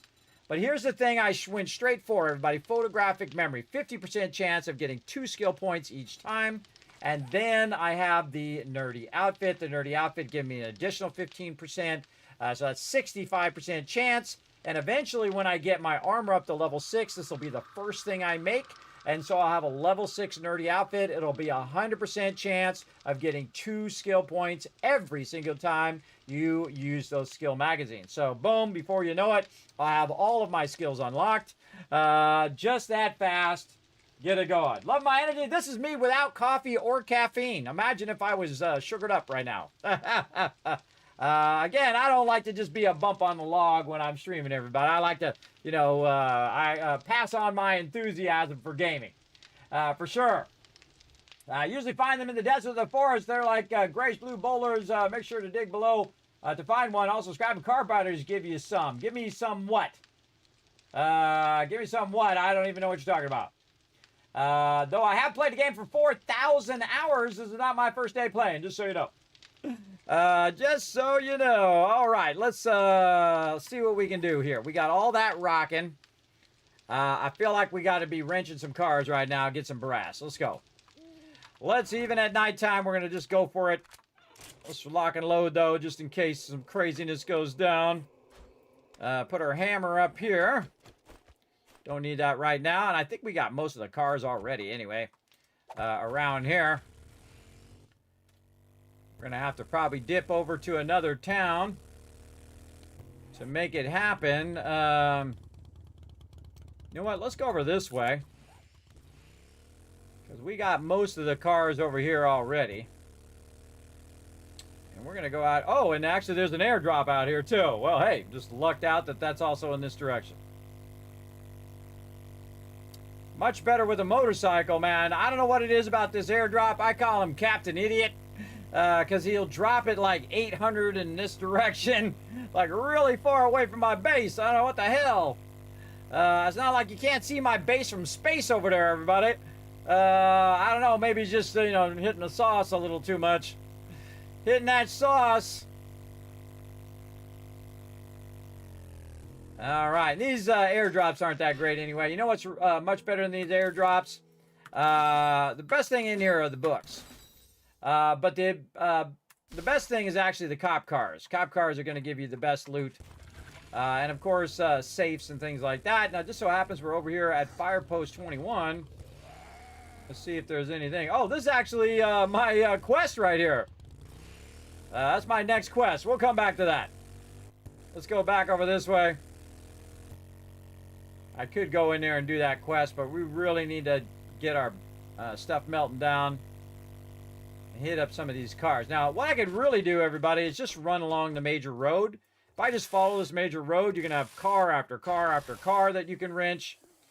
And because I put some saddlebags on here, I can actually put a tremendous amount of resources. We also have the impact driver, so you can see I can just pop off 1, 2, 3.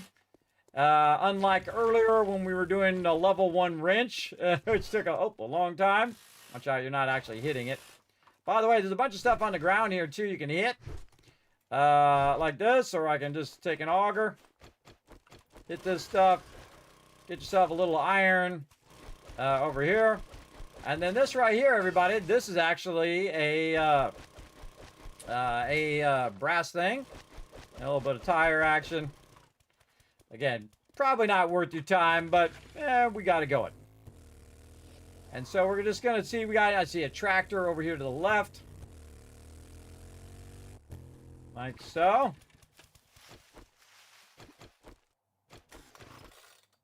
Watch how much faster this tractor is, everybody. Isn't that nice? Again, this is only level 1. Whoa! Ho-ho, boars coming up on me. All right, I'm going to be lazy, everybody. I'm just going to use my chainsaw. Don't be a little lazy. Forgot those boars were even there. Also going to get stinky here for a minute. Get this first, and then we're going to run. Wow, look at all that. So much nicer with the impact driver. Now, of course, the higher level your impact driver is, the more damage that it does. Go back to the vehicle if we can get it in the bushes. Best you don't put your vehicle in the bush like that, but it's hard to get to it. Put the meat away. There we go. Hard to select it. See anything else in here? Oh. Hold on. Check those mailboxes. One we already got.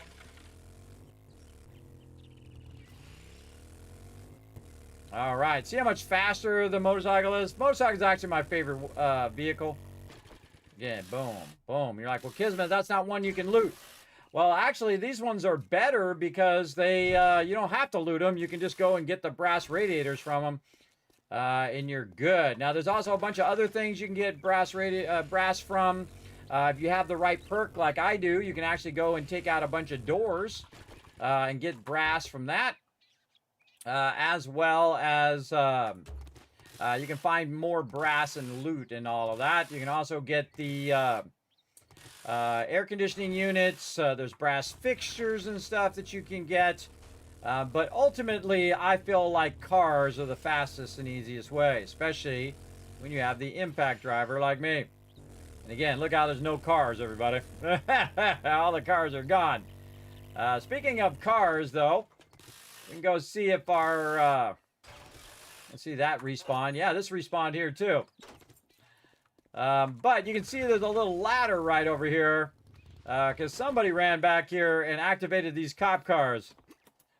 Let's go up here, though. Check and see if anybody's hanging out around here. I don't see anybody. But that doesn't mean they're not there. Again, you can see we already been here. Oh, speaking of. That was some good precautions. These are ferals, too. And, of course, my weapon broke. Problem when you got a level 1 AK, but it did work. Saved our booty. Reload.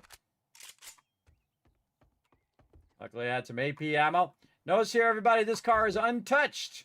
Why is it untouched? Why doesn't it have an alarm in it? That's because I've already looted it before. That's got machine gun parts in there, everybody. What I've been looking for. And again, because I've already opened it and I didn't wrench it. Oh my God, look at that. Holy mackerel, so much loot, we can't even get all that loot. All right, we'll come back for it. Again, since I left the cop cars, and this is one of the things I was talking about when I was over here before, that if you leave them, when you come back, you can just loot them. You don't have to do it all over again and fight off a whole swarm of mobs coming after you. Throw all that away. There we go. Sometimes what I'll do is I'll just auger my way through the doorway there, too. We could probably eat a little bit here while we're walking. Boost that. Let's boost this, too. And again, cop cars are just styling full of loot. This is probably the most loot I've ever seen in a cop car, though. That is a tremendous amount of loot. There's an assault rifle in there. We've got some insulated stuff. We've got some I got a nerdy outfit. That's crazy, man. That's a lot of loot. That's a lot of loot. And again, I just use a ladder. Leave the ladder there so I can pop in. Or I can cut a hole through here with the auger now. It's only 1,000. And I can literally drive my motorcycle through there. Just drive my motorcycle through there. Go back there. Grab the loot. Drive my motorcycle out. All right. Onward. Let's see if there's any other cars here. Again, we're all about grabbing these cars today. We want to queue up so much brass. I think I see a car over here. Yep, right there. Couple cars. And again, remember my smell is going off right now, so I got to be careful. Remember, mobs run whenever they smell you. There we go. And if you're new to the stream, everybody, don't forget to hit that follow button. If you're watching over on YouTube, make sure to hit that subscribe button, which is basically the follow button. If you are enjoying the stream, consider dropping a Twitch Prime, or if you're on YouTube, you can also become a member over there. If you laugh, you cry, you have a good time, I bring a little joy into your day. Any of those things and all of those things, feel free to show some support. Because it does really make a difference, everybody. Remember, together we can have some fun. Okay, so I don't see any more. Looks like I got it all. So we're just going to go ahead and dip down the road, see how many we can find on the road itself. And we'll just go ahead and get as much as we possibly can. All right, grab this. A little too far away. Tried to get it before it got too far away, and then drop all that in there, and now we're going to get serious. Here we go. Again, you want to get this impact driver. My last playthrough, everybody, I got to level like 100 and something. Didn't die once. And got the impact driver very early. I bought it from the vendor because I saw it in the vendor, and I just said, you know what? I'm just going to make a bunch of cash and buy this sucker. So that's what we did. And it really paid off. Absolutely pays off to just... get this impact driver as quick as possible. And definitely pays off to take the time to grab all this loot.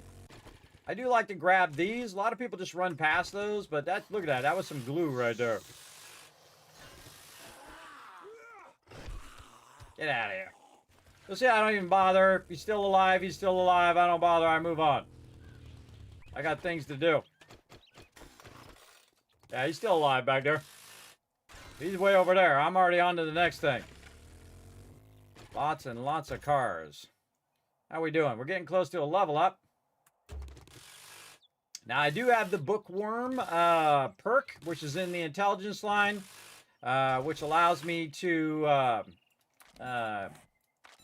right here. So, pilot one, vehicles take 20% less damage, use less fuel. 25% chance to find a book, magazine, or schematic in any loot, by the way. And then this one, which is my favorite, 50% chance to get 2 perk points instead of just 1. Or 2 skill points instead of just 1. And then what I do is I just keep collecting tons and tons of books. And really, the one you want to get the most of is your armor books.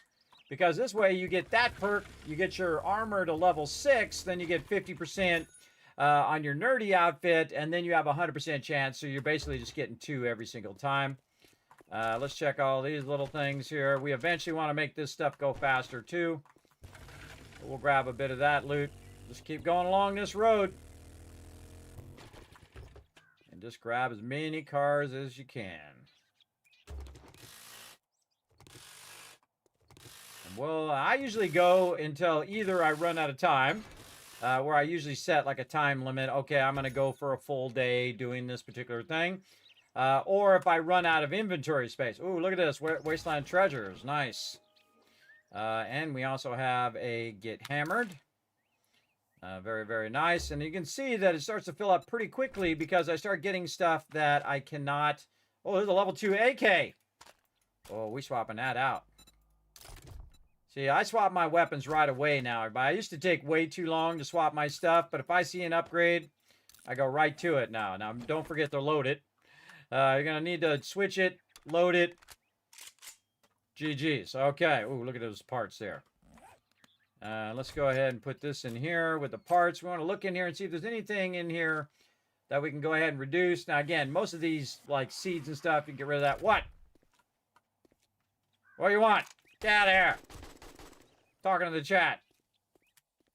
All right. And getting the brass radiators. We got lots of engines. We can scrap that. Again, you want to look for stuff you can scrap to reduce your overall stuff. Ooh, what do we got here? We got patchwork underwear. What do I have on? Tattered undergarments. Actually, tattered undergarments is 1.6. And this is 2.4. Wow, okay. That's actually much better. Let's get that. No, minus 2.4. 1.6. Plus, yeah, this is plus 2.4. Yeah, so this is the one I just put on is better. Yeah, okay. And then the other one we can just sell or scrap.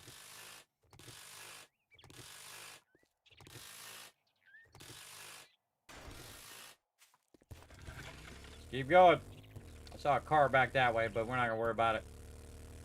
I'm going to keep dipping down the road. Now, I've already synced myself to the desert biome, so I'm fine. I definitely want to kill this guy, though, before he does that whole... Shoot him a few extra times. Make sure he don't get up. I hate that mob. That's probably the toughest mob in the game, by the way.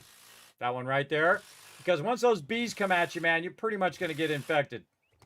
Unless you got some vitamins going. I hate that mob.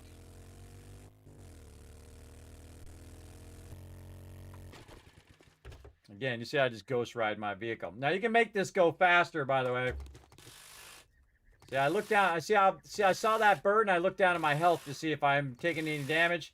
The birds don't usually bother you, but I just go ahead and try to take them out anyway, so I don't have to think about them. There we go. And use my chainsaw. I'm too lazy to get out my other thing. I'm really here for the cars. Here comes Big Boy. Oh, we got an actual pattern there. I'll move away from Big Boy while I'm wrenching this. Okay, notice I shoot him a few extra times. Just to make sure he don't get up. Reload. There we go. Again, I just ignore the mobs most of the time, because I'm on to the next thing. She's coming at me. By the way, you can move while you're wrenching. Like this. Just so you don't have a mob walking up behind you. A lot of cars along here. On the left. You hear a mob. Yeah, and I'm just doing it so I don't have to deal with it. Take any meat off of you immediately. You don't have that problem. Alright, lady, get away from my car. Get away from my car. Notice I went back on this side in case she stands up again. She should be dead. But just in case. Yeah, Fred over there. A lot of mobs on me today. The crawling mob coming. Got time for all of this. I got time. Got to get all these radiators and I got to get it back to the home base. Get them melting down. Fortnite's coming up. Oh, run up here and get this guy. Shoot him in the back. See if he's still twitching. Shoot him some more.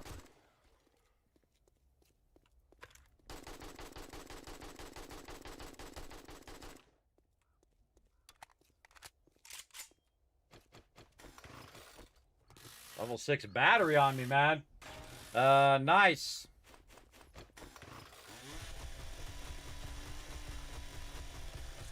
Use that for our stuff. Alright, is everybody and their mother after me today? Let's go. Come on, Fred. Get off my case. Oh, I leveled up too.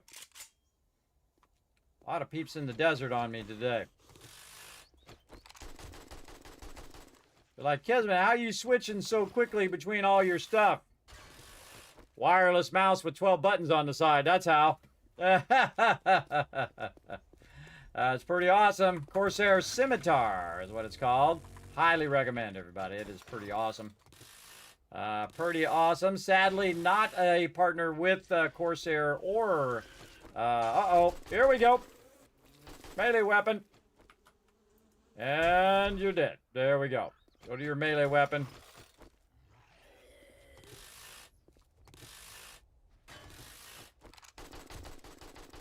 $14 bullets left. A lot of mobs out here today. Radio station. Cars are on the side here. Definitely would like to speed this up too. All right, how we doing now? What do we got? We've got to go into position. So we can go ahead and go a few in position, speed up our chem stations. Again, showing you guys all my gaming secrets, everybody. I've been gaming for 50 years, half a century. If you're new to my stream, my name is Kismet. They call me the Gaming Tycoon because I've been gaming longer than most of you have been alive. I played all the games, everybody, at least most of them. Between me and my guild, which is one of the longest running gaming guilds in the world, everybody, over 20 years together with over 1,000 members. We played just about everything in combination between all of us and have had a wonderful time doing it. Look at all these mobs coming in this way.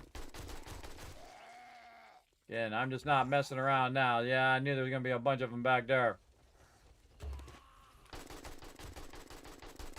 Get them before they crawl out. Oh, weapon broken. Not good. Repair that. Hello.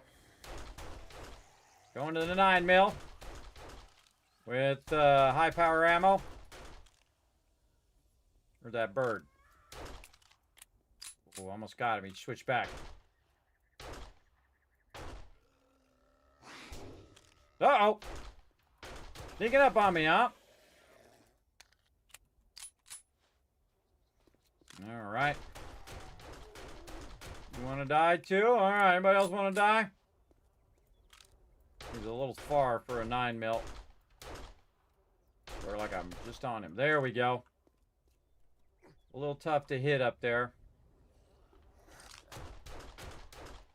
So I don't just shoot him once, everybody, and then wait for him to get back up again. I just absolutely annihilate him. And then I'll have to think about him again. Another bird above me. Look at that.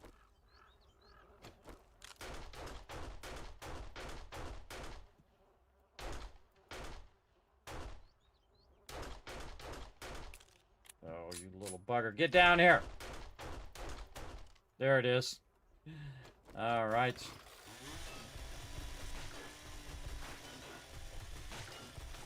I have time to get that properly. I'm just going to grab it. Move on.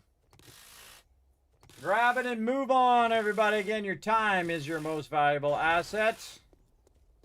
Again, I'm just out here getting the loot. And again, we'll stack some more stuff in here. Scrap this. What else we got? Man, we are getting some sexy looking loot in here. Day 38. Time is moving on. Day 42 is Horde Night. Again, we got stuff to do back at the base. We got to be producing some ammo over the next few days. We're going to need thousands and thousands of ammo. We're going to go ahead and just wrench until we can't wrench anymore, until our inventory is just absolutely overwhelmed with loot. Another car down the side there, too.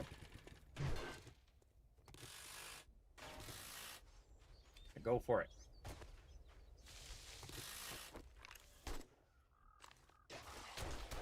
Ah, bugs.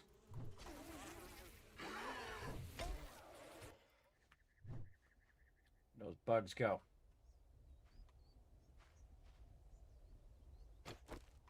I don't know. I think I got him.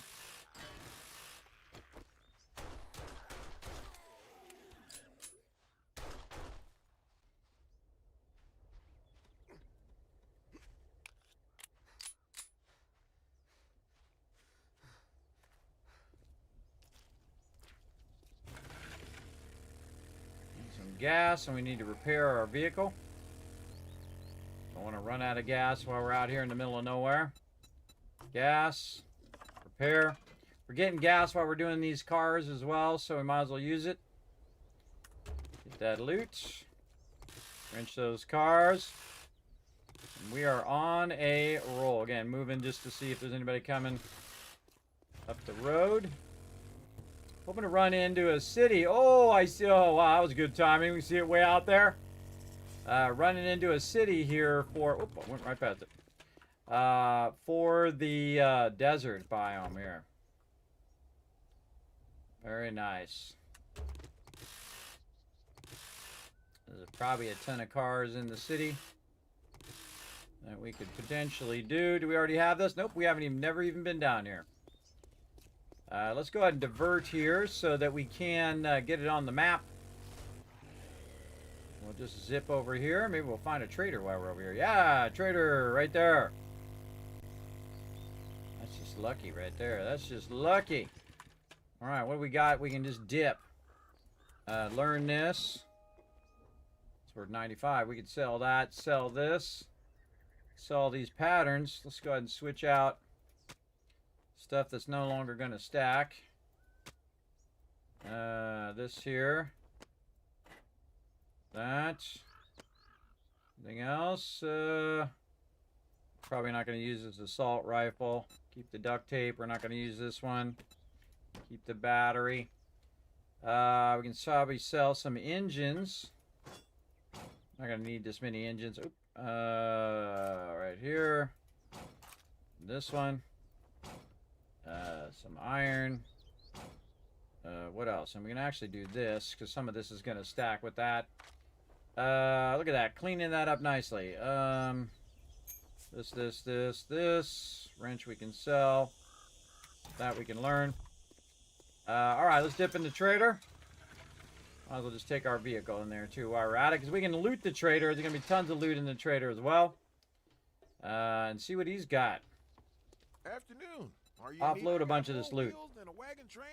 Alright, we can sell 3 engines, and then that's all the engines he's going to buy, or in this case, 2 engines. Sell this extra stuff. I'm not going to keep the assault rifle. I'm not a big fan of the tactical assault rifle. I'm not going to keep it. All these patterns I already know. I have an impact driver, don't need the wrench. Kind of weird that I can't sell him a third one of those. What's he got in here? Let's take a look. Anything I'm looking for? No, how much we got? 1,800. Do we have any Don't dukes forget on repair our kits. vehicle? You don't want to end up stranded or have your gun jam on you. Do we have any dukes in here? I think I had all my dukes on me. Oh, this we want to sell. Dukes on me there. Got the hammer. This in here. What? Could sell some of these batteries.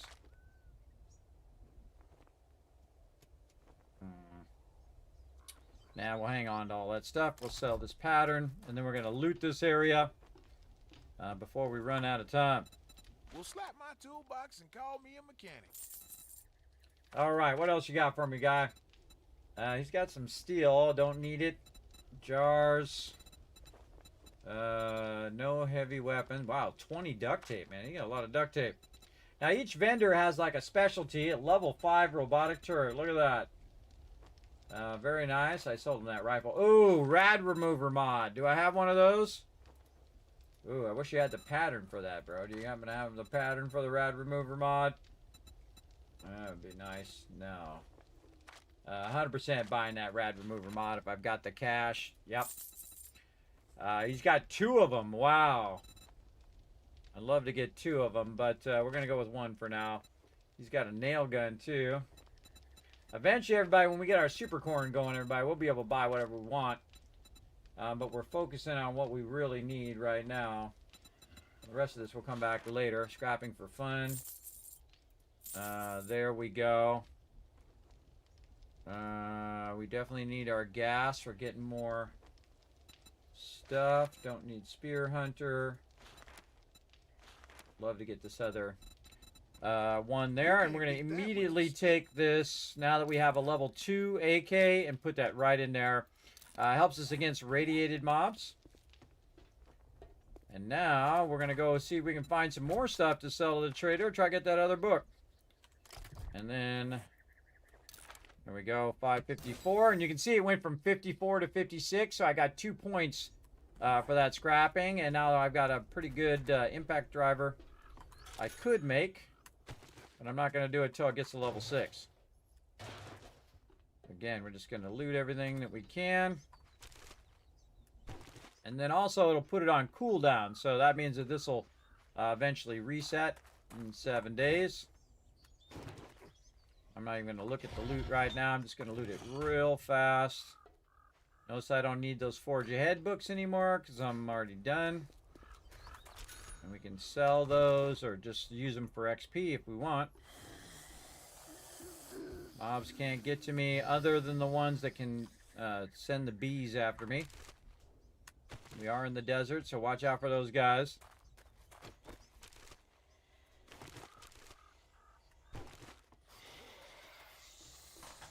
Yep, speaking of.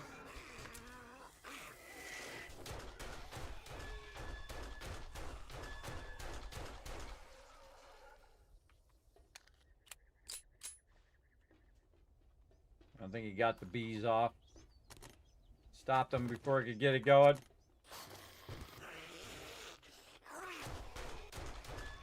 Shush. Shush, guy. Kismet's busy. Time for no crazies. Ain't got no time for no crazy Zeds. Is that a bird? I saw a bird up there somewhere. Bunch of patterns that I already got.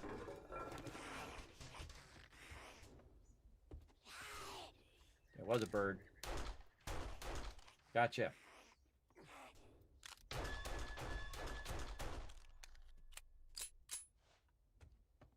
Getting that XP too while I'm at it. How are we doing on bullets? 75 bullets left. Already did that. Sweeping all this stuff for loot. I don't think we can get in the screen like I mean, yeah, right here. A little bit of loot back here. Just want to be out of line of sight of most of these mobs, but if you are in line of sight of them, they will be coming after you.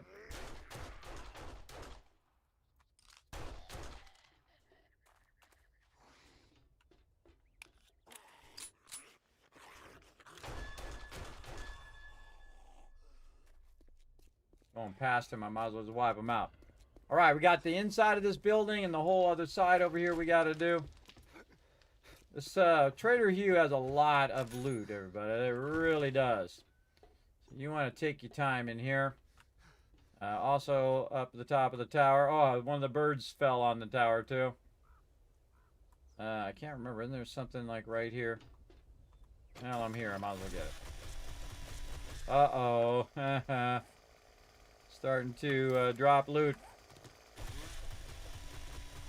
My bad. My bad. Just sworn there was something. Oh, yeah. There we go. Duffel bag. Learn that. Grab those. What can I do? Nails. Get the glue 100%. Put the seeds back. Get the parts. Don't need the seeds as much as I need the parts. We got to go to our vehicle and drop some of this off. Up here. No, this is a great sniper position. Rotisserie G'd like that. Should make one of these at our base. Okay, again, we got all this to do, but we got to go back to the vehicle to offload. Again, a lot of this stuff can be stacked, right? With all this, see that? Boom. Stacky, stacky. Still got time. Back to the Trader Bob and take his stuff and sell it to him. There we go. How are we doing on water? I don't want to waste that right now. That's all that a good stuff. choice you made right there. I know, right? This bench. Run out here, get some more loots. Getting all the loots.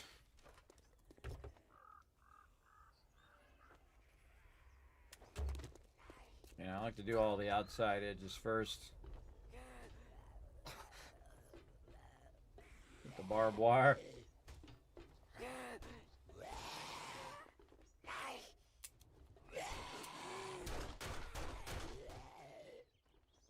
I'm down out there. What else we got over here? In the back here. Yeah, just trying to go as fast as I can because we're going to run out of time. It's going to be nighttime. He's going to kick me out of here. So, grab what you can before you get kicked. I don't think there's anything else over that way. Barrels have got a bunch of gas in them. We've got vending machines if we need those. Don't think we can do the ATM machine. Oh, we can.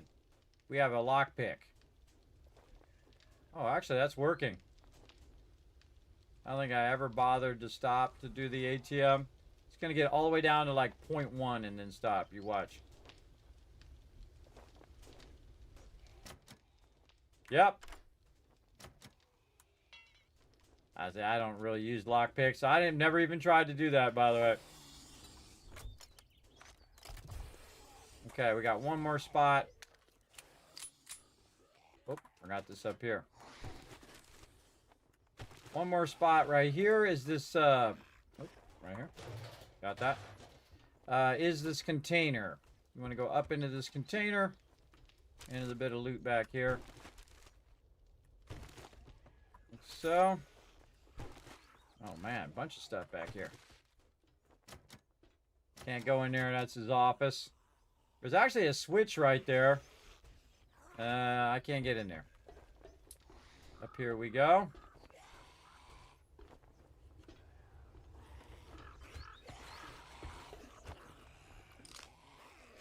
I'm all out there.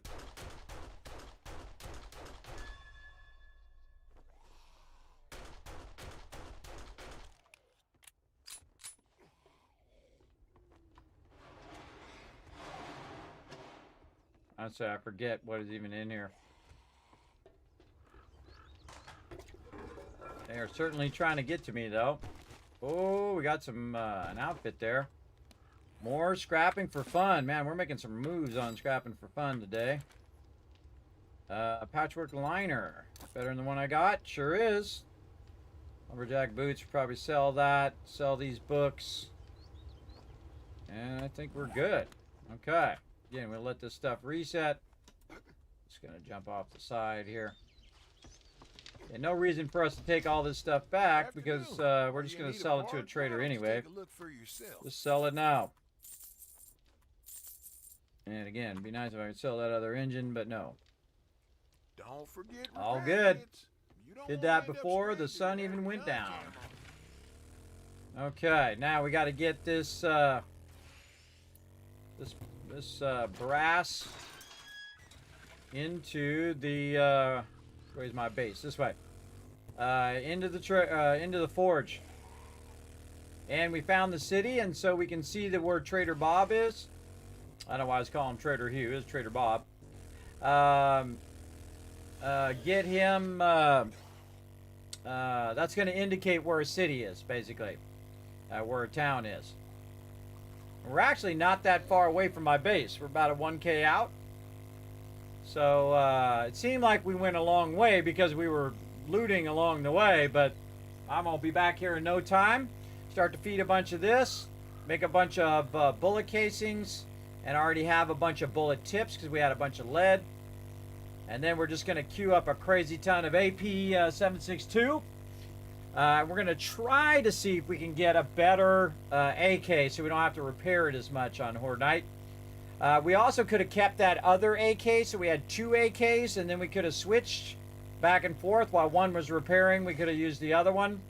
That's a great technique as well. Sometimes I'll have an AK and an M60, so I'm switching back and forth between those while one is repairing.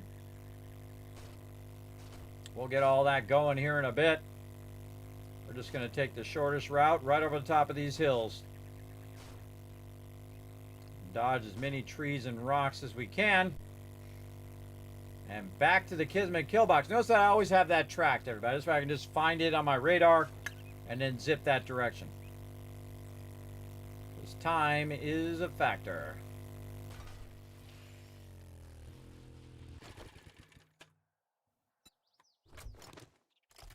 So much loot. Alright, up into the kill box. Throw in the drop box. Deal with it here in a second. Yeah. Thanks for not jumping. There we go. Should I do the meat first? Just to get it off of my character.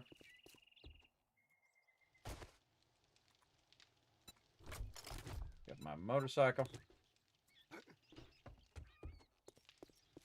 Okay. Now, is there anything in here that we're probably going to end up selling? Nerdy outfit. We're going to sell this. Anything else? Probably these engines. I think we have a lot of engines already.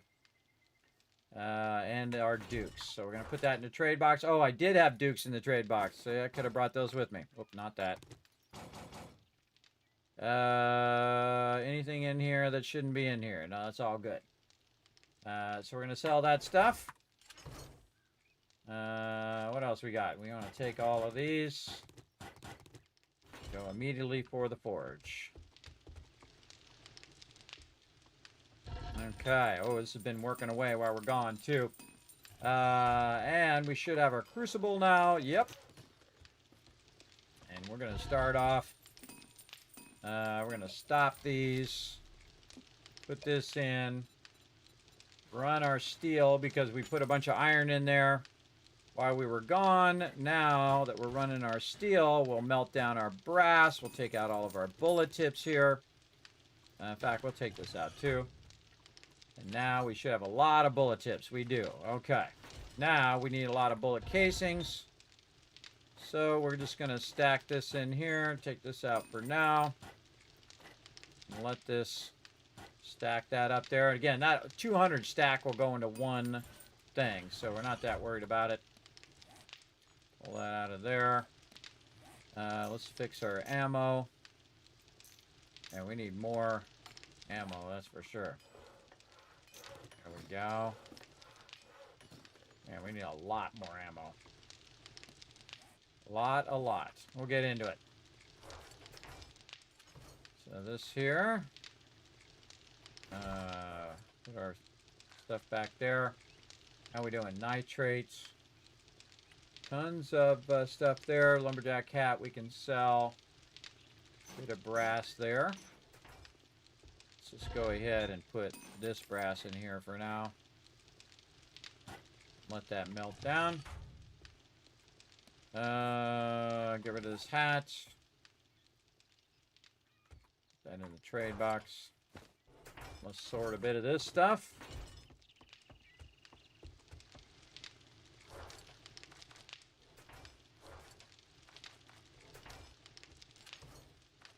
Oh, I love to see my box filling up, everybody. That's awesome. Especially in solo mode. We got to upgrade our boxes here. So we're going to take a bit of the steel that's already here. And we're going to go, let's see, resources, miscellaneous crafting's already upgraded. Probably via, oh, nope. Nope, nope. What am I doing? Wrong thing. This thing. Duh. Now I need to get this. Wrong thing there. My brain wasn't firing on all cylinders. There we go. There we go. Because we're going to be putting a bunch of stuff in there here in a second. I'm going to upgrade that. Have to put all these things in there. Okay, nice. A bunch of resources, miscellaneous crafting stuff. We're going to need to separate this now. We're going to go ahead and do it right here in this box. Raw ammo. Or maybe we should move armor mods.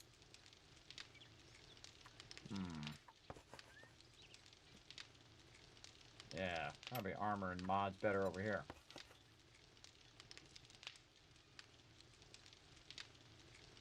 Mods. Come on, fingers. Work with me. Armor, mods, and quests. There we go. We'll take all this out of here. Put that over here now.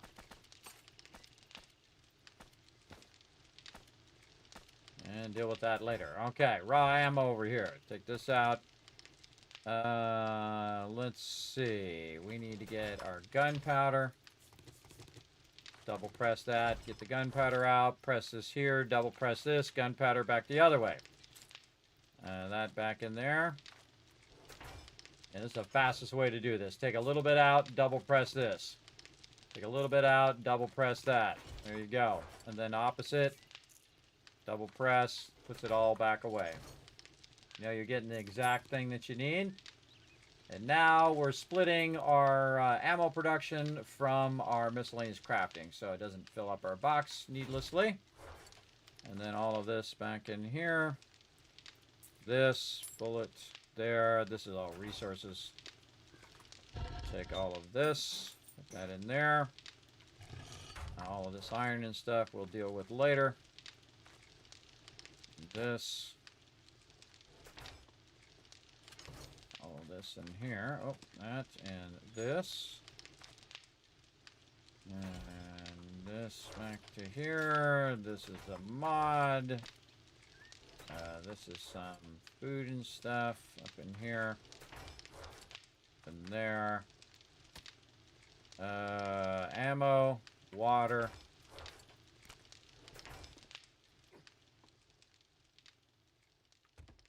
Okay, anything else? Oh yeah, more stuff in the drop box, including our vehicle. Ammo. No, not in there. Ammo. In the ammo box. Okay, we got some ammo in here, but not enough.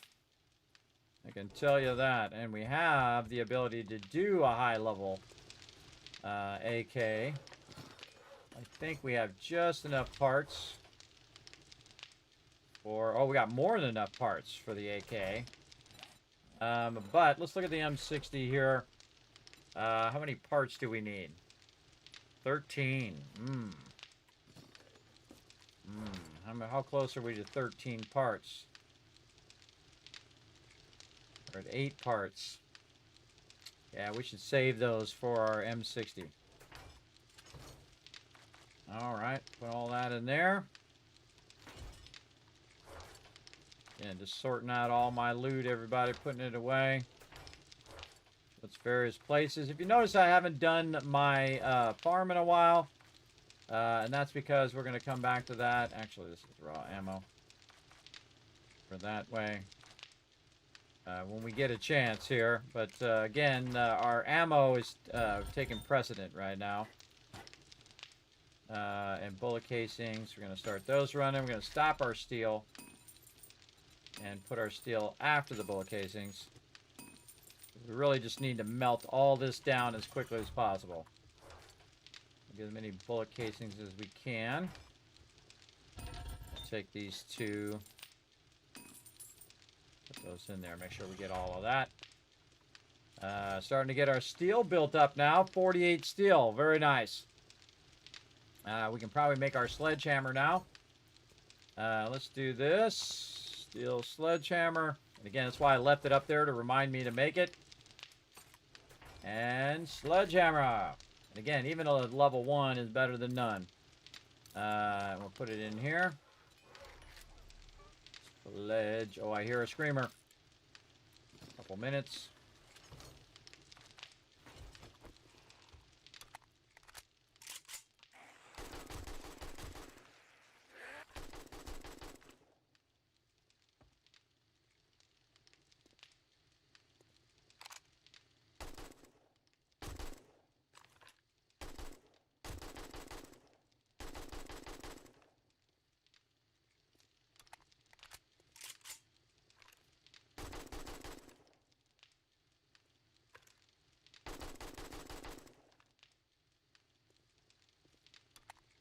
Kismet Killbox doing its thing.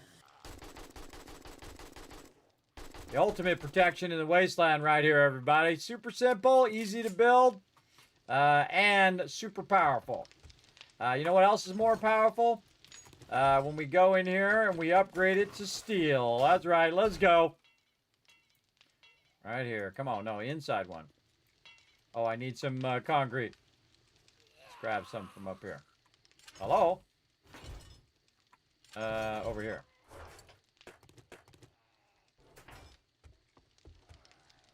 Fix this one here.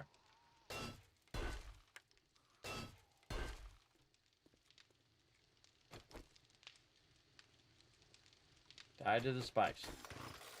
Okay, everybody, we're already day 38, and we're upgrading our stuff to steel. Now, we don't have enough steel to keep going, but we definitely want to upgrade this bottom part to steel, and then we're going to try to upgrade the whole thing to steel at some point. We need another forge is what we need. Let's get that going. Right here. Let's get our crafting stuff. We've already got this pre-made. How's ours? Not good. Need a bunch of stone, more duct tape, more pipes, put in a forge. That just takes a few seconds. What else we got up here? Yeah, we could do another dew collector at some point. Got a good amount of parts, especially for a nice level 6 auger eventually. But we need to get another forge going because we need to separate our steel production and our ammo production. So right now we're doing it in here, and that's okay. We'll just do it because we've got a bunch of stuff. But you can see it's running out of clay. So what we want to do is go ahead and start to double feed this one, where it's just going to backlog a ton of clay while we're using that other one. We're just going to put a massive amount of this in here. We're going to stop this. We're going to make an anvil from in here first. We're going to take all this out. We're going to run out any bullet casings that we can and bullet tips. We're going to run out. We're going to not run any of the iron out for right now. We'll take this out. We'll grab some more clay. here, and then we're gonna double run clay into here while this is running out. Oop, not there. This here. Take that out of there. Leave one in there. Max that out. Put that in there. Okay, double. Put clay in. Over here, we're going to just let that start to melt down. We're gonna go ahead and make a bellows for our new thing. Ooh, look at our new hammer there too. Modify. Ooh, we got 3 slots for it now. And I could sell that, but I'm just going to scrap it because I don't want to deal with it. Okay, we're going to need more duct tape. What a surprise.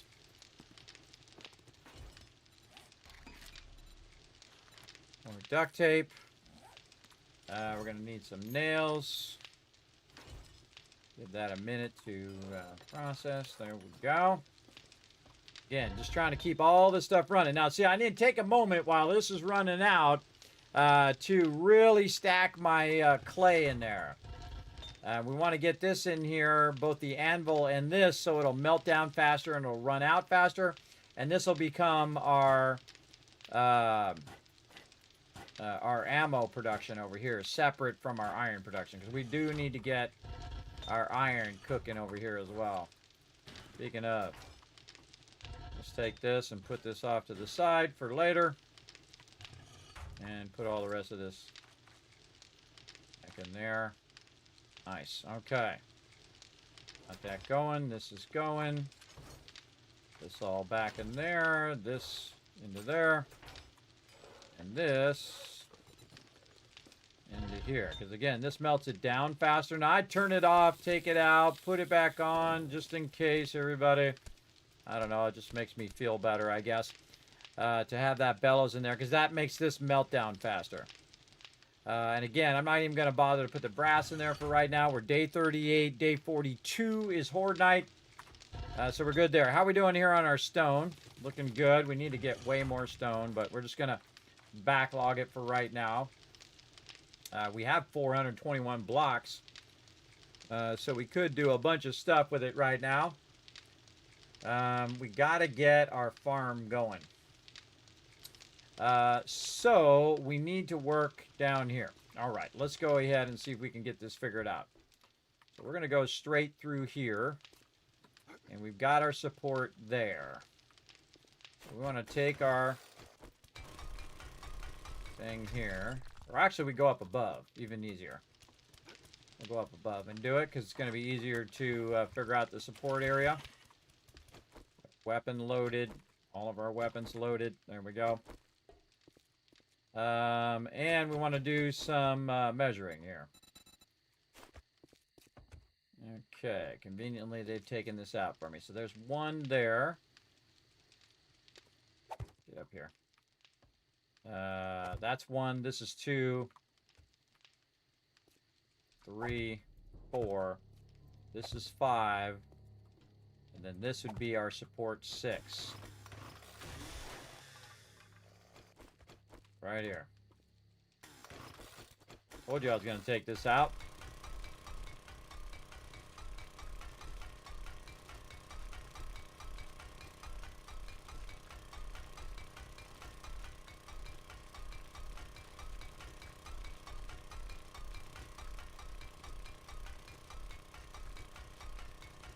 All right, now before I go down there, I'm going to double check it one more time. 1, 2. Right here. 1, 2, 3, 4, 5. So it's going to be a 5 span. And then the 6th one is barbed wire. The 6th one is our actual support.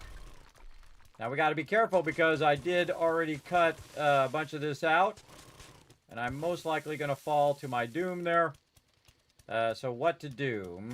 Put a ladder in. Put a ladder over here. Jump up in this ladder. Put a ladder. So I'm standing on the ladder when I take out the block. If I could go down. Here we go. Let's see if this works out.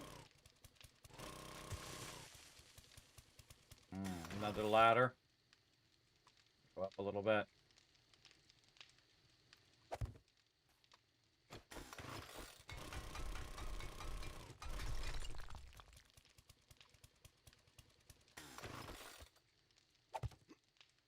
Okay. This is sketchy as can be.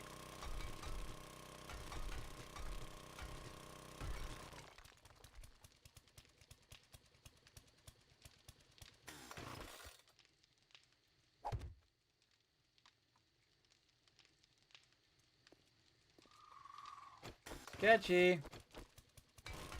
Feel like I'm gonna fall and die. Oh, look at that. Right there.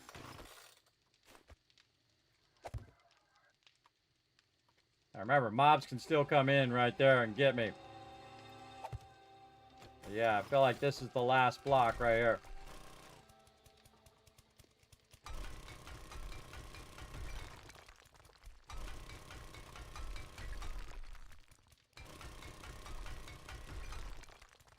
Again, see, we took all this out. Bringing this down. Okay, so right here is where we want to go.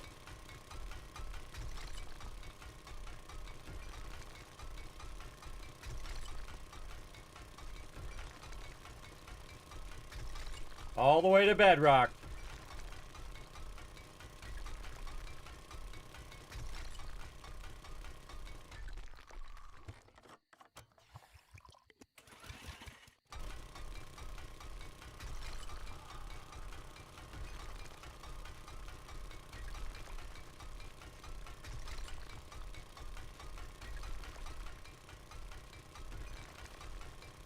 So what we're doing is we're building an extension to the underground part of the base. If you're going to do it right. Go all the way to bedrock. Tell me I brought those blocks. I did. All right, cool. Suddenly dawned on me. Got repair kit as well. Do our food and water while we're digging.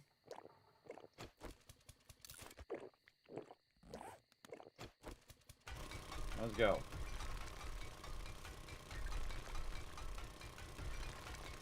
Oh, there's the resources down here too. There it is. All right. And we're going to run our support all the way up from bedrock. All the way up to the top of our base. Doing what's known as nerd polling, where you jump and then put a block down and so on. Why am I doing this? Because we're going to build a massive underground base here. That's why. And then we no longer need the ladders. Those were just there to help me not fall to my doom. Ladders, ladders, ladders, ladders. There we go. Oops. Crap, I think there was still a ladder there. Let's double check.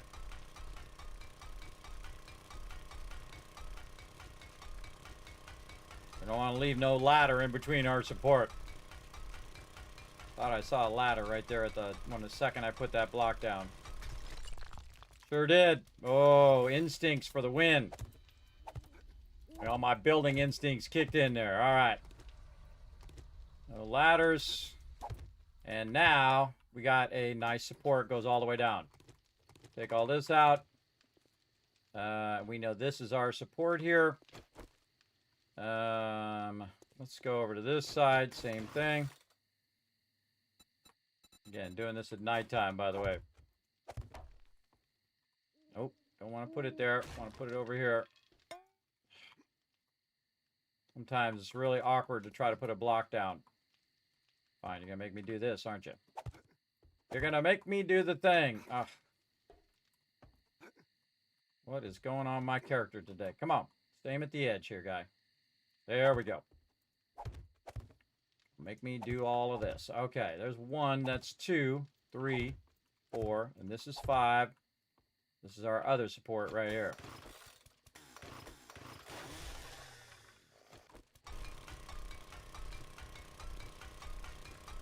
Now this one's going to be way easier because we didn't dig under this spot over here. I don't think we dug mostly that side where the coal was.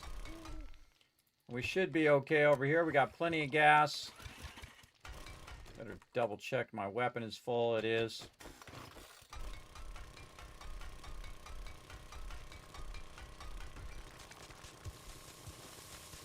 Okay, another little trick, everybody. Let's put a block right there while you're digging down. Gonna get a lot of whoa! I stand corrected. Holy moly. Fell right out of there. Where'd we fall from? Right there. Nope, I did cut way over here too. Right there is where we were at. Let's make sure that we're lined up. Going up. Whoop. Fell again. Luckily did not break my leg. Where are you? Over here.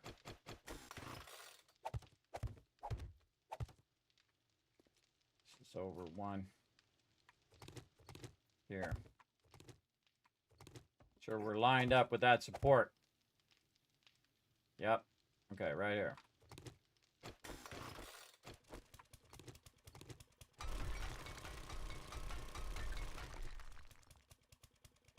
Yep. All right. So yeah, I guess I did cut way over here.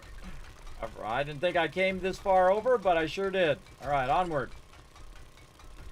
Down to bedrock. That's why we made all of these blocks. So we can put this all the way to bedrock and build a pretty big underground base.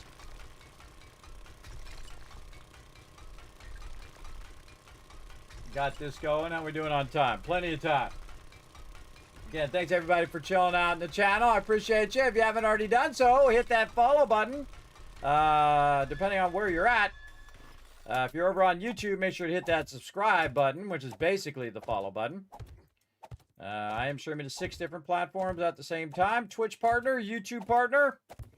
I've been streaming for 10 years. All right, let's see if this works out, everybody. And we take this out. And in theory, if we just keep going straight up, should end up right here. Yep. And then, perfect. Yeah, there we go. All the way from bedrock. Nice. And then we take this out.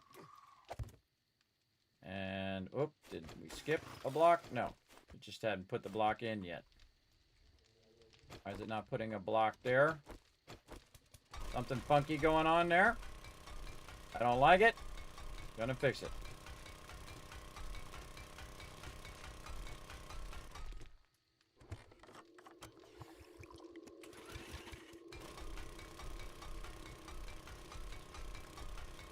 Something weird about that block.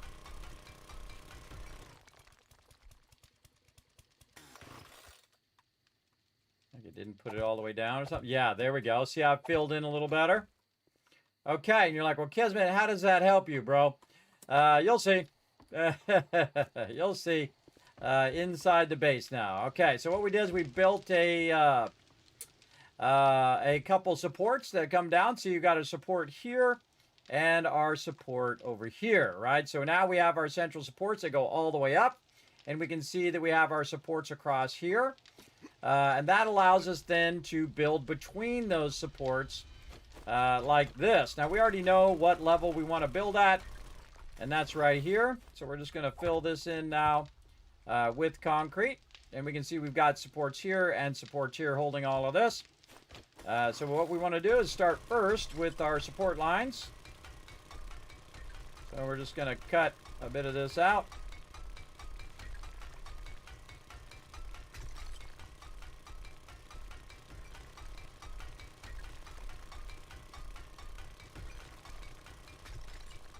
Okay, we want to make sure that we got this at the right elevation. Again, we want to make sure that we have a good height so we can use it for our plants. Again, this is very hard to do without the auger because it takes a really long time. Though if you have the steel pickaxe, it does work pretty well.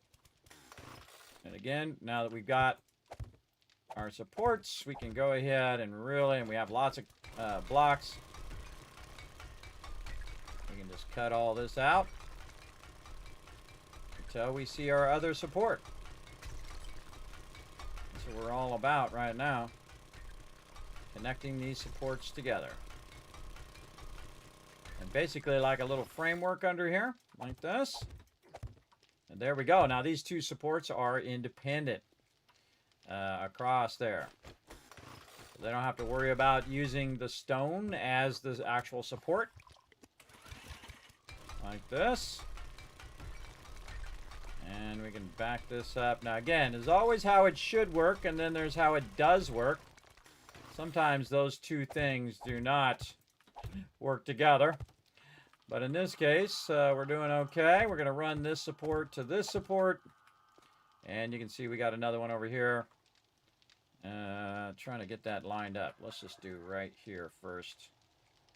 Got to aim right on the edge of the block. Which just gives you like a huge chance of screwing it up. Why don't they just make this like satisfactory? We can just aim at the edge. Don't have to aim at one little tiny pixel. You're gonna make me go out here, aren't you? Yes, you are. Okay, just lean out a little bit. Alright, and again, it's right about this level. And there we go. And now it's just a matter of filling in the blocks. There we go. Very nice. Easy mode. You want to cut the top part off first. The reason why you want to do that is so that it doesn't cascade downward. If you cut the under part out, it could pull all the blocks above it down. You do not want it to do that. That would be very, very bad. Pull the whole base down, though I have had it happen even though it shouldn't have happened. Multiple times, by the way. We will take our safety precautions anyway.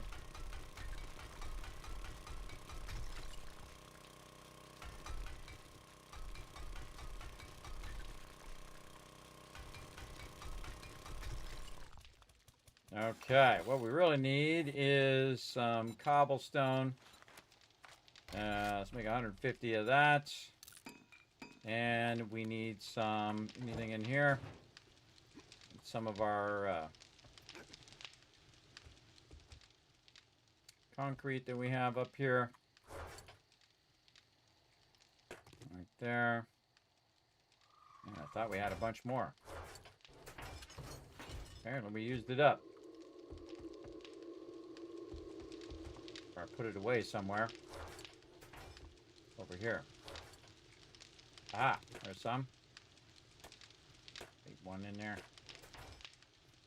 Okay, now we want to work on these supports as well.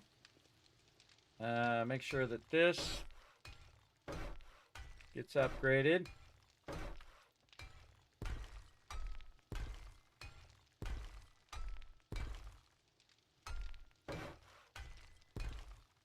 Since we already have it in wood, it's just easier to upgrade it. And then that's already concrete. That's already concrete. Good, good.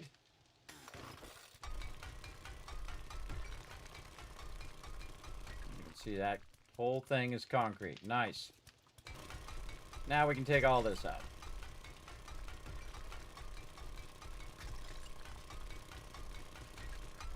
And you're like, Kismet, why don't you just undercut it and then let it fall? Because I actually need the stone too. So I do want to get every bit of this stone while I'm working. You can see that we're just kind of opening up a bottom area here.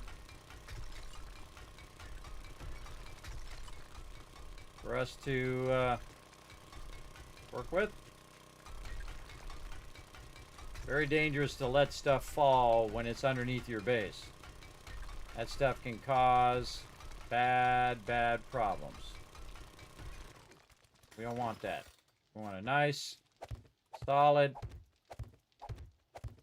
supports and a flat area like that. Okay, now we need another pilot hole. So we need to go up here. And we need to do some more math. What you guys doing out there?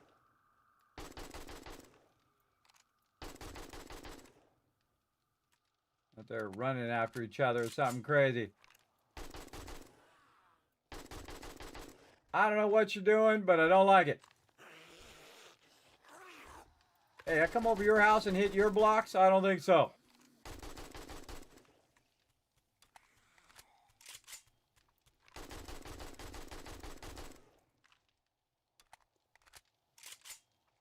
Crazy mobs. Alright, I'm gonna pick up all these blocks too. Are they getting any ideas?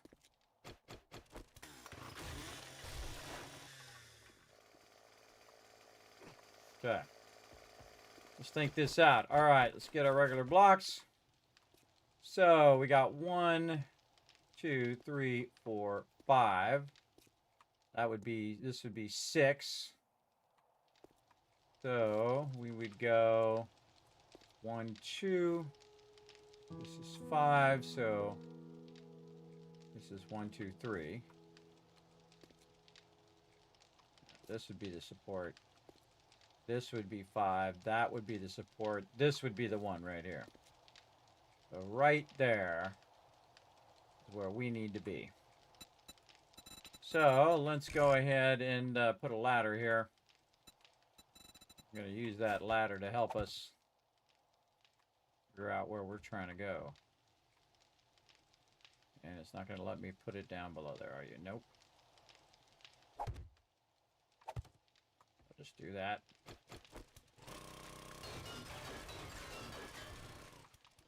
All right, here we go again.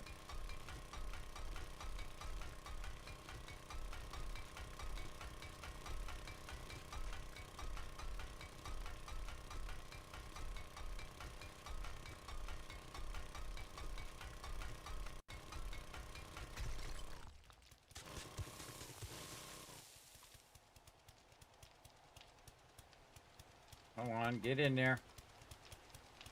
There we go. All right, now I want to get our bar here. It's our bars. Favorites, bars.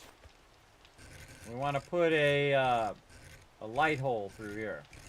Of course, it's going to make my job as difficult as possible.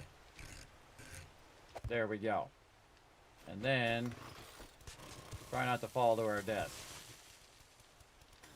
Sketchy. Sketchy at best. Oh, time for a break too.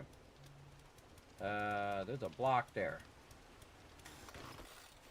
I think we have a... Yeah, alright, perfect. And that worked out really well. Alright. Take all this out. And this would be the center. So we'll want to dig this one out.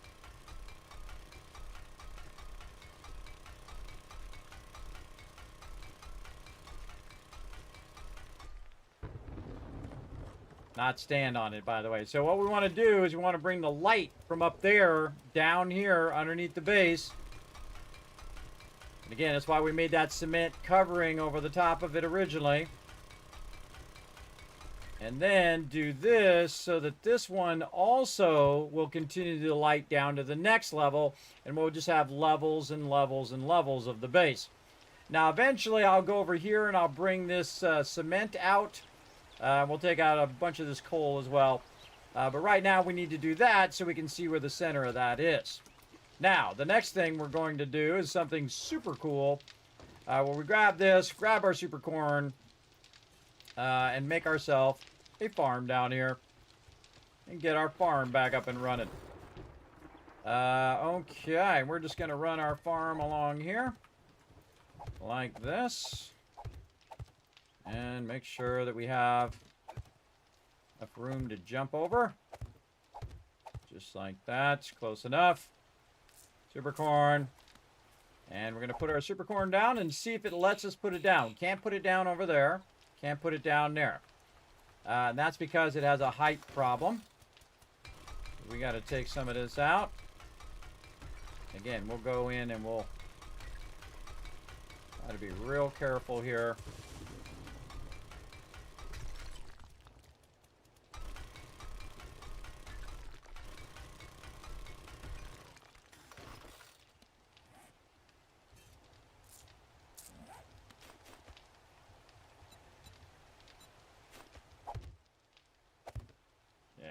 The supports in.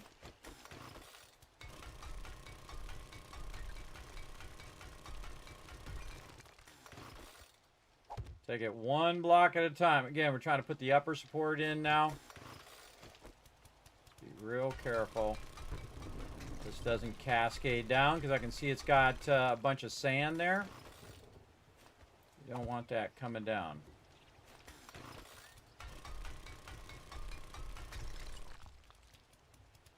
And right here.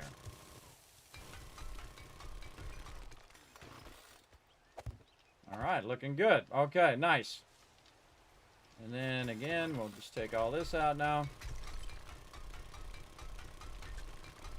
It's really not good to drill overhead. Kind of like in Minecraft, it's not good to drill straight down because you might end up in lava. But we're actually offset from up above in case there's a bomber that goes off. We're about 5 blocks down to offset that to prevent bombers from being able to hit the stuff down here. And we should also put a double protection in case that bomber does blow up there and take out the bars up on the top. We'll want to have a secondary bar. Oh, there it was. Probably upward. A secondary bar like that, in case he does breach that top bar, he'll fall down in there and that he'll have to get through this other bar. And then, of course, all this cement that we're about to put in here. All right.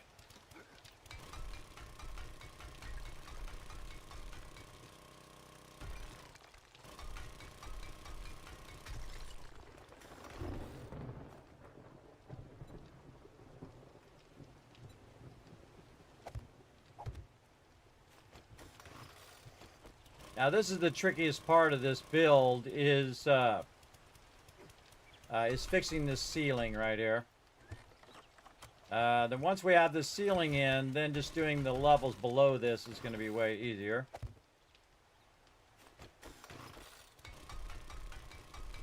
Especially since we have this coal here.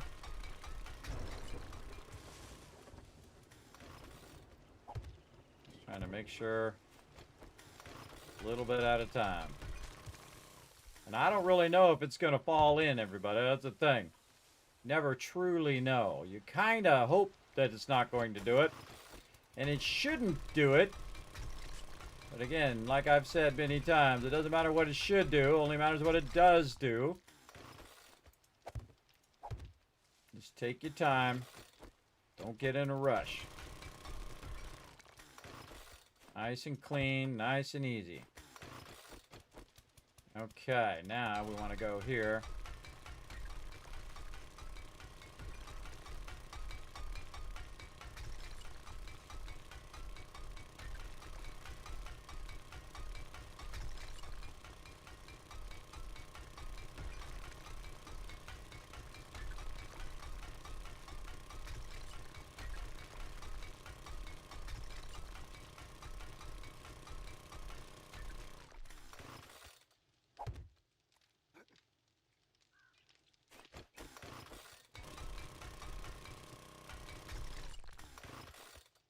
There we go. Just trying to put that in so I can visualize where that's going.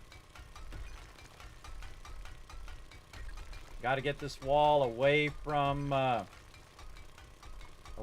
super corn. So we can have our super corn have lots of height. Room to grow.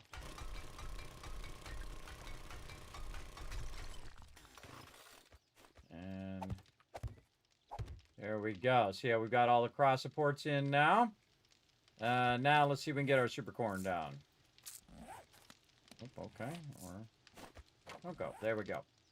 Now we should have enough height to put our super corn down here underneath here. This is about 10 blocks down. Yes, we do. All right, all of our super corn down. Nice, except for this corner over here, which we have this little part here protruding out. And now we can just cut all this back.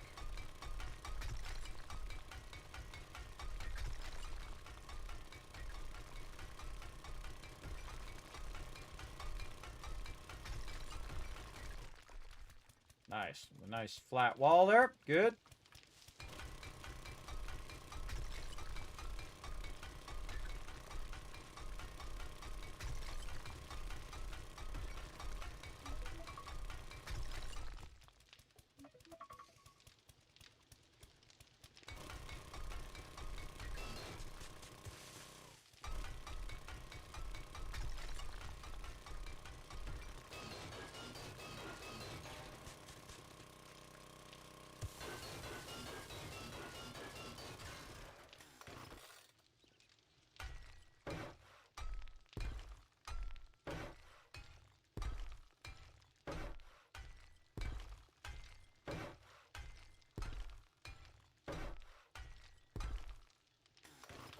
And see, Auger makes this awesome.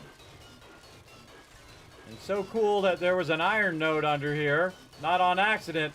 That's why I built my base right here, because there's an iron node.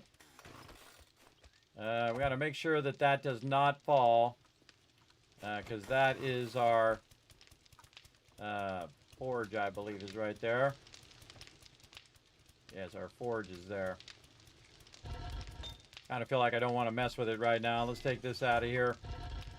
Put this in here. How are we looking? All right, so we got a little bit of that going. Let's go ahead and get this going. So we can get some more bullet casings going. We're day 39. We got a couple days to get this going. This we're just going to let backlog. I'm going to run some forged steel out while we're going. All right, that's all good. Check on our stone. Oh, I did run out of stone. I had a feeling I was going to run out of stone. While we were doing that, more cement. Also, with the stone that we have, we're going to make a bunch of sand. Just going to use it all minus a little bit. Then we can make like 8,000. Look at this, everybody. Underground supercorn area. Very, very cool. All right, let's clean this up.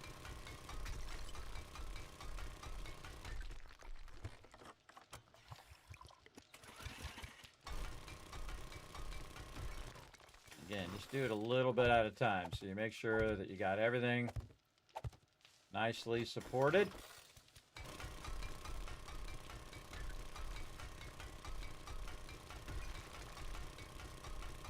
This is shaping up right here.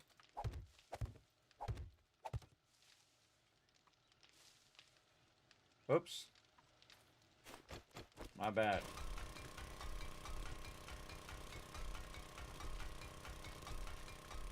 I blocked the ability for my for the light to come through.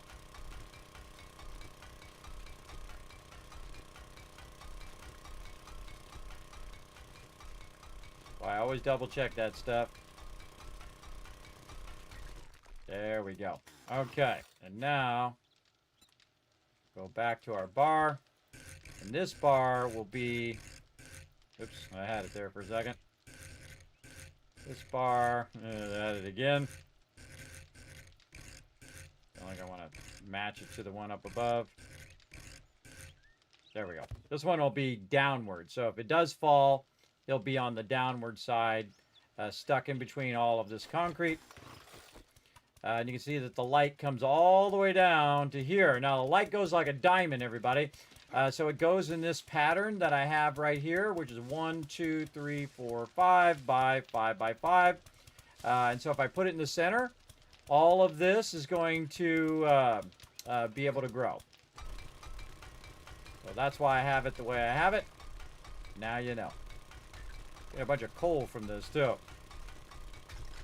And we just have, again, about 5 blocks up above, acting as an insulator between any bombers that might go off up there. Now, may never happen. We may never have any bombers go off. We could be just fine. But, just in case, we got that locked in. That actually worked out really well, everybody. That turned out amazing. Okay, and again, that's our first side. Now, again, we can do all the different sides, the same thing. You just make it a, 7 by 7 with a vent in the center. Put more over that way, put more over this way. You get the idea. All right, we'll let that keep rocking. We should probably get our water, which is filled up probably. And let our water run while we're doing other things over here. There we go. That'll run. Okay, this is running for a while. This is doubling that up. This is going here. Run some bullet casings. Re-up that. Let that run. Take this out of here. We need stone back in there. We can put some of these resources away. Miscellaneous crafting away. This away. Don't need my supercorn seeds right this second. We need this. And we need nitrate. Okay, and then we need a lot of farming plots. Okay, there we go. That ought to be enough to get us started. Now, our goal is to get our super corn started, right? So all of this is going to be super corn. We'll cut this back a bit here. There we go. Pair this first. There we go.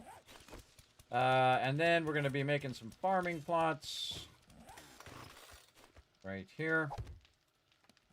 And also getting our super corn in. There we go. And here. And we want our super corn to grow as quickly as possible. And then we're just going to make it into, again, a nice little square. And this is what's going to generate us tons of cash. Even if we're fighting on Horde Night, this should not be affected by that. Everything down here should not be affected. And should be just fine. So, it should be able to do its thing down here. How we doing? Our thing is running good. We do need a lot more nitrate, though. How we doing on our tools here? We're 4, okay. How many more until we get this done, actually? 92. So 2 more? 2 more books? And that's it? No. 10 more books. 10 more books to get it. Because you can see it's 90 of 100. 10 more books, or if we can get our armor up, it would be 5 more books. We get double points. Then we can go ahead and get that going. Just keep this going here. Bullet casings running out. And we'll try to get as many bullet casings and queue up a ton of ammo. How are we doing over here? My ammo in the back. Alright, right now we have 171. We want like 1,000 or 2,000 bullet casings. We can get like around 2,000 or 3,000 bullet casings. We can make tons and tons of ammo. And then have that for Horde Night. We'll see how it goes. We will see. More of our farming plots. Because we got to restart up our farming here. To get this going. There we go. More super corn. Very nice. Okay, which way do we want to go next? Kind of feeling this part here in the back. Yeah, it's kind of dodgy though. Looks like we got some more iron back there. A little dodgy. Put this in. Put this across here. Upgrade our supports. How did I know it was going to be cobblestone? How many can we do? 19. Okay. Need some more. Need some more. Oh, trying to get to the box. We got a lot. Let's take half of it. Now, how much can we do? Okay, we can do a bunch. All right, let's do 250. Then we're gonna need some this. There we go. Again, just fixing our cross supports, fixing all of our stuff. So this is rock solid down here. Again, working on our second level down. We've got our first level up above. And this goes all the way to bedrock. So again, notice we're doing all of the edges first. These are tricky here to do underneath items. You just try to get on the edge of it like this. Try not to aim at the actual thing. And there we go. All right, those are all in. We can go ahead and go all in on this foundation now.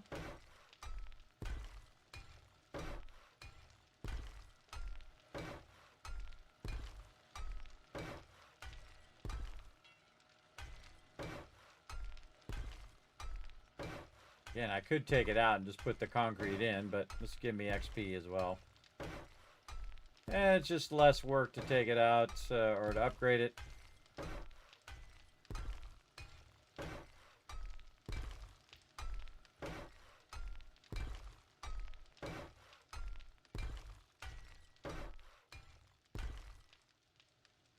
This is the tricky part. trying to get it under the dew collector. Let's just go ahead and pick the dew collector up for a second. There we go. And dew collector back down. There we go. Again, you can see it's working because it's not red. And that's because we have a vent. Goes all the way up into the kill box. All right, there we go. Now we got a base going. But yeah, feeling this way. I could have also put the thing down a level, but I want it to be at the level of all of this, and it only needs 3 blocks, so it's perfectly lined up to the ceiling. Now, I can't actually make it where it's down another one, and then just put the blocks underneath it to try to support it. But I'll probably just actually put the mushrooms in here, which is where I was thinking of doing them anyway. So let's upgrade all of this. More cobble. There we go. And again, the reason why we went with wood in the first place is that's what we had or in the early game.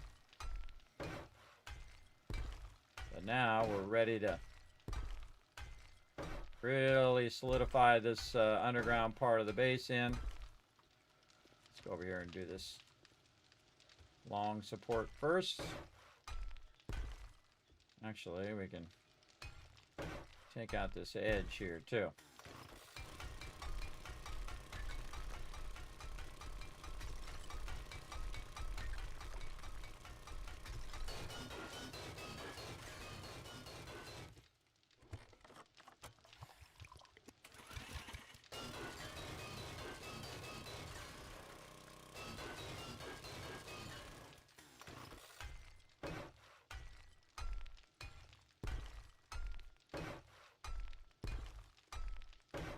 I just have the nail gun right now.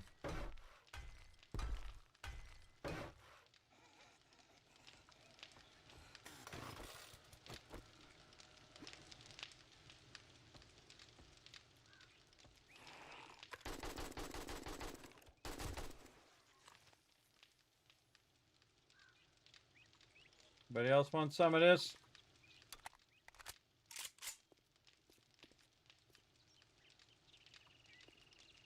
Nope. Gotta put some automatic turrets up here to block these guys out eventually. Alright, back to work.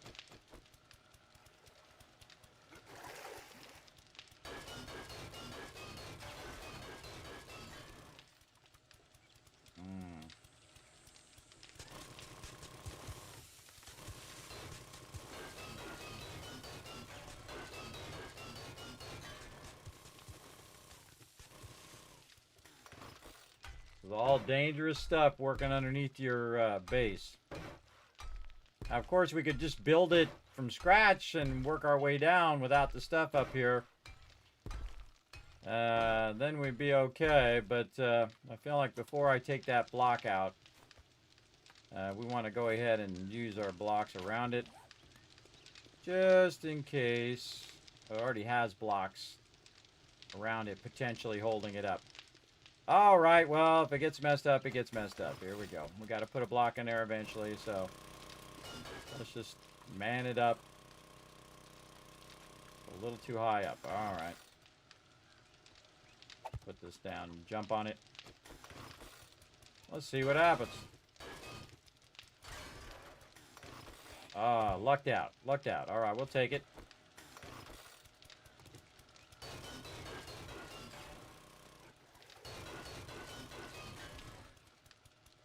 Okay, looking good.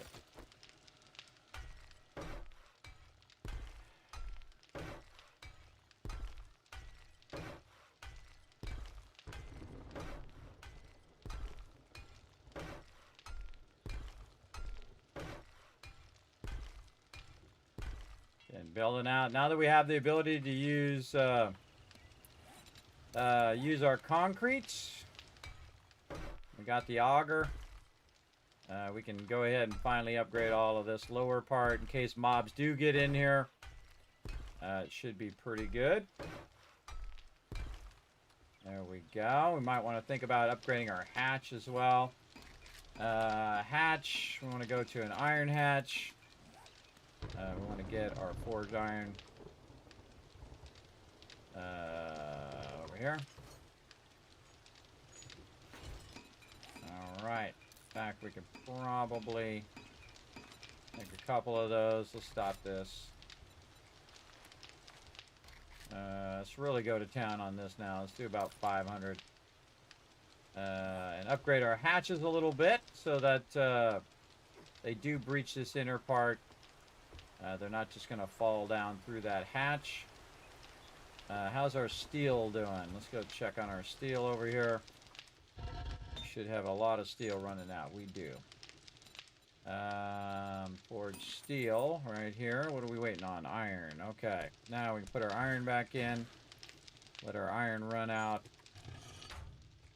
And maybe we could steel up this bottom corner before our before this bottom layer, before they attack us again.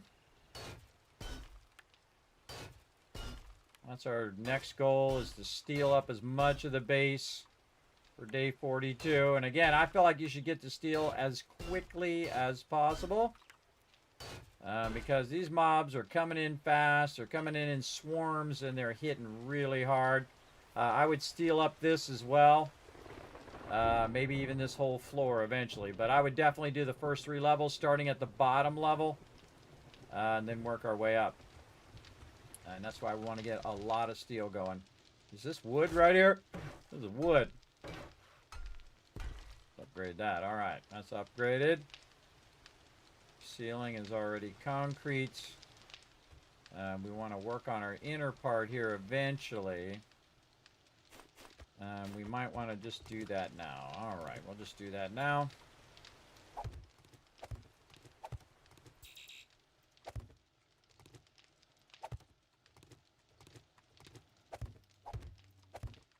And this is just this one part, everybody. This is just for our production. We're not going to widen this area here. This area is just right in the middle of the kill box. And now we're going to concrete it out. Kind of like a little bunker in here. Take all this out now. Little concrete bunker in here. It's purely here for production. This is just level 1.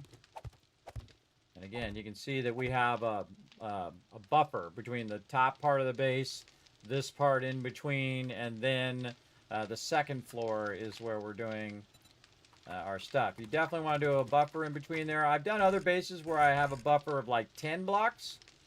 But on this one, we are doing 5 block buffer. You have the top block here, and then you have 1, 2, 3, 4, 5. Not counting this block here, which actually would be 6.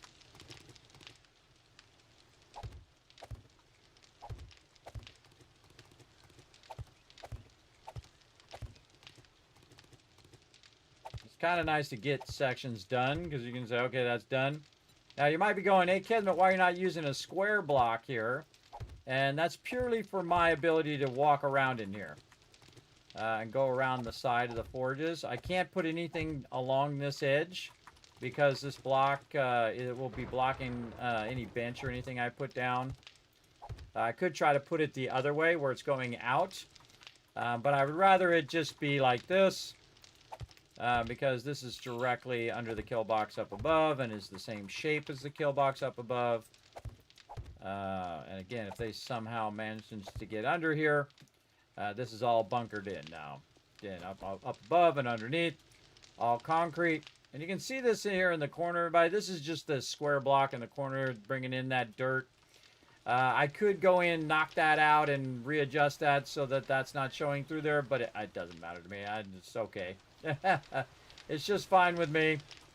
Again, we just want to keep this production going is all we want to do. Bullet casings running out. Keep that clay in there. It's getting hot in here. Hold on a second, everybody. I gotta go turn my heater off again. Be right back.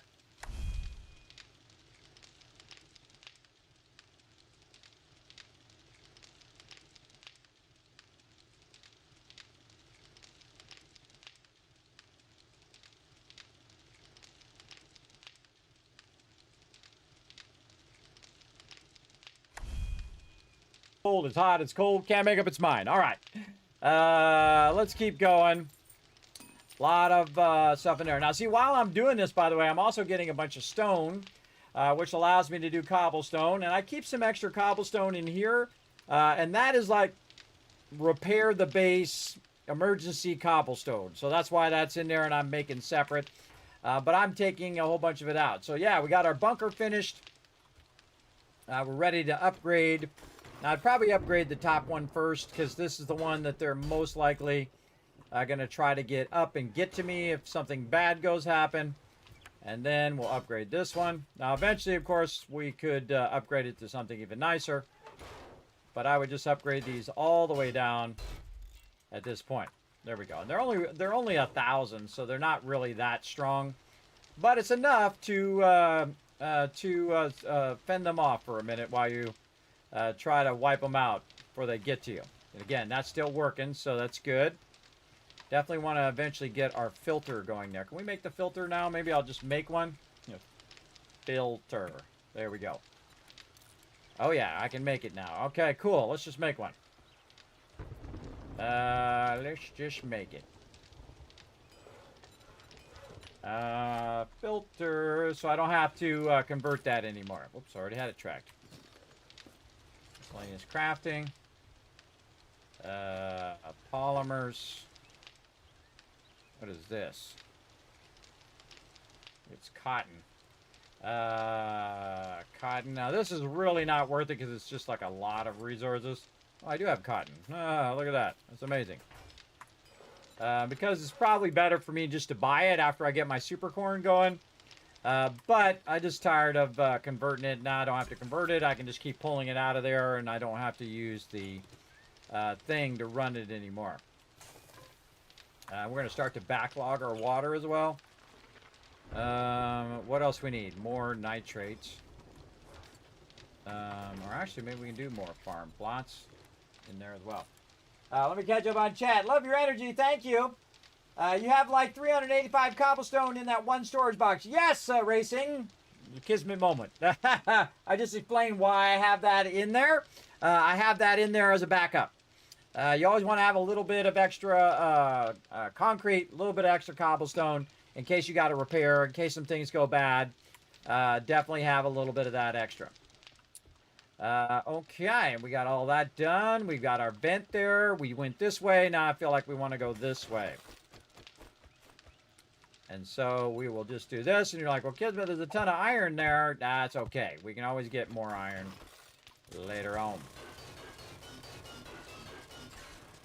Now we're just going to go ahead and take this out. And just try to line up what we got going here to the edge. There we go. And then we're just going to turn this way. I usually always have my mining outfit on, just for this very reason. We're yielding a lot more stuff. Again, very dangerous to dig upwards.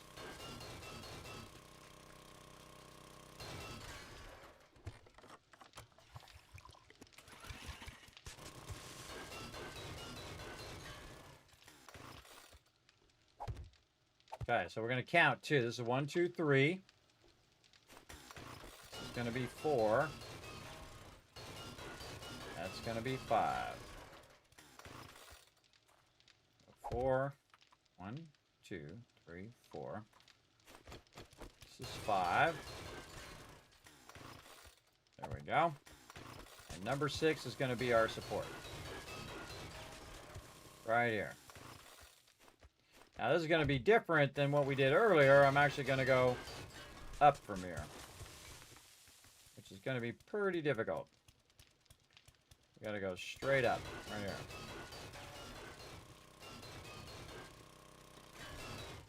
Okay, so again, double check it before we start doing that. All right. We could cut a whole thing out and then realize we did it wrong. All right, 1, 2, 3, 4. This is 5, and then this is number 6. Now, here's what I'm going to do is just kind of block myself in a little bit so I don't accidentally do it in the wrong spot. Now, make sure you have a lot of blocks. Make sure you have food and water while you're doing this. Make sure it's not going to be horde night in about a minute. Make sure you're okay before you start on this kind of vertical project, because this is going to be dangerous. Very dangerous. All right, and then the tricky part is taking this out in the perfect way, and then also be able to jump up into here. All right, there we go. Nice. And then dig straight up.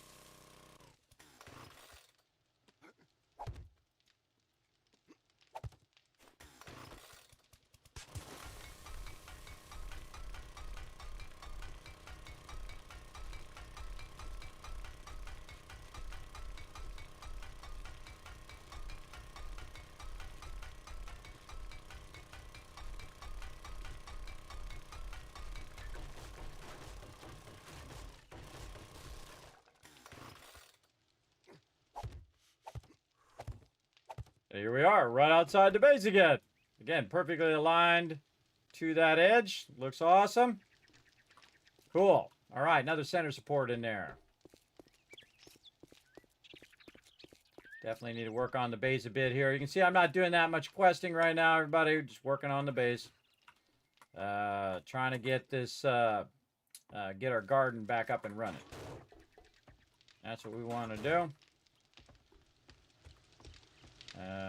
Have our gardens doing their thing. Okay, so there's our center support. And then we want to get our top part working here.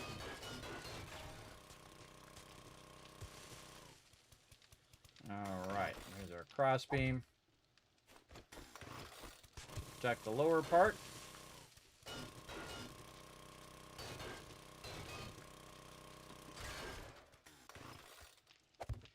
And we might want to just put some blocks down here that we can stand on for now.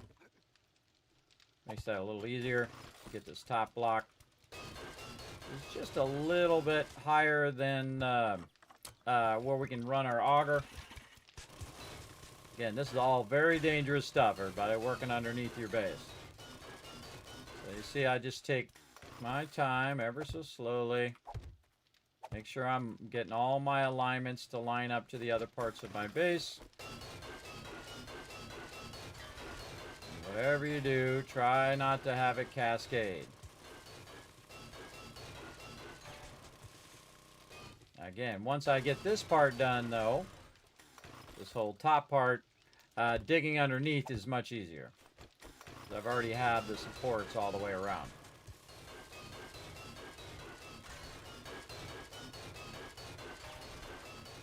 Also getting tons of iron.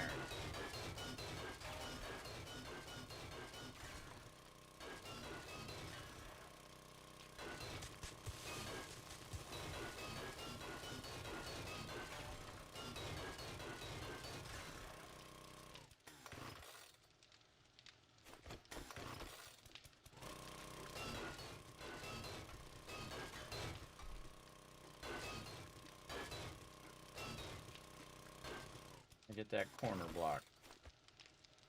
There we go.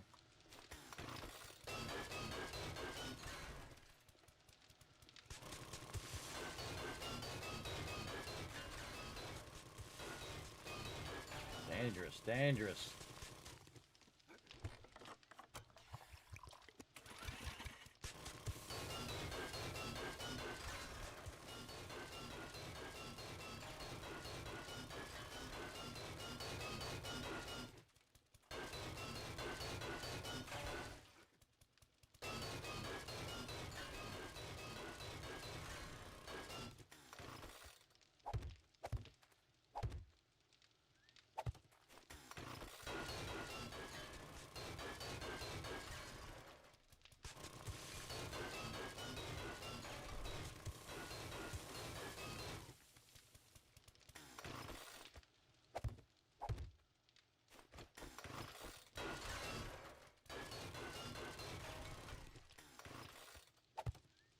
One, two, three.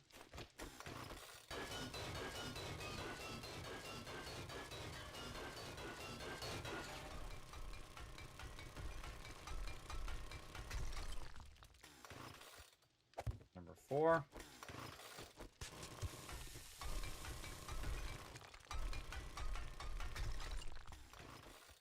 That should be 5. Let's double check it.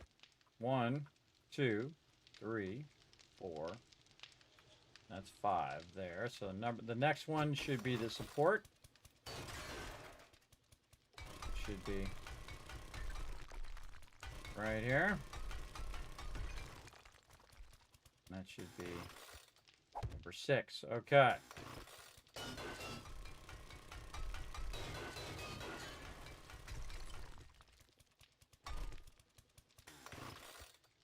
That should go that way as well. Okay. Oh, actually, we want to take this one back out.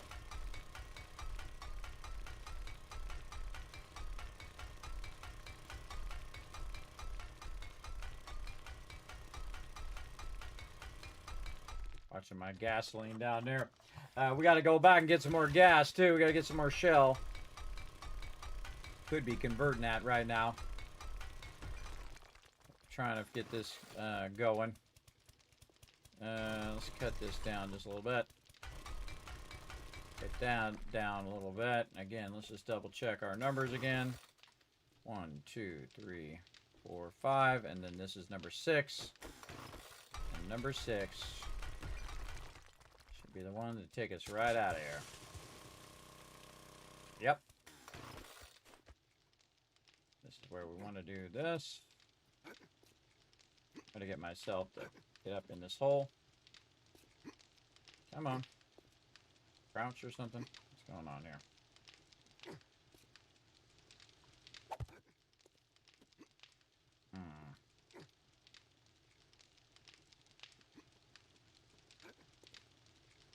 Let me get in there because this edge is blocking me. Fine. Do what we gotta do.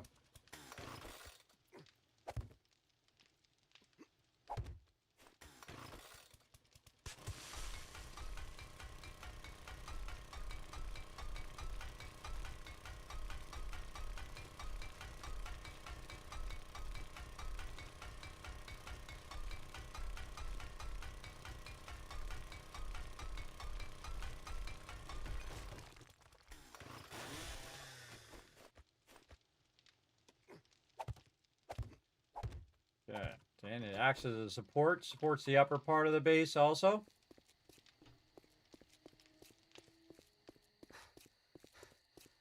And we got that whole side with its supports. And then down, down, down. Okay, and we did this. Let's move this outward.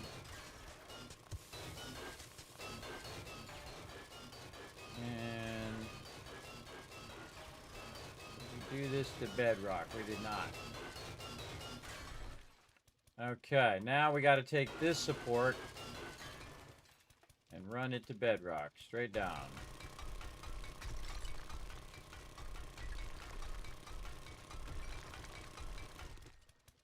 Yep. Okay, we're just making sure I'm in line with the one up above. Again, we're running these supports all the way to bedrock.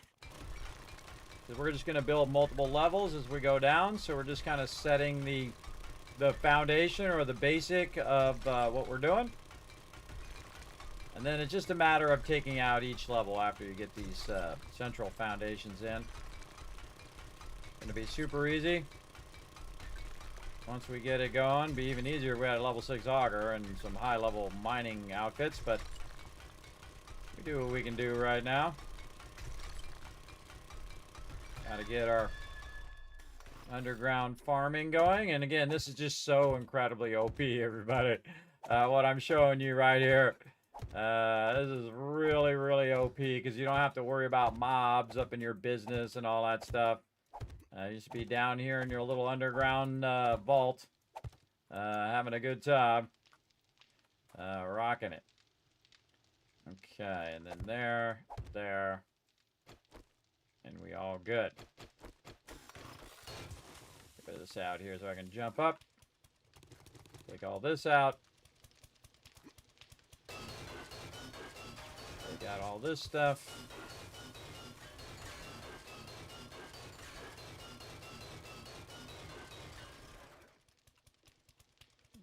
Okay, and then we've already got this support here. Now what we want to do is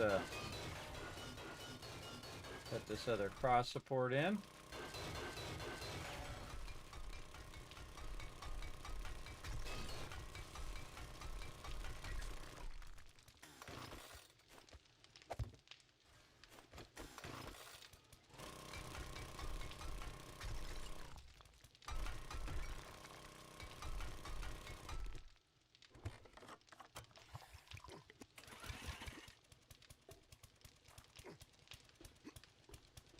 Here is a little easier doing it this way.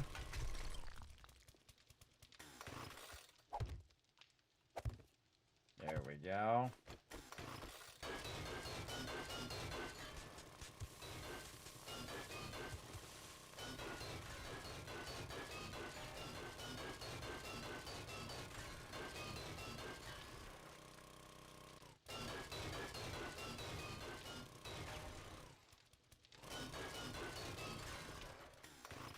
That's all she wrote for that. All right.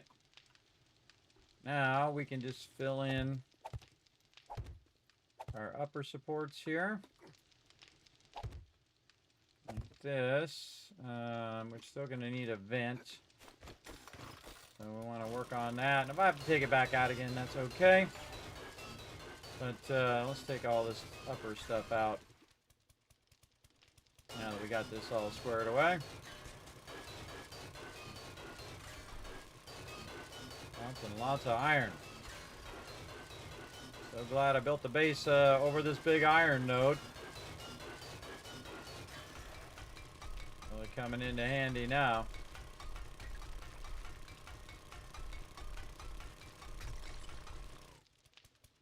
Okay, and then this here. This is going to be the floor level. All right, so again, you see how we're building out the outer structure. Just doing the most important stuff first, and then all this other stuff we can come back and do. But just doing a lot of the cross stuff, trying to have nothing just fall down. Taking out every block myself. And that's because I want every bit of these resources. Again, just trying not to be in a hurry. Where do you get your lead for your bullet tips? I have a lead mine, as well as there's a lead mine under here as well. Which I accidentally found while I was doing all of this. I don't know why I don't have my light on. Just dawned on me. My light back on.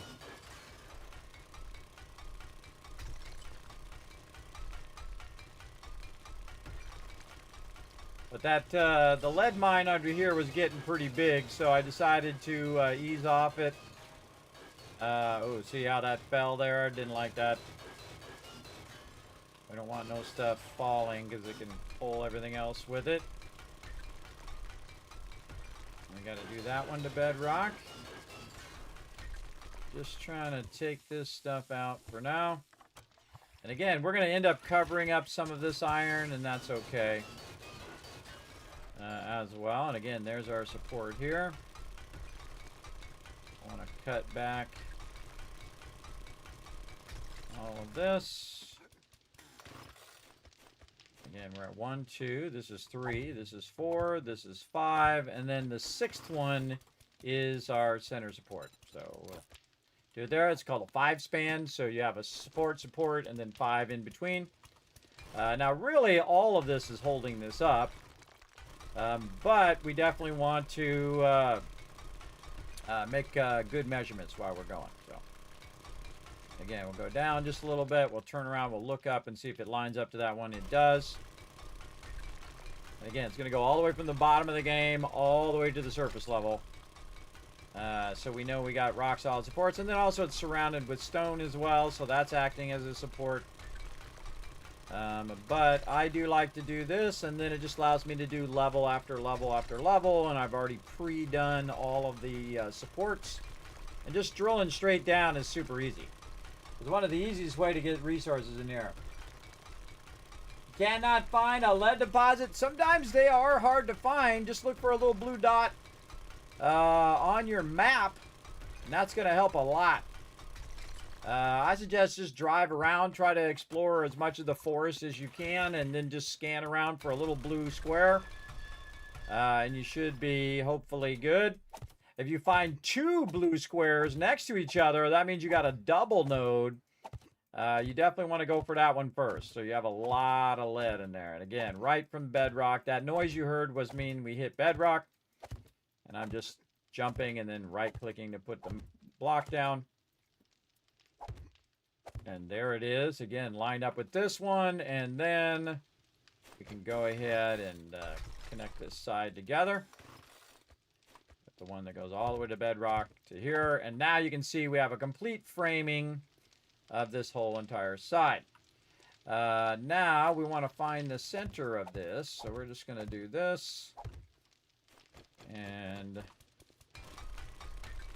work on this side over here. And we want every bit of this loot. Every bit of this stone. Though I could have probably done a bunch of coffee, which would have been awesome. There we go. And then cross connection here.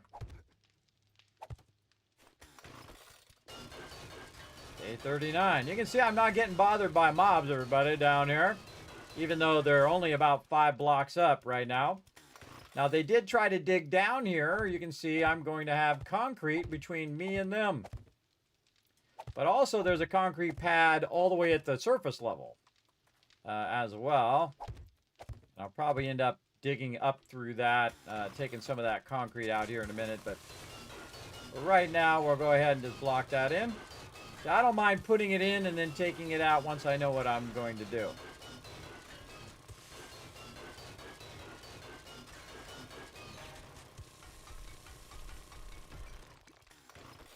Okay.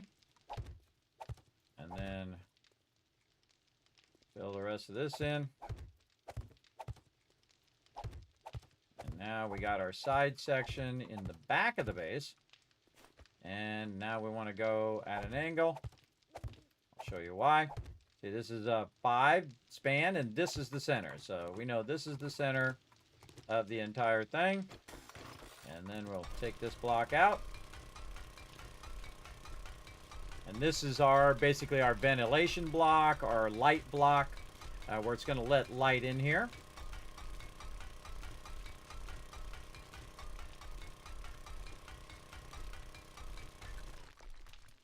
And as we work our way downward, we will we'll just keep that light going. There we go. And again, that'll be for the lower level there. And then up above us here, we'd want to do the same thing. So we're just going to go like this to try to visualize where that's at. Okay. Right here. We'll get our auger. Take that out. We've got plenty of gas for right now.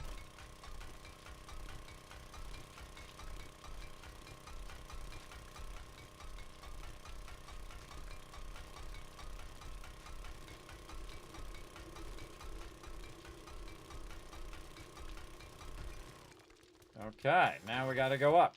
We're going to cover this up. If we did this right, we should be able to jump right up into the hole. There we go. Perfect.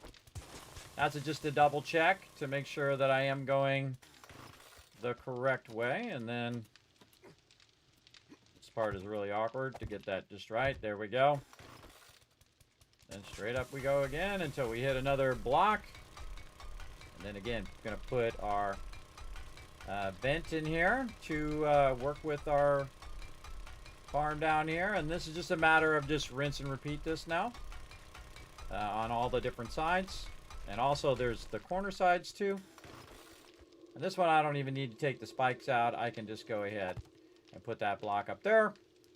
And then I would go down here and just do this, but I would flip it this way. Again, if it makes it through there, he's going to fall to here and then get trapped in that cement block.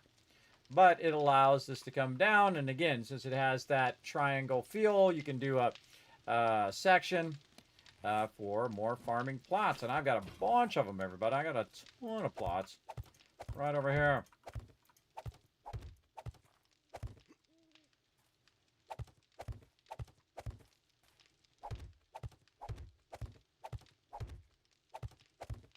And again, leave that open for the next level. And guess what else I got? Tons of super corn seeds. Yay, dollar bills. More super corn. And you're like, well, Kismet, why? Oh, well, we got a problem over here. What are we doing there? Some invisible block is blocking it there. We'll have to fix that.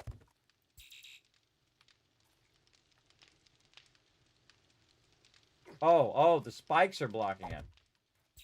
Ah.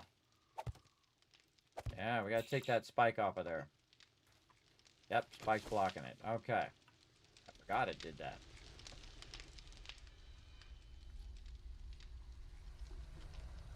And this one's open. Okay. My bad. Kamikaze!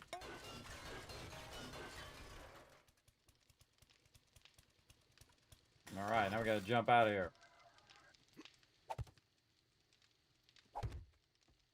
Get that block out.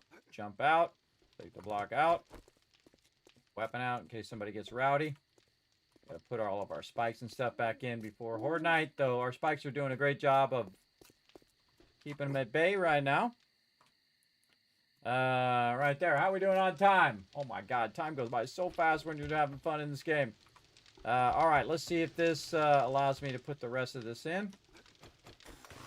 See if I know what I'm talking about. I sure do. I sure do. GG's. Okay, now we got 2 sides of super corn, everybody. And again, if we go in and count them right, we've got 5 across. So that's 5, 15. Over here, this would be 15. 5, 15. 5, 10.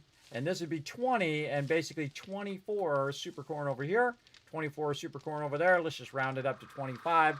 Let's call that 50 super corn. Running underneath my base. All 5 blocks down. Completely removed from any danger. Even during Horde Night.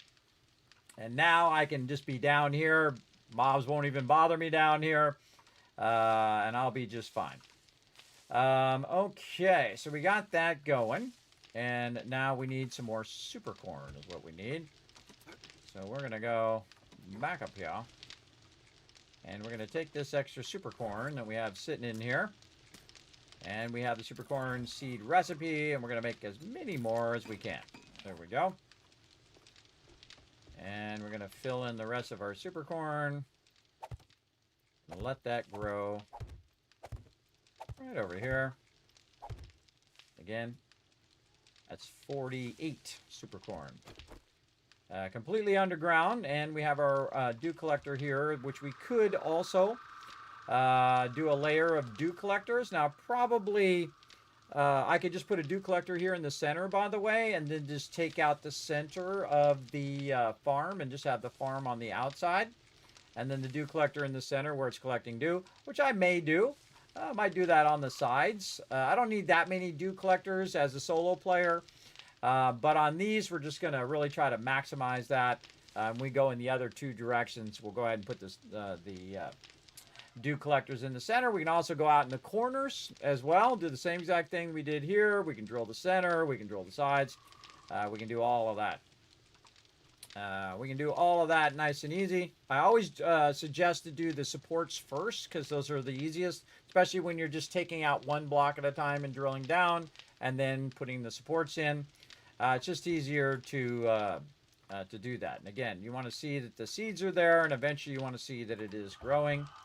Let's go ahead and get our water filter on here now. So we no longer have to convert this. Again, they added this to game, everybody. In 2.5, you can just put your water filter in there. And now, you can see how it turned red? That's because I put the water filter in. I had to come out and go back in. And now it's just going to do the water. You don't ever have to convert that anymore into water. I still have to do the one I just take out, though, but in the future, we don't have that problem. And go. Gonna be like 4 minutes. Okay. Wow, look at all this iron we got here, too. Sweet, sweet. And a bunch of stone. How's our stone looking? All right, our cement. Let's run some more of that out. Oop, right there. Take all this out. And I feel like we'll just top this off. Here we go. That's another hour of running right there. How we doing over here? Looking good. Now we're ready to run a bunch of steel. Let's go ahead and top that out. Let's do the same thing with our clay. We've got some bullet tips and bullet casings. All this back in here. And then over here, really want to get our forged steel up, but we're investing in getting our stuff going. What else we got? Here's super corn. And again, I would just keep doubling up your super corn, like you saw me do. Keep buying more super corn until you get about 50 like I have now. And then every time we grab a bunch of super corn, we're going to redo all the seeds. And whatever we have left over from doing those seeds, we're going to literally have thousands and thousands of dukes worth of resources. And the actual production of it is completely safe in this underground bunker because it's covered with this concrete on the top. Now, I could actually put 5 layers of concrete under there if I want to. I could dig it all out and just do 5 layers of concrete and then leave a gap for where I'm doing the thing. Completely unnecessary. Completely unnecessary because you'll be just fine. Just fine as well. So there you go, everybody. Now you know how to do an epic underground base. Now, the funny irony is that I'm going to be moving to the burnt biome at some point. So I'm not necessarily going to build out the whole under part, but I'm just showing you what can be done if you want to. And of course, we'll do a different style of base in the burnt biome as well. But you can see we could have water down here. We could have our converters. We could have all of our stuff. And again, these 2 sides here are going to fuel my expansion to the burnt biome, which is the next place that we're going to end up. But for right now, we're going to let that keep rocking. Now, another cool thing, everybody, is as this does water, I can just take this water out, combine it with the bone here, and just instantly start to convert it. I no longer have to go up above to the cooking areas and cook up the water. And that's what the whole purpose of this is eventually to just put that directly into the converters over here. Okay, 12 seconds left there. And we will make some more glue at some point. Okay, so that's good. This is all running. What do we need to do next? We need to work on our concrete blocks. So let's take this. Any sand that we have. Any more stone? We got lots of stone. Leave 1 so we can sort stuff back in there if we want to. And as much concrete as we can, but we're going to be really limited by the stone itself. I mean, by the sand, which is kind of funny because we know where the desert is and we can go get a ton of sand if we want to. I've converted a bunch of sand in here, so that's going to help. And now we can do 5,000. All right, very nice. Hey, Suri. What's 5,142 divided by 3? 1714. All right, each of these is going to produce 1,714 concrete over the next hour in real time. And those are just going to run and run and run. Set it and forget it, everybody. Very nice. All this, set it and forget it. Oh, man, we are on such a roll in this playthrough. Such an epic roll. We got our bunker done down here. And again, we could add more forges and stuff down here, especially along the backside here. Now, but what we really want to do is start to take out a bunch of this and start to produce our ammo. I kind of feel like we could take this ladder up just a little bit too, give us a little bit of room. Get our bullet casings, get this, get a bunch of gunpowder. Check in over here. How we doing? All right, we've got 416 there. Now, it seems like I'm behind everybody, but at this point, I have been backlogging a bunch of stuff. So now I can do 706 bullets, everybody. That's pretty sweet. Hey, sorry, what's 706 divided by 2? 353. Okay, so that's 47 minutes of it processing right there. And there's about 800 bullets, so that's good. We can, while that's processing, we can keep running out more bullet casings over here. And keep running the lead in there. I mean, the brass into there. And that's all good.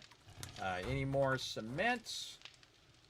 I think we got a little bit more. I didn't grab it all of them, but didn't realize we had so much sand. I forgot I'd started all that sand. We got a little bit of lead here, too. We can pull that out. And leave one just for sorting later. Put that lead in there to remind us to do that later. Always have clay in there, especially if you don't have anything else for it to do. Okay, how much more concrete mix we got here? Oh, another 2,000. All right, 1987. Good year. Good year. I was around. Hey, sorry. What's 1987 divided by 3? That's another 662. That's another 30 minutes of processing there. Let's go across each of these, and then I have a little extra. 663, we'll get that going. That is a lot of concrete for a solo play. Now it's going to allow me to make hundreds and hundreds of more blocks, and again, I could make this even more elaborate. But I'm showing you how to build an underground base, and I could just build this same underground base in each and every biome if I wanted to. But in each section, I build different bases so you can get different styles, and maybe it inspire you to build your own base in your own special way. Whatever floats your boat when it comes to bases. All right, and more of this. We'll take this out. We'll take this out. And now we're getting this. And the steel takes a while to process. It really does. 69 steel in there. All right, and then put this back into ammo. And take this out, put our blocks in there. Take our super corn out of there.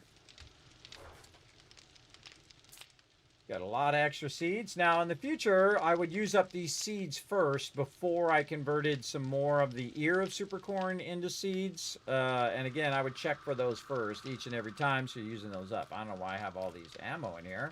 Could be using that ammo. Look, I got a big stack of that. Somehow that got in there. Also, clay doesn't belong in there. Cotton doesn't belong in there.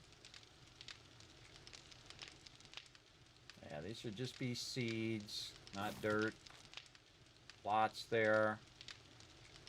Only thing I would make an exception of, tree seeds, rotten flesh, and ear of super corn, and maybe some nitrate, but I'm kind of putting everything over here for right now.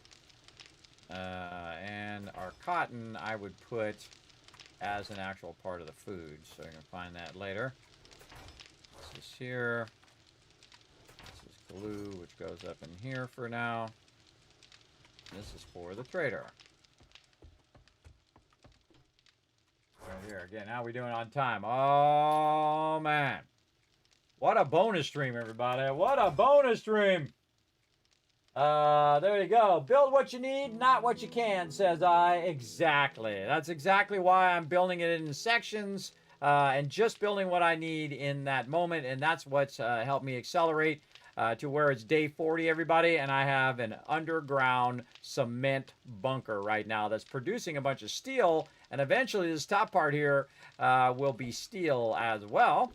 And we're going to go probably till about day 50. And then we'll say, okay, time for the next area. Now, if we do it right, by the time we get to day 50, we should have a bunch of concrete blocks backlogged where we can just go and build the base from complete scratch and just build it however we want in the burnt biome, which is going to be awesome.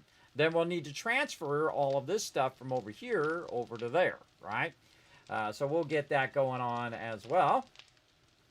We'll have some fun doing all of that when we get to it.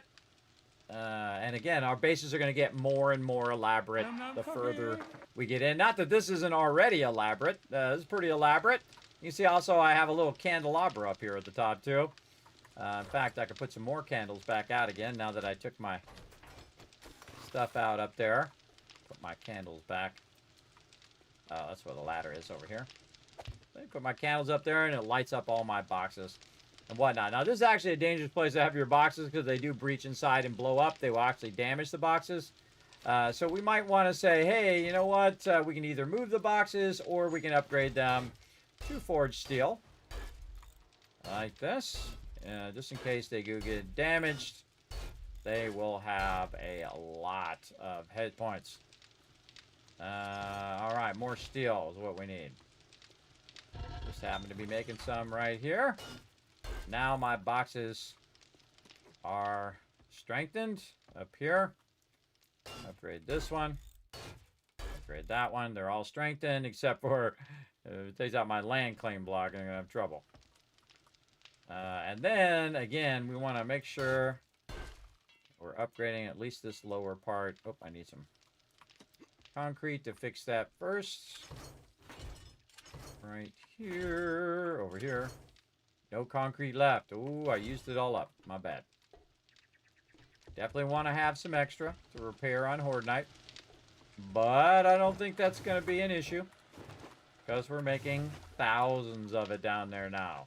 Thousands and thousands of concrete.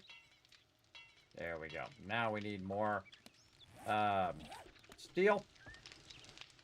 And that's going to take a bit. Right now we're running a bit out. 14 we can run right now because it's going to take a while to get that going. I feel like that's going pretty slow. Let's turn this off. Let's take this back out. Take this out. Put this back in. Put that back in. Put this back in. Turn that on. There we go. Let that melt down for a while, and then we'll just queue up a whole bunch of it at the same time. All right, there we go. All right. Man, I feel like we're just absolutely crushing this right now. We got all of that going. More here, more bullet casings. Like so, I'll probably pull this out of here just to throw that in there and then put that cobblestone, or put that clay back in there. How are we doing on bullets over here? All right, we got some more bullets. Just my character alone needs some bullets in here. Right here. Got a bunch of concrete there. We should probably put that back up here so we'll have it on Horde Night. Look at that. Look at a cool shot. Ah, look at that. Very cool. Again, see, these are weather systems. You can see storms off in the distance. And you can see that it's kind of got God rays coming through the clouds. It's a beautiful day in the wasteland. Whoa, look at our trees. We could probably go over there and cut those down and redo those. That's probably a good idea. Gotta switch my headphones. And we're about to run out of time. Oh, I forgot to check off that break time a long time ago. I'll just go ahead and refund your Tycoon caps there. Because I forgot to do it. Okay, put our vehicle down here. And let's go ahead and cut down some trees. And replant them so when we need more, they'll be there. There we go. Now I can hear again. Let's go. And again, much easier to just make yourself a tree farm. Like it is right here. And then just cut it down when you need it.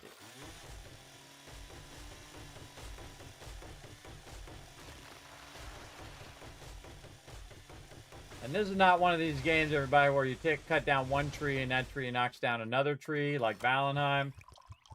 This one, these don't affect each other. But you can kill mobs with them, though. I just cut them at an angle, so they're just not in my way when I go to cut the next one.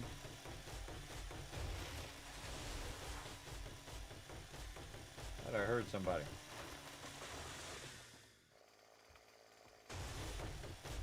We just came over here earlier and cut this out. And I've been using this clay from over here for all of this. And again, this is why we made a chainsaw. This is a level 1 chainsaw. Nothing too sexy, but it's way better than using the axe. I can tell you that. Way better. Sometimes I just cut them down randomly instead of just, you know, being very meticulous row by row by row. I don't know. Adds a little bit of fun to it. Cool thing is, too, when you knock them down, there's no longer shade. See, the shade goes away. That was shading the whole area. And now we can just put these right back where they go. What? Why can't you go back in there? Some sort of something vertically blocking it? Oh, well, we can figure that out later. Put all these in first. Maybe it was me. Maybe I'm blocking it.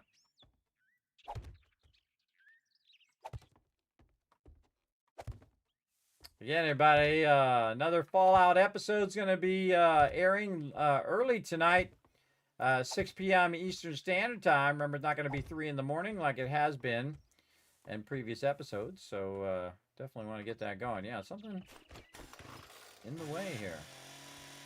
Let's just do it around the air. Yep, something blocking it. Okay, well, we'll take this out. Make a dirt block. We know it works because we had one in there earlier. Is that in?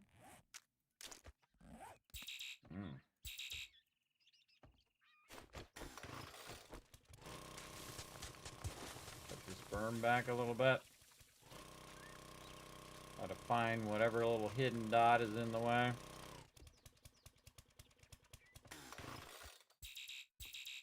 I bet you if I log out and log back in again, that would work. I'm not going to worry about it. I've got 6,000, 7,000 wood now, everybody. I'm good. Normally, I would use that wood either for keeping the campfires going, but I got plenty of coal. Or I would use it for spikes, and already have plenty of spikes. So, really don't need that much wood. And eventually, I won't even bother to go pick it up. And I think we just absolutely crushed it. Man, what else we got to do here? I'd love to get that max level stuff here. We want to leave something to do. For next Sunday, we got a pump shotgun. We could probably work our pump shotgun. How long until we get the auto shotgun? Quite a ways. Quite a ways, so should probably go pump shotgun. Okay, let's work on that real quick. Up here, pump shotgun. Jack-o'-lantern, I forgot about that. Alright, we're going to use up a bunch of our shotgun parts. Oh, we're missing a shotgun part. I know just what to do. Modify. Do this, and do this. Then scrap that for a shotgun part so we get that last part. We need 50 steel. So happens that we have 50 steel there. That was lucky.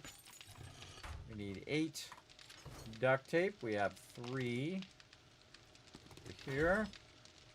Let's get this water. And we can take all this stuff out of here now. Because again, our food's pretty squared away. Not that. Our food's pretty squared away, so we don't have to worry about it. This up in here. Fibers over here. And then we need more duct tape. So we need this. And we need to process some more glue. There we go. Duct tape. 7 more. More than enough.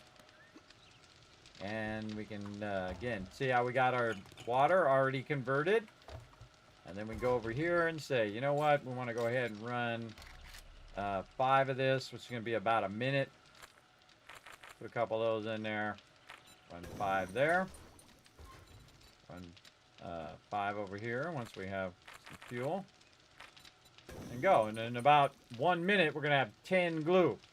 And eventually, you'll see me start to queue up hundreds and hundreds of glue when we're at that point. Just because I'll start backlogging the water. Backlogging until I have a bunch of water, and then I'll just queue it all up at the same time. Which is awesome. All right, we're going to make ourselves a pump shotgun. Let's go. All we need is some springs. Oh, here comes somebody.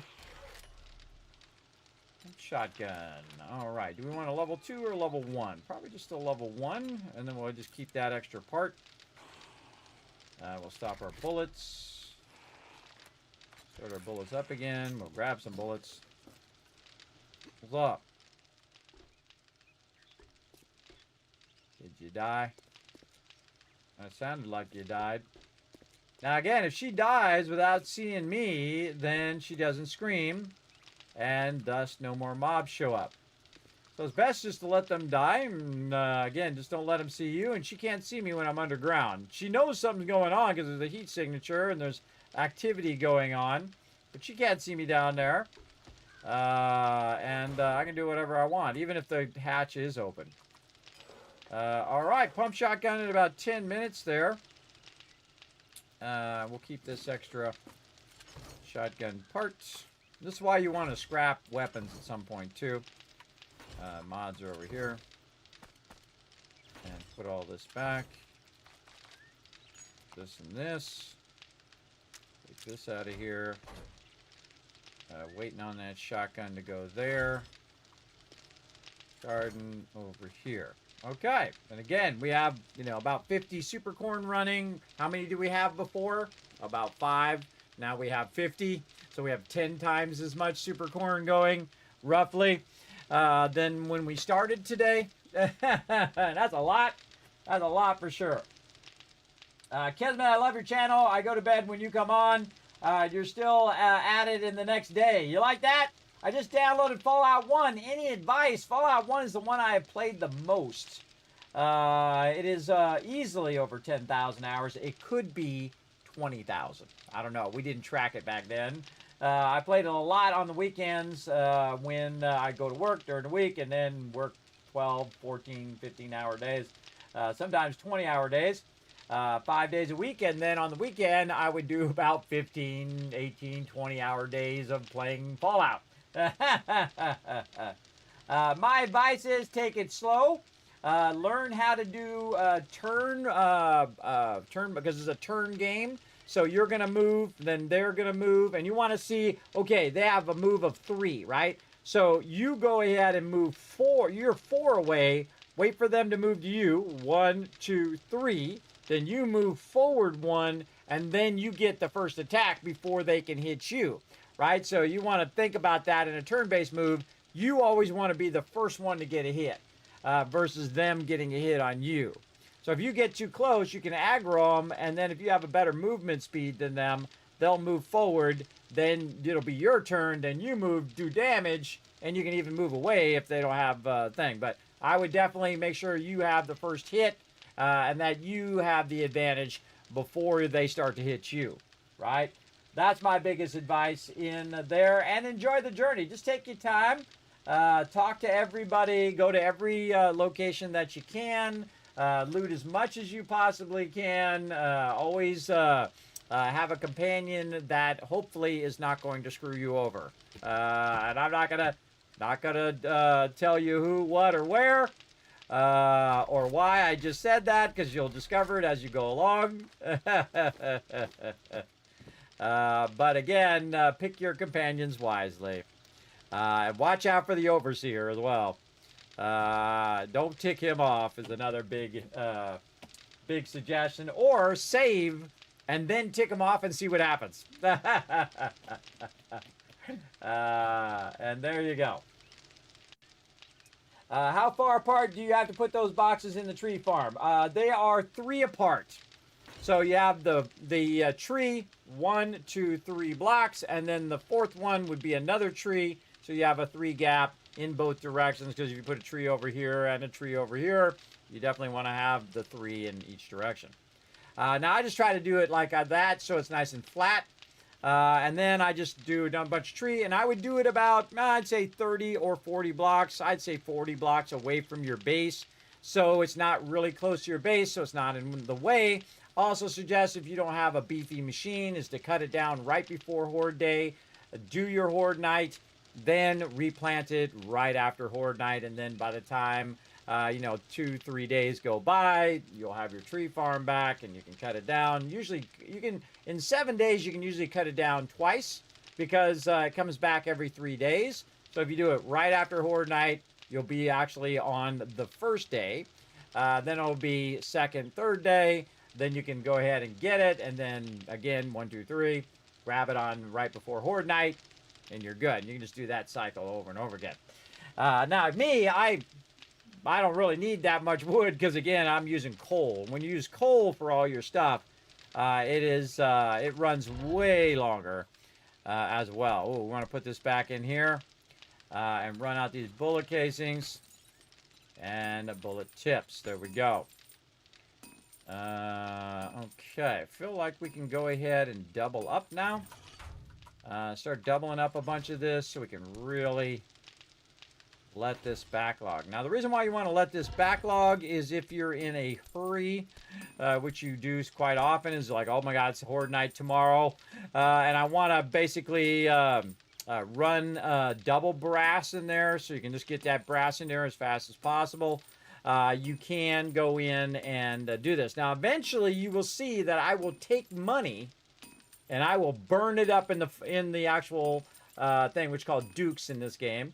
I will actually burn it up in the forge for brass because those dukes that you're using are actually made of brass. And that's probably, other than duct tape, probably one of the things that you're always going to be struggling for. And that's why you want to be super rich in game, which we'll do. Now, again, everybody, this bit of super corn that I have going is that's just a little taste, everybody. A little taste of the bases we're going to be doing. And they are going to be insanely awesome. But again, this is a great, see, this is a double layer. And you can just keep layering it all the way down to bedrock. And have more crops, different types of crops as well, all the way down to bedrock from the surface level. But again, this is just our first base. Our farm base to get us started, make us some money, help us get our gear. And then again, we're going to be questing out the whole area. And you can see I've actually marked all the places that we've been so far. Pretty cool, though. I don't think I've ever done that before where I marked every single location that we quested to so far. Also got a spreadsheet over here of all the places that we've been. And we're going to keep doing that as we go. Hello? Hello? What up? You died. Again. Hey, more of them. Cool, more XP. Let's go. Anybody else? And again, we got to put our spikes back in again. Really not a high priority right now. As long as you got like 2 or 3 layers of spikes. Get off my lawn. Ooh, more books. Always like it when they bring me books. It's good stuff. And again, you see I got this jump entrance. Also, you're going to notice, by the way, that I'm going to leave these vents open. Like right there. See, I'm going to leave that vent open. And then here on the back, I'm going to leave that open without any spikes on it.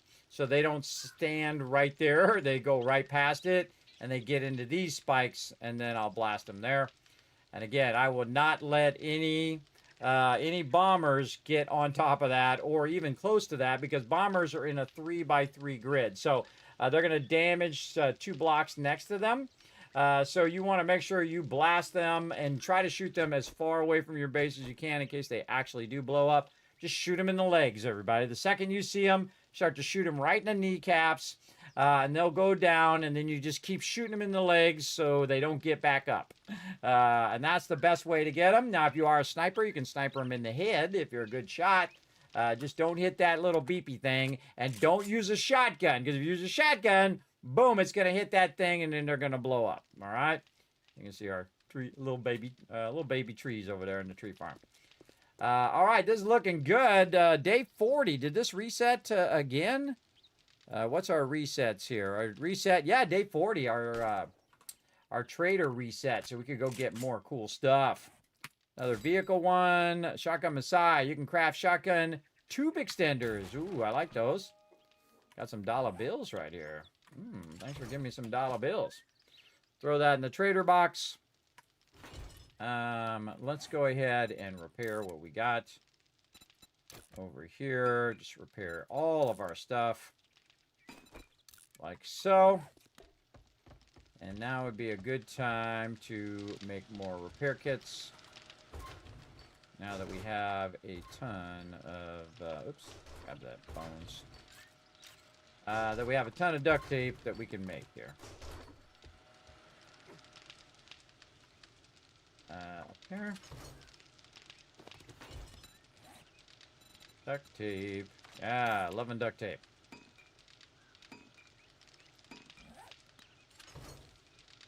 And we already got 3 up in here, so I'll just probably use all of that duct tape for repair kits, so I make sure I have plenty of repair kits on me. What I usually do, if I don't have any repair kits, is I will do them in groups of 25, because it's a single stack of repair kits that goes to maximum 25. So you just do 25 of them, keep 25 in your inventory, and it's only taking up 1 stack, which is very, very useful. Like right here, you can see that now we've used up enough gas, so we can combine that into a single stack, which is what we want to do. And also, we're getting low on gas, so really our next big thing, while we're waiting for all this stuff to process, would be to go get more oil shell. And then we can put that oil shell in our chemistry stations, let that run for a while, get that going. Now, another thing that I did do is I did unlock stacks of gas cans. So for every 2,000 oil shell, it'll do a stack of gas. And that's 5,000 gas for 2,000 shell. If we go look at gas can over here, and if we had 2,000 shell, we would make 2,000 gas, right? So 1 shell per gas thing of gas, where this is 5,000. So that's massively more, everybody. Instead of 2,000 gas, you're going to end up with 5,000 gas. So that's definitely worth it. More than double, almost triple. So that's why you want to have stacks of gas, stacks of gunpowder. And to get stacks of gunpowder here, you've got to unlock it on explosives. We got 1 more book to unlock that. And then I can do stacks of gunpowder. So instead of me making, say, 1,000 coal and 1,000 nitrate is going to make 1,000 gunpowder. But here, if I go and do it, you can see it's 800 and 800. So basically, it's like a 20% reduction in resources. And then over here, let's see if we got any more points while we're working on all that. We do have another point available. Let's go ahead and put it in position. Now my chemistry station is going to go 20% faster.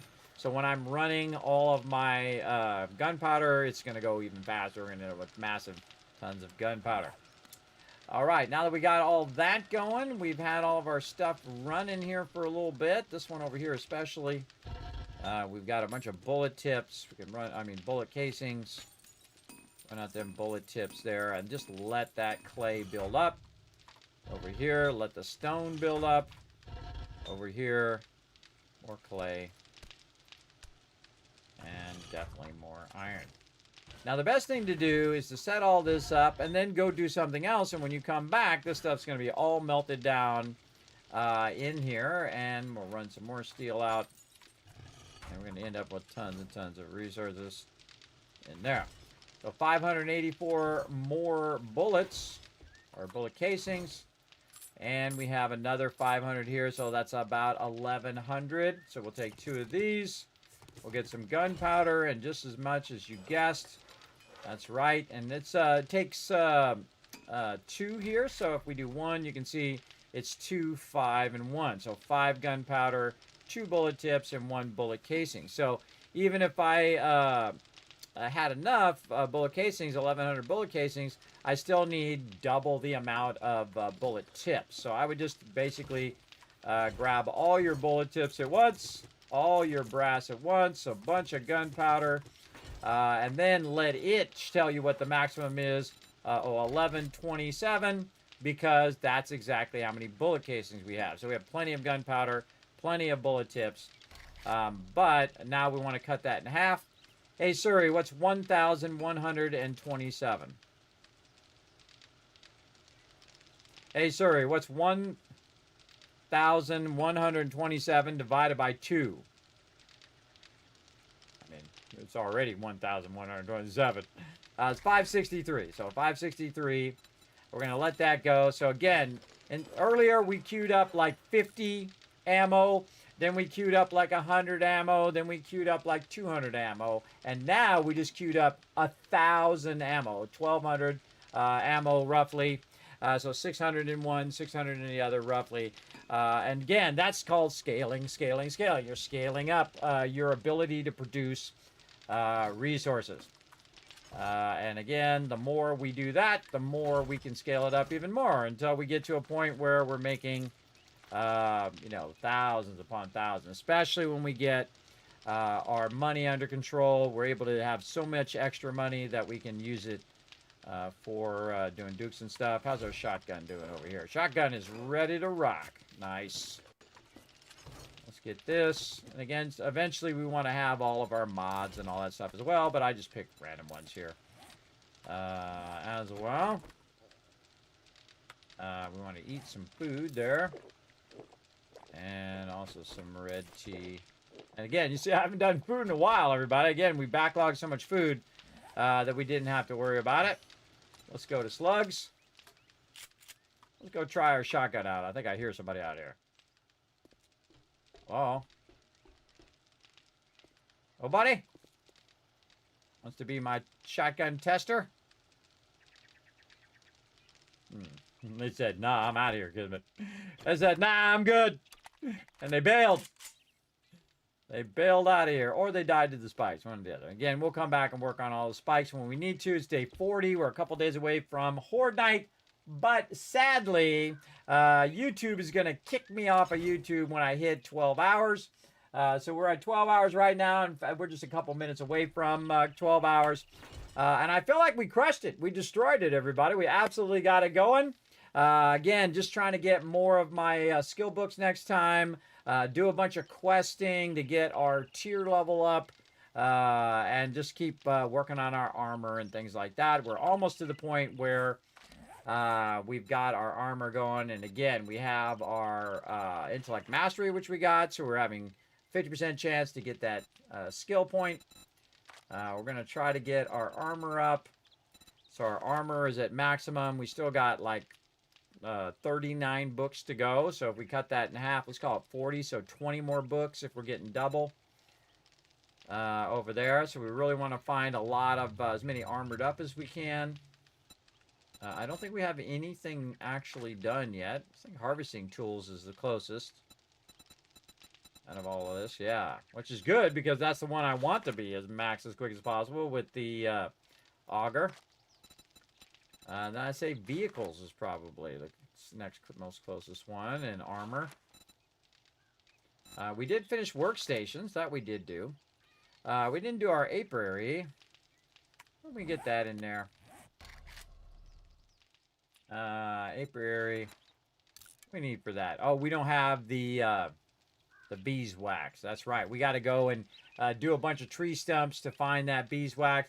I feel like that thing is just useless, everybody. Yeah, you find a bunch of resources. You can always make stuff to counter it.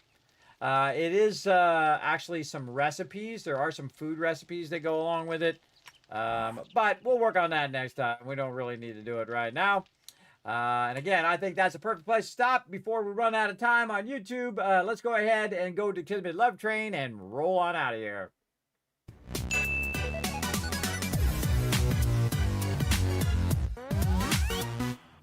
All right, man, so much fun. Again, 7 Days to Die. Just enjoy playing it so much. Now, again, if you haven't already done so, hit that follow button. Unless you're over on YouTube, hit the subscribe button, which is basically the follow button. Leave a comment down below. Hit the like button as well. And you can also become a member over there, or you can also use your Twitch Prime on Twitch. Wherever you're at, I do appreciate you being here in the stream. This way you'll get notified next time I go live. Here's the schedule coming up, everybody. Boom, we're going to be back tonight, Tuesday night, 10 p.m. Eastern Standard Time. We're going to get back to our epic mega run for Satisfactory. We're building out modular mega blueprints where we can just snap them together, showing you how to do some super advanced stuff, and also embellishing it as you go along, how to actually go along the grades and the elevations of the world, and have that ability to adjust it to those sides. We're going to go ahead and continue to work on our massive amount of extraction of oil and coal to build a massive fluid power plant that's going to power all the rest of our designs, right? That's what you want to do in those type of games, is just try to get as much power